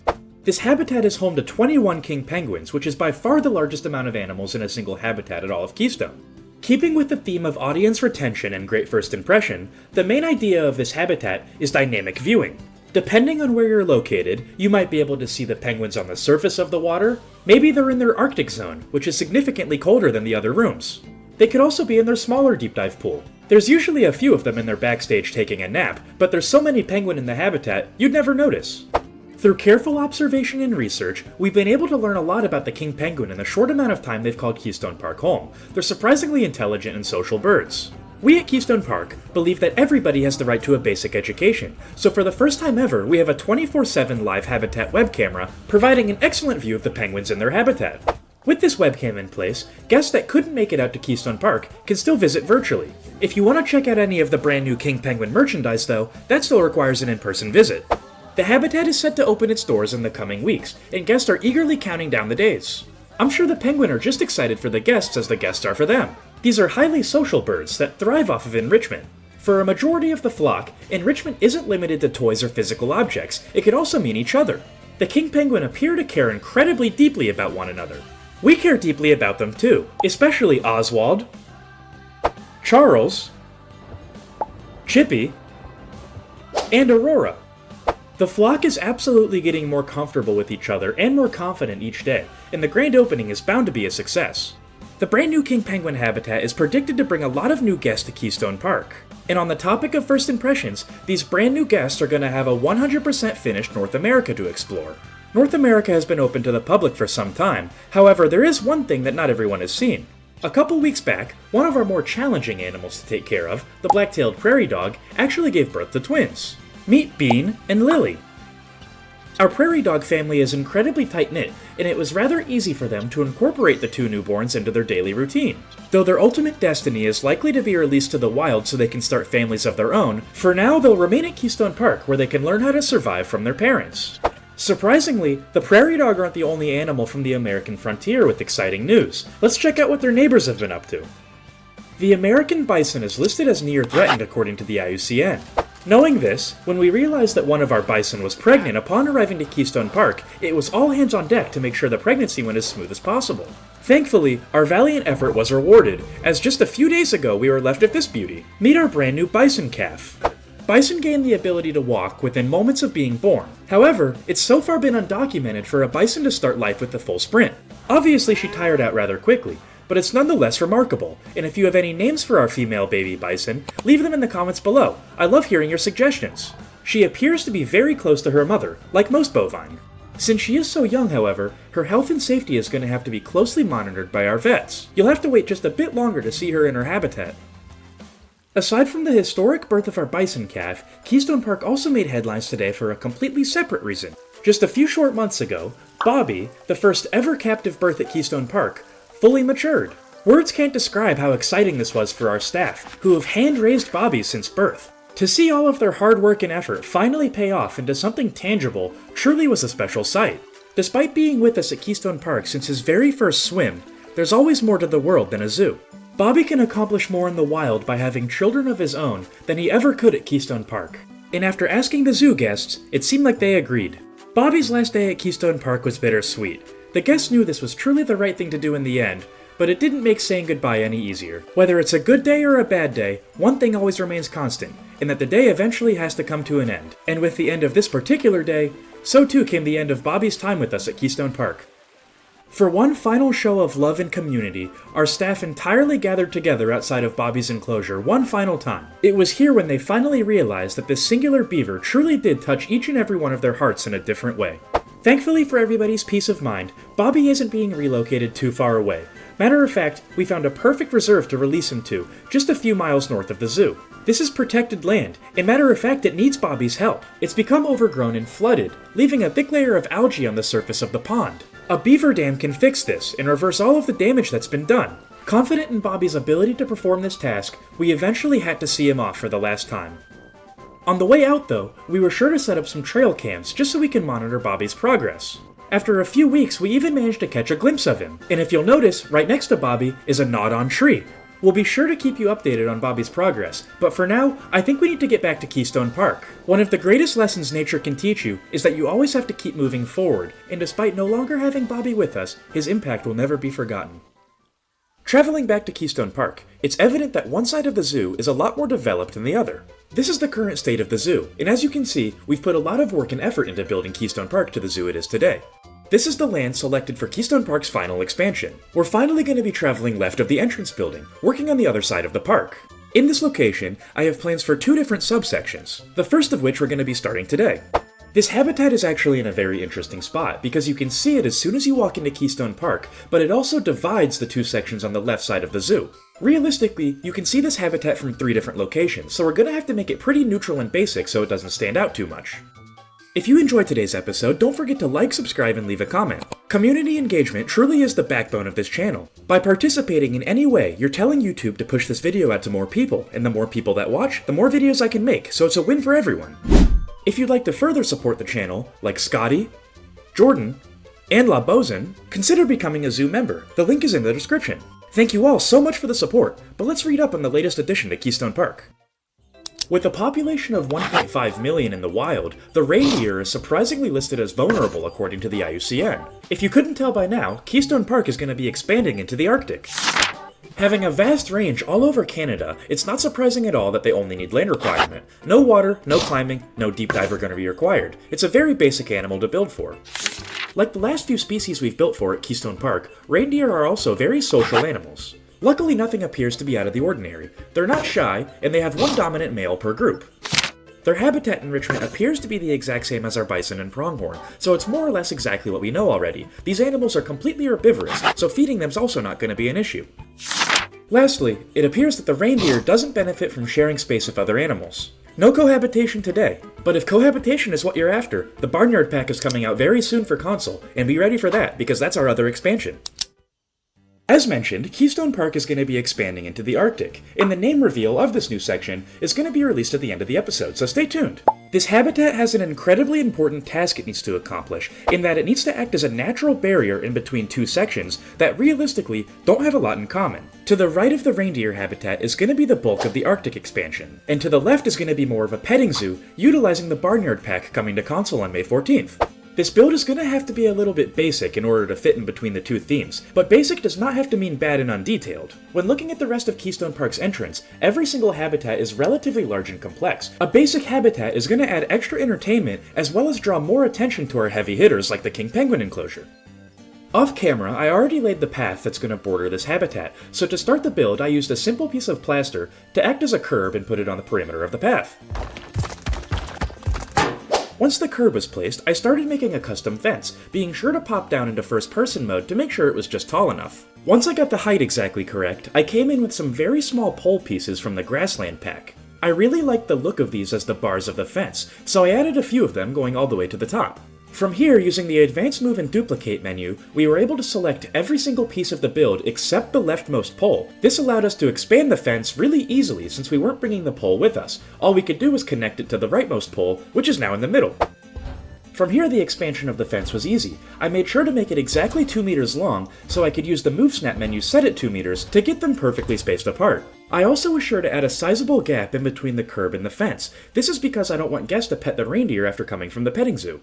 I want to work a bit on the reindeer's backstage now because it's going to provide a border on the left-hand side of the habitat. Since we're expanding into the Arctic, I decided to use the basic Arctic wood. It was literally designed to be used in this aspect. Continuing with the theme of this habitat, the shaping is overall basic, however there is a little trick I used in the ends. Most wall pieces in Planet Zoo that can be placed on the grid are 4 meters by 4 meters. These pieces, however, don't go on the grid, but they're 2 meters long. Instead, we're going to be using a 2-meter piece on each side of the habitat, totaling 4 meters, so it doesn't mess up the dimensions when we put in the roof. Getting to the roof, I used the very simple Arctic piece that matched the wood perfectly. It's one of my favorite roof textures in the entire game, and I think it looks really nice. One really easy trick with the grid that you can do to make your builds look that much better, and add a little bit of depth, is simply take the ends of the build where the roof is located, and push them in just a little bit to make the roof appear as an overhang. It doesn't really add a whole lot to the build, but it's a subtle detail that makes it look all the better. Depth is a really underrated aspect of building in Planet Zoo. The more depth a build typically has, the better and more realistic it's going to look. The less flat surfaces you have, the better. I think the size of this build turned out pretty well. It should be just big enough for the 3 reindeer to be comfortable. That's not to say the build is done though, we still need some foundation and supports. For the foundation, I used the dry stone wall texture and placed it on about the bottom fourth of the wood. I then borrowed our sliding door we made for the bison and pronghorn backstage. I thought it would fit really well in this build. Since reindeer are significantly smaller than bison, I decided to lower the door just a little bit to make it appear more noticeable. To help blend the wood and the stone together, I used a different type of wood from the construction menu to add as more of a barrier between the two textures. I then added in some supports using wood from the Twilight pack, being careful to line it up with the texture of the roof. Finally, I blended the entire build into the fence that we made previously. It's really basic, but like I said, that's the entire point of today's episode. It's not meant to be anything extravagant, but I still think it looks good nonetheless. But we still have a lot of work to do. The build, but especially the fence, looks a bit awkward just sitting on this hill. We need to add some rocks as foundation to make it look a little bit more sturdy. In order to accomplish this, I first started by using rocks that I had no intention of using in today's episode. I borrowed the formation that we made in the bottom of the pinniped pond. In order to make this work, we're going to have to blend the rockwork into what we already have, and the pinniped area uses entirely faux rocks, so we're going to have to build up a faux rock facade on the back of the hill first. Luckily this didn't take very long, as a lot of the work was already done for us. We just had to make sure it wasn't jutting through the plaster. Once the pinniped area looked a little bit more built up, we could start blending the temperate rocks into the faux rocks. From here the process was relatively straightforward. Make a smooth layer on the bottom so guests can't hurt themselves, and make a more rigid and realistic layer on the top out of the guest and reindeer's reach. From here we were able to add in some mulch patches, and on top of the mulch patches, we were able to add some very basic and easy to do foliage to help blend the fence into the rockwork. This certainly looks a lot better than it did before. The outside of the habitat is relatively close to being finished. We also did a nice job of not making it look too overwhelming from the start of the zoo. It's not necessarily the first thing you'd notice. Before we get started on the foliage of the habitat, I think it's important to give the reindeer some enrichment items and custom builds for them to keep entertained with. The very first step I took was making the habitat a little bit more interesting and dynamic by adding in some slight height elevation changes with the roughened terrain feature. Once that was complete, I used these corrugated iron roof pieces that have a bit of a rusty look to them. I wanted this feeder to look a little bit run down. This was a very easy build, even by today's episode standards. All it is 2 roof pieces and 6 supports. I think the reindeer are going to be too big to actually use this thing, so I wanted to make it just for show. Because of this, I put it in the corner of their habitat to not impede too much of their traversable area. Once I found a good location for the shelter, I then placed 2 feeders from the workshop back to back. This made it look significantly larger, and like there's a lot more hay for the reindeer to eat.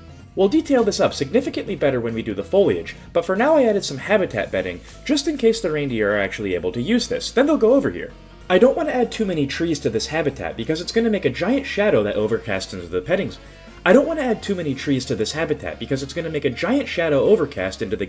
zoo. And I don't want that for future projects. For now, a single scratching tree is going to do just fine. After adding a fake feeder, it's always necessary to add a real one, so I decided to use the hanging grazer feeder again from the bison and pronghorn habitat. Afterwards, I put in a few of the more basic troughs. Finally, I added a single grab ball. Typically, social animals rely more on each other for entertainment. The habitat certainly feels a lot more filled out now. I especially like how the feeder turned out.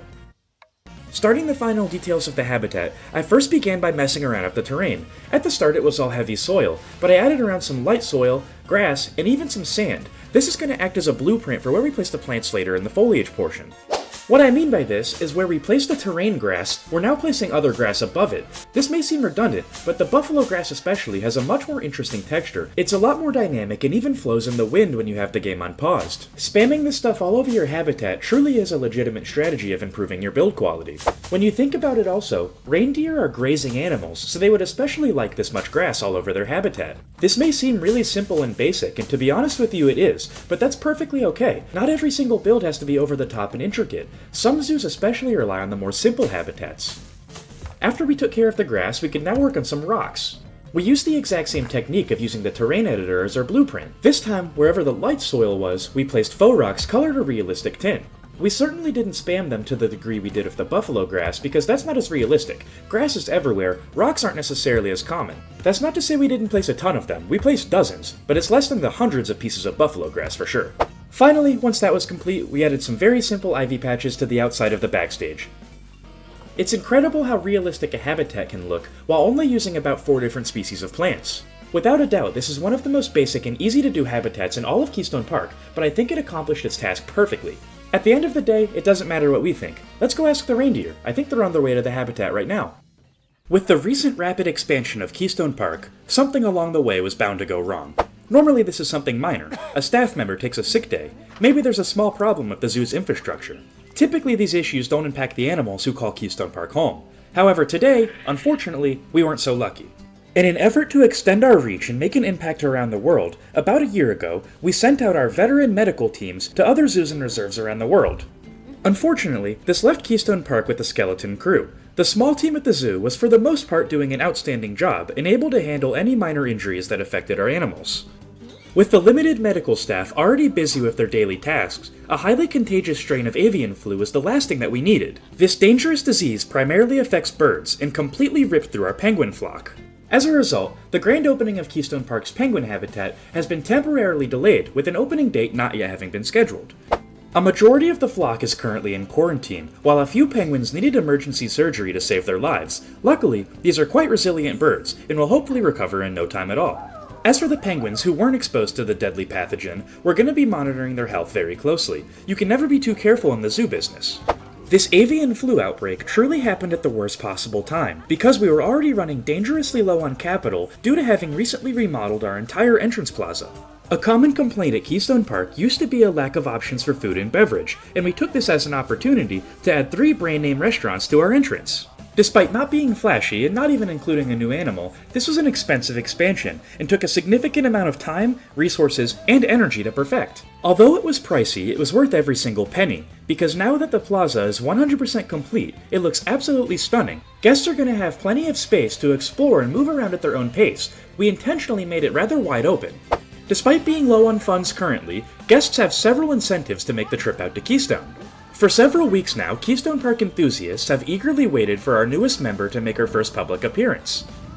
Since her birth just under a month ago, our female bison calf has spent a majority of her life inside. Today, she finally received the green light from the veterinary team to venture outside of the backstage. However, she immediately found a pronghorn and ran straight back inside. It seems like she built up enough strength, but not enough courage. Eventually, she was forced to leave the backstage once and for all in pursuit of her mother. However, the pronghorn certainly didn't make things easy. Dakota showed great parental instincts, recognizing that the grab ball was making her calf rather uncomfortable. Once it was removed, the herd was finally able to come together and form a single unit for the very first time since the calf's birth. I now officially would like to welcome Martha to Keystone Park. She's grown so much in such little time, and I'm sure the guest will enjoy. According to the IUCN, the American bison is listed as near threatened with a population of 80,000 in the wild. The birth of Martha is truly a conservation win for all. After expensive expansions and battling the avian flu, a surge of guests to the American frontier is precisely what Keystone Park needs to keep our doors open. The baby bison isn't the only reason to travel to Keystone, however. In case you're unfamiliar, Keystone Park also boasts a sizable South America section, home to dozens of different animals. Despite having some South American heavy hitters, like the elusive jaguar and the ever-popular capybara, our most popular exhibit in this section has always been our giant otter. They're such a fun species to sit back and watch. They're highly social animals and incredibly graceful swimmers. Unfortunately, unlike the American bison, they're officially listed as endangered according to the IUCN, with a wild population of less than 5,000. 5,000 might not seem too terribly bad, but when you realize that Keystone Park effectively houses 0.2% of the entire wild population of giant otter, it gets a little bit more serious. In terms of conservation, Keystone Park hasn't had a more significant birth than last year with the arrival of baby Lumi. She's become quite the avid and expert swimmer, being able to tread water even just as long as some of the adults in the family. She can even do this somehow. Typically, she uses the water correctly, and is always nearby members of the family to ensure that everything goes well. She is still young after all.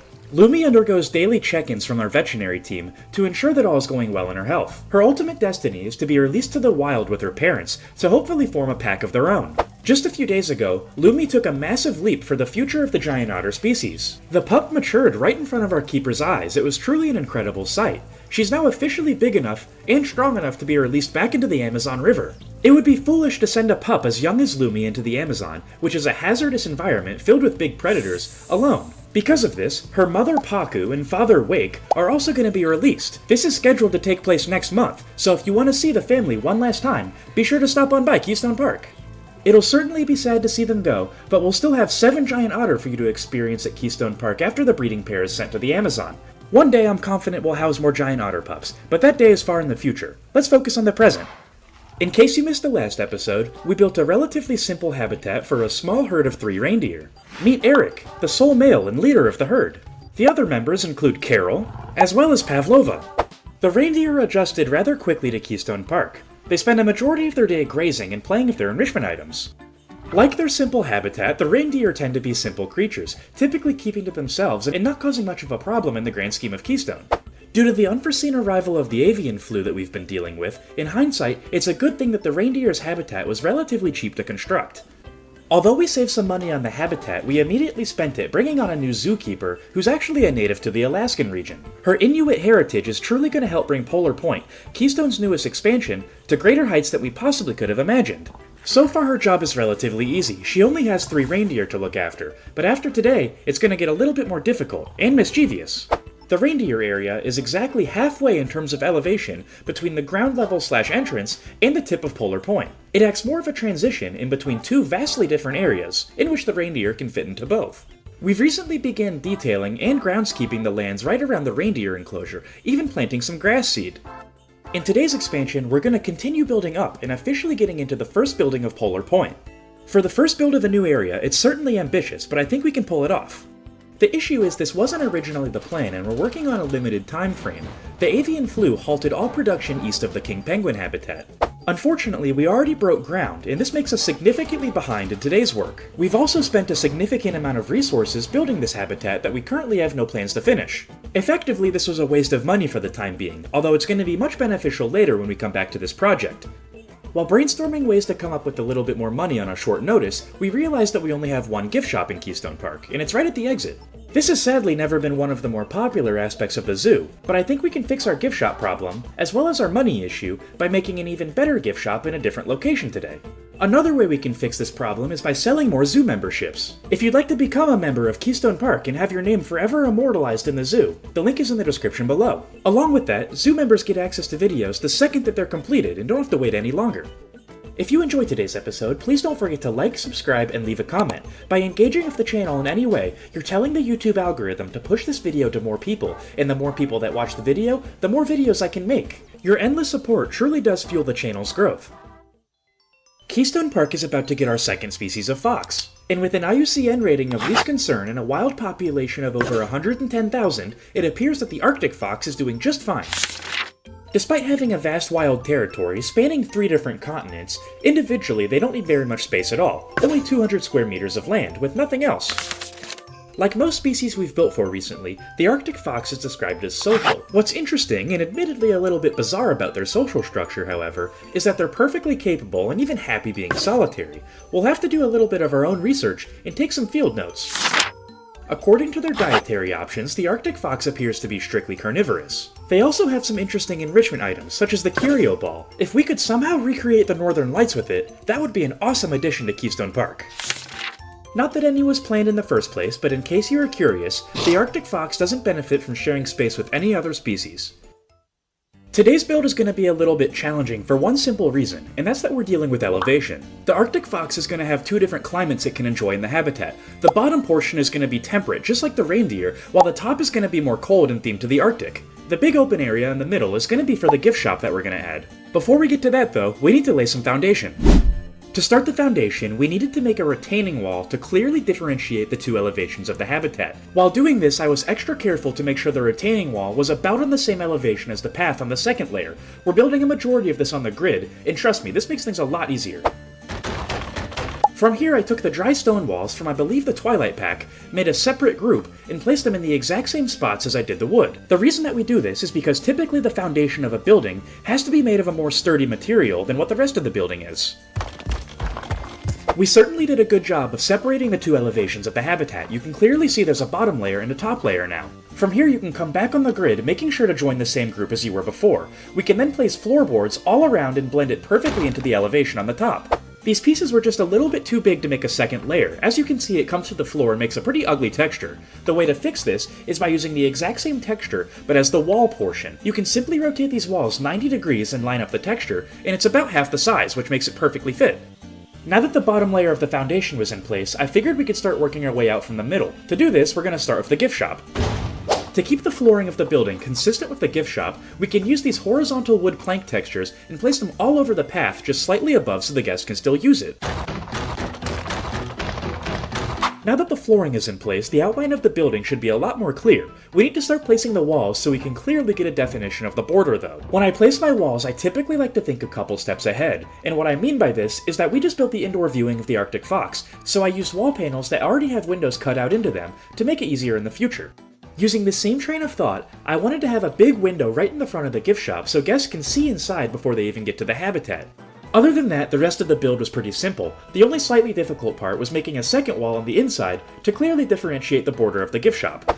This build did turn out slightly taller than I expected it to be, but it's not a problem. The only thing that we have to ensure is that the Arctic Fox are going to be able to access the second story of the building from the first. To do this, we're simply going to be using some habitat climbing frames to make a ladder that gets them from the first layer to the second. Once the bridge was in place, we used very similar textures to help blend it into the rest of the build. We'll detail more of this later, but for now I think this is good.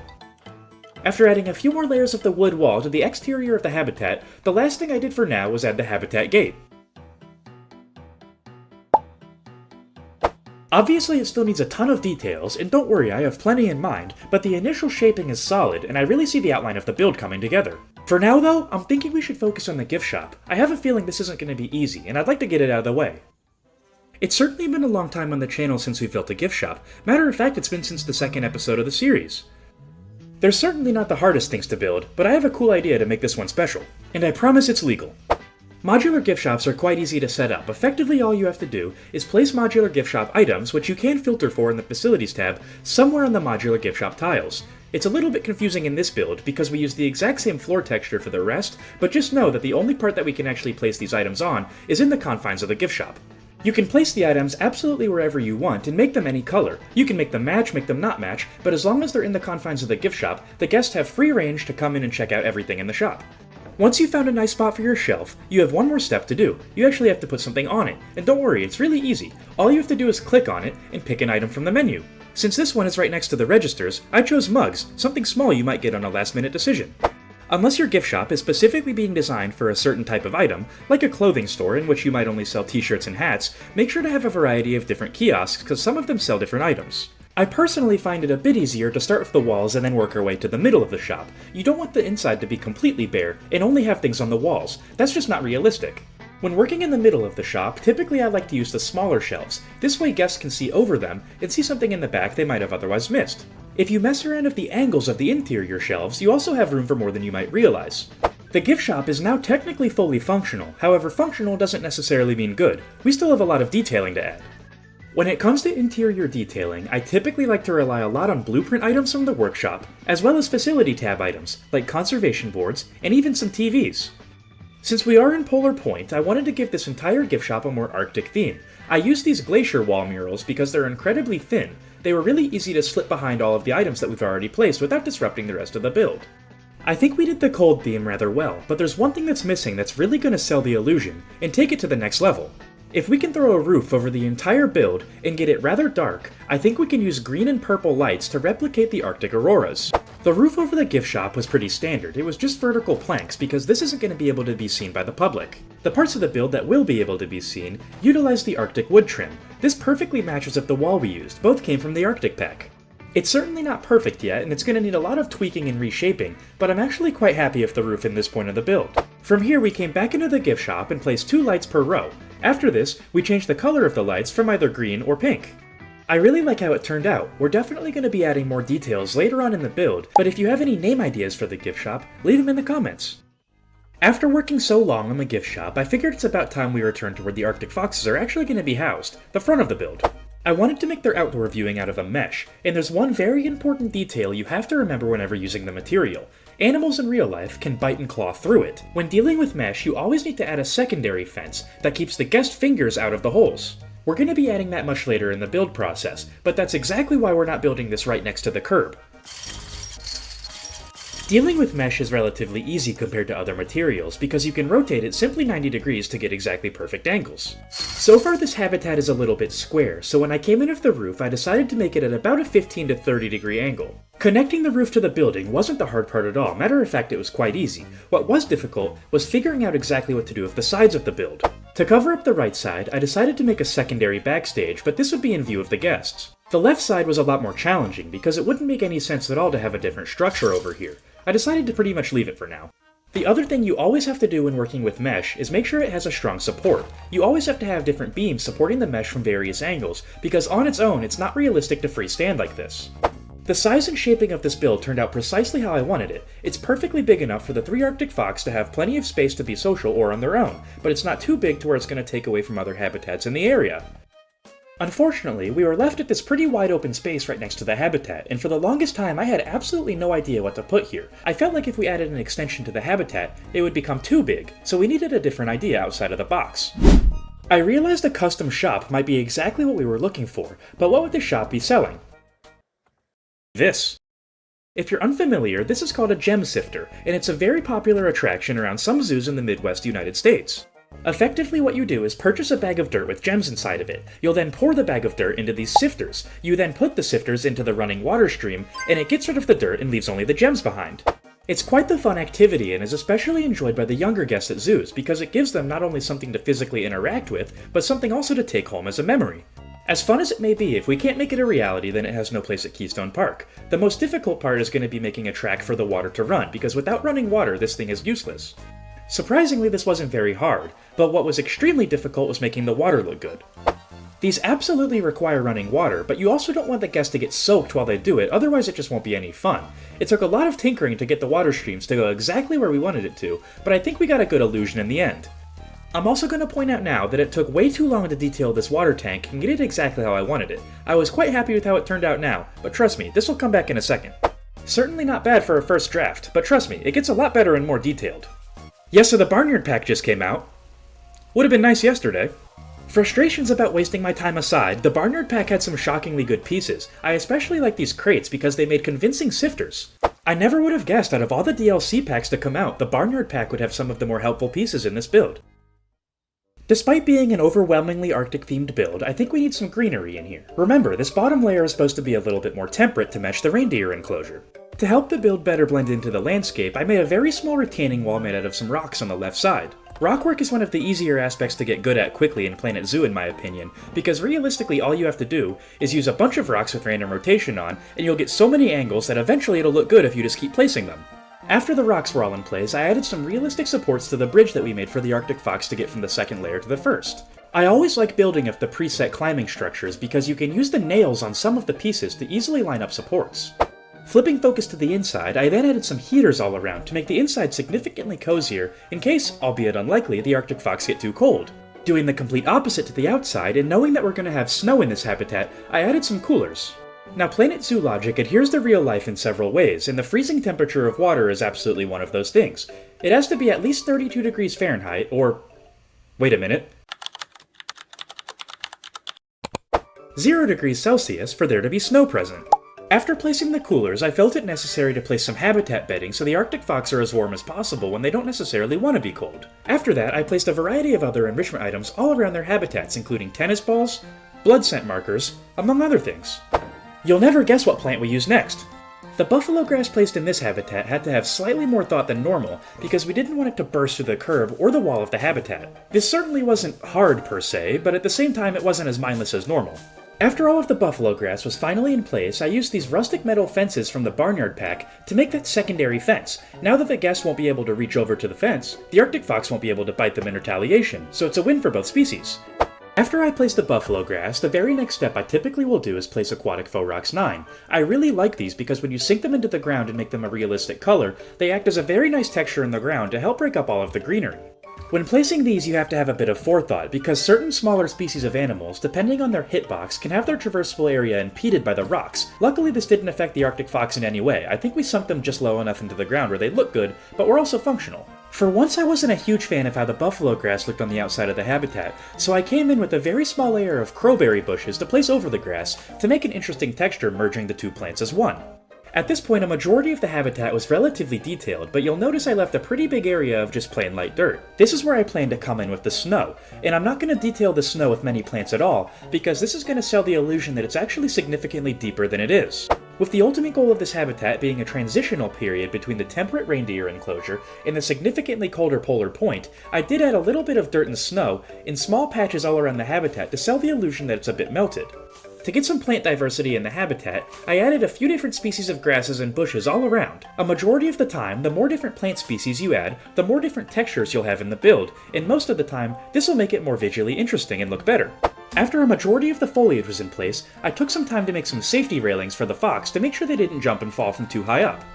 Overall, I think this is on track to be one of our best builds yet, and the best part is, it's not even close to being done.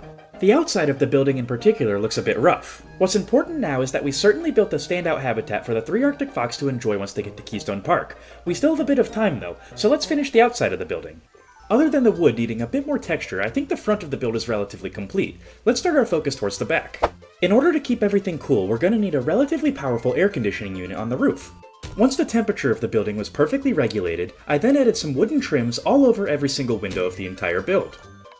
After that, I came above the mesh and added in some windows. This did two things: it added some depth to the build and broke up the wooden texture.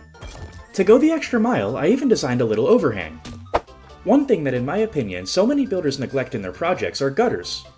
Excess water has to go somewhere, and if left stagnant can truly damage a build, so if you want to capture that realism, add gutters to your works. Try and think about where the water would naturally flow, and place the gutters accordingly to combat it. After I recolored these blinds from the conservation pack, I realized that they worked perfectly in both size and scale of the build. I ended up placing them all over the habitat. I quite liked the effect that they gave off. I then shifted my focus towards the exterior's lighting, and since this is still a part of the temperate area, I used relatively basic Planet Zoo lamps from the base game. Finally, I lined the build with some relatively small New World lights from the North America pack. These are tiny but pack quite a punch. This looks significantly better already, but I think there's still even more details that we can add to the build. We're gonna have to hurry though, the Arctic fox are on their way to the habitat right now. One of my absolute favorite building tricks in all of Planet Zoo is utilizing these moss textures in a very creative way. If you color them to a similar hue as your path, you can make them appear as almost scuff marks on the path. These are slightly difficult to place, a lot more difficult than the faux rocks and the buffalo grass, because you can't really place them everywhere. They have to be relatively spaced out, but not far enough apart where they look weird and eye-catching. While building, I realized I could use the exact same trick, but color the textures white, and then make them appear as snow on the wood. I think this was especially effective on the roof. It adds just that bit of texture and color that really makes it pop. After I got the outside to the point where I was relatively happy, I shifted my focus towards the interior. Most of what we placed in here are simple repeats from other areas of the build. One trick I always utilize when using the education soundboard is recoloring it to the animal that's themed in the habitat. In this case, it's white. Just a few benches, education boards, and security cameras later, the habitat was done. The rest of the build was more of the same, pretty much just adding the exact same trims and lighting details we have been the entire time. To keep with the theme of temperature regulation, a lot of the lights I used were these fans from the Europe pack. This allowed even more cold air flowing throughout the building. I'm especially proud of how the interior turned out, because we actually spent the least amount of time on this, but I think it looks sleek in its simplicity. Since this is connected to the gift shop after all, we do have plenty of security cameras all around. For a majority of the last portion of the details, it was more or less replicating what we've already done, making the build look good from all angles. A few things I was especially proud of in this portion, though, were adding these special effects that made it look like the snow was kicking up in the wind. The more moving parts your habitat has, the more dynamic it becomes, and more dynamic habitats are always more interesting to watch and observe. Lastly, I added a couple of custom education pieces off the workshop. I also really like these and will frequently use them in builds. Now that's more like it. I certainly think this is one of the best builds in all of Keystone Park to date, and be sure to let me know what you think about it in the comments below. I think my favorite part has to be the gem mining though. It turned out pretty much exactly how I wanted it to, and I'm quite proud. Thankfully, the habitat passed our keeper's final inspection, so it's ready for the Arctic fox. I'm almost certain the little guys are going to enjoy this entire habitat, but we won't have to wait long to find out ourselves. The trio of Arctic fox are on their way right now. Let's prepare for their arrival. After weeks of dealing with the dangerous avian flu, Keystone Park is starting to return to a sense of normalcy. Unfortunately, hints of the pathogen still remain in several of our birds, who are still undergoing daily treatment to hopefully save their lives. Thankfully, a majority of our king penguin flock have passed quarantine inspections and have been given the all-clear to return to their habitat. The exhibit currently remains closed, as many of the birds need time to de-stress, build up strength, and return to a sense of schedule. We were able to act quickly and accordingly thanks to our partnership with Whispering Woods Wildlife Haven. We've partnered and worked with their owner, Genevieve Joyce, several times in the past, but for reasons far less dire. The flock of American flamingos they've recently brought in were also carrying the pathogen, and our zoos had to share research, studies, and other information in order to rapidly find a cure to save the birds' lives. Thanks to the long hours and hard work put in by both staff teams, we've so far been successful, and things are trending in the right direction for both facilities. The work, however, is still far from being finished, and there are animals in both locations that are still at risk. Together, though, we're incredibly confident that we're going to be able to bring a swift end to this avian flu outbreak any day now. In the wake of the local pandemics, especially after nearly losing some of our beloved zoo members, we at Keystone Park began to think about conservation on a much larger scale. Pair this with the slight renovations we've recently been working on near the zoo's entrance, and a beautiful idea began to blossom. We constructed a very simple garden for migratory butterflies passing through the Midwest, and have already documented frequent use by a variety of different species. The butterflies aren't enclosed in any way in this habitat, and are free to stay as long or as little as they choose before continuing on their migratory path. Between the recent plaza and entrance renovations, the butterfly garden, and battling the avian influenza, Keystone Park is starting to run low on funds. Unfortunately, we've had to temporarily pause construction on Polar Point, our most recent expansion to the zoo as a result of these financial troubles. Before construction was halted, we had 2 projects underway at Polar Point, the first of which was stopped well before completion due to its close proximity to the king penguin habitat. Since the outbreak of avian influenza appears to be on the downward trend at Keystone Park, we're expecting to get the green light to continue construction on Polar Point within the next couple of weeks. The other project was seen to completion, and is our most recent addition to the zoo. The Arctic fox enclosure is not only a wonderful habitat for 3 mischievous foxes, but also has a fully functional gift shop inside, with new merchandise themed around the new section to be. Despite the grand opening of Polar Point being temporarily delayed, with an opening date not yet having been chosen, this is still projected to be one of our more popular sections at the zoo. Thankfully, the Arctic fox habitat truly started things off strong, and is one of the more intricate habitats to date, featuring outdoor, indoor, and even completely hidden sections. There's certainly plenty of different areas for the foxes to explore. Arctic fox are incredibly prone to being stressed, and that was of utmost concern when building this enclosure. Matter of fact, we've yet to open the habitat to the public to give the fox just enough time to adjust to their new home. Once construction on Polar Point has the green light to continue, the Arctic fox trio may have to be temporarily relocated to a different facility. Construction gets loud after all, and loud means stressful. Out of the fox family, Snowball is certainly the least shy out of the 3. He typically can be found outside enjoying the sun and fresh air. Snowflake is the polar, get it, opposite of Snowball. She's typically quick to flee and is often found alone, especially in the private quarters. Wisteria enjoys foraging for scraps around the habitat and is constantly digging around. Matter of fact, we actually had to reinforce the bottom of the enclosure with additional concrete layers to account for her many different escape attempts. Due to their naturally high stress levels, our Arctic fox trio has been under constant supervision by our staff. As a result, they've become quite attached and will make an excellent addition to Keystone Park's roster. Another issue we've noticed recently at Keystone Park is an extreme lack of retention among our younger guests. While conservation and education are 2 of our core values that we hold on a very high pedestal, the sad truth is that this isn't appealing to a younger crowd. They crave 2 things, entertainment and action, above all else. Thankfully, entertaining the youth is easy enough, and relatively cheap at the same time. We constructed a simple yet effective playground for the children to play on right at the front of the zoo, and it's far enough away from any animals that are prone to loud noises and stress. This playground was graciously donated to Keystone Park by Edgar Poe Wong, and if you'd like to build a similar playground in your zoo, the blueprint is on the workshop right now. It's an incredible build, and I really highly recommend it.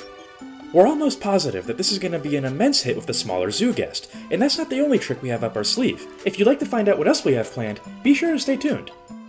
If you are interested in receiving zoo insider information well before it goes public, consider becoming a zoo member. Not only do you get access to videos the second that they're complete, but you'll also get your name in writing forever placed in Keystone Park. I seriously can't thank you enough for the support, but now I'm thinking it's time to get into what our members already know.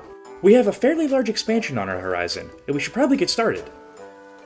If you enjoyed today's episode, please don't forget to like, subscribe, and leave a comment. We need comments more than ever today because we have a lot of animals to name. Your endless support truly is what gives me the motivation to keep going every week, and I honestly can't thank you enough. By engaging with the video in any way at all, you're telling YouTube to push the video to more people, and the more people that watch, the more videos I can make, so everybody wins in the end.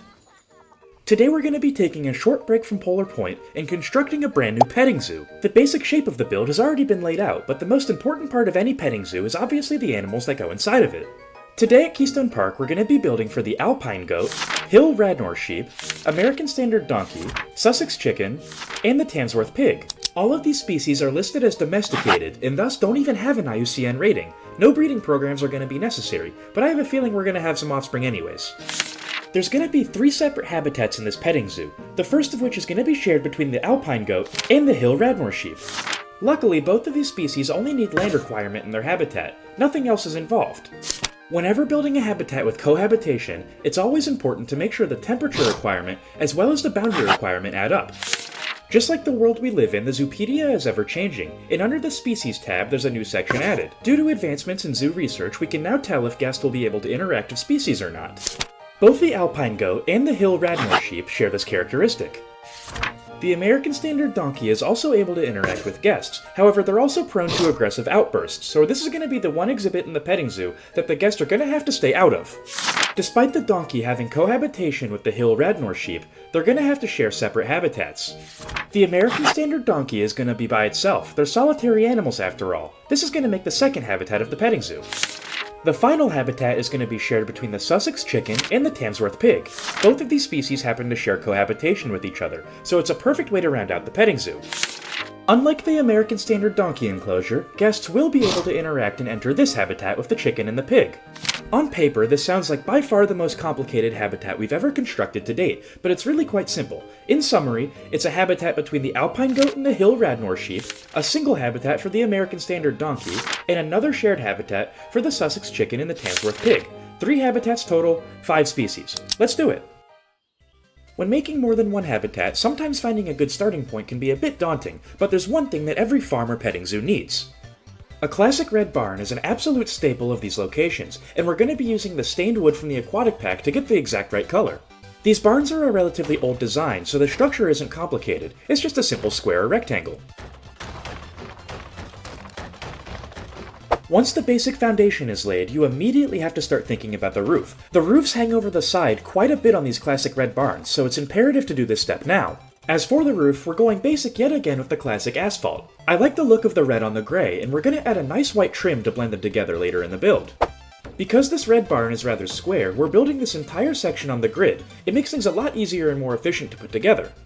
The key to making these barns work is you have to change up the angle of the roof. We went with a 4-meter slope at first, and then eased into a 1-meter slope. Eventually we're going to go with no slope at all and just a flat roof on top.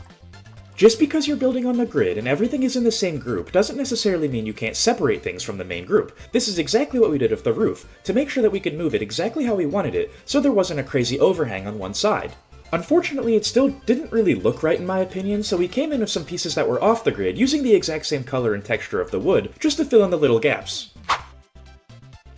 Hopefully now with the barn in place, you should be able to get a rough idea of where the exhibits are going to be in this habitat. If you can't tell, the alpine goat and the Radnor sheep are going to be here, the Sussex chicken and the Tamsworth pig here, and the American Standard Donkey is going to kick out to the right.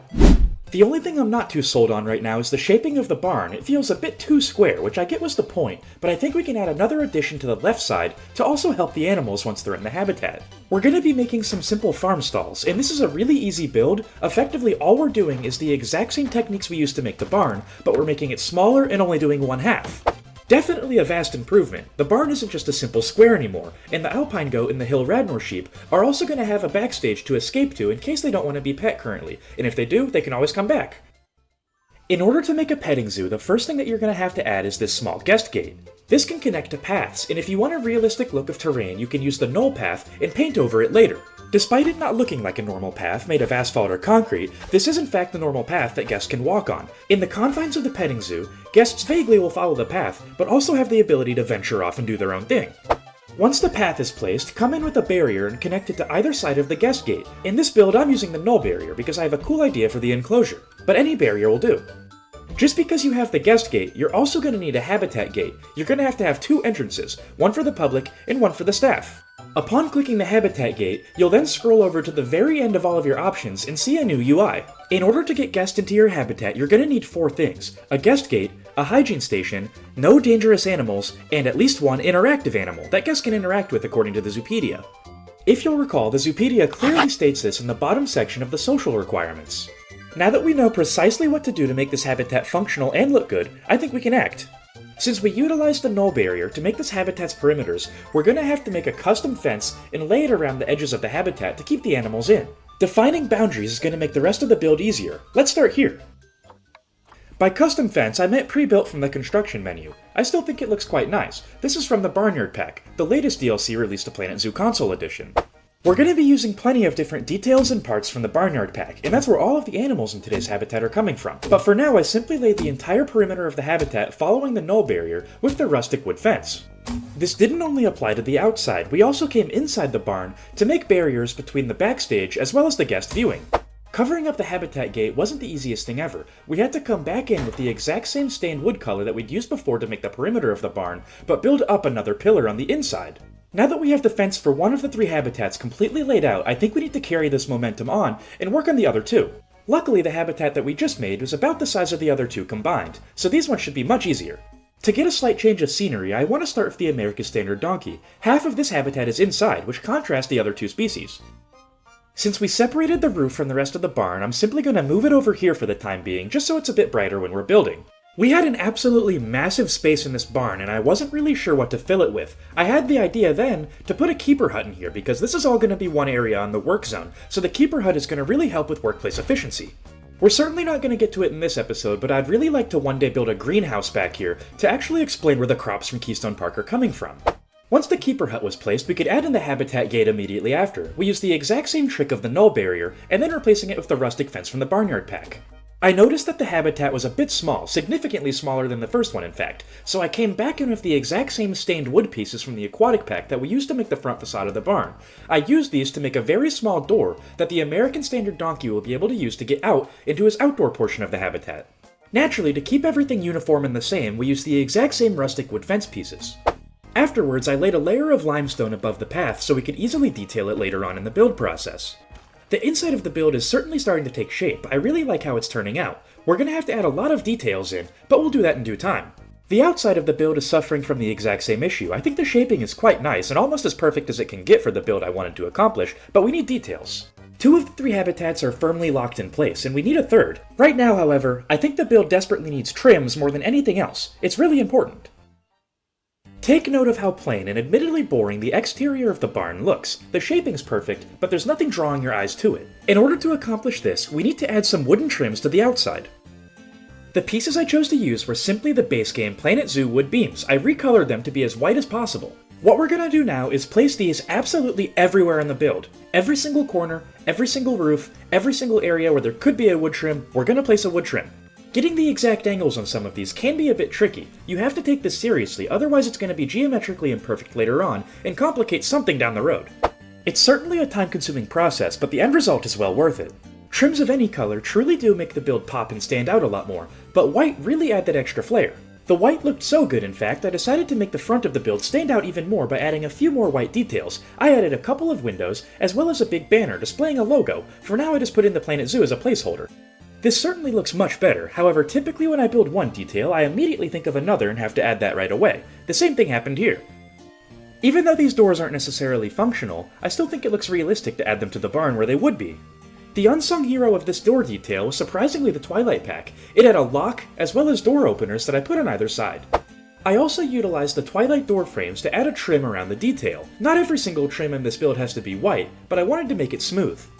I think I'm finally happy with how the barn looks, but the problem is the outside, but especially the inside is a bit bare. I think we can change that.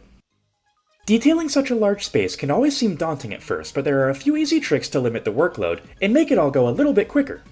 The first thing that I always like to do is make a detail that's a little bit more intricate and has a lot more effort put into it than anything else in the build. For example, right now, I want to build hand washing stations right outside of the entrance to the petting zoo. In order to accomplish this, we're going to have to use a variety of different pieces and get creative with some of the angles. Another thing that's really easy to get creative with is color. For example, right now we're using this moss decal from the Europe pack, but recolored to a lighter blue to fit the water in the trough. I then added the special effects water jet to make it appear that this is constantly running and on so guests can come wash their hands whenever they need.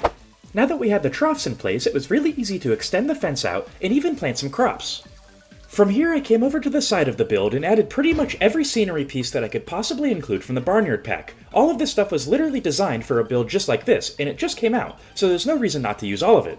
I tried to use the different details in tandem with each other, and what I mean by this is we have the well right here, we have the buckets that you'd use on the well, and you'd have the boxes that can transport the buckets if the buckets get a little heavy. Even though we're more so detailing as opposed to working on foliage, you can never have enough buffalo grass in the habitat. Foliage is a detail in its own right. With enough areas like this, the build is sure to be done in no time at all. I think this looks quite nice. Even though we already made a couple of fake hand washer troughs, a requirement for the walkthrough habitat is a hygiene station, so we're going to be adding it right at the front of the exhibit. I also manipulated the terrain using some rough and coarse sand to make it appear that the path extends naturally over here. Once the path allowed guests to have access, I added in a blueprint shelf that we've used in other places in Keystone Park. I then loaded the shelf with various throwaway boxes. I loaded every single box of something that the goats or the sheep would like to eat. This is where the guests are going to get the food from. If you're unaware, the guests can pet and feed the animals without having this detail around, but it makes the build feel all the more immersive to have it around anyways. It truly is the small areas like this that make builds stand out and feel more immersive. Taking your time and making details that make logical sense truly is my favorite way to play the game and tell a story. And thankfully, there's plenty more story to be told. We're not even close to being done. We need to focus on the interior of the first petting zoo, and for now I thought about adding these walkable PVC curtains in to give the goats and sheep that extra degree of privacy. Focusing on the sheep and goats backstage, I added a lot of habitat bedding all over the floor to make it look more comfortable and to actually goad them to go in here. With the path placement, it was a bit difficult to find places to put the enrichment items, but the scarecrow feeder is going to work perfect right here next to their entrance. I placed other feeders at every single corner of the habitat to try and influence the animals to go absolutely everywhere in the enclosure. Once enrichment items were in place for the animals' entertainment as well as care, I moved on to placing some foliage all over the petting zoo. The foliage overall was basic and easy, but there are a couple of tricks to sell the illusion and make the immersion just right. Effectively, what we're trying to do is place buffalo grass heavier and in bigger patches where the guests and animals are less likely to walk. That means where the soil is matted down, buffalo grass is going to be placed in higher quantities, but where the guests walk, like on the sand, it's going to be sunken into the ground to make it appear like there's less of it. I used creosote bushes for a simple backdrop for now. This might be temporary, it might stay, but for now we just need something behind the fence to make the habitat appear a little bit bigger. It always amazes me how simply using 3 different species of plants can make a build absolutely transform in your eyes. The alpine goat and the hill Radnor sheep are absolutely going to love it here, but we still have 3 more species to build for. The backstage looks especially cozy, but I'm thinking now we need to work on the American Standard donkey habitat. They're going to be neighbors after all. The American Standard donkey habitat is going to be significantly smaller than its goat and sheep neighbor. That being said, it still features an outdoor as well as an indoor portion, so it's a fairly sizable habitat for just one donkey. Starting off with enrichment items, there's not too much space back here, but I added a hanging grazer feeder. If you'll notice, when I try to place the water pipe, even sinking it into the ground, it always morphs the terrain around it, so you can't necessarily sink it into the ground exactly how you think. I recently learned that there is a way to in fact fix this, and it involves the exact same null path we used on the other portion of the petting zoo. If you'll recall, the null path doesn't disrupt the terrain whatsoever. However, if you place enrichment items, even sinking them into the ground over the null path, it actually allows you to do it without morphing the terrain too terribly. On the indoor portion, I gave the donkey a sizable habitat bedding using leaves and straw. I then used a variety of different terrain, including sands, soils, and dirts, to make it appear a lot more natural. Afterwards, I came in with some buffalo grass and used the exact same foliage techniques that we used in the first petting zoo, this time adding in some faux rock sunken into the ground to appear as pebbles.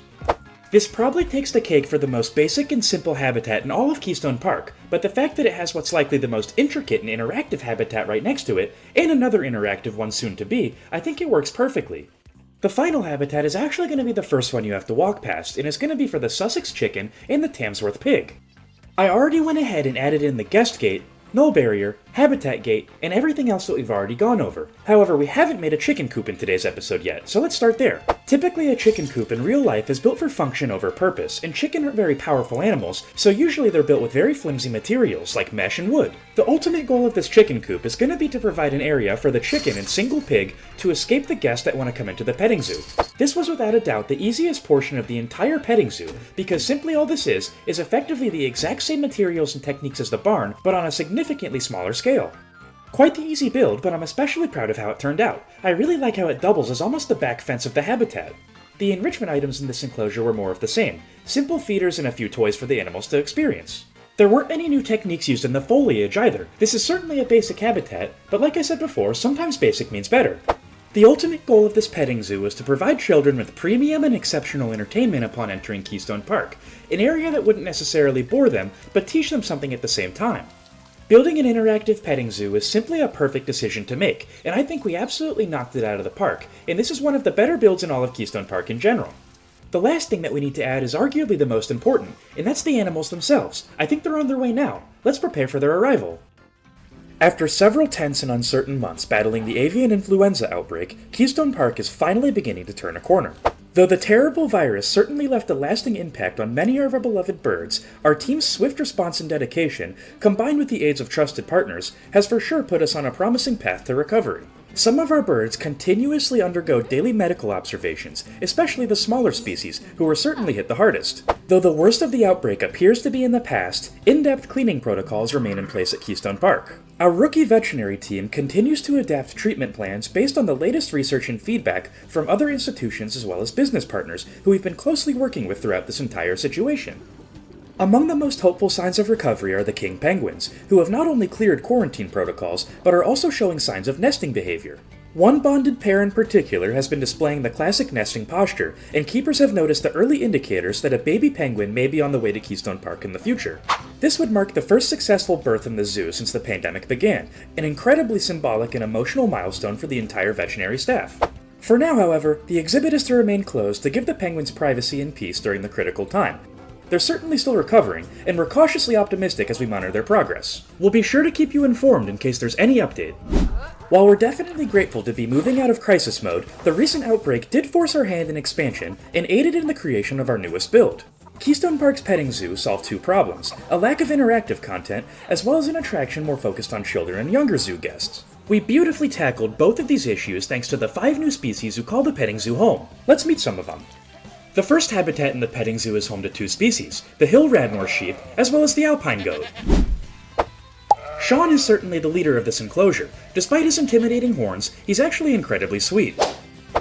Vinny is the alpha male of the alpine goat family. He's by far the biggest animal in the enclosure, and eats non-stop. One thing that Sean and Vinny have in common is that they both have offspring that have since been born in Keystone Park. These births were both expected and flawless thanks to our expert medical team at Keystone Park. All 4 young were born perfectly healthy. After birth, it didn't take either of the alpine goat babies long at all to take their first steps. This is completely natural, but a good indicator that they're perfectly healthy. The lamb twins were also born without any medical complications. Apparently, however, they were born with an innate curiosity and ability to climb. With 2 more goats and 2 more sheep joining the roster at Keystone Park, it's important to remember that name suggestions in the comments are always welcome. Also joining the roster of the petting zoo is Waldo, our American standard donkey. Unlike the other animals in the petting zoo, Waldo displays solitary tendencies, so he's in his habitat by himself. This is perfectly acceptable and normal behavior for the species, and he gets frequent visits from our keeper staff to keep him entertained. Despite guests not actually being able to enter Waldo's habitat, he's still a valuable addition to the petting zoo's roster.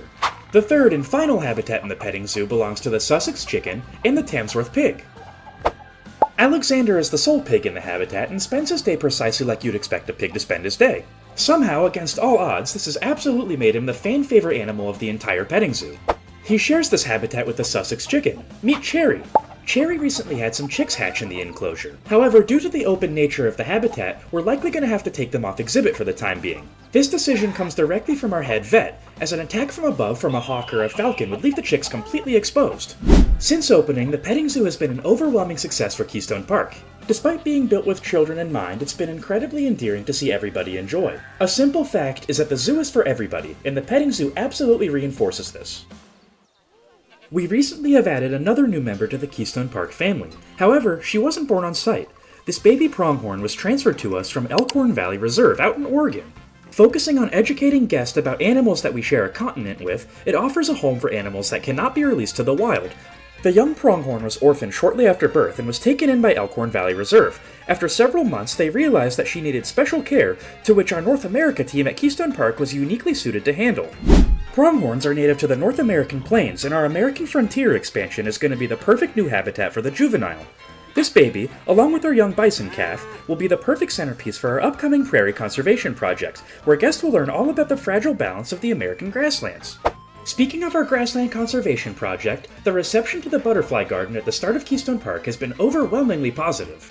This lush and flower-filled space is open air and specifically designed to attract migratory butterfly species, such as our monarchs.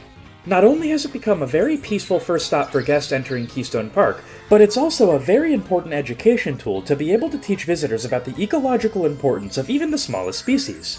The challenges that we faced this year, from the avian flu to financial troubles, have only deepened our resolve to educate and inspire conservation in others. We've seen firsthand just how quickly things can change, but with your continued support through memberships, visits, and donations, we're not only recovering, we're evolving. I'd like to especially thank our zoo members for your continued support during these hard times. If you'd like to further your support to Keystone Park and become a zoo member yourself, the link is in the description. There's still so much ahead, and we can't wait to take you on this journey with us.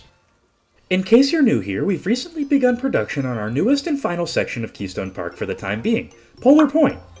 Polar Point will be the home to 3 species, and so far we have a single habitat completed. The Arctic fox were the first members of the new expansion, and due to their shy and reclusive nature, we've had to take a construction break to allow them to comfortably adjust into their new home.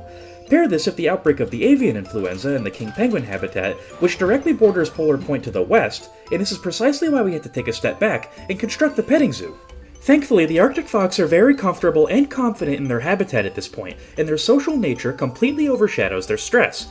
While they do enjoy their privacy at times, there's absolutely no doubt that they're certainly more confident now than they were just a few short months ago when their habitat was constructed. Their progress, however, will continue to stay closely monitored, as you can never be too careful in the zoo business. The site prepared for the next habitat is going to be a direct neighbor to the Arctic fox's east. Overall, it shouldn't be a very hard build at all. It's going to have a simple backstage and a habitat that's not too much bigger than the Arctic foxes themselves. If you enjoyed today's video, please don't forget to like, subscribe, and leave a comment. By engaging with the video in any way, shape, or form, you're telling YouTube to push this video to more people. The more people that watch and subscribe, the more videos I can make in turn, so it's a win-win for everybody involved. I have absolutely massive plans for the channel in the coming weeks, and you're definitely not going to want to miss it. Meet the wolverine, the second to last animal to call Keystone Park home. Typically, an unknown wild population is an excellent sign for the species' IUCN rating, and in this case that stands true, as they're considered least concern. It looks like the wolverine is going to be relatively easy to build for, but not entirely simple. They require a decent amount of land space, as well as some climbing. No water, no deep dive though. That's good.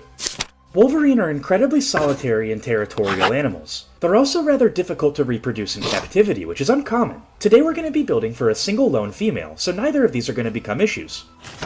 Wolverines are entirely carnivorous. As a matter of fact, they often steal kills from others due to their scavenger behavior. They're so greedy, in fact, their Latin name, gulo gulo, literally translates to glutton. As you probably expected, the wolverine doesn't benefit from sharing space with any other species. This should be a relatively fast habitat to construct. Go Bucks! One of the main issues we're going to face at the start of this process is that you can clearly see where the backstage is going to be. We're going to have to blend it into the seal and sea lion enclosure, but also to the other side of Polar Point. This won't be easy. To blend a build into 2 different styles, we're going to have to use 2 different materials. To start, I used the plaster from the seal and sea lion enclosure on the front. For the parts of the build that you'll be able to see from Polar Point, I used the same Arctic wood that we've used for the reindeer as well as the Arctic fox habitat. This very small backstage is attached to a keeper hut and is going to double as the entrance of the habitat. Afterwards, I ran a null barrier around the entire perimeter of where I want the habitat to be laid out. This is mainly so I could get the accurate measurement of the square footage right now. If you play franchise mode, this step is an absolute must. We definitely accomplished our goal. From this angle, it looks just like a natural extension of the seal and sea lion habitat. Obviously though, this is just an illusion, because if you look at it from this angle, it looks like a normal building in Polar Point, very similar to the Arctic fox build. To further blend in the backstage to the surrounding buildings, I copied over the exact same roof and trim techniques. After a lot of tedious angles and detailing, the front is relatively close to being finished, and the back is completely untouched. That's because I don't know how I want to design the back yet, but the design of the front has well been picked out before. Since wolverine aren't very big animals, we'll be able to make a relatively dynamic and interesting habitat with a variety of elevation changes. In order to accomplish this, I spiked up the back of the habitat at about a 15-degree angle, then I came in the middle and made some low ground.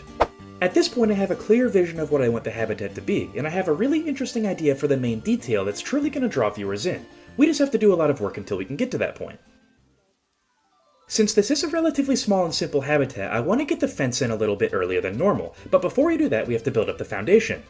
This really wasn't that difficult. Effectively all we did was just copy and paste over some of the foliage that was already around, just to make it appear that it overgrew just a little bit more. Now that the bushes and rocks are totally covering the dirt, we can add the fence in.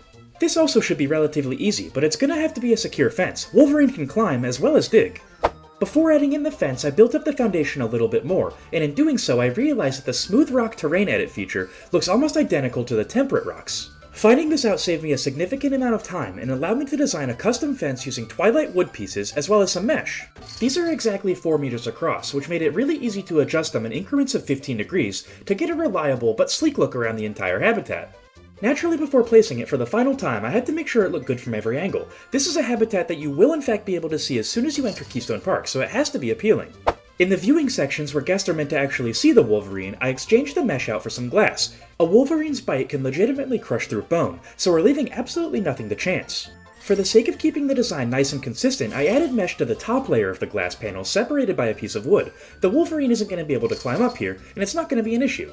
For as basic of a fence as this may be, I actually think it looks quite nice as the perimeter of the habitat, then there's no way the Wolverine can escape.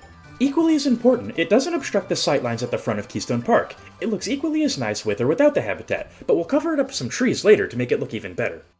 The shaping of the build is quite nice, and I really do like how it turned out. However, this build is in polar point, and it doesn't really scream polar right now. I think we can fix that with some snow. In order to successfully add snow, you're gonna likely need a cooler. This is because snow will melt at any temperature above 32 degrees Fahrenheit, and, let me check, 0 degrees Celsius. By selecting the cooler, you can not only change the temperature, but the range of the cool as well. This is imperative for placing down the snow. While actually placing the snow, instead of holding down the button, I instead tapped it in small bursts. This is because, as I mentioned before, Wolverine are burrowing animals that enjoy digging around, so the snow's likely not going to be perfect in areas that they frequent. I placed a very thin layer of short grass on the top of the ridge. This is going to act more as a blueprint as to where I want to place some thicker foliage later. In areas where I believe that the Wolverine is going to be walking around frequently, I placed a lot of light soil, as well as even some coarse sand to give it a little bit of a more realistic look. This is certainly some of the best terrain work we've done in all of Keystone Park. I'm quite happy with how it's turning out. However, now I think we need to add the most interesting detail in the entire habitat. I'm excited for this. Climbing structures are always among my favorite thing to build in Planet Zoo. However, in this one in particular, I don't think we need an absolutely massive one. I want to keep it as natural as possible. A fallen log across the gorge connecting the two sides is going to be awesome. Before we get to that, let's add the hard shelter. We're also going to need to add some water and food bowls in areas that are accessible to the keepers.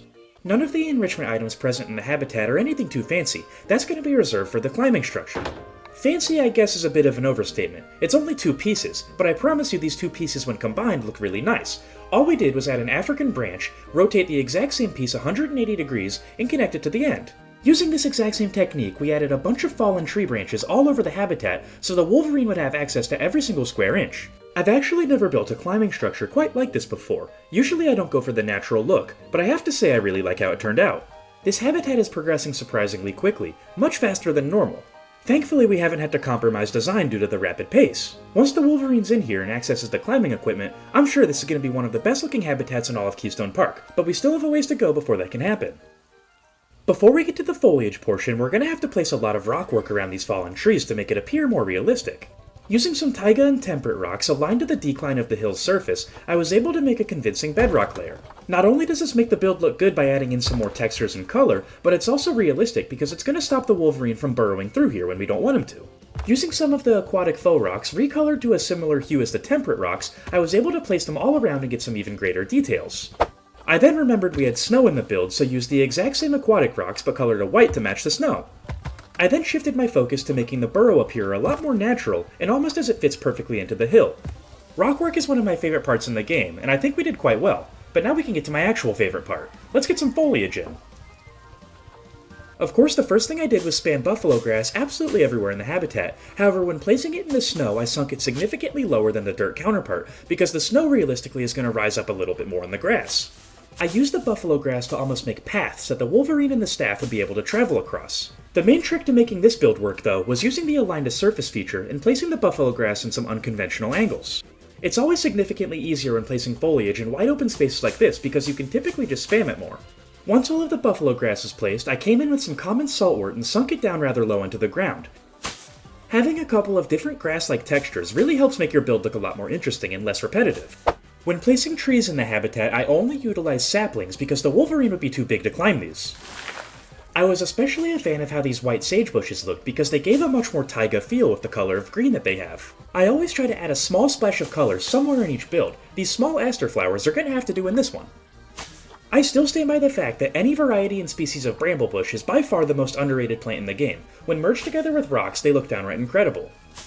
I am so happy with this. This might be our most complete and excellent foliage work to date. While for the most part I consider the inside of this habitat to be relatively close to finished, I think there's a lot of work we can still do on the outside to make it look just as good as the inside. Wolverine can tend to be pretty inactive animals, so guests are going to need a place to sit while they wait for it to appear. Let's make a basic planter to section off this habitat from the rest. Overall, it's a really basic design. It's literally just 6 pieces of plaster, as well as 2 pieces of mulch. Resting against the planter, I put some recolored conservation pack benches, as well as some trash cans. Sometimes beauty is found in simplicity, and I really like the detail of the Climate Change Conservation Board. It fits Polar Point perfectly. Overall, I'm quite proud of how this habitat turned out. Nothing was overly complicated, and relatively every single detail was simple, but it just goes to show how much elevation can really change a build's look. The Wolverine is set to be on its way any second now, so let's just make sure the habitat is airtight and have our maintenance staff check it one final time. Thankfully, it looks like we passed inspection. That means the Wolverine is A-OK and has the green light to move into the habitat. Let's just make sure the animal burrow camera works, and it looks like we're set. Sometimes the smallest and most basic habitats truly can turn out to be the best in the entire zoo. I don't think it'll hold that title for long, not even the best habitat in Polar Point, because once you see what we have in store for next week, I don't think any habitat in Keystone Park is going to be able to touch it. But let's not get too ahead of ourselves. For now, we need to focus on the Wolverine that's on its way right now. After months of stress and struggle, Keystone Park is pleased to report that 0 traces of the avian flu influenza remain in our facilities. All birds have officially returned to their habitats and are adjusting back into life at Keystone Park as we speak. Our medical team particularly has come out of this ordeal experienced and prepared for whatever happens to unfold next, but hopefully that day is far in the future. Speaking of the future, there have been whispers and rumors among staff and guests alike that Keystone Park may just be opening a sister zoo very soon. Today we can finally confirm that these rumors are in fact true, and if you'd like to see a sneak peek as well as be among the first wave of people to learn the name of the new facility and series, stick around to the end of the video because all will be confirmed. As for now, we're still in Keystone Park, and before expanding into the unknown, there are still a few loose ends that we need to neatly tie up to ensure that Keystone Park is left with all the tools it needs for success. We recently received some incredibly good news from our North American team. Reagan, born to mother Phoebe and father Kirby, has officially matured. This is a significant milestone in Keystone Park history, as Kirby and Phoebe were the very first 2 animals to ever call the zoo home. Keystone Park originally opened on a minuscule budget, still feeling the financial failures of our previous project. As a result of these circumstances, we were forced to house animals local to our region early on in the zoo's life. Kirby and Phoebe were the very first 2 animals we rescued in this new mission, and even though they're older now, their bloodline will certainly continue through their healthy and newly matured daughter Reagan. Without Kirby and Phoebe starting our zoo off on the path to success, none of this would have been possible at all. They've grown an incredible bond not only with each other over the years, but also with their wonderful staff and their daughter. With their Timberwolf family leading the way, eventually all of North America was able to thrive and flourish. We quickly added 3 red foxes, a family of North American beavers, a duo of raccoons, and even a solitary striped skunk. These animals, despite being small in stature, reinforce the true idea behind Keystone Park, that no matter the size of the species, all animals can play a crucial role in maintaining the ecosystem. After the financial struggles were seemingly over for the time being, we rescued one final animal in the first phase of North America, our big bull moose Teddy. Teddy was an overnight success with the public and had what was at the time our absolutely most ambitious habitat design yet, merging a fully functional restaurant with up-close views of the giant moose. Afterwards, Keystone Park was truly able to spread its wings and soar, even spreading into uncharted territory.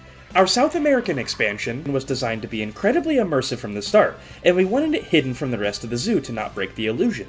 To accomplish this, we entirely hid it behind our brand new reptile house, which acts as the entrance to the new expansion. The construction of the reptile house is truly where Keystone Park began to explode in popularity, bringing in a slew of new guests from all over the nation. Before, the park appealed to locals, but now we were truly on the map. We continued this momentum throughout South America, building wonderful habitats for 7 different species: the Cuvier's dwarf caiman, the spectacled caiman, the giant otter, the capybara, the giant anteater, the capuchin monkey, and as well as the jaguar. The South American expansion was the first area of Keystone Park that was 100% completed, and since it was designed to be hidden from the rest of the zoo, it truly feels like its own little world. One thing you may have noticed about almost all of the animals located in South America is that most of them are considered endangered according to the IUCN. Conservation is of utmost importance at Keystone Park, and as a result, we've set up multiple breeding programs for a variety of different species, and our most successful one so far, by far, has been the giant otter. Today we're very saddened to announce the departure of 3 of our beloved residents, parents Wake and Paku, as well as their newly matured daughter Lumi. Giant otter are incredibly social animals, so it's the correct decision to send the family back to the wild instead of solely the offspring. The Amazon River is an incredibly dangerous place, and giant otters use their sociality to survive. Despite being loved members of Keystone Park, the giant otter trio can do more for the good of their species in the wild than they can ever do at a zoo. We'll be sure to monitor their progress closely and keep everybody updated on their condition. After officially completing the South American expansion, Keystone Park then returned to the basics. We started our newest group of projects by making a wonderful grizzly bear enclosure that for now acted as a finale of the forested area of North America. Once this was completed, we shifted our focus towards the center of the zoo, making an excellent seal and sea lion shared habitat right at the start. This was certainly our most expensive and ambitious habitat today, seeing as that it features an underwater tunnel giving a full 360-degree viewing of both the seals and the sea lions from below the surface. Once the entrance plaza was up to par with the rest of Keystone Park, we then began our cheapest expansion to date, the American Frontier. This is located right next to the grizzly bear habitat from before, and houses 3 different species: the pronghorn, the American bison, as well as the black-tailed prairie dog. All of these are relatively easy animals to take care of, and as we learned rather quickly, they also breed really well in captivity, as all 3 species have provided us with offspring since being rescued. Since this is a newer expansion, all of the American Frontier babies are still on site, and if you'd like to see any of them, you can come visit Keystone Park anytime. After the completion of the American Frontier, we had very little space remaining in the rest of North America. We needed a solitary animal that did very well with verticality to account for the limited expansions. Luckily, across the Atlantic, all the way located in Finland, Blueberry Forest Zoo was willing to give us their cougar Jojo, and the rest was history. Afterwards, North America was officially 100% complete, but we needed a habitat that could rest between the seal and sea lion enclosure at the start and the recently completed North America. We then built the largest single habitat in all of Keystone Park, which houses 21 different king penguins, with 7 different locations to view the flock from. Obviously, this habitat had its fair share of issues, seeing as that the avian flu ravaged the zoo quickly after its construction. Thankfully though, all 21 of the penguins were quickly saved and are on display for the public's eye. This habitat was expensive. After the financial strain brought on by the king penguin enclosure, Keystone Park was running dangerously low on funds. We needed a very simple yet realistic habitat with a relatively cheap species. The reindeer was the perfect choice. They also acted as a perfect in-between species for the remaining 2 sections of Keystone Park that we had planned. We started expanding right with the construction of Polar Point. The first species we brought on were 3 Arctic foxes, and since we already have 3 red foxes in North America, they were relatively easy to adjust into our routine. One thing that we were fully aware of after dealing with the red fox is that the Arctic fox is incredibly prone to stress. Therefore, immediately after starting Polar Point, we halted all construction and began to construct a simple petting zoo to the left of the reindeer enclosure. This tackled our issue with children not being fully engaged at the zoo. We needed to build an interactive habitat that all guests of all ages could truly enjoy. This would help with 2 things. 1, it would get more kids focused on education, which is a core aspect of Keystone Park's success, and 2, it would allow them to interact with animals, keeping their attention span alive for the duration of their visit. After the successful petting zoo was finally completed, we then returned to Polar Point to build our most recent habitat to date. Meet Coco, the wolverine. Thankfully, Coco adjusted rather fast to her new home. Typically this is the case with more territorial and especially solitary animals, and wolverines check both of these boxes. Coco's favorite pastime seems to be climbing on the log that separates the 2 halves of her habitat. She's quite agile. When tired or in need of rest, she tends to go underground into her burrow. Wolverine are among the largest burrowing animals in the world. Thankfully, all of the initial inspections came back with the green light, and the habitat is perfectly accessible for the wolverine to explore. If there was even the smallest chance that she could escape, she would have done it already, because wolverine are incredibly intelligent animals. According to our staff, everything is going in the right direction, but despite this, her health is still going to be monitored. She's a new addition to the zoo after all. Speaking of new additions to the zoo, we only have one left, and it's arguably one of the most important habitats to date for a species who truly needs all of our help. Today we not only finished Polar Point, but Keystone Park entirely. This has been an absolute joy to see through to the end, but before we can celebrate, we have to ensure that we stick the landing. Everything that we've done and built in this zoo has led to this habitat and this moment, and I would be lying if I said I wasn't a little bit nervous to begin. If you enjoyed today's episode, now more than ever, please don't forget to like, subscribe, and also leave a comment. With our current zoo ending and our next project on the very near horizon, there's no better time to join this wonderful community that we've all built together. I seriously can't thank you all enough for giving me the opportunity to be here, and I promise the content is only going to improve with our next project. Meet the penultimate animal of Keystone Park, the polar bear. With a wild population ranging between 20 and 25,000, the IUCN rates polar bears as vulnerable. They certainly need our help. Sadly, the polar bear's habitat range is shrinking due to a variety of reasons. However, the one thing you may notice on this page is the absolutely gargantuan land requirement that they have. Their water requirement is also no slouch. This habitat's going to have to be huge.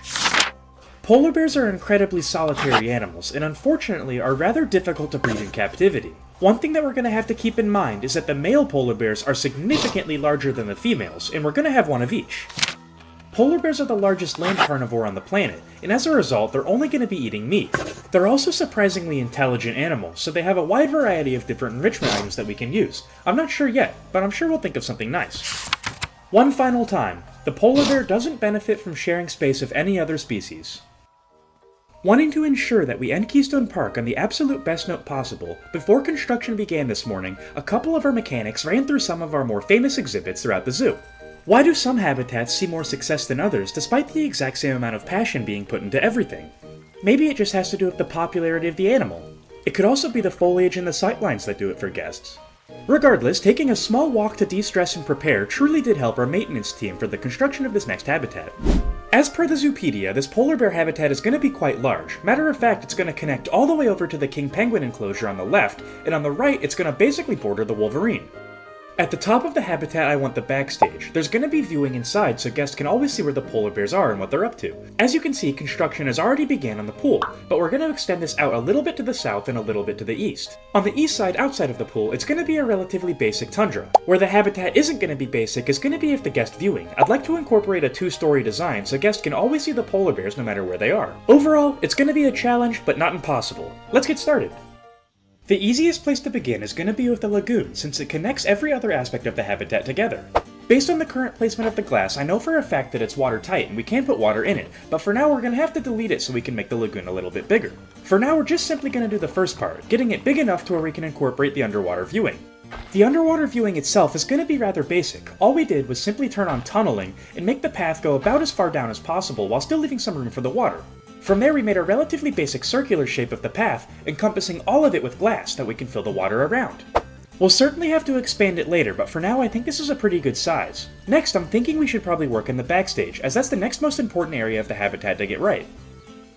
I went ahead and preemptively laid the path. We're going to have to focus on this back area for now, as this is where the keepers are going to actually enter the habitat. The most challenging part is going to be dealing with the polar bear's hitboxes, because we have to get them from this ledge down into the pool. Overall, the backstage came together rather simply. All we did was line the path with some Arctic wood. I also wanted to add a window to give guests a small preview into the backstage in case the polar bears are feeling particularly lazy. I also began the long and tedious process of lining the tunnel that gets you to the underwater viewing. This is going to get more in depth later, but for now this basic shape of wood is going to be fine. Definitely a relatively slow start, but I'm liking the shaping of the habitat. It's plenty big for two polar bears. The final two steps of the backstage for now are going to be adding the keeper gate so the polar bears and keepers can get in and out of the habitat, as well as building up a plaster layer to make it immersive with the rest of the zoo. Luckily, after the wolverine habitat, we gotten quite good at this. It wasn't really a problem at all. The problem, however, is going to come with getting the polar bears into the lagoon. This isn't going to be easy. Let's place some rocks.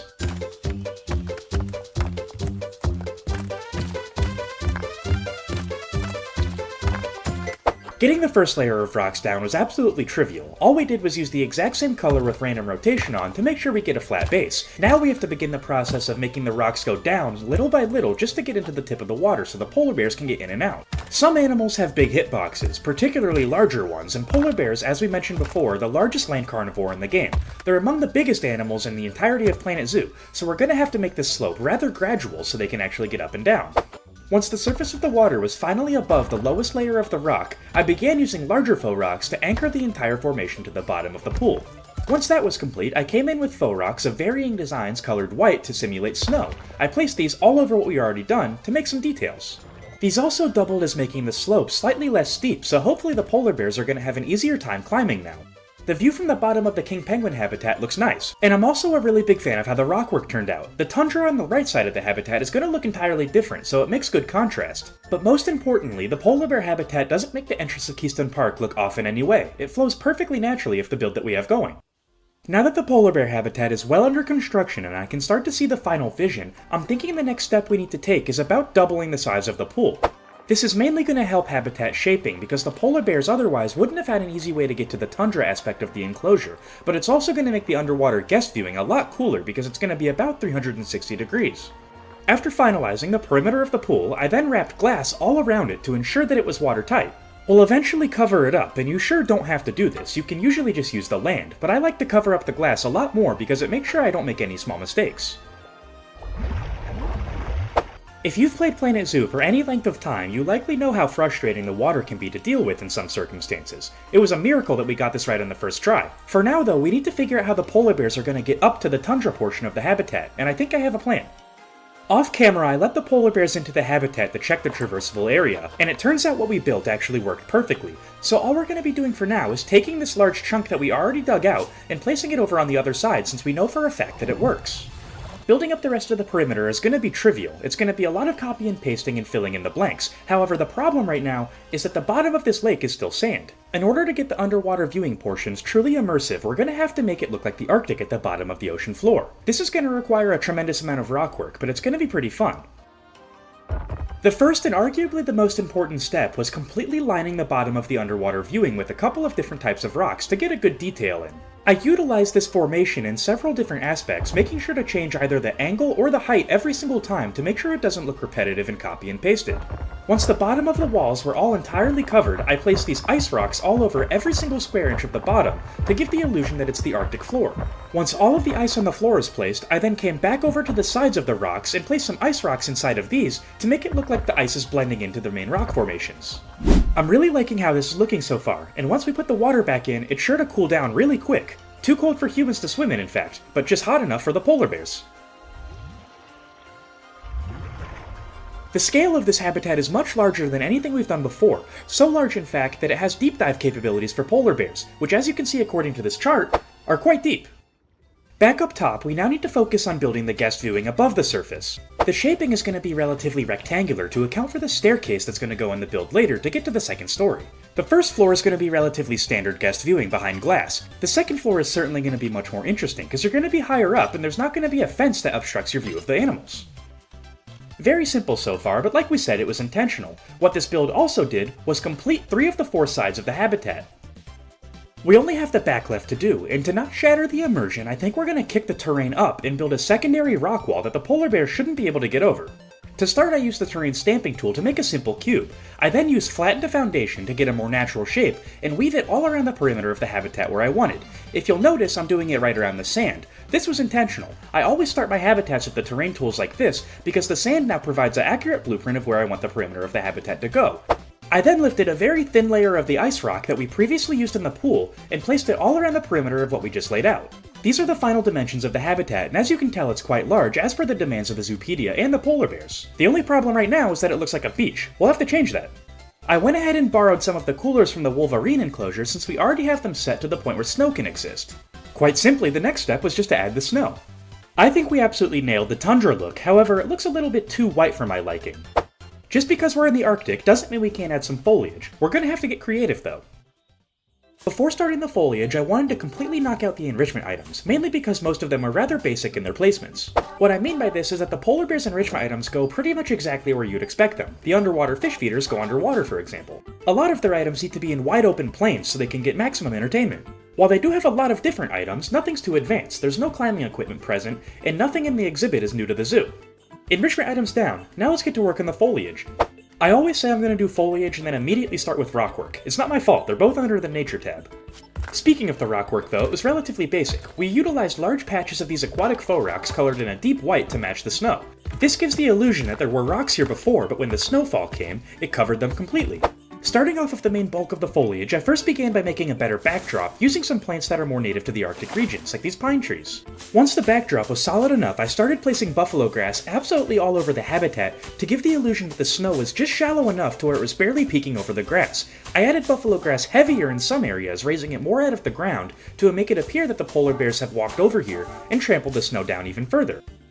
As you can see, I tried to make various paths for the animals through the buffalo grass. I then used some creosote bushes to further build up the backdrop, making sure to allow some of it to peek through the rocks on the bottom layer to act as almost moss climbing up the wall.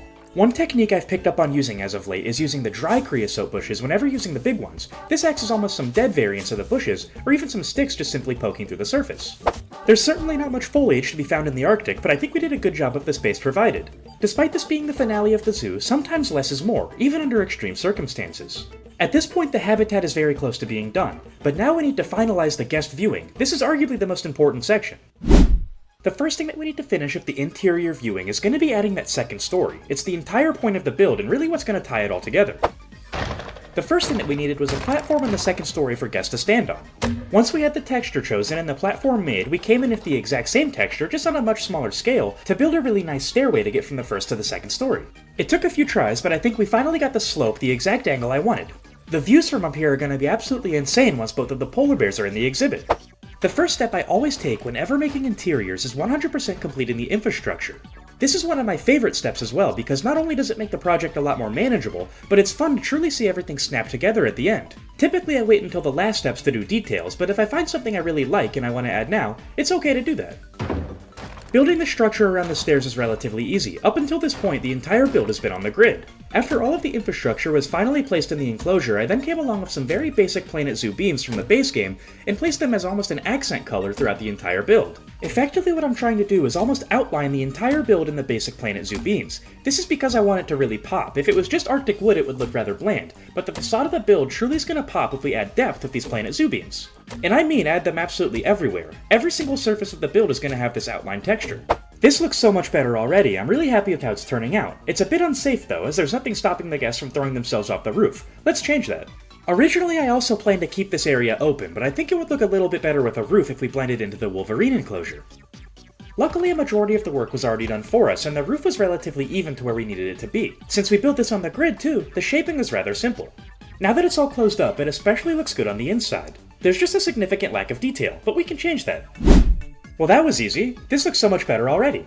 Being the final habitat of the zoo, odds are it's going to draw quite the crowd, so I left it rather open. The views, however, were not compromised in the slightest. The top especially is among my favorite in the park. It even comes equipped with some custom-made binoculars, so that guests are going to be able to view the polar bears up close and personal even when they're not.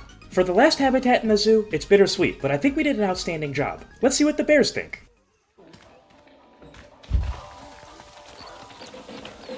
Hey, my shop.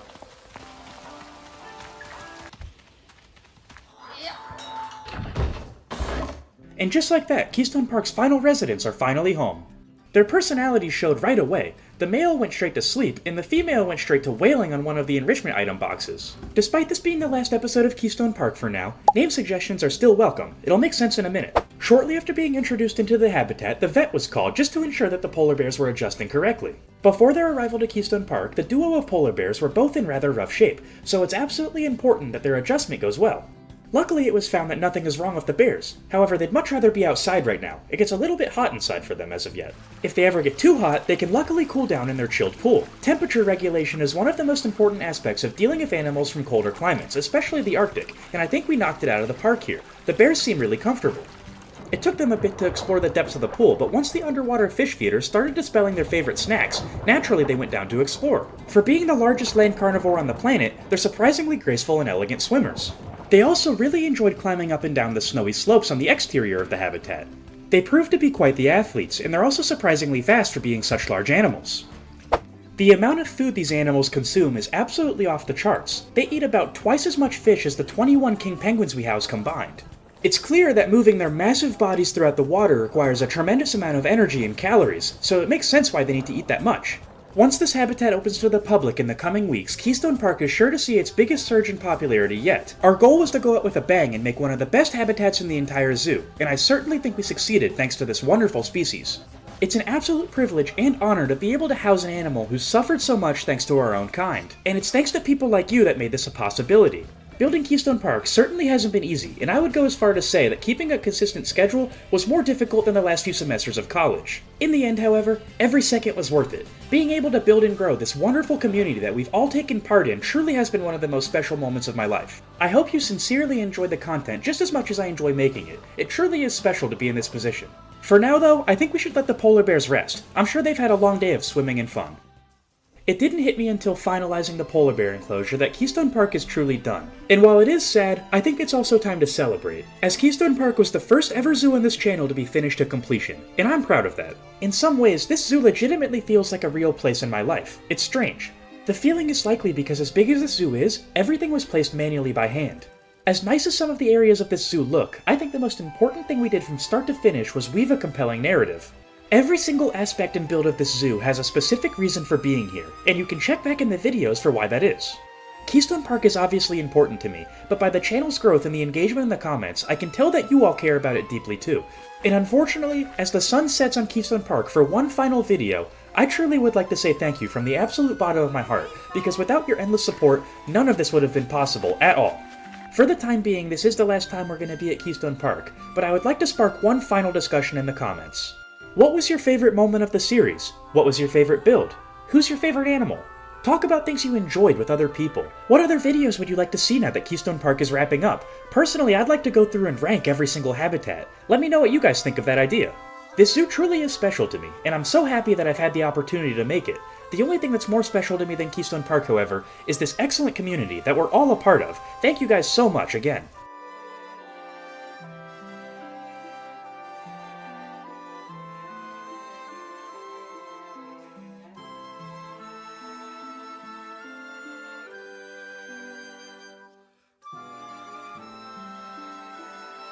Though it is unfortunately time for Keystone Park to come to an end, the series is bound to continue. I'll see you guys next time. At Keystone Wilds. Keystone Wilds is going to be a direct sequel to Keystone Park, starting off with an even bigger budget. Since it's a direct sequel, this means animals, storylines, and characters can all carry over from zoo to zoo. Without spoiling anything, what I mean by this is one of the first residents of Keystone Wilds is going to be directly from Keystone Park, the exact same animal. I'm so excited to get this series started, but for now, I have a lot of work to do behind the scenes to make it a possibility. Kingpin out! I'll see you guys next time, at Keystone Wilds. No shot you made it the whole 8 hours and 17 minutes.